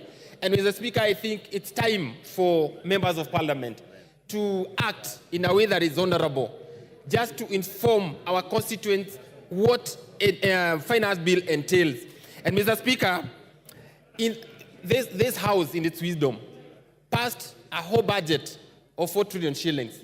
But when we come now to issues, to areas where we want to raise funds, to the tune of 300 billion to finance some of the things that are in the budget, and especially to do with electricity, to do with education, to do with health, to do with agriculture, I hear the same voices that supported the budget. Now they're on the other side saying, now we are not going to support finance bill. We do not want to hear that we are going to collect money to finance our affairs. And Mr. Speaker, I think it's about time that we rose above hypocrisy, because there's a lot of hypocrisy in leadership, in political leadership, and call the leaders who are speaking from both sides of their mouth, call them out for who they are. And Mr. Speaker, I want to support this document, and not as we progress to the third reading. I believe that these amendments will suffice, and therefore give Kenyans the kind of finance act that will serve us for the next financial year. Thank you, Mr. Speaker. Thank you, Thuku. Honorable members, there are some honorable members who are still asking the chair, the speaker, when to file amendments. I want to repeat, please file them in the relevant office before 1 o'clock tomorrow. Kitonga Murugara. Thank you. Thank you very much, Mr. Speaker. Speaker, we've waited patiently. Evidence that what we are doing here is very important, and we just to continue being patient so that we can dispose of the important business of the House, which is actually the budget-making process. So, Speaker, allow me to begin by saying I actually support the report by the Committee on Finance and Planning, and I will also be supporting the finance bill with the proposed amendments because of 3 reasons. The first reason is we got to be faithful to Article 118 of the Constitution on the public participation. We are happy to report that after public participation, the Finance Committee has incorporated suggestions by members of the public on what really ought to be removed from the bill or what ought to be amended. This is extremely important in that in the public participation, we may not incorporate everything that is proposed by the public, but it shows that we're taking into consideration what the public says, and this is in honor of the people of Kenya. Number 2, public participation, according to our courts, should actually not be just cosmetic. It should be real, it should be practical, so that everybody who participates in it feels appreciated. And this is why we are saying there is no yardstick, there is no measure on what constitutes sufficient public participation, but anything that takes into consideration the views of the public is public participation. And thirdly, this finance bill, proposed finance bill with the amendments, is important in that we must have a finance act for the year 2024-2025. I cannot and I would not agree with the proposal that we should actually reject the entire bill because it may have negatives to the people of Kenya. It also has positives. So what I would propose and urge members to agree with is that at the committee of the whole house, these proposed amendments by the committee and whatever else is going to come from the honorable members of parliament is extremely important, should be looked at with a tooth comb so that we either pass reasonably or reject reasonably. Now, what are the proposed amendments by the committee which are very important? The VAT on bread is out.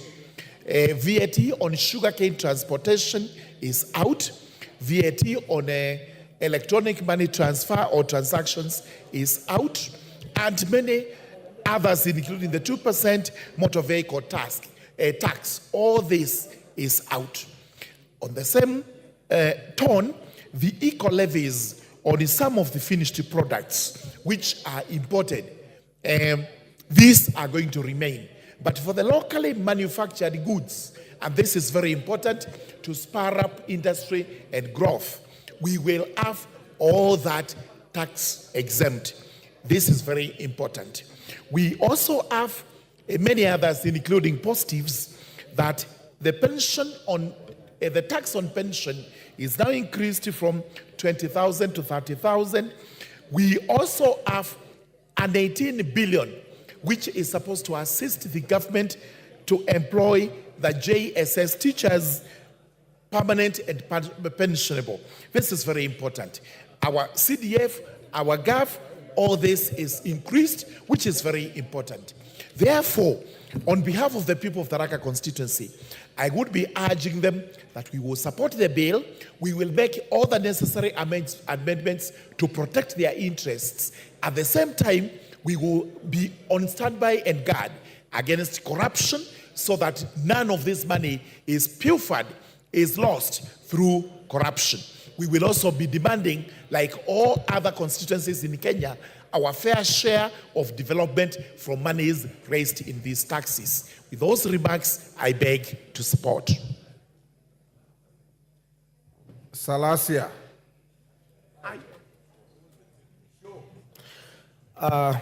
Mr. Speaker, sir, I want to rise to oppose this finance bill on the following grounds.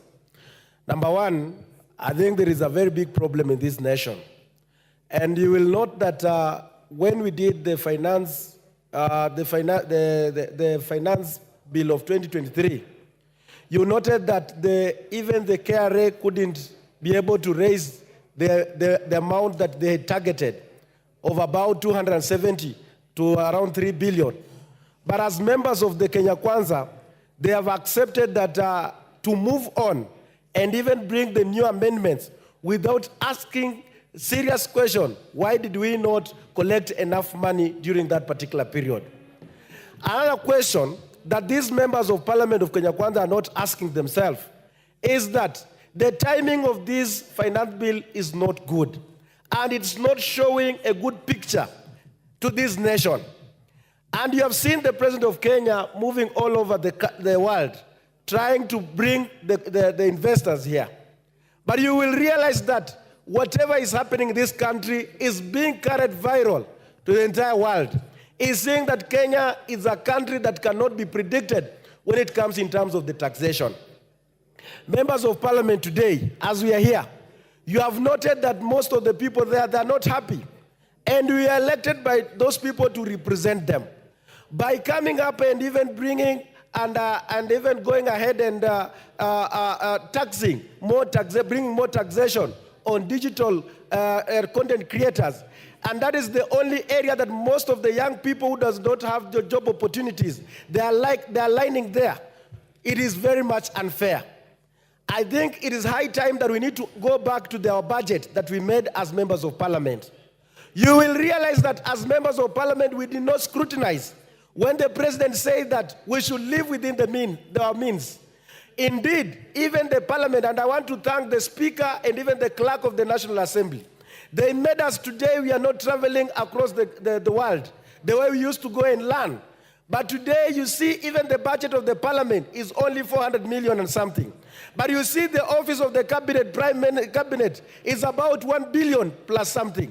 The office of the deputy president, 4 billion. The office of the president, 4 billion. The state house, 7 billion. That is what we say that we should live within our means. Members of parliament, Salasia, there yes. is a point of order from the chairman of the committee. Yes, chairman. What standing order? Honorable Speaker, I rise on standing order number 91. And is it in order, Honorable Speaker, for my good friend, and I hate to interrupt him, the Honorable Salasia, to mislead the House. And Honorable Speaker, one of the reasons why there has been a lot of noise, especially on media platforms, is a misconception there is a taxation that is being introduced on digital, on content creators. Clause 7, Honorable Speaker, because we would like to put this matter to rest, page 555 of the bill, talks about where a resident or an unresident person being the owner or operator of a digital marketplace or platform makes or facilitates payment in respect of digital content monetization, goods, property, or service. The amount therefore shall be deemed to be income which is accrued in or was derived from Kenya. This is targeting the big tech companies in the digital platforms that generate their income from Kenya without paying a cent. We have institutions like Netflix, like Google, like Facebook. They generate income here, but don't pay taxation in this country. So this taxation is them paying for the income they generate from Kenya, not the people that generate income from those particular platforms. Thank you. Salasia. Mr. Speaker, I was just trying to highlight some of the things that has created a lot of emotion. And you will realize that the Kenyans, the way this country is being managed, it is being managed something else. Why do you want to play with the minds of Kenyans? Why do you introduce the tax on transportation of sugarcane? Why do you introduce taxation on 16% on bread? You want to attract the emotion of the Kenyans and you retreat, but then you have another agenda on that. That's why, Mr. Speaker, sir, I want to ask this House that now we cancel all this bill, we go back to the budget, we start now from there, we cut off, and then we start from the scratch. But this matter of bringing another new finance bill when the Kenyans are still struggling with the previous finance bill is like we members of parliament, we are doomed. We are doomed. Members of parliament, we are doomed. I'm telling you, we are doomed. Watu wa Kenya Kwanza mmenisikia? Honorable Salasia, there is a finance bill each and every financial year. So even next year there will be a financial bill. The following year there will be a finance bill. So it's good for you to know that as well. It's just I'm informing you. Yes. Honorable Justice Kamei.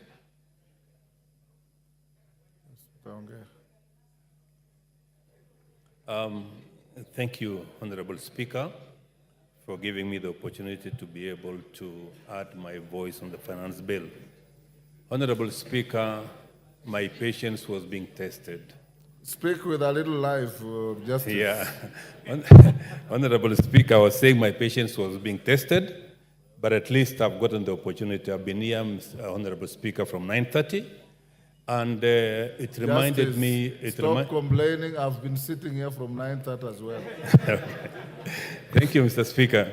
On the onset, Mr. Speaker, I want to say I support the finance bill. And I do so, Mr. Speaker, without fear or favor. Ever since the finance bill was published, Mr. Speaker, the people of Sigawet constituency have engaged me. I have responded to all their concerns, and I'm happy, Mr. Speaker, that the recommendations of the Finance Committee do indeed address many of the concerns raised by the people of Sigawet constituency. In particular, Honorable Speaker, they were against the 16% VAT on bread. They were against 2.5% on motor vehicles. They were against 18% on edible oil. They also told me, Mr. Speaker, to oppose the 18% duty on 18% tax on financial services. Now that most of those concerns, Mr. Speaker, have been addressed, I want to say I do support the bill, and in particular, Mr. Speaker, this is where we will get money under CDF to be able to support our people, and especially to have increased bursaries so that children from poor families can be able to get their education. This is where, Mr. Speaker, we will get money for rural electrification. If there's a pet topic that I do discuss with the people back home at any given time, is something called the last mile. Mr. Speaker, the amount of 50 million shillings given to each constituency under the last mile program will go a long way in making sure that our people get electricity. Mr. Speaker, in addition, the people of my constituency do grow cane.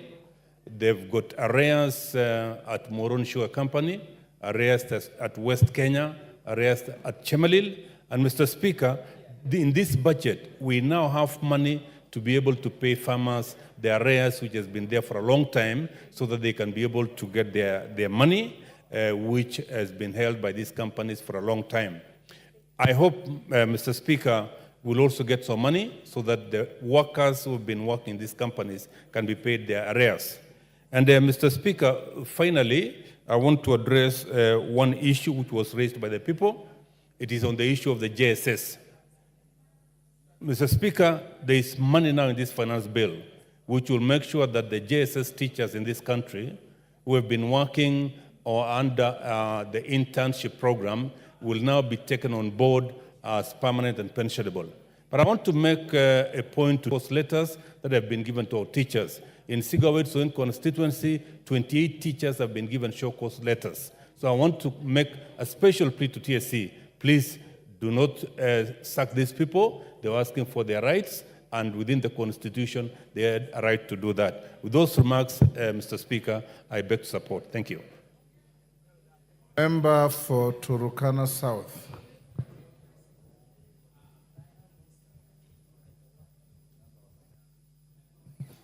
Thank you, Honorable Speaker, for according me this opportunity to give my insights on this Finance Bill 2024. Honorable Speaker, first of all, I want to appreciate the Constitution of Kenya 2010 by empowering the Kenyan citizens to participate in the policy making of government. Honorable Speaker, the government has a duty to present the budget and also to present the finance bill. These are two major policies that government intends to meet its promissory notes as it made during the 2022 campaign period. Also, Honorable Speaker, it's upon us leadership, also as a leader, as a member of parliament for Turkana South, I have the obligation to participate in ensuring that my constituents are represented in this process of policy making. Honorable Speaker, budget and finance bill are political tools. And also, budget and finance bill, these are areas or policies that all stakeholders are supposed to negotiate. All stakeholders are supposed to negotiate. They have interest in this particular budget. Honorable Speaker, as we talk as members of parliament, we have the obligation to see that our interests, despite the fact that I'm a member of parliament from the opposition side, I have interest in this budget, I have interest in this finance bill. Honorable Speaker, let me go to the Income Tax Act. I have some reservations on the exemptions of some per diems. Honorable Speaker, that aspect of exempting some employees on 5% is discriminatory in the sense that if you look at job groups, a member of parliament or anybody earning more than 50,000, 100,000 will be exempted completely from paying tax on their per diem. Honorable Speaker, I say this is discriminatory. I gave an example of somebody who is in job group J who earns 58,000. Exemption will be 2,900. The per diem is 6,300. What is taxable is 3,400 shillings. Honorable Speaker, I request the members of this honorable house to exempt all the employees from this tax. Honorable Speaker, this country has failed on fiscal consolidation. All the policies have not addressed the fiscal deficit for a number of years. So there's need for the government to have plans or policies that are always consistent instead of changing every time the taxation measures. Honorable Speaker, there is something on repeal of digital services tax and replace it with significant economic presence tax at the rate of 30 on 20% deemed profit. What is the standard of measuring the so-called deemed profit? This is what needs to be highlighted, need to be addressed so that we don't just say 20% is deemed profit, 30% is deemed profit. We need to have a standard. Honorable Speaker, something on the value-added tax. When I transfer property or assets at a certain price, there is valuation for that particular business or asset. So the difference between the transfer price and the valuation has to be on capital gains, not you are exempting that from taxation. Honorable Speaker, last year we had a finance bill. Thank you. Your time is up. Member for Sirisia.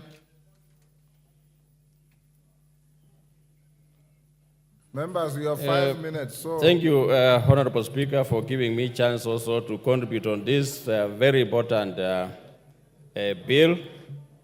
Honorable Speaker, from onset, I want to support the bill.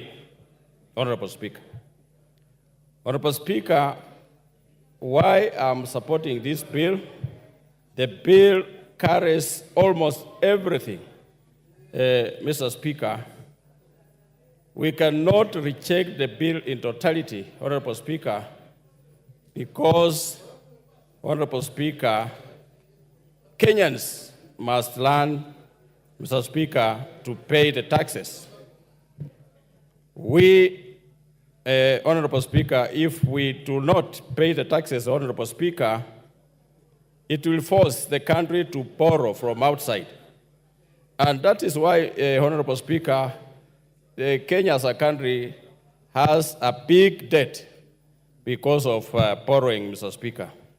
The government is trying at least to make this country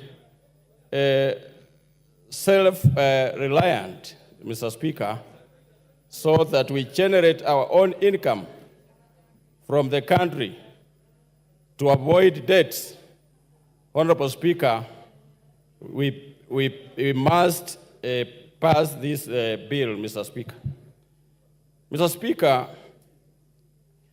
the committee has dealt with very many issues that were contentious. Honorable Speaker, like the bread, Mr. Speaker, the committee has already dealt with, and that is where the public was making a lot of noise, Honorable Speaker.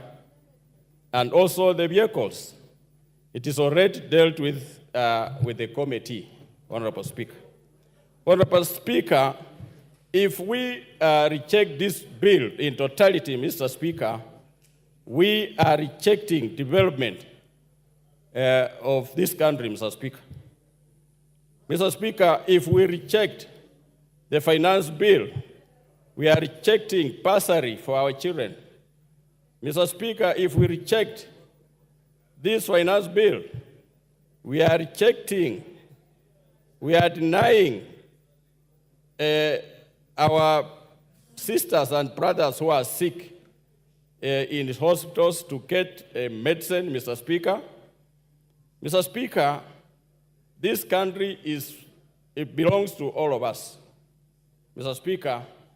And Mr. Speaker, as we continue, members from both sides to talk, Mr. Speaker, this bill, Mr. Speaker, the government of this country, Mr. Speaker, now, when President Ruto got into power, the economy of this country, Mr. Speaker, was in ICU. But now, Mr. Speaker, we can see some development that is coming. Even if some of us are in opposition, we want to oppose everything. But, Mr. Speaker, let's consider and put the country first, Mr. Speaker. Like other developed or developing countries, Mr. Speaker, when politics is over, something like this, the bill come, Mr. Speaker, people of the country put their country first, Mr. Speaker. And we are requesting that, Mr. Speaker, we put our country, Kenya, first. Mr. Speaker, on my side, where I can oversee is the KRA. KRA, Mr. Speaker, is not collecting enough. At the time, we have given KRA money to use it to employ people to collect enough taxes, Mr. Speaker, but they have not met their target as the government or we as Kenyans expected the KRA to collect, Mr. Speaker. So, Mr. Speaker, we are putting KRA on notice, a warning that KRA must collect enough resources to meet the target that we need in this budget, Mr. Speaker. Because we are looking at them and Gisairo. Thank you, Honorable Speaker. In the book, The Dust, written by Athiambo War, in its foreword by Nanjala Nyabola, she states that Kenya has 3 official languages: English, Kiswahili, and silence. Silence. Mr. Speaker, I stand here to oppose this bill. Many on that side are telling us that the funding of the appropriation bill is subject to the Finance Bill 2024. There is nothing further than further from the truth.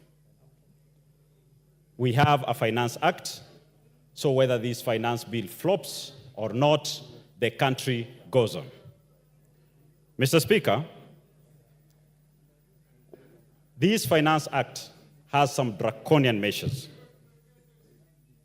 This allows KRA to access people's M-Pesa accounts without going to the courts.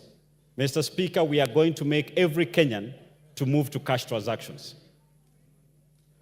Mr. Speaker, while we are saying we need to support local industries, the eco levy is not the way to go. Mr. Speaker, my little daughter Iranzi needs Pampers. I can afford. But sadly, Kerubo in Kitutu Masaba, whose husband is mining sand in the quarry, cannot afford.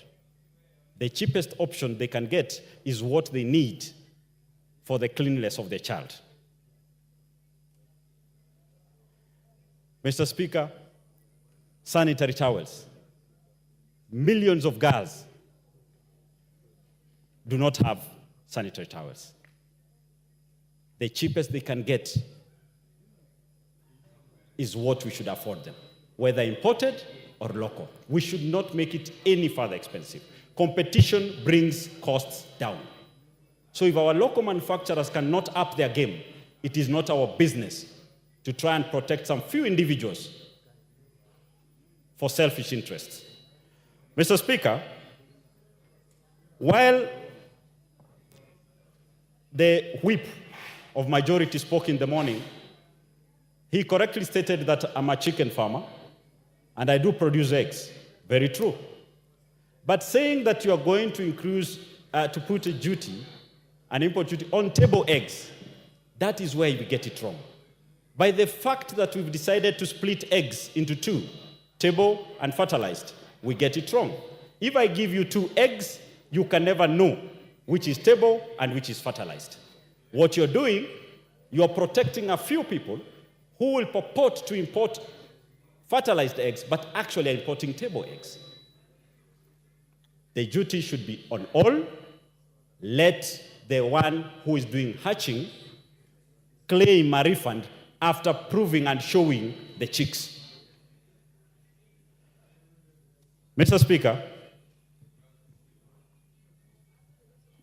while the committee went around, collected the views of the silent millions of Kenyans, they came with a very bulky document, which deleted or proposes to amend most of their own mess. But with one stroke, they tell Kenyans, we've saved you billions, but again, they get into the pocket and take even more. Mr. Speaker, by introducing the maintenance, the levy on fuel for road maintenance by 7 shilling, the motor vehicle 2.5% that they had charged initially in the main bill of 5,000 minimum with a cap of 100,000, that changes because now you'll be paying 7 shilling for every liter. The cheapest of jalopy of cars will at minimum use an equivalent of 5,800 shillings in a month, in a year, while charged.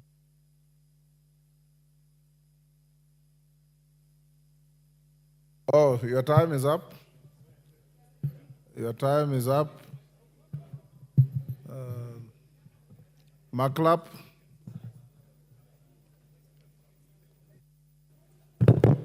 Thank you, Mr. Speaker. First of all, I want to declare that I'm a member of Finance, National Planning. And Mr. Speaker, I rise to put the record straight.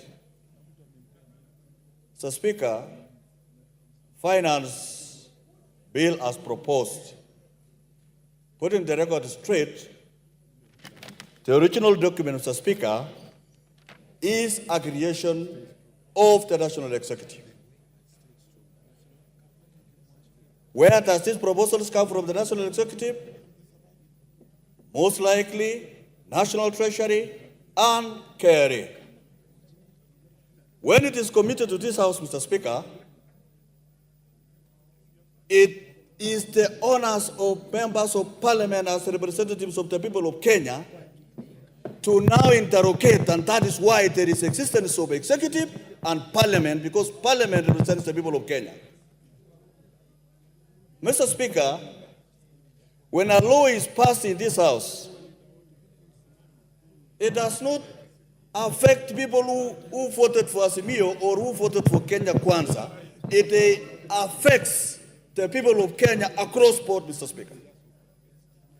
Mr. Speaker, I have moved from the original bill, Mr. Speaker, because if we were to vote on this original bill, Mr. Speaker, all of us in this House, including members of Finance, could have voted to draw away this bill, Mr. Speaker.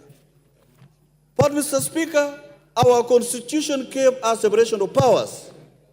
Separation of powers, Mr. Speaker, here, Parliament will now be able to sort out and protect the people of Kenya from the excesses of the executive, Mr. Speaker. Mr. Speaker, putting the record straight is that finance bill has been there even when I was very young. I could watch Parliament where a minister come and say, beginning midnight tonight, this is going to change. That was finance bill, Mr. Speaker. So, Mr. Speaker, when Kenyans write to us, say, reject finance bill, Mr. Speaker, you wonder whether in fact, our response to most of them is, which clause do you want us to reject? Mr. Speaker, our sitting down for 14 days as members of finance bill and listening to professionals and Kenyans was not an exercise in futility. We listened to Kenyans. And Mr. Speaker, as we listened to Kenyans, another process of the budget making process was going on.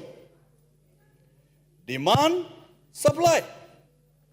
Mr. Speaker, the demand in this country has continued to rise. And that's why the government is coming with a proposal of a budget of 4.0 trillion, Mr. Speaker. When these proposals were brought to this House, Mr. Speaker, just using the words of Junaid Mohammed, most of the members across board in this particular House, Mr. Speaker, rose to say, this is the best budget because it adds us money to constituencies, because it pays for the JSS teachers' confirmation. They actually gave rise in this House to support all the budgetary proposals in this House, Mr. Speaker.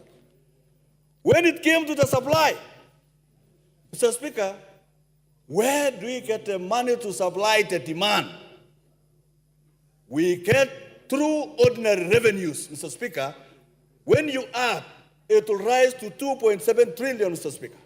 And we have a budget of 4. How do we fix the demand for employment, for roads, for infrastructure, for electricity? How do we fix the demand that is facing the people of Kenya? We fix by ensuring that there is enough supply, and this supply should not be a supply that is going to fix the people of Kenya. So, Speaker, and that is why the committee listened to Kenyans and said, bread, VAT, remove. Fixing this supply is not good. The motor vehicle tax, this tax is not good. We repealed a lot of sections, we amended a lot of sections that we felt it was punitive to the people of Kenya. And ensure that whatever report that we brought to this House, Mr. Speaker, is a report that is going to give a fair tax regime for the people of Kenya so that we can be able to... Time up, Martin Owino. Time up. I appreciate the time. As a representative of the great people of our constituency, Mr. Speaker, and by extension, the whole country who are suffering under the yoke of the bill of Financial Bill 2023, I stand to oppose this bill. Mr. Speaker, the effect of 2023 bill, financial bill, is still weighing on our people. I'm not sure where my colleagues represent, but in my constituency, some kids, even as we brag of the price of unga gone down, are going to bed hungry and up to school the same way. Mr. Speaker, the dropouts from schools, because parents cannot afford the fee or the tuition, has gone up. Mr. Speaker, this has gone into even mental problems. Mr. Speaker, the statistic today says 1 in 4 in this country are suffering mental health. It's only that they have not reached the manifestation stage. So colleagues, even as we are here, 1 in 4 may be brewing up for mental disease. Joblessness is up, full of frustrations, poverty and disease, which at Independence we said we are going to eradicate, is up. But more importantly, Mr. Speaker, what we are observing across the communities, however we gloss over it, is the crude death rate. People just dropping dead onto the morgue has become rampant because we are overburdening Kenyans with taxes. Mr. Speaker, the problem is not that Kenyans are not paying taxes. No. The problem is that the government is lavishly spending beyond their means. And at one point, and I was very happy to hear, that the Kenya Kwanza government is going to cut the coat according to the size of the clothing. Where that went, we don't know. But what we do know, if you want more, tax less. This is across the globe. That's how you stimulate the economy. But the idea that Kenyans are not paying enough tax, and now if this bill does not pass, then there will be nothing, no development, is false. Because Kenyans are overtaxed. The problem is, if you're listening to me, what other countries have done is what we call ITC, Innovation Tax Compliance, which has 3 pillars. Pillar number 1, you have to develop trust between tax administrators and taxpayers. And that is where we have to eliminate wastage, theft, and direct wrong utilization of funds. Pillar number 2 is a task enforcement. We have to invest in that so that we seal all the tax evaders. We'll collect more taxes than adding taxes to Kenyans. Number 3, which is very important, is facilitation. The mechanization of those taxes is very important. But for you to come and tell us that you are now proposing to remove bread, edible oil, mobile, motor vehicle, sugar transportation, diapers, you're the ones who collected the views of the people. Why didn't you put it in the bill? You're cheating. And Kenyans are listening. Those kids are more informed. By the way, don't say they are misled. If you say they are misled, you're the one who is lost. Thank you, Mr. Speaker. Thank you, Mayor Maingi.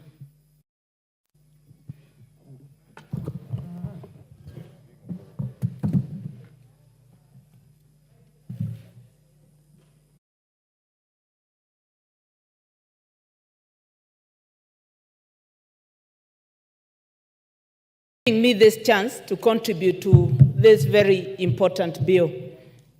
Mr. Speaker, when we discovered the internet, it was to change the way we communicate and the way we do business. it is unfortunate that some of us are using the same social handles to mislead a gullible public, and others are also using it to incite members of parliament. Mr. Speaker, I want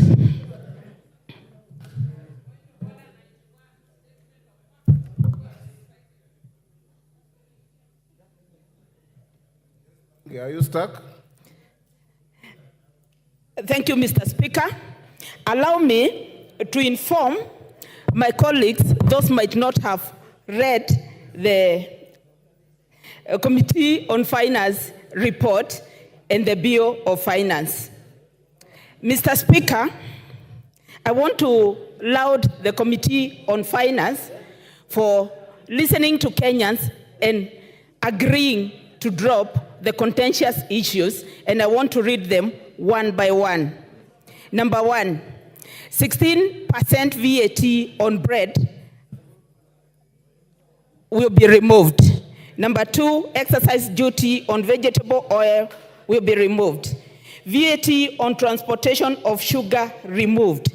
2.5% on motor vehicle tax removed. No increase on taxation on mobile money transfer. VAT on financial services and foreign exchange transactions has also been removed. Eco levy on locally manufactured products like sanitary towels, diapers, phones, computers, tires, and motorcycles is also removed.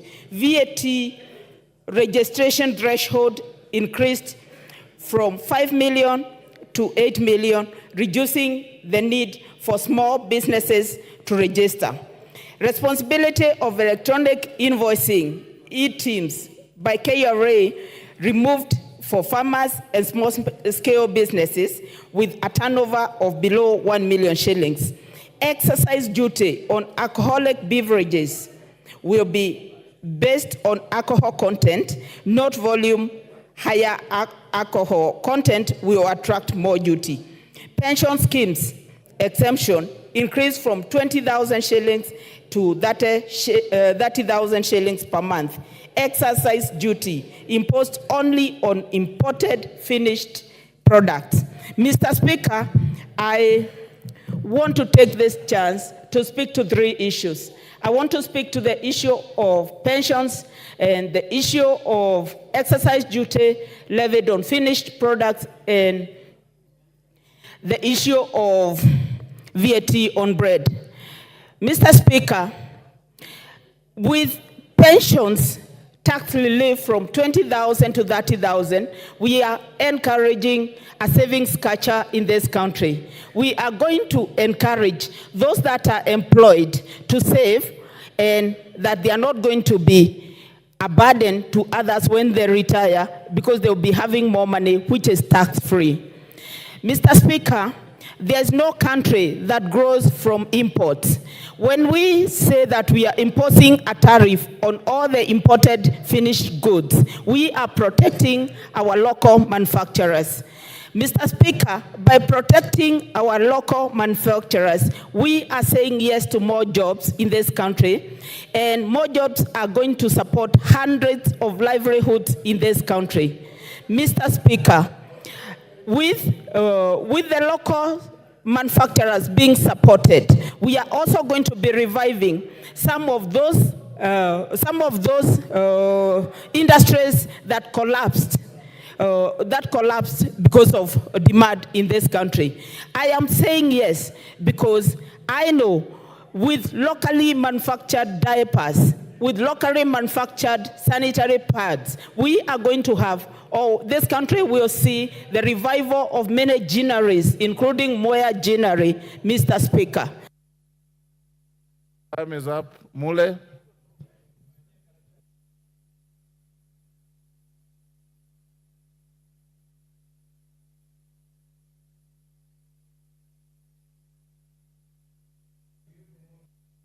Clerk. Thank you very much, Mr. Speaker. Mr. Speaker, I want to put the records very clear. From the word go, I oppose this bill in totality. For simple reason, the committee and the Kenya Kwanza regime have hoodwinked Kenyans on the basis that they are removing VAT on bread, they are removing motor tax, and the rest. We saw what they proposed at State House. I want to put these guys on notice. There are three things which they have introduced in this bill to tax Kenyans more. The first thing they have introduced, Mr. Speaker, it is the new clause of road maintenance levy. And some of us, we are not fools anymore. Mr. Speaker, the road maintenance levy is supposed to raise an estimate of 46 billion shillings, members. The second thing they have introduced in this bill, which is more serious and more fundamental to the common mwananchi, it is the IDF. They are raising IDF from 1.5% to 2.5%, whereby they are targeting to raise an estimate of 12 billion shillings. The third thing they have put on their report and the finance bill is the railway development levy, Mr. Speaker. Mr. Speaker, on those three fundamentals, they should be raising a total whooping of 88.8 billion shillings compared to what they are telling Kenyans they have removed, which is 76 billion shillings. So, the question is, when you are telling Kenyans you have removed the 16% VAT, are you not aware the wheat we use in this country to produce bread is 80% imported? Then you increase the IDF and the railway development levy, whereby it covers the 16% you are telling Kenyans you are removing.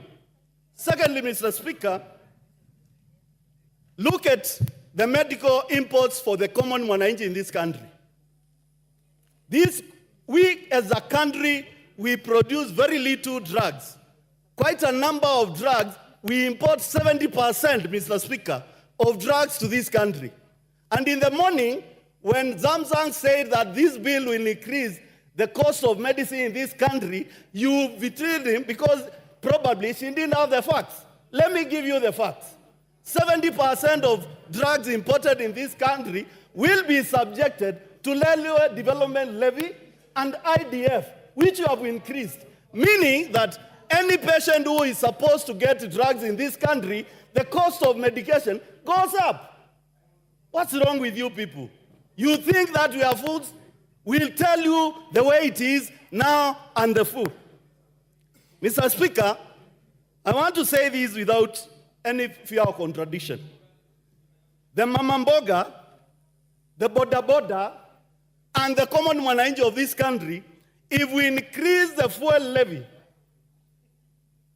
through the maintenance road and through this bill, which is 7 shillings per liter, the common mwananchi living on less than $1 will not afford his life again.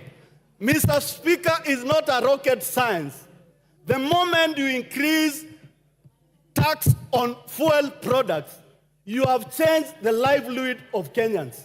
So, Mr. Speaker, we should not waste any more time. We need to pull and ask the committee to stop lying to Kenyans. They have removed bread, they have removed edible oil, they have removed all those things you had put on your bill. For simple reason, Mr. Speaker, we want to call upon all Kenyans tomorrow to wake up and say no to draconia's budget, draconia's finance bill, which is being proposed, and giving Kenyans an hope and bringing that up in another hand called railway development levy, IDF, and the 7 shillings on fuel. Please, don't fool Kenyans anymore. We'll stand with the 52 million Kenyans from tomorrow until sense comes to your mind. You cannot tax Kenyans anymore. I oppose, Mr. Speaker. KJ, member for Dagoretti South.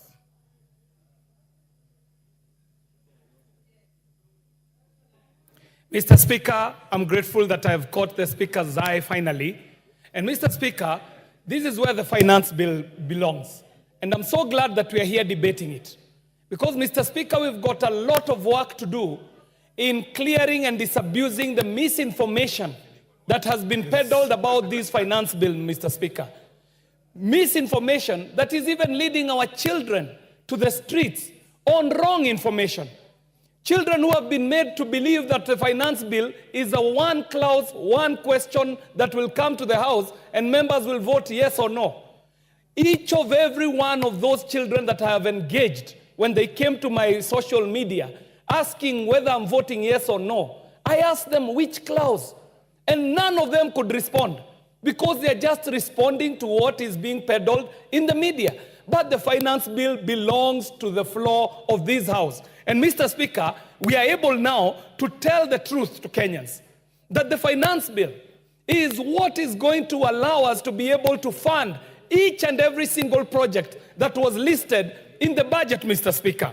But most importantly, Mr. Speaker, we will also be able to talk to Kenyans about the process that we have undertaken, the work that has been done by the Finance Committee, the committee that has engaged Kenyans so robustly that the wishes of the Kenyans have now been heard.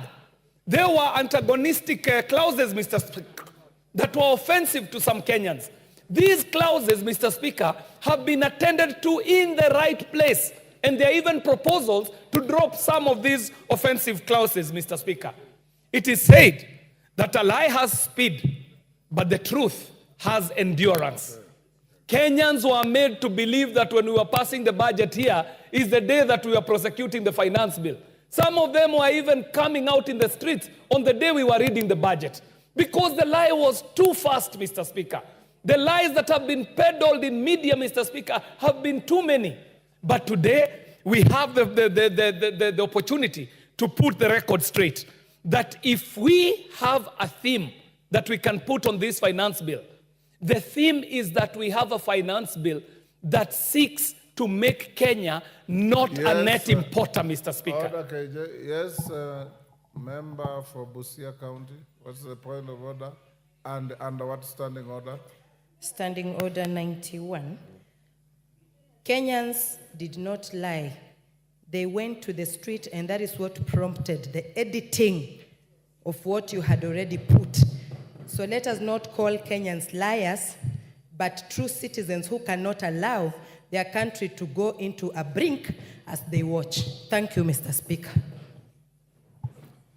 Mr. Speaker, I might not have the time, I hope my time has been preserved, to take the Honorable Catherine Amayo through the process of budget making in this country. That this House is not moved by external forces. This House moves in its own motion, sumoto, on matters that have to do with budgeting. That the committee was already in the process of engaging Kenyans long before a fake demonstration was organized, Mr. Speaker. And the lie persists, Mr. Speaker, because even some of the photos that we were seeing out of the streets, I can tell you as a graphic editor that they do not belong to this country.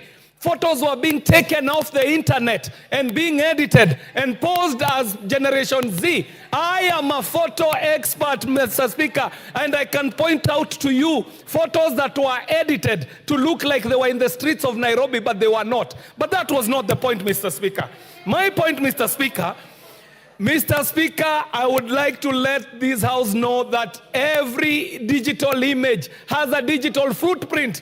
If a photo was taken in 2020 and is being used yesterday, we can tell from the metadata of that photo, Mr. Speaker. So there is no debate about that. Mr. Speaker, the truth of the matter is that we have a finance bill that seeks to move Kenya from being a net importer so that we can have cottage industries, Mr. Speaker. We can start our own manufacturing. We can reward any Kenyan who seeks to, and preserve a minute for me, Mr. Speaker, because of the interruption. I was saying, Mr. Speaker, that this finance bill allows us to tell the truth to Kenyans.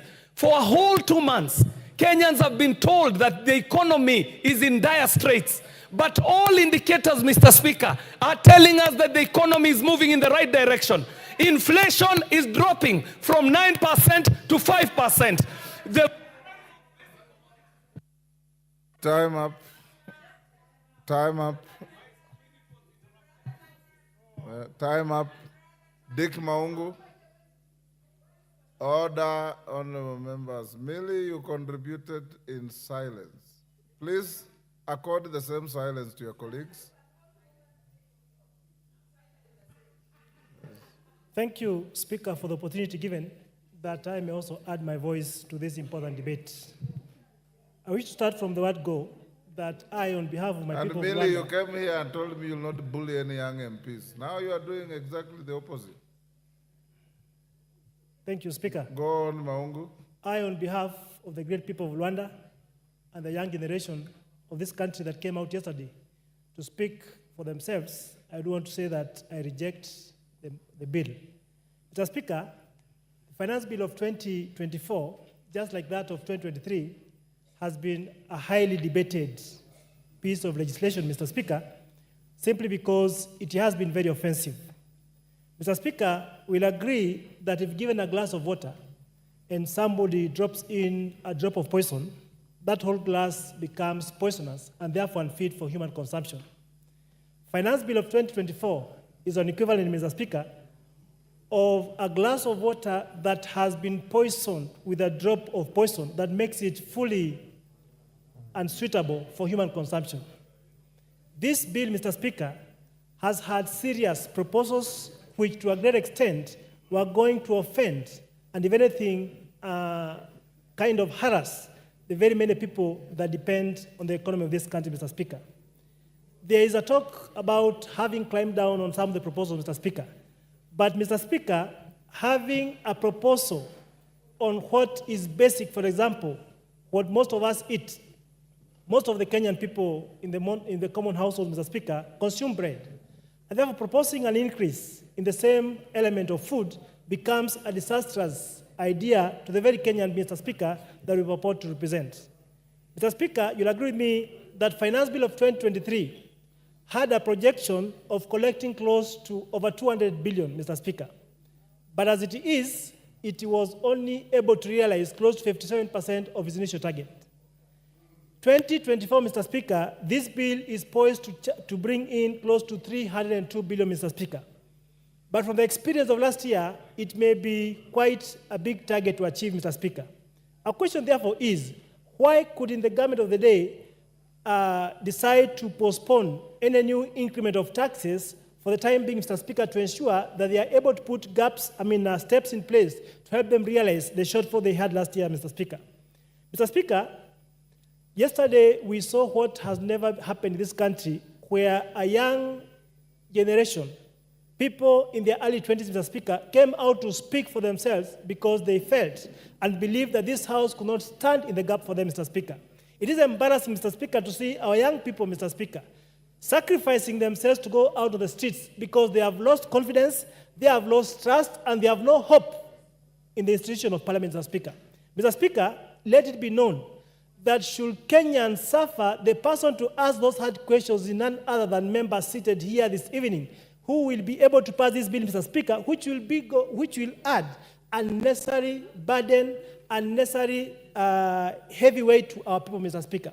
And therefore, as Kenyans are watching this evening, I want every Kenyan to take charge. I want every Kenyan, Mr. Speaker, take note of what his member of Parliament will be speaking this evening with regard to this bill, Mr. Speaker. A member who goes on to support this bill, Mr. Speaker, is a member who desires that these people should not have life tomorrow. A member who goes on to support this draconian bill, Mr. Speaker, is a member that does not think good for his people.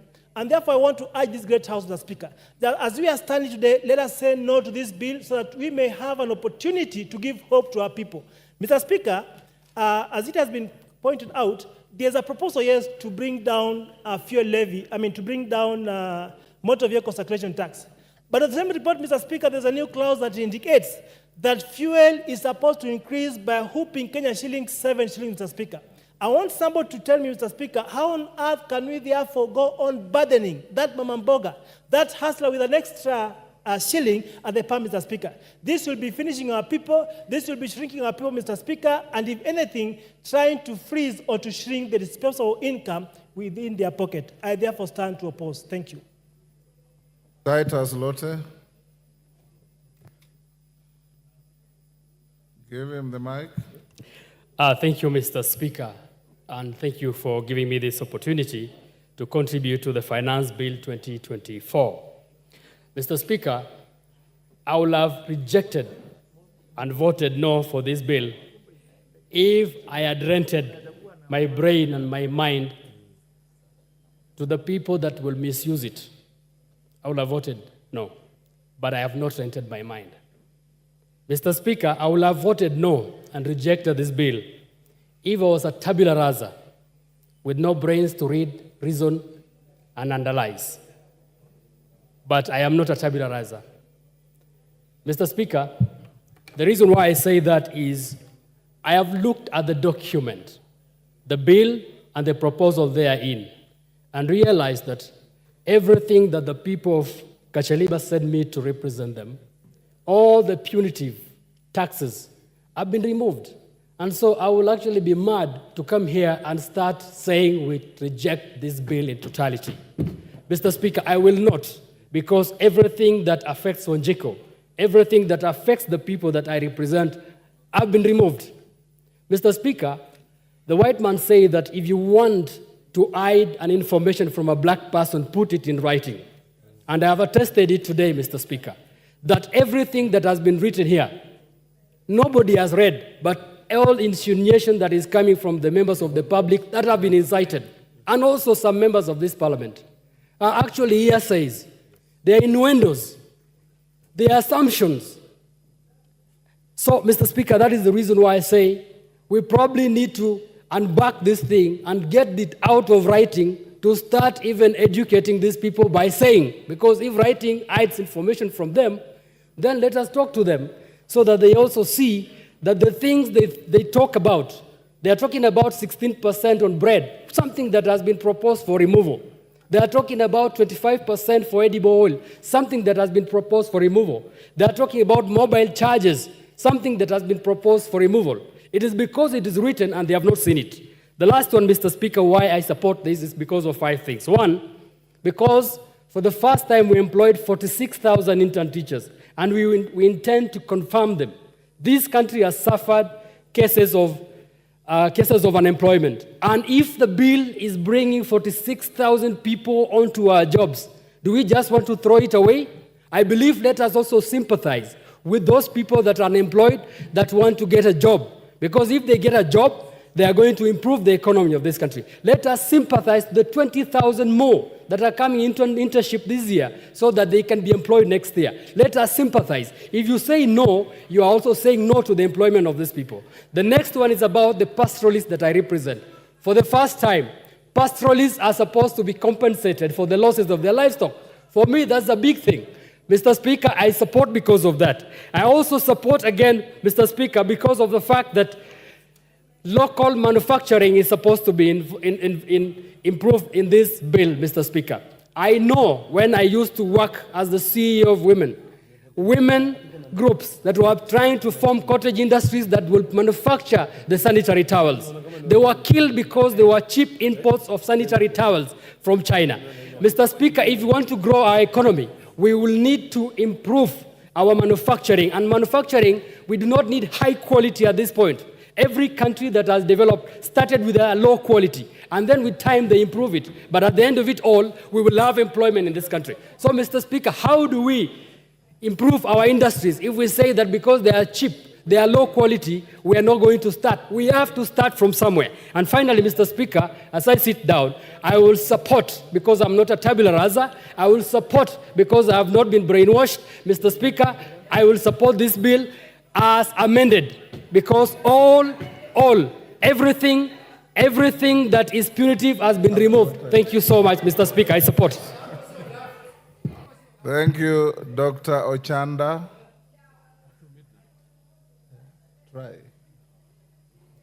Thank you, Mr. Speaker. Mr. Speaker, from onset and on the basis of the 2 documents that are in front of us, I want to oppose the bill, but I support the report as work in progress, Mr. Speaker.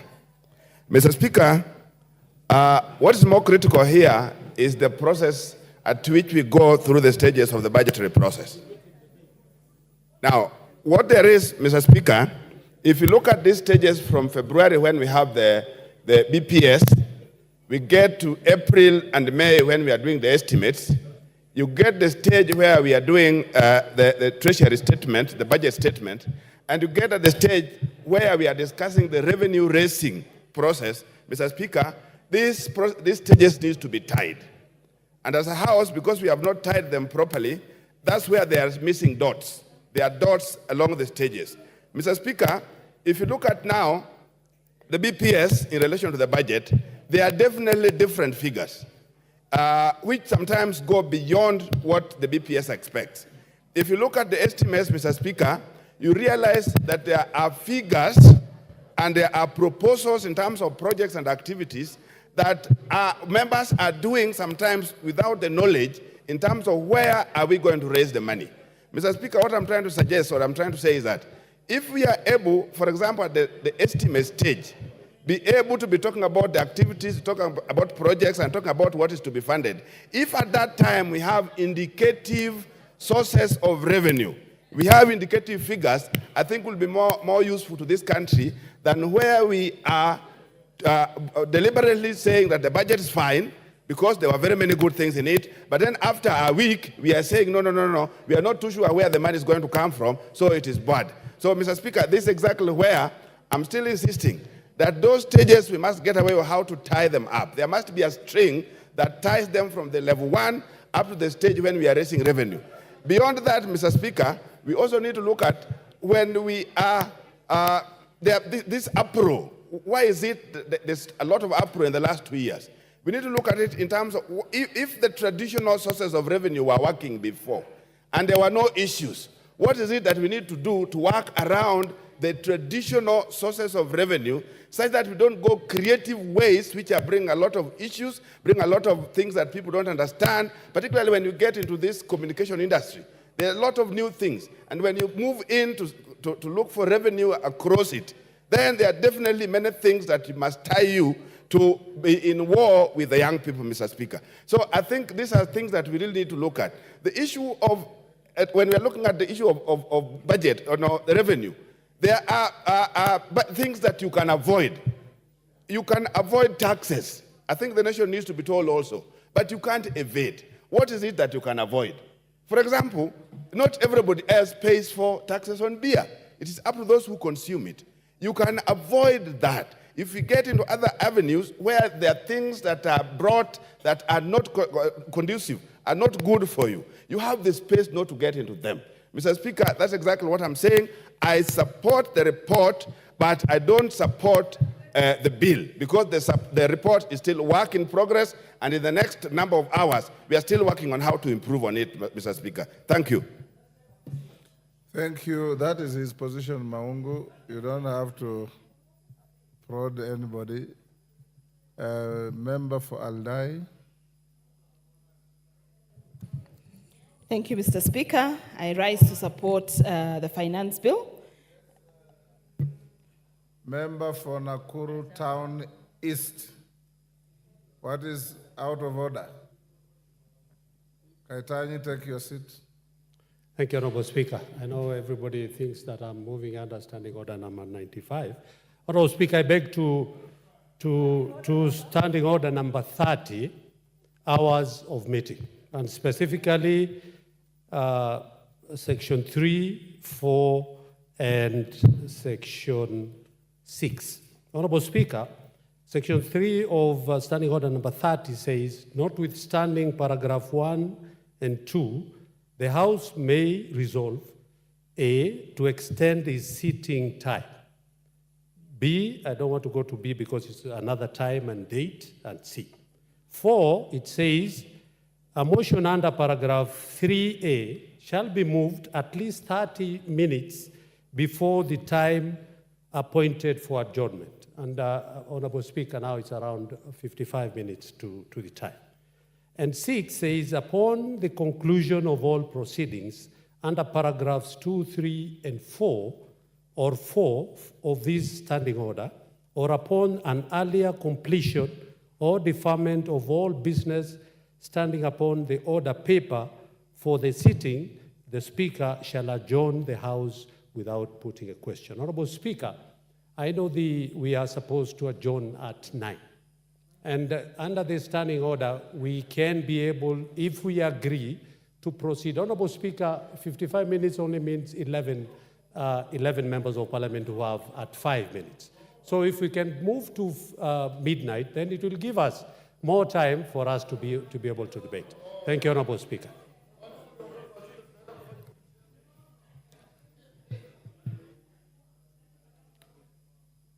Kaitani, carry on as I consult my clerks. Thank you, Mr. Speaker. I had earlier said that I stand to support the finance bill. And one thing we can see now in the country is that the conversation has changed to become politics of about a finance bill. My grandmother in the village and the Generation Z that we saw yesterday and everybody else, including Azia, are talking about a finance bill, which is a step in the right direction. Why do I support the finance bill? One is the introduction of eco-tax. In around 2016, the ban on polythene was imposed in our country. And I think at that time, there was a lot of hue and cry on how packaging will become expensive and how cost of living will become expensive. But NEMA stood its ground and the effect of the polythene ban took effect. Today, our country is one of the cleanest cleanest country because we do not have polythene papers. But we have imported finished products that have polythene. And I think introducing the eco-tax will help us in managing that waste that we've already removed from our raw materials and all the way from our local manufacture where we do not introduce any polythene. Over and above the tax, the eco-tax, it is going to create employment because we are saying that we are putting eco-tax on imported finished products. And therefore, we encourage manufacturing, local manufacturing. And if we encourage local manufacturing, what we are expecting, Mr. Speaker, is that we will get employment for our very youth who currently do not have employment because most manufacturers would prefer to do local manufacture and not pay eco-tax as opposed to importing finished product that will attract an eco-tax. Also, the products or the raw materials that we have in our country that are currently exported for value addition outside the country will have a reverse, where those raw materials will be value added and the persons or the people, the farmers and all those people who produce the raw material will get direct, not only direct employment also, but also direct income, therefore increasing the tax base. And not to mention, of course, the environment, because we will have improved on our environment and we will have extra revenue to deal with those wastages that come from finished imported products that already have eco and friendly packagings. I'm also supporting this bill because of the edible oil. About 3 weeks ago, we met manufacturers of the edible oil, and those manufacturers told us that if the taxes were going to be imposed on crude oil that they import to do the finishing of edible oil, then the cost of living would have gone up and the cost of edible oil would have gone up.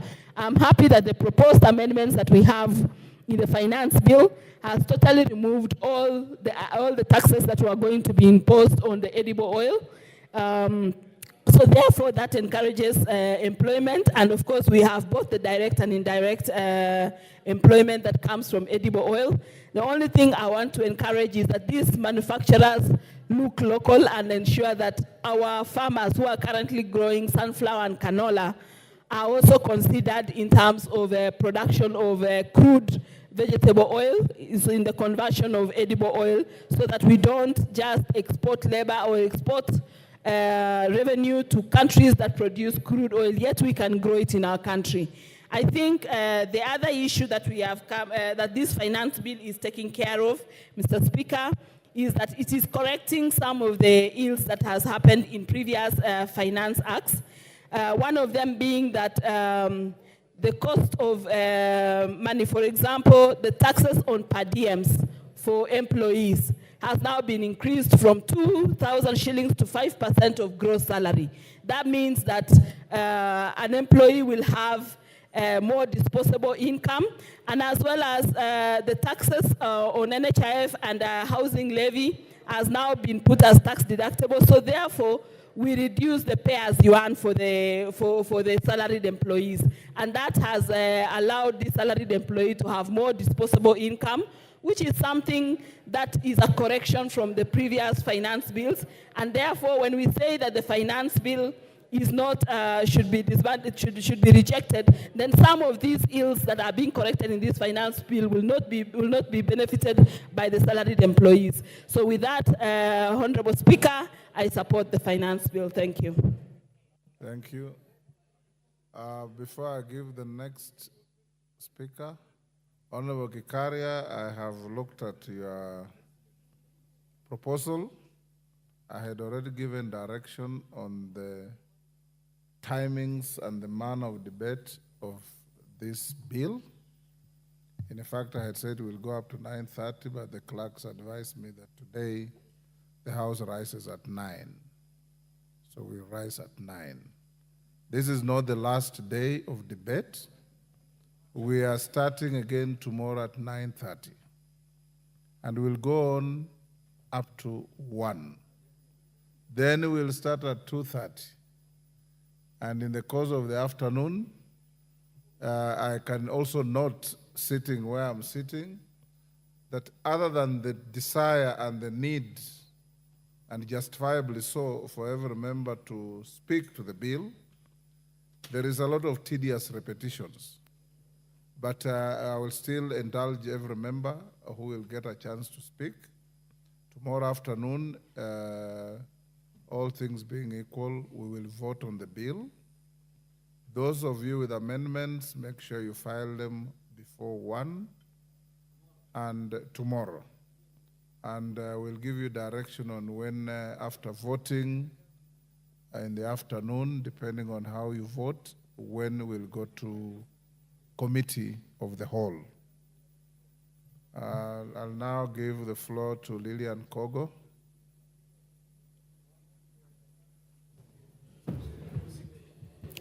Thank you so much, Honorable Speaker. And you, as you rightfully said, Speaker, is that you have as well been there from 9 o'clock, and so have all of us. And this is because of the interest and how emotive this particular issue is. And I want to thank you for giving me an opportunity to put my voice and the voice of the great people of Rangwe constituency in this matter. I am reliably requested or required or commanded by the great people of Rangwe constituency to reject the bill, and I will surely do that because they are the ones who sent me to Parliament. But I must also, as an academic, do that with reasons which I should think Rangwe people are going to stand by. Honorable Speaker, at some point during debate, it was mentioned that every financial year, every year, would keep having financial bills. We are going to have a finance bill for this year. We are going to have a finance bill for 2025, 2026, or whatever time. We will continue having finance bills. But I want to say, Honorable Speaker, that as much as we want to have finance bills every year, it would be prudent, Honorable Speaker, that if we have an act, that act should be allowed or should be given time to operationalize. We run it for a time, Honorable Speaker, so that we are able to critically analyze or critically make observations on its goodness and on its badness. And even in the course of debate, Honorable Speaker, it was mentioned that probably the young people we are seeing rise up out there may not know really about this finance bill. But I can assure my colleague and my friend that these young people are well informed, Honorable KJ. At times they're even ahead of us with information. And these are people who know how to comb and dig information from wherever they are able to get it. So we should not undermine their capacity to be informed on matters that happen in Parliament.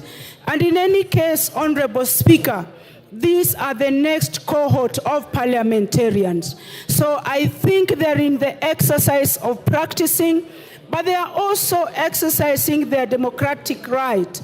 They have the right to picketing. So if they do so as young people, we should give them room, Honorable Speaker. Honorable Speaker, having said that, I also want to appreciate what the committee has done.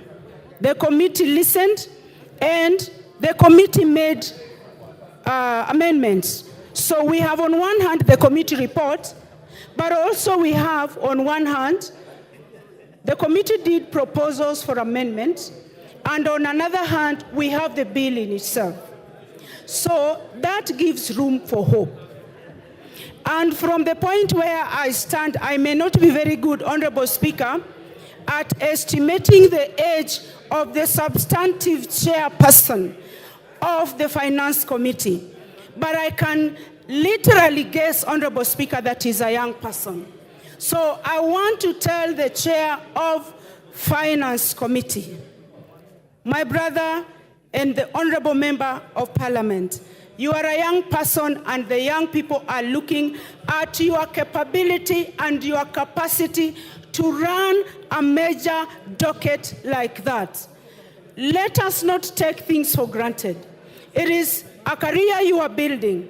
And I want to say that there are many issues to reject this bill on.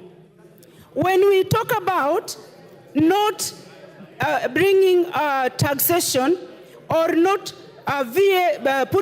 making gluten-free bread taxable, what exactly do we mean? What is the science behind it? What is the issue on allergies about this? Was it medically informed? So if we start tearing and scrutinizing this bill, Honorable Speaker, to the extent that we tear it apart, all of it will be rejected. But for me and Rangwe people, Honorable Speaker, on the bill, I stand to reject. No. Thank you, Lillian. Taitumu? Thank you, Mr. Speaker, for the opportunity. Taitumu and others, those who want to speak, stop menacing the Speaker with hand gestures. I can see you and I'll give you a chance to speak. Okay, thank you, Mr. Speaker, for the opportunity. I arise to support the bill. Mr. Speaker, I want to thank the committee. First of all, when I went through the document, I saw 203 entities were given an opportunity to present their views in connection or in relation to the bill. The committee listened to their views objectively and made various adjustments to the clauses that were punitive to the Kenyans and mainly the Mamboga and other citizens of this country. Mr. Speaker, I have heard you make several pronouncements that those who have amendments, they tender their amendments before 1 tomorrow. This is to say that the bill is tendered or the bill is brought to the parliament so that the members can get an opportunity to make an amendment and not to reject that are meant for the posterity of this country. Mr. Speaker, this government inherited and disjointed education structure that requires massive and colossal amounts of money to make it raw. One, Mr. Speaker, 46,000 teachers are about to transition from the interns to JSS to permanent and personal basis. Mr. Speaker, the clauses that were unbarred were dropped, others were amended to make sure that this bill benefits the citizens of this country. Young Kenyans have jammed our phones with messages of reject.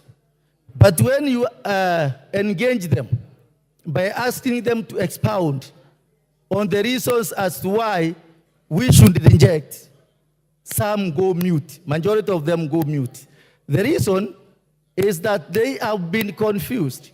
They have been poisoned because the truth is being laced with poison.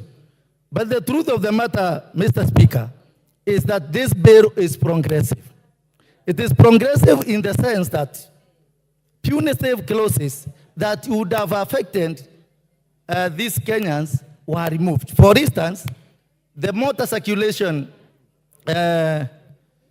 tax was removed. This one would have drastically affected the Mamba Boga, anybody who uses the vehicle, those who transport the cabbages, the tomatoes and the rest, or those who use even provox and other modes of transportation to make sure that their merchandise reach the market. Mr. Speaker, this is the first time when the salaried people will have pay as you earn deducted after the statutory deductions have removed. This one will have a positive index on their net pay. And for this reason, it shows that this bill is good. Taxes on mobile phones transfers, they have remained as they were, and they have not been handled as it is seriously exaggerated. On VAT on financial services for foreign exchanges, Mr. Speaker, those transactions, those exchanges have also remained as they were. VAT on bread, Mr. Speaker, it was very contentious. But in the wisdom of committee, through the advice and the democratic space that it gave the stakeholders of this country, the experts, the professionals, and even faith-based organizations, they saw it worthy to have it removed. The eco levy and other levies that were not necessary to be levied on Kenyans were removed. Mr. Speaker, this country requires money. Thank you, Taitumu. Member for Kiminini.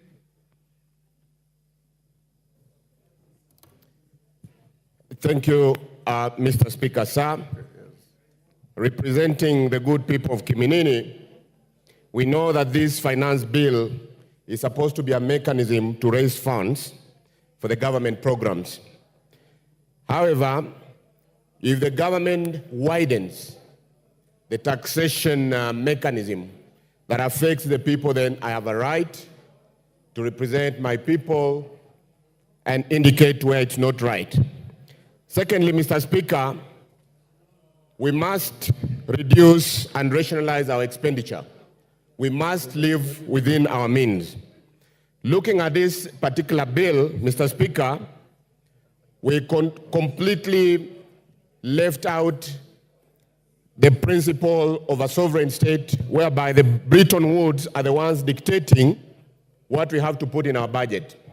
Someone sitting in Washington and the IMF does not really understand the pain that the local Kenyan goes through by inflicting a specific taxation on bread, things like sanitary pads, an example. And I would like to say, Mr. Speaker, it is also important that the templates that have been provided by the World Bank, which have worked in other countries like Croatia or wherever, using those templates in Kenya, it cannot work.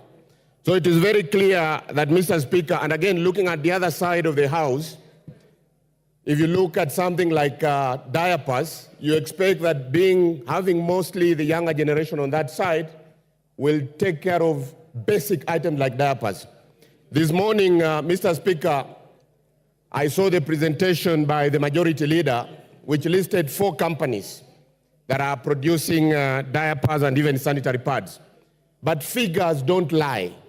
If you look at those 4 companies, they are not able to meet the demand of the sanitary pads or the diapers that are produced in this republic, meaning that majority of those items that are used in this republic are actually imported. What I would have expected from this bill, Mr. Speaker, is for the bill to also state good mechanism where we're encouraging even manufacturers to come in and manufacture locally. Basically, what this bill has done is to try and protect some local manufacturers and, of course, not promoting competency or proactiveness. We should not, in the spirit of protecting local manufacturers, try to put more taxes, especially on critical items like this.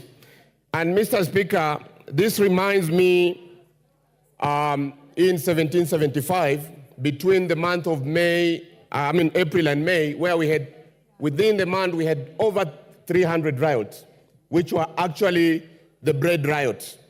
And yesterday, we've seen actually people hitting the streets because of that. And I'll not be surprised, Mr. Speaker, if we don't panel beat this and ensure that we have a good financial bill whereby we will make history as the first country, not just on the continent, but globally, where we will have riots of diapers or sanitary clothes. So, Mr. Speaker, my expectation from this presentation, we having a lot of minerals. We've got iron ore, we've got copper, graphite, magnesia, nickel, all this we have. I would expect that there are smarter ways of seeing on how we can really utilize and take advantage of our natural resources. An example, Mr. Speaker, I'd also expect that on items that are causing some social disorder like alcohol, an example, we focus on such items where we put even 100% taxes. But touching on items like bread, like sanitary pads, that one I think, Mr. Speaker, really creates a lot of fault on this particular bill. So at this point, Mr. Speaker, I oppose this bill. Thank you. Timothy Toroitich, member for Marakwet West. Give him the mic. Thank you, Honorable Speaker, for giving me an opportunity to contribute on this very important bill. Honorable Speaker, from the onset, I rise to support the letter, the spirit, and the intent of this particular piece of proposed legislation. Honorable Speaker, but with a rider, I support the same, Honorable Speaker, as proposed by the committee. Honorable Speaker, the reason why I say I support the bill with the amendments by the committee is for the reason that, Honorable Speaker, the bill as it was brought to this House is a bill that was in the mind of the executive.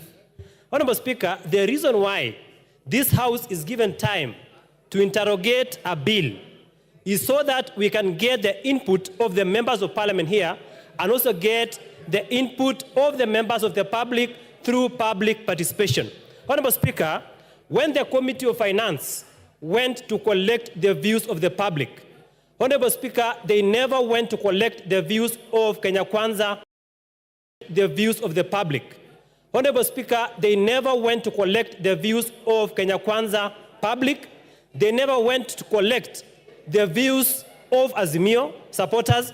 They never went to collect the views of individuals. They went to collect the views of collective Kenyans. Honorable Speaker, if this bill, if there was no amendment to this bill, personally, I would have opposed this bill. But because of the amendments that has been reflected in the report of the committee, I will support the bill purely based on the proposed amendments by the committee. Honorable Speaker, there were acrimonious, there were contentious clauses in that particular bill. But Honorable Speaker, courtesy of the amendment, the members of the public were told about the 2.5%. Honorable Speaker, that proposed amendment by the committee is the one I support. Honorable Speaker, I have read the report in its entirety, the voluminous report. Honorable Speaker, the 2.5% on the issue of tax on motor vehicle has been deleted pursuant to the opinion of the public. Honorable Speaker, I commend the committee led by Kimani Kuria.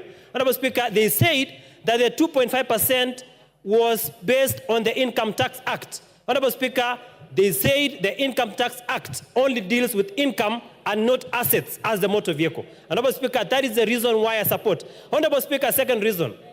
This year, the Committee on Budget proposed certain fundamental amendments, and they brought a budget for this House. One of the issues led by Ndindi Nyoro was the issue of equality in terms of allocation of resources insofar as electricity is concerned. Honorable Speaker, every constituency was given 50 million. I saw my friends from the other aisle supporting that proposal. But Honorable Speaker, the question is this: how do we fund? How do we get the 50 million if we don't pass this finance bill? Honorable Speaker, the issue of CDF, all of us from this aisle, from the opposition, supported the increment in CDF. Honorable Speaker, if we don't have enough money to support that increment, how shall we, as a country or as members of parliament, get that particular funding? Honorable Speaker, on the issue of JS internships, Honorable Speaker, there has been demonstration outside there. The internship teachers have been saying they want to be confirmed. Honorable Speaker, I sit in the Committee of Education and Research of this House. Honorable Speaker, Honorable Speaker, in this budget, we have allocated... Yes, what is the point of order from your neighbor? Mr. Speaker, I rise on standing order number 91. Is it in order for the honorable member to mislead the House that the budget proposed an increment on CDF, yet we know CDF is a percentage of the collection? Honorable Speaker, it is not rocket science that the constituencies are receiving depending on the number of wards, but this time round we have an increment of 30 million per constituency. Honorable Speaker, that is not rocket science. It is an increment that has been reflected in the budget, and therefore it must be funded. Finally, Honorable Speaker, even though I support this bill, there has been hue and cry outside there. Honorable Speaker, it is incumbent upon the executive to ensure that money collected in this year's financial bill, Honorable Speaker. Thank you, Timothy. Wanjala Raphael.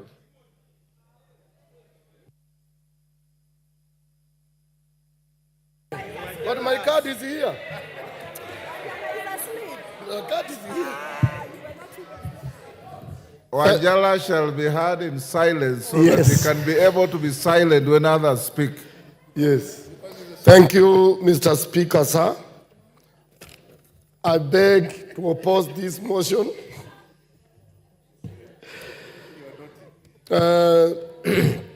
Mr. Speaker, sir, this finance bill of 2024, National Assembly Bill number 30 of 2024, Mr. Speaker, I am also cognizant to the fact that this bill went through the first reading on 13th May 2024 and was committed to the Departmental Committee on Finance and National Planning for Consideration Committee and reporting to the House under the provision of Standing Order number 127. Mr. Speaker, sir, I'm also cognizant of the fact that this bill has 65 clauses and seeks to amend laws on matters such as the Income Tax Act, Cap 47, 1, the Value Added Tax, Cap 476, the Excise Duty Act, the Tax Procedures Act, Cap 469, among others. And Mr. Speaker, you have heard some members saying that if we oppose this bill and it collapses, they say then we will not be able to collect taxes I want to inform the members that if this bill collapses, we already still have a bill in force of 2023 that will continue. What we are only doing is that we are amending. It's not that there is no another bill. We are just amending the previous bill. Therefore, when this one collapses, members, there is nothing that has gone wrong. We will still continue. And that is what some of us are praying for. Because, Mr. Speaker, you are also aware that last financial year, 2023, we have a bill that was supposed to collect over 350 billion. Now, in this one, 2024, we are proposing, 2024-2025, to get additional revenue of 302 point something billion. But even the other 352, Mr. Speaker, we were not able to collect. So I don't know why this government of Kenya Kwisha, so Kenya Kwanza, they are too over-ambitious to do what they may not be able to attain. Mr. Speaker, sir, even though these measures might be part of the general effort to enhance domestic resources, mobilization and reducing dependence on foreign aid, as they have always said, and loans, and yet, to us, we know very well that this is the government that within less than 2 years, they have borrowed more than any other government, although they claim not to have been borrowing. It should be done with the sensitivity required and the necessary understanding of the economic situation that Kenyans, situation of the common mwananchi is already shouldering a heavy cost of living in this country.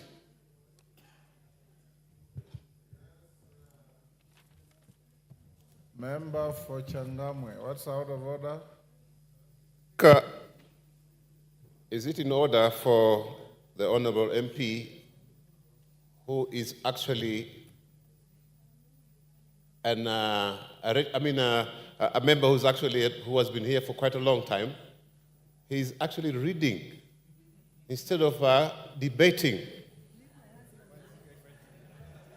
Thank you, Honorable Member for Changamwe. I was actually about to bring it to the attention of Honorable Raphael Wanjala that it is out of order to read a speech in the guise of a debate.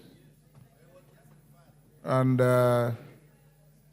you are a very senior member of the House. You know the standing orders. You can make reference to some aid memoir, but you cannot read a speech the way you are reading a speech. It is not maiden either. Yes, go ahead and debate the bill. Wanjala. Mr. Speaker, actually, I'm not reading, I'm referring. You are reading, but go on now. Mr. Speaker, and you also didn't ask him which standing order. That is the biasness we are talking about. Yes, Kimani, order, Wanjala. Is it in order, Honorable Speaker, for the Honorable Wanjala to misinform this House that even if the budget, even if the finance bill were not to be passed, then the budget process would still continue? And he quotes the Constitution. So, Article 220 of the Constitution, Honorable Speaker, on the form and content and timing of budgets, says 1, budgets of the national and county government shall contain A, estimates of revenue and expenditure differentiating between recurrent and development expenditures, B, proposals for financing any anticipated deficit for the period to which they apply. Therefore, it is a constitutional requirement that when a budget is tabled, there must be the supply side of that expenditure as proposed on Article 220 of our Constitution. Yes, Wanjala. Mr. Speaker, I'm not opposed to what he is saying. What we are doing, we are just amending. And when you are amending and a section you have amended collapses, the other act still continues. That's what I said. These are just newcomers. They don't know how these things happen. Mr. Speaker, sir, we know this government promised a lot, just like the previous governments have been promising Kenya that there will be industrialization in this country. And yet, there's nothing they're doing towards industrializing this country, but they have kept on telling us stories and they keep on collecting money, a lot of money, and we don't even see the value of that money where it goes, Mr. Speaker, sir. Mr. Speaker, even yesterday, what we saw in this country, Mr. Speaker, you know very well some of us were in the struggle from 1992, and we did away with the police state. But yesterday, what happened in this country was a police state, where police were mobilized to beat innocent young boys and girls who are just asking for the right, who had a right to picket, to demonstrate, and to petition. Where are we taking this country? And yet, we are proud that our generation is now the one that is ruling. Yet, they are taking us back to where we came from, Mr. Speaker. Mr. Speaker, I want to ask the current government that it should not harass Kenyans when they ask for what is right for them. They should consider and look at. They should not just thump. They should listen to members of parliament. This committee is just...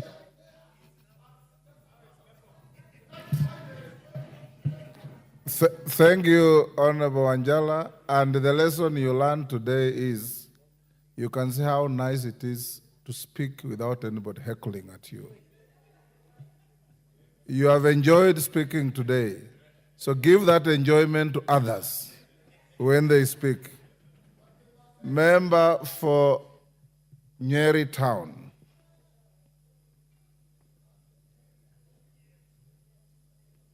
Thank you, Honorable Speaker. I rise to support the finance bill as amended by the proposal or by the report of the Finance Committee. And I urge the chair of the Finance Committee to ensure that by 1 o'clock tomorrow, all the amendments that the committee has proposed are rightfully before this House. Mr. Speaker, I have spoken to the people of Nyeri Town who elected me. I started with the Archbishop Muheria of the Nyeri Archdiocese, who even gave me the report that he presented before the Committee of Finance during the public participation. And Mr. Speaker, yes, I have spoken... Order, Madenge. What is out of order? Honorable... Is it Masara? Yes, yes. Yes, Honorable Masara. Mr. What? Speaker, the member is out of order because we cannot call, I'm a Catholic by faith. The bishop cannot come and confirm to us in this house that the member of parliament talked to him. So, under Standing Order 91. Order, Honorable Mr. Masara. Speaker. Order. Do you have any information to the contrary? He says he spoke to a bishop in his constituency. What's wrong with that? Mr. Speaker, under 91. Order, Masara, you are out of order. Okay. He's not even using the bishop as an authority to advance his argument. He's just saying he spoke to him. Go on, Madenge. Honorable Speaker, I have spoken to my constituents in the market in Nyeri Town. I have spoken to my constituents in Gatito location. I have spoken to my constituents in Rolengo location. And I have listened to their proposals and their objections to the finance bill as originally tabled in this House. Their concerns have been adequately addressed in the report tabled by the Finance Committee in this House.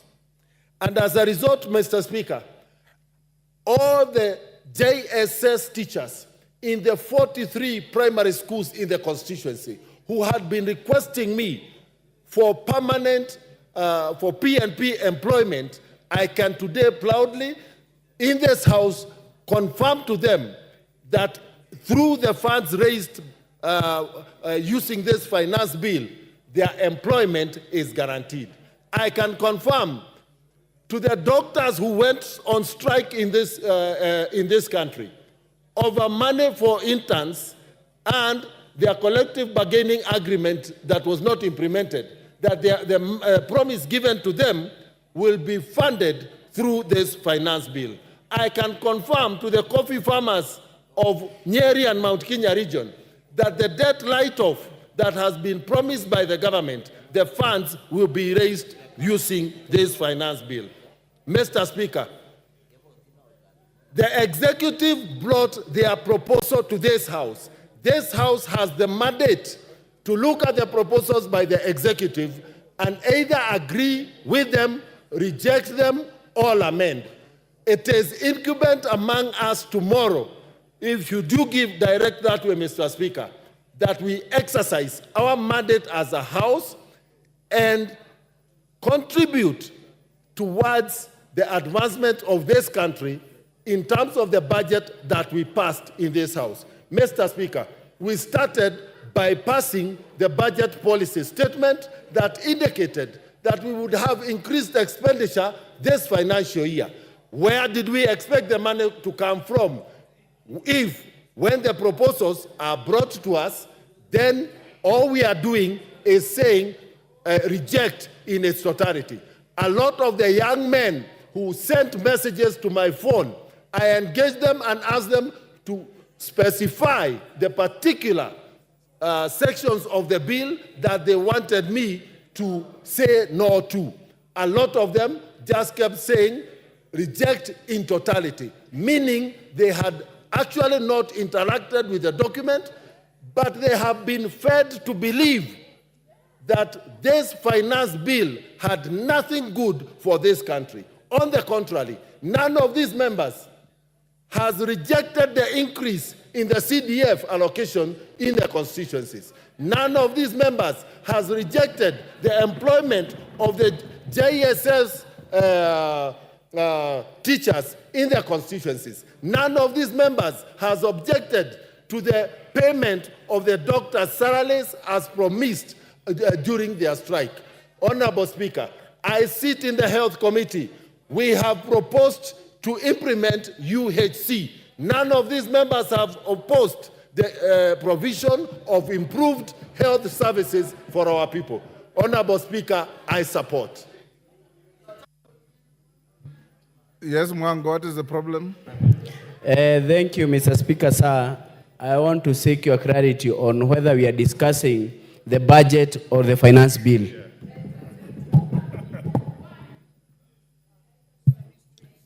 There are contemporaneous processes. TJ Kajwang. Thank you, Mr. Speaker. When many people have spoken, as a ranking member, I do not want to repeat what people have said here.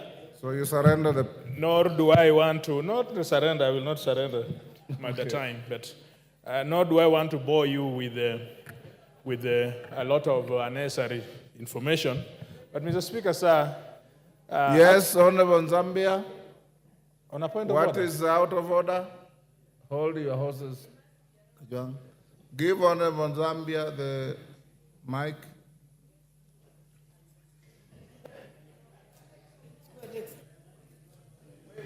Give him the mic.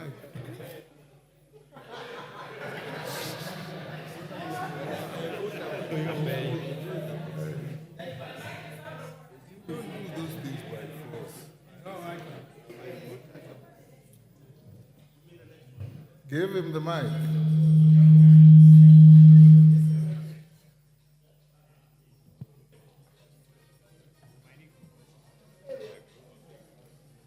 You can. There you are. Thank you, Honorable Speaker. I'm not out of order, but I wanted to remind you that I've been seated here since morning And when I checked in the screen there, it was almost number 2. Order, so I'm worried that... Order, Honorable Zambia, take your seat. I have also been sitting here since morning, Honorable Zambia. So have all these members. This system has been malfunctioning. It brings your names, then it erases them. So I have also been exercising discretion, sometimes to balance the house, gender, youth, and so on. You will speak. If we don't speak today, I'll be here at 9:30 in the morning. And I can give you an undertaking. If you are here, I'll start with you. Kajwang? No, I didn't. Mr. Speaker, Article 221 that was quoted by the chair of the Finance Committee is very clear that the financial documents must be before the House 2 months before the time that they relate. When you look at 221, in fact, starting from 220, 221, and 223, you get the impression that the Constitution anticipated that these documents would have to be considered in one set. Now, there was a BPS which was presented to this House, in which the minister expressed the fundamentals upon which this budget was drawn, and therefore the Finance Act or the Finance Bill. Now, when you see that Finance Bill was predicated upon the BPS, when now we see the report of the Finance Committee, you will see that almost 18 articles or clauses are designed to be changed. And you can do the math, and my friend was telling me that it is something in the tune of 300 or so billion shillings. The point I make is that the alterations which are being done, whether right or wrong, are such that they fundamentally and substantially change the architecture of the financial bill, which was predicated upon the BPS. Now, that is a constitutional and public finance construct that we have to call the minister and even we as National Assembly, because this is our process, the budgeting process. That is the first point I want to put. And so when we say that the details are good, or we are changing things and so on, then think of, if anything else, a constitutional construct which must guide the budgeting process. And members of the public are entitled that we do good governance and follow the constitutional principles, number one. Number two, somebody said, and this is the only point I want to repeat, somebody saying it is giving with the right hand and taking from the left hand.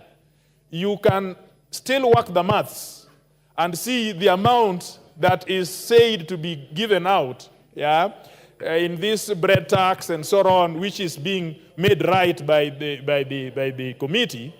You will still see that in actual fact, that amendment which is seeking to introduce RLMF is substantial enough to absorb all these things that they are bringing. And let me tell you, Kenyans, you are not going to pay fuel. It is not going to be more expensive. What these people are timing is your electricity. It is your electricity. It is that amount which shows every day on your electricity bill, which supports the extraction of power, generation of power. That is what this thing will be all about. And so when you think about all these things, it is, and Honorable Nikal told me, and it was from very good authority, from his own wife, who's a professor also, vice chancellor. He told me that this budget is a decoy.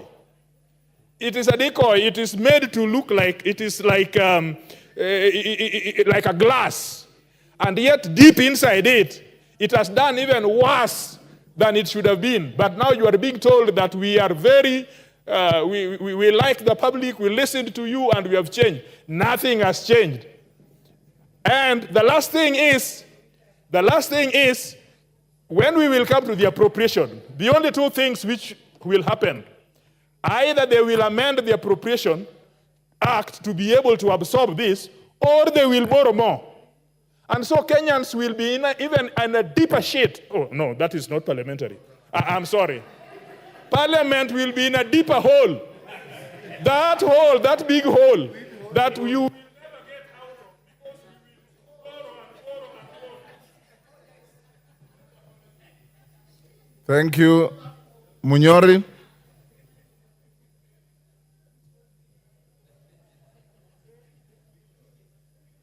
Give the mic to Honorable Munyori. Munyoro.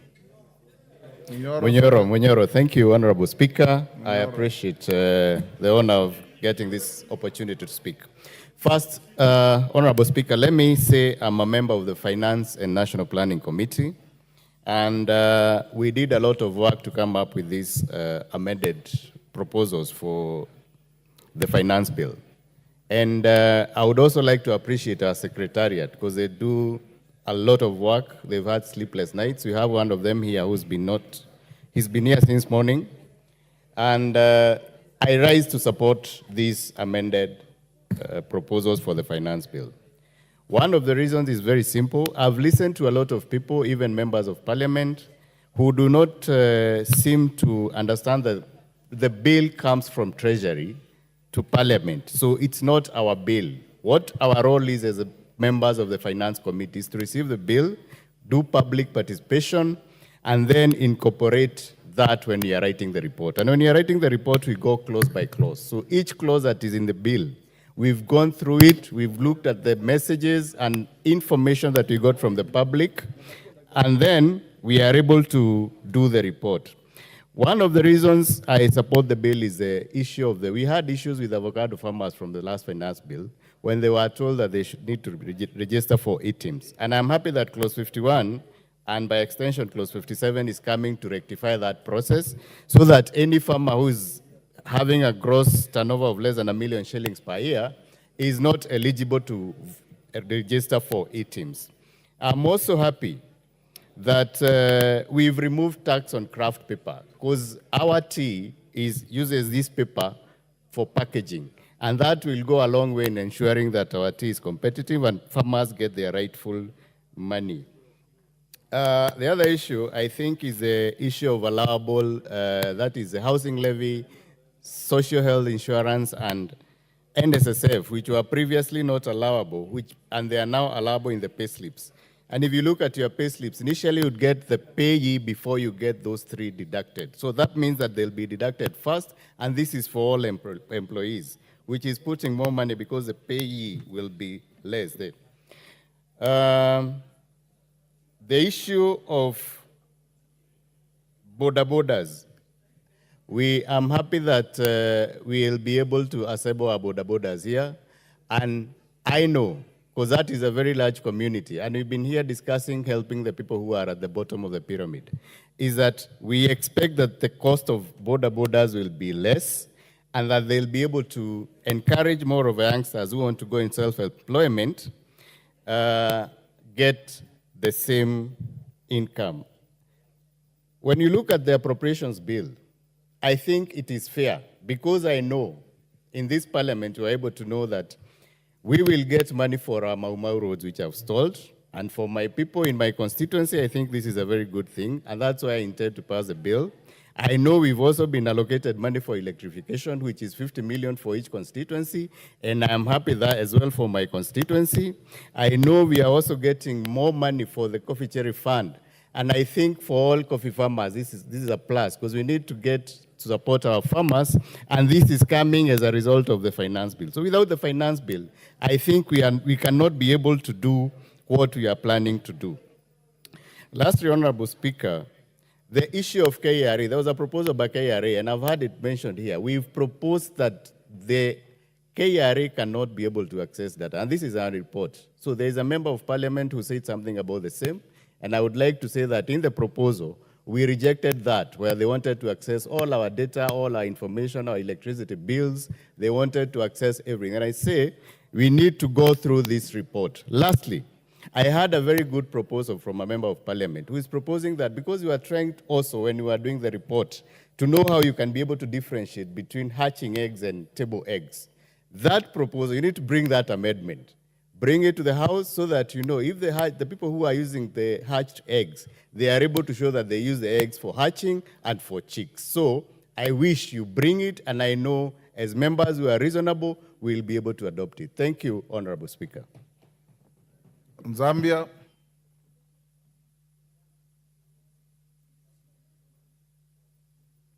Give Honorable Zambia the mic. Give me the mic.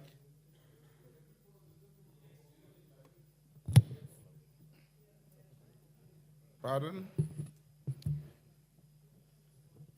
Thank you, Honorable Speaker, for giving this opportunity to contribute to this finance bill. Honorable Speaker, let me first start by appreciating the Finance Committee. So I may not be a good economist, but I'm a good mathematician. Honorable Speaker, the essence of this bill is to make the life of Kenyans bearable. Honorable Speaker, I want to consider, we appreciate that they considered the motor vehicle tax, oil tax. Considering that amendment, which brings to around 76 billion. Honorable Speaker, as I've told you, I'm not bad in mathematics. This certain amount of money have been hidden in another aspect of taxing Kenyans more. Honorable Speaker, by adding 70%, 7 shillings in fuel levy, it means that, Honorable Speaker, already we moved from 8% to 16% in VAT in terms of fuel Honorable levy. Zambia, you have 3.5 minutes left. So tomorrow morning we'll start with you. Members, you may be upstanding.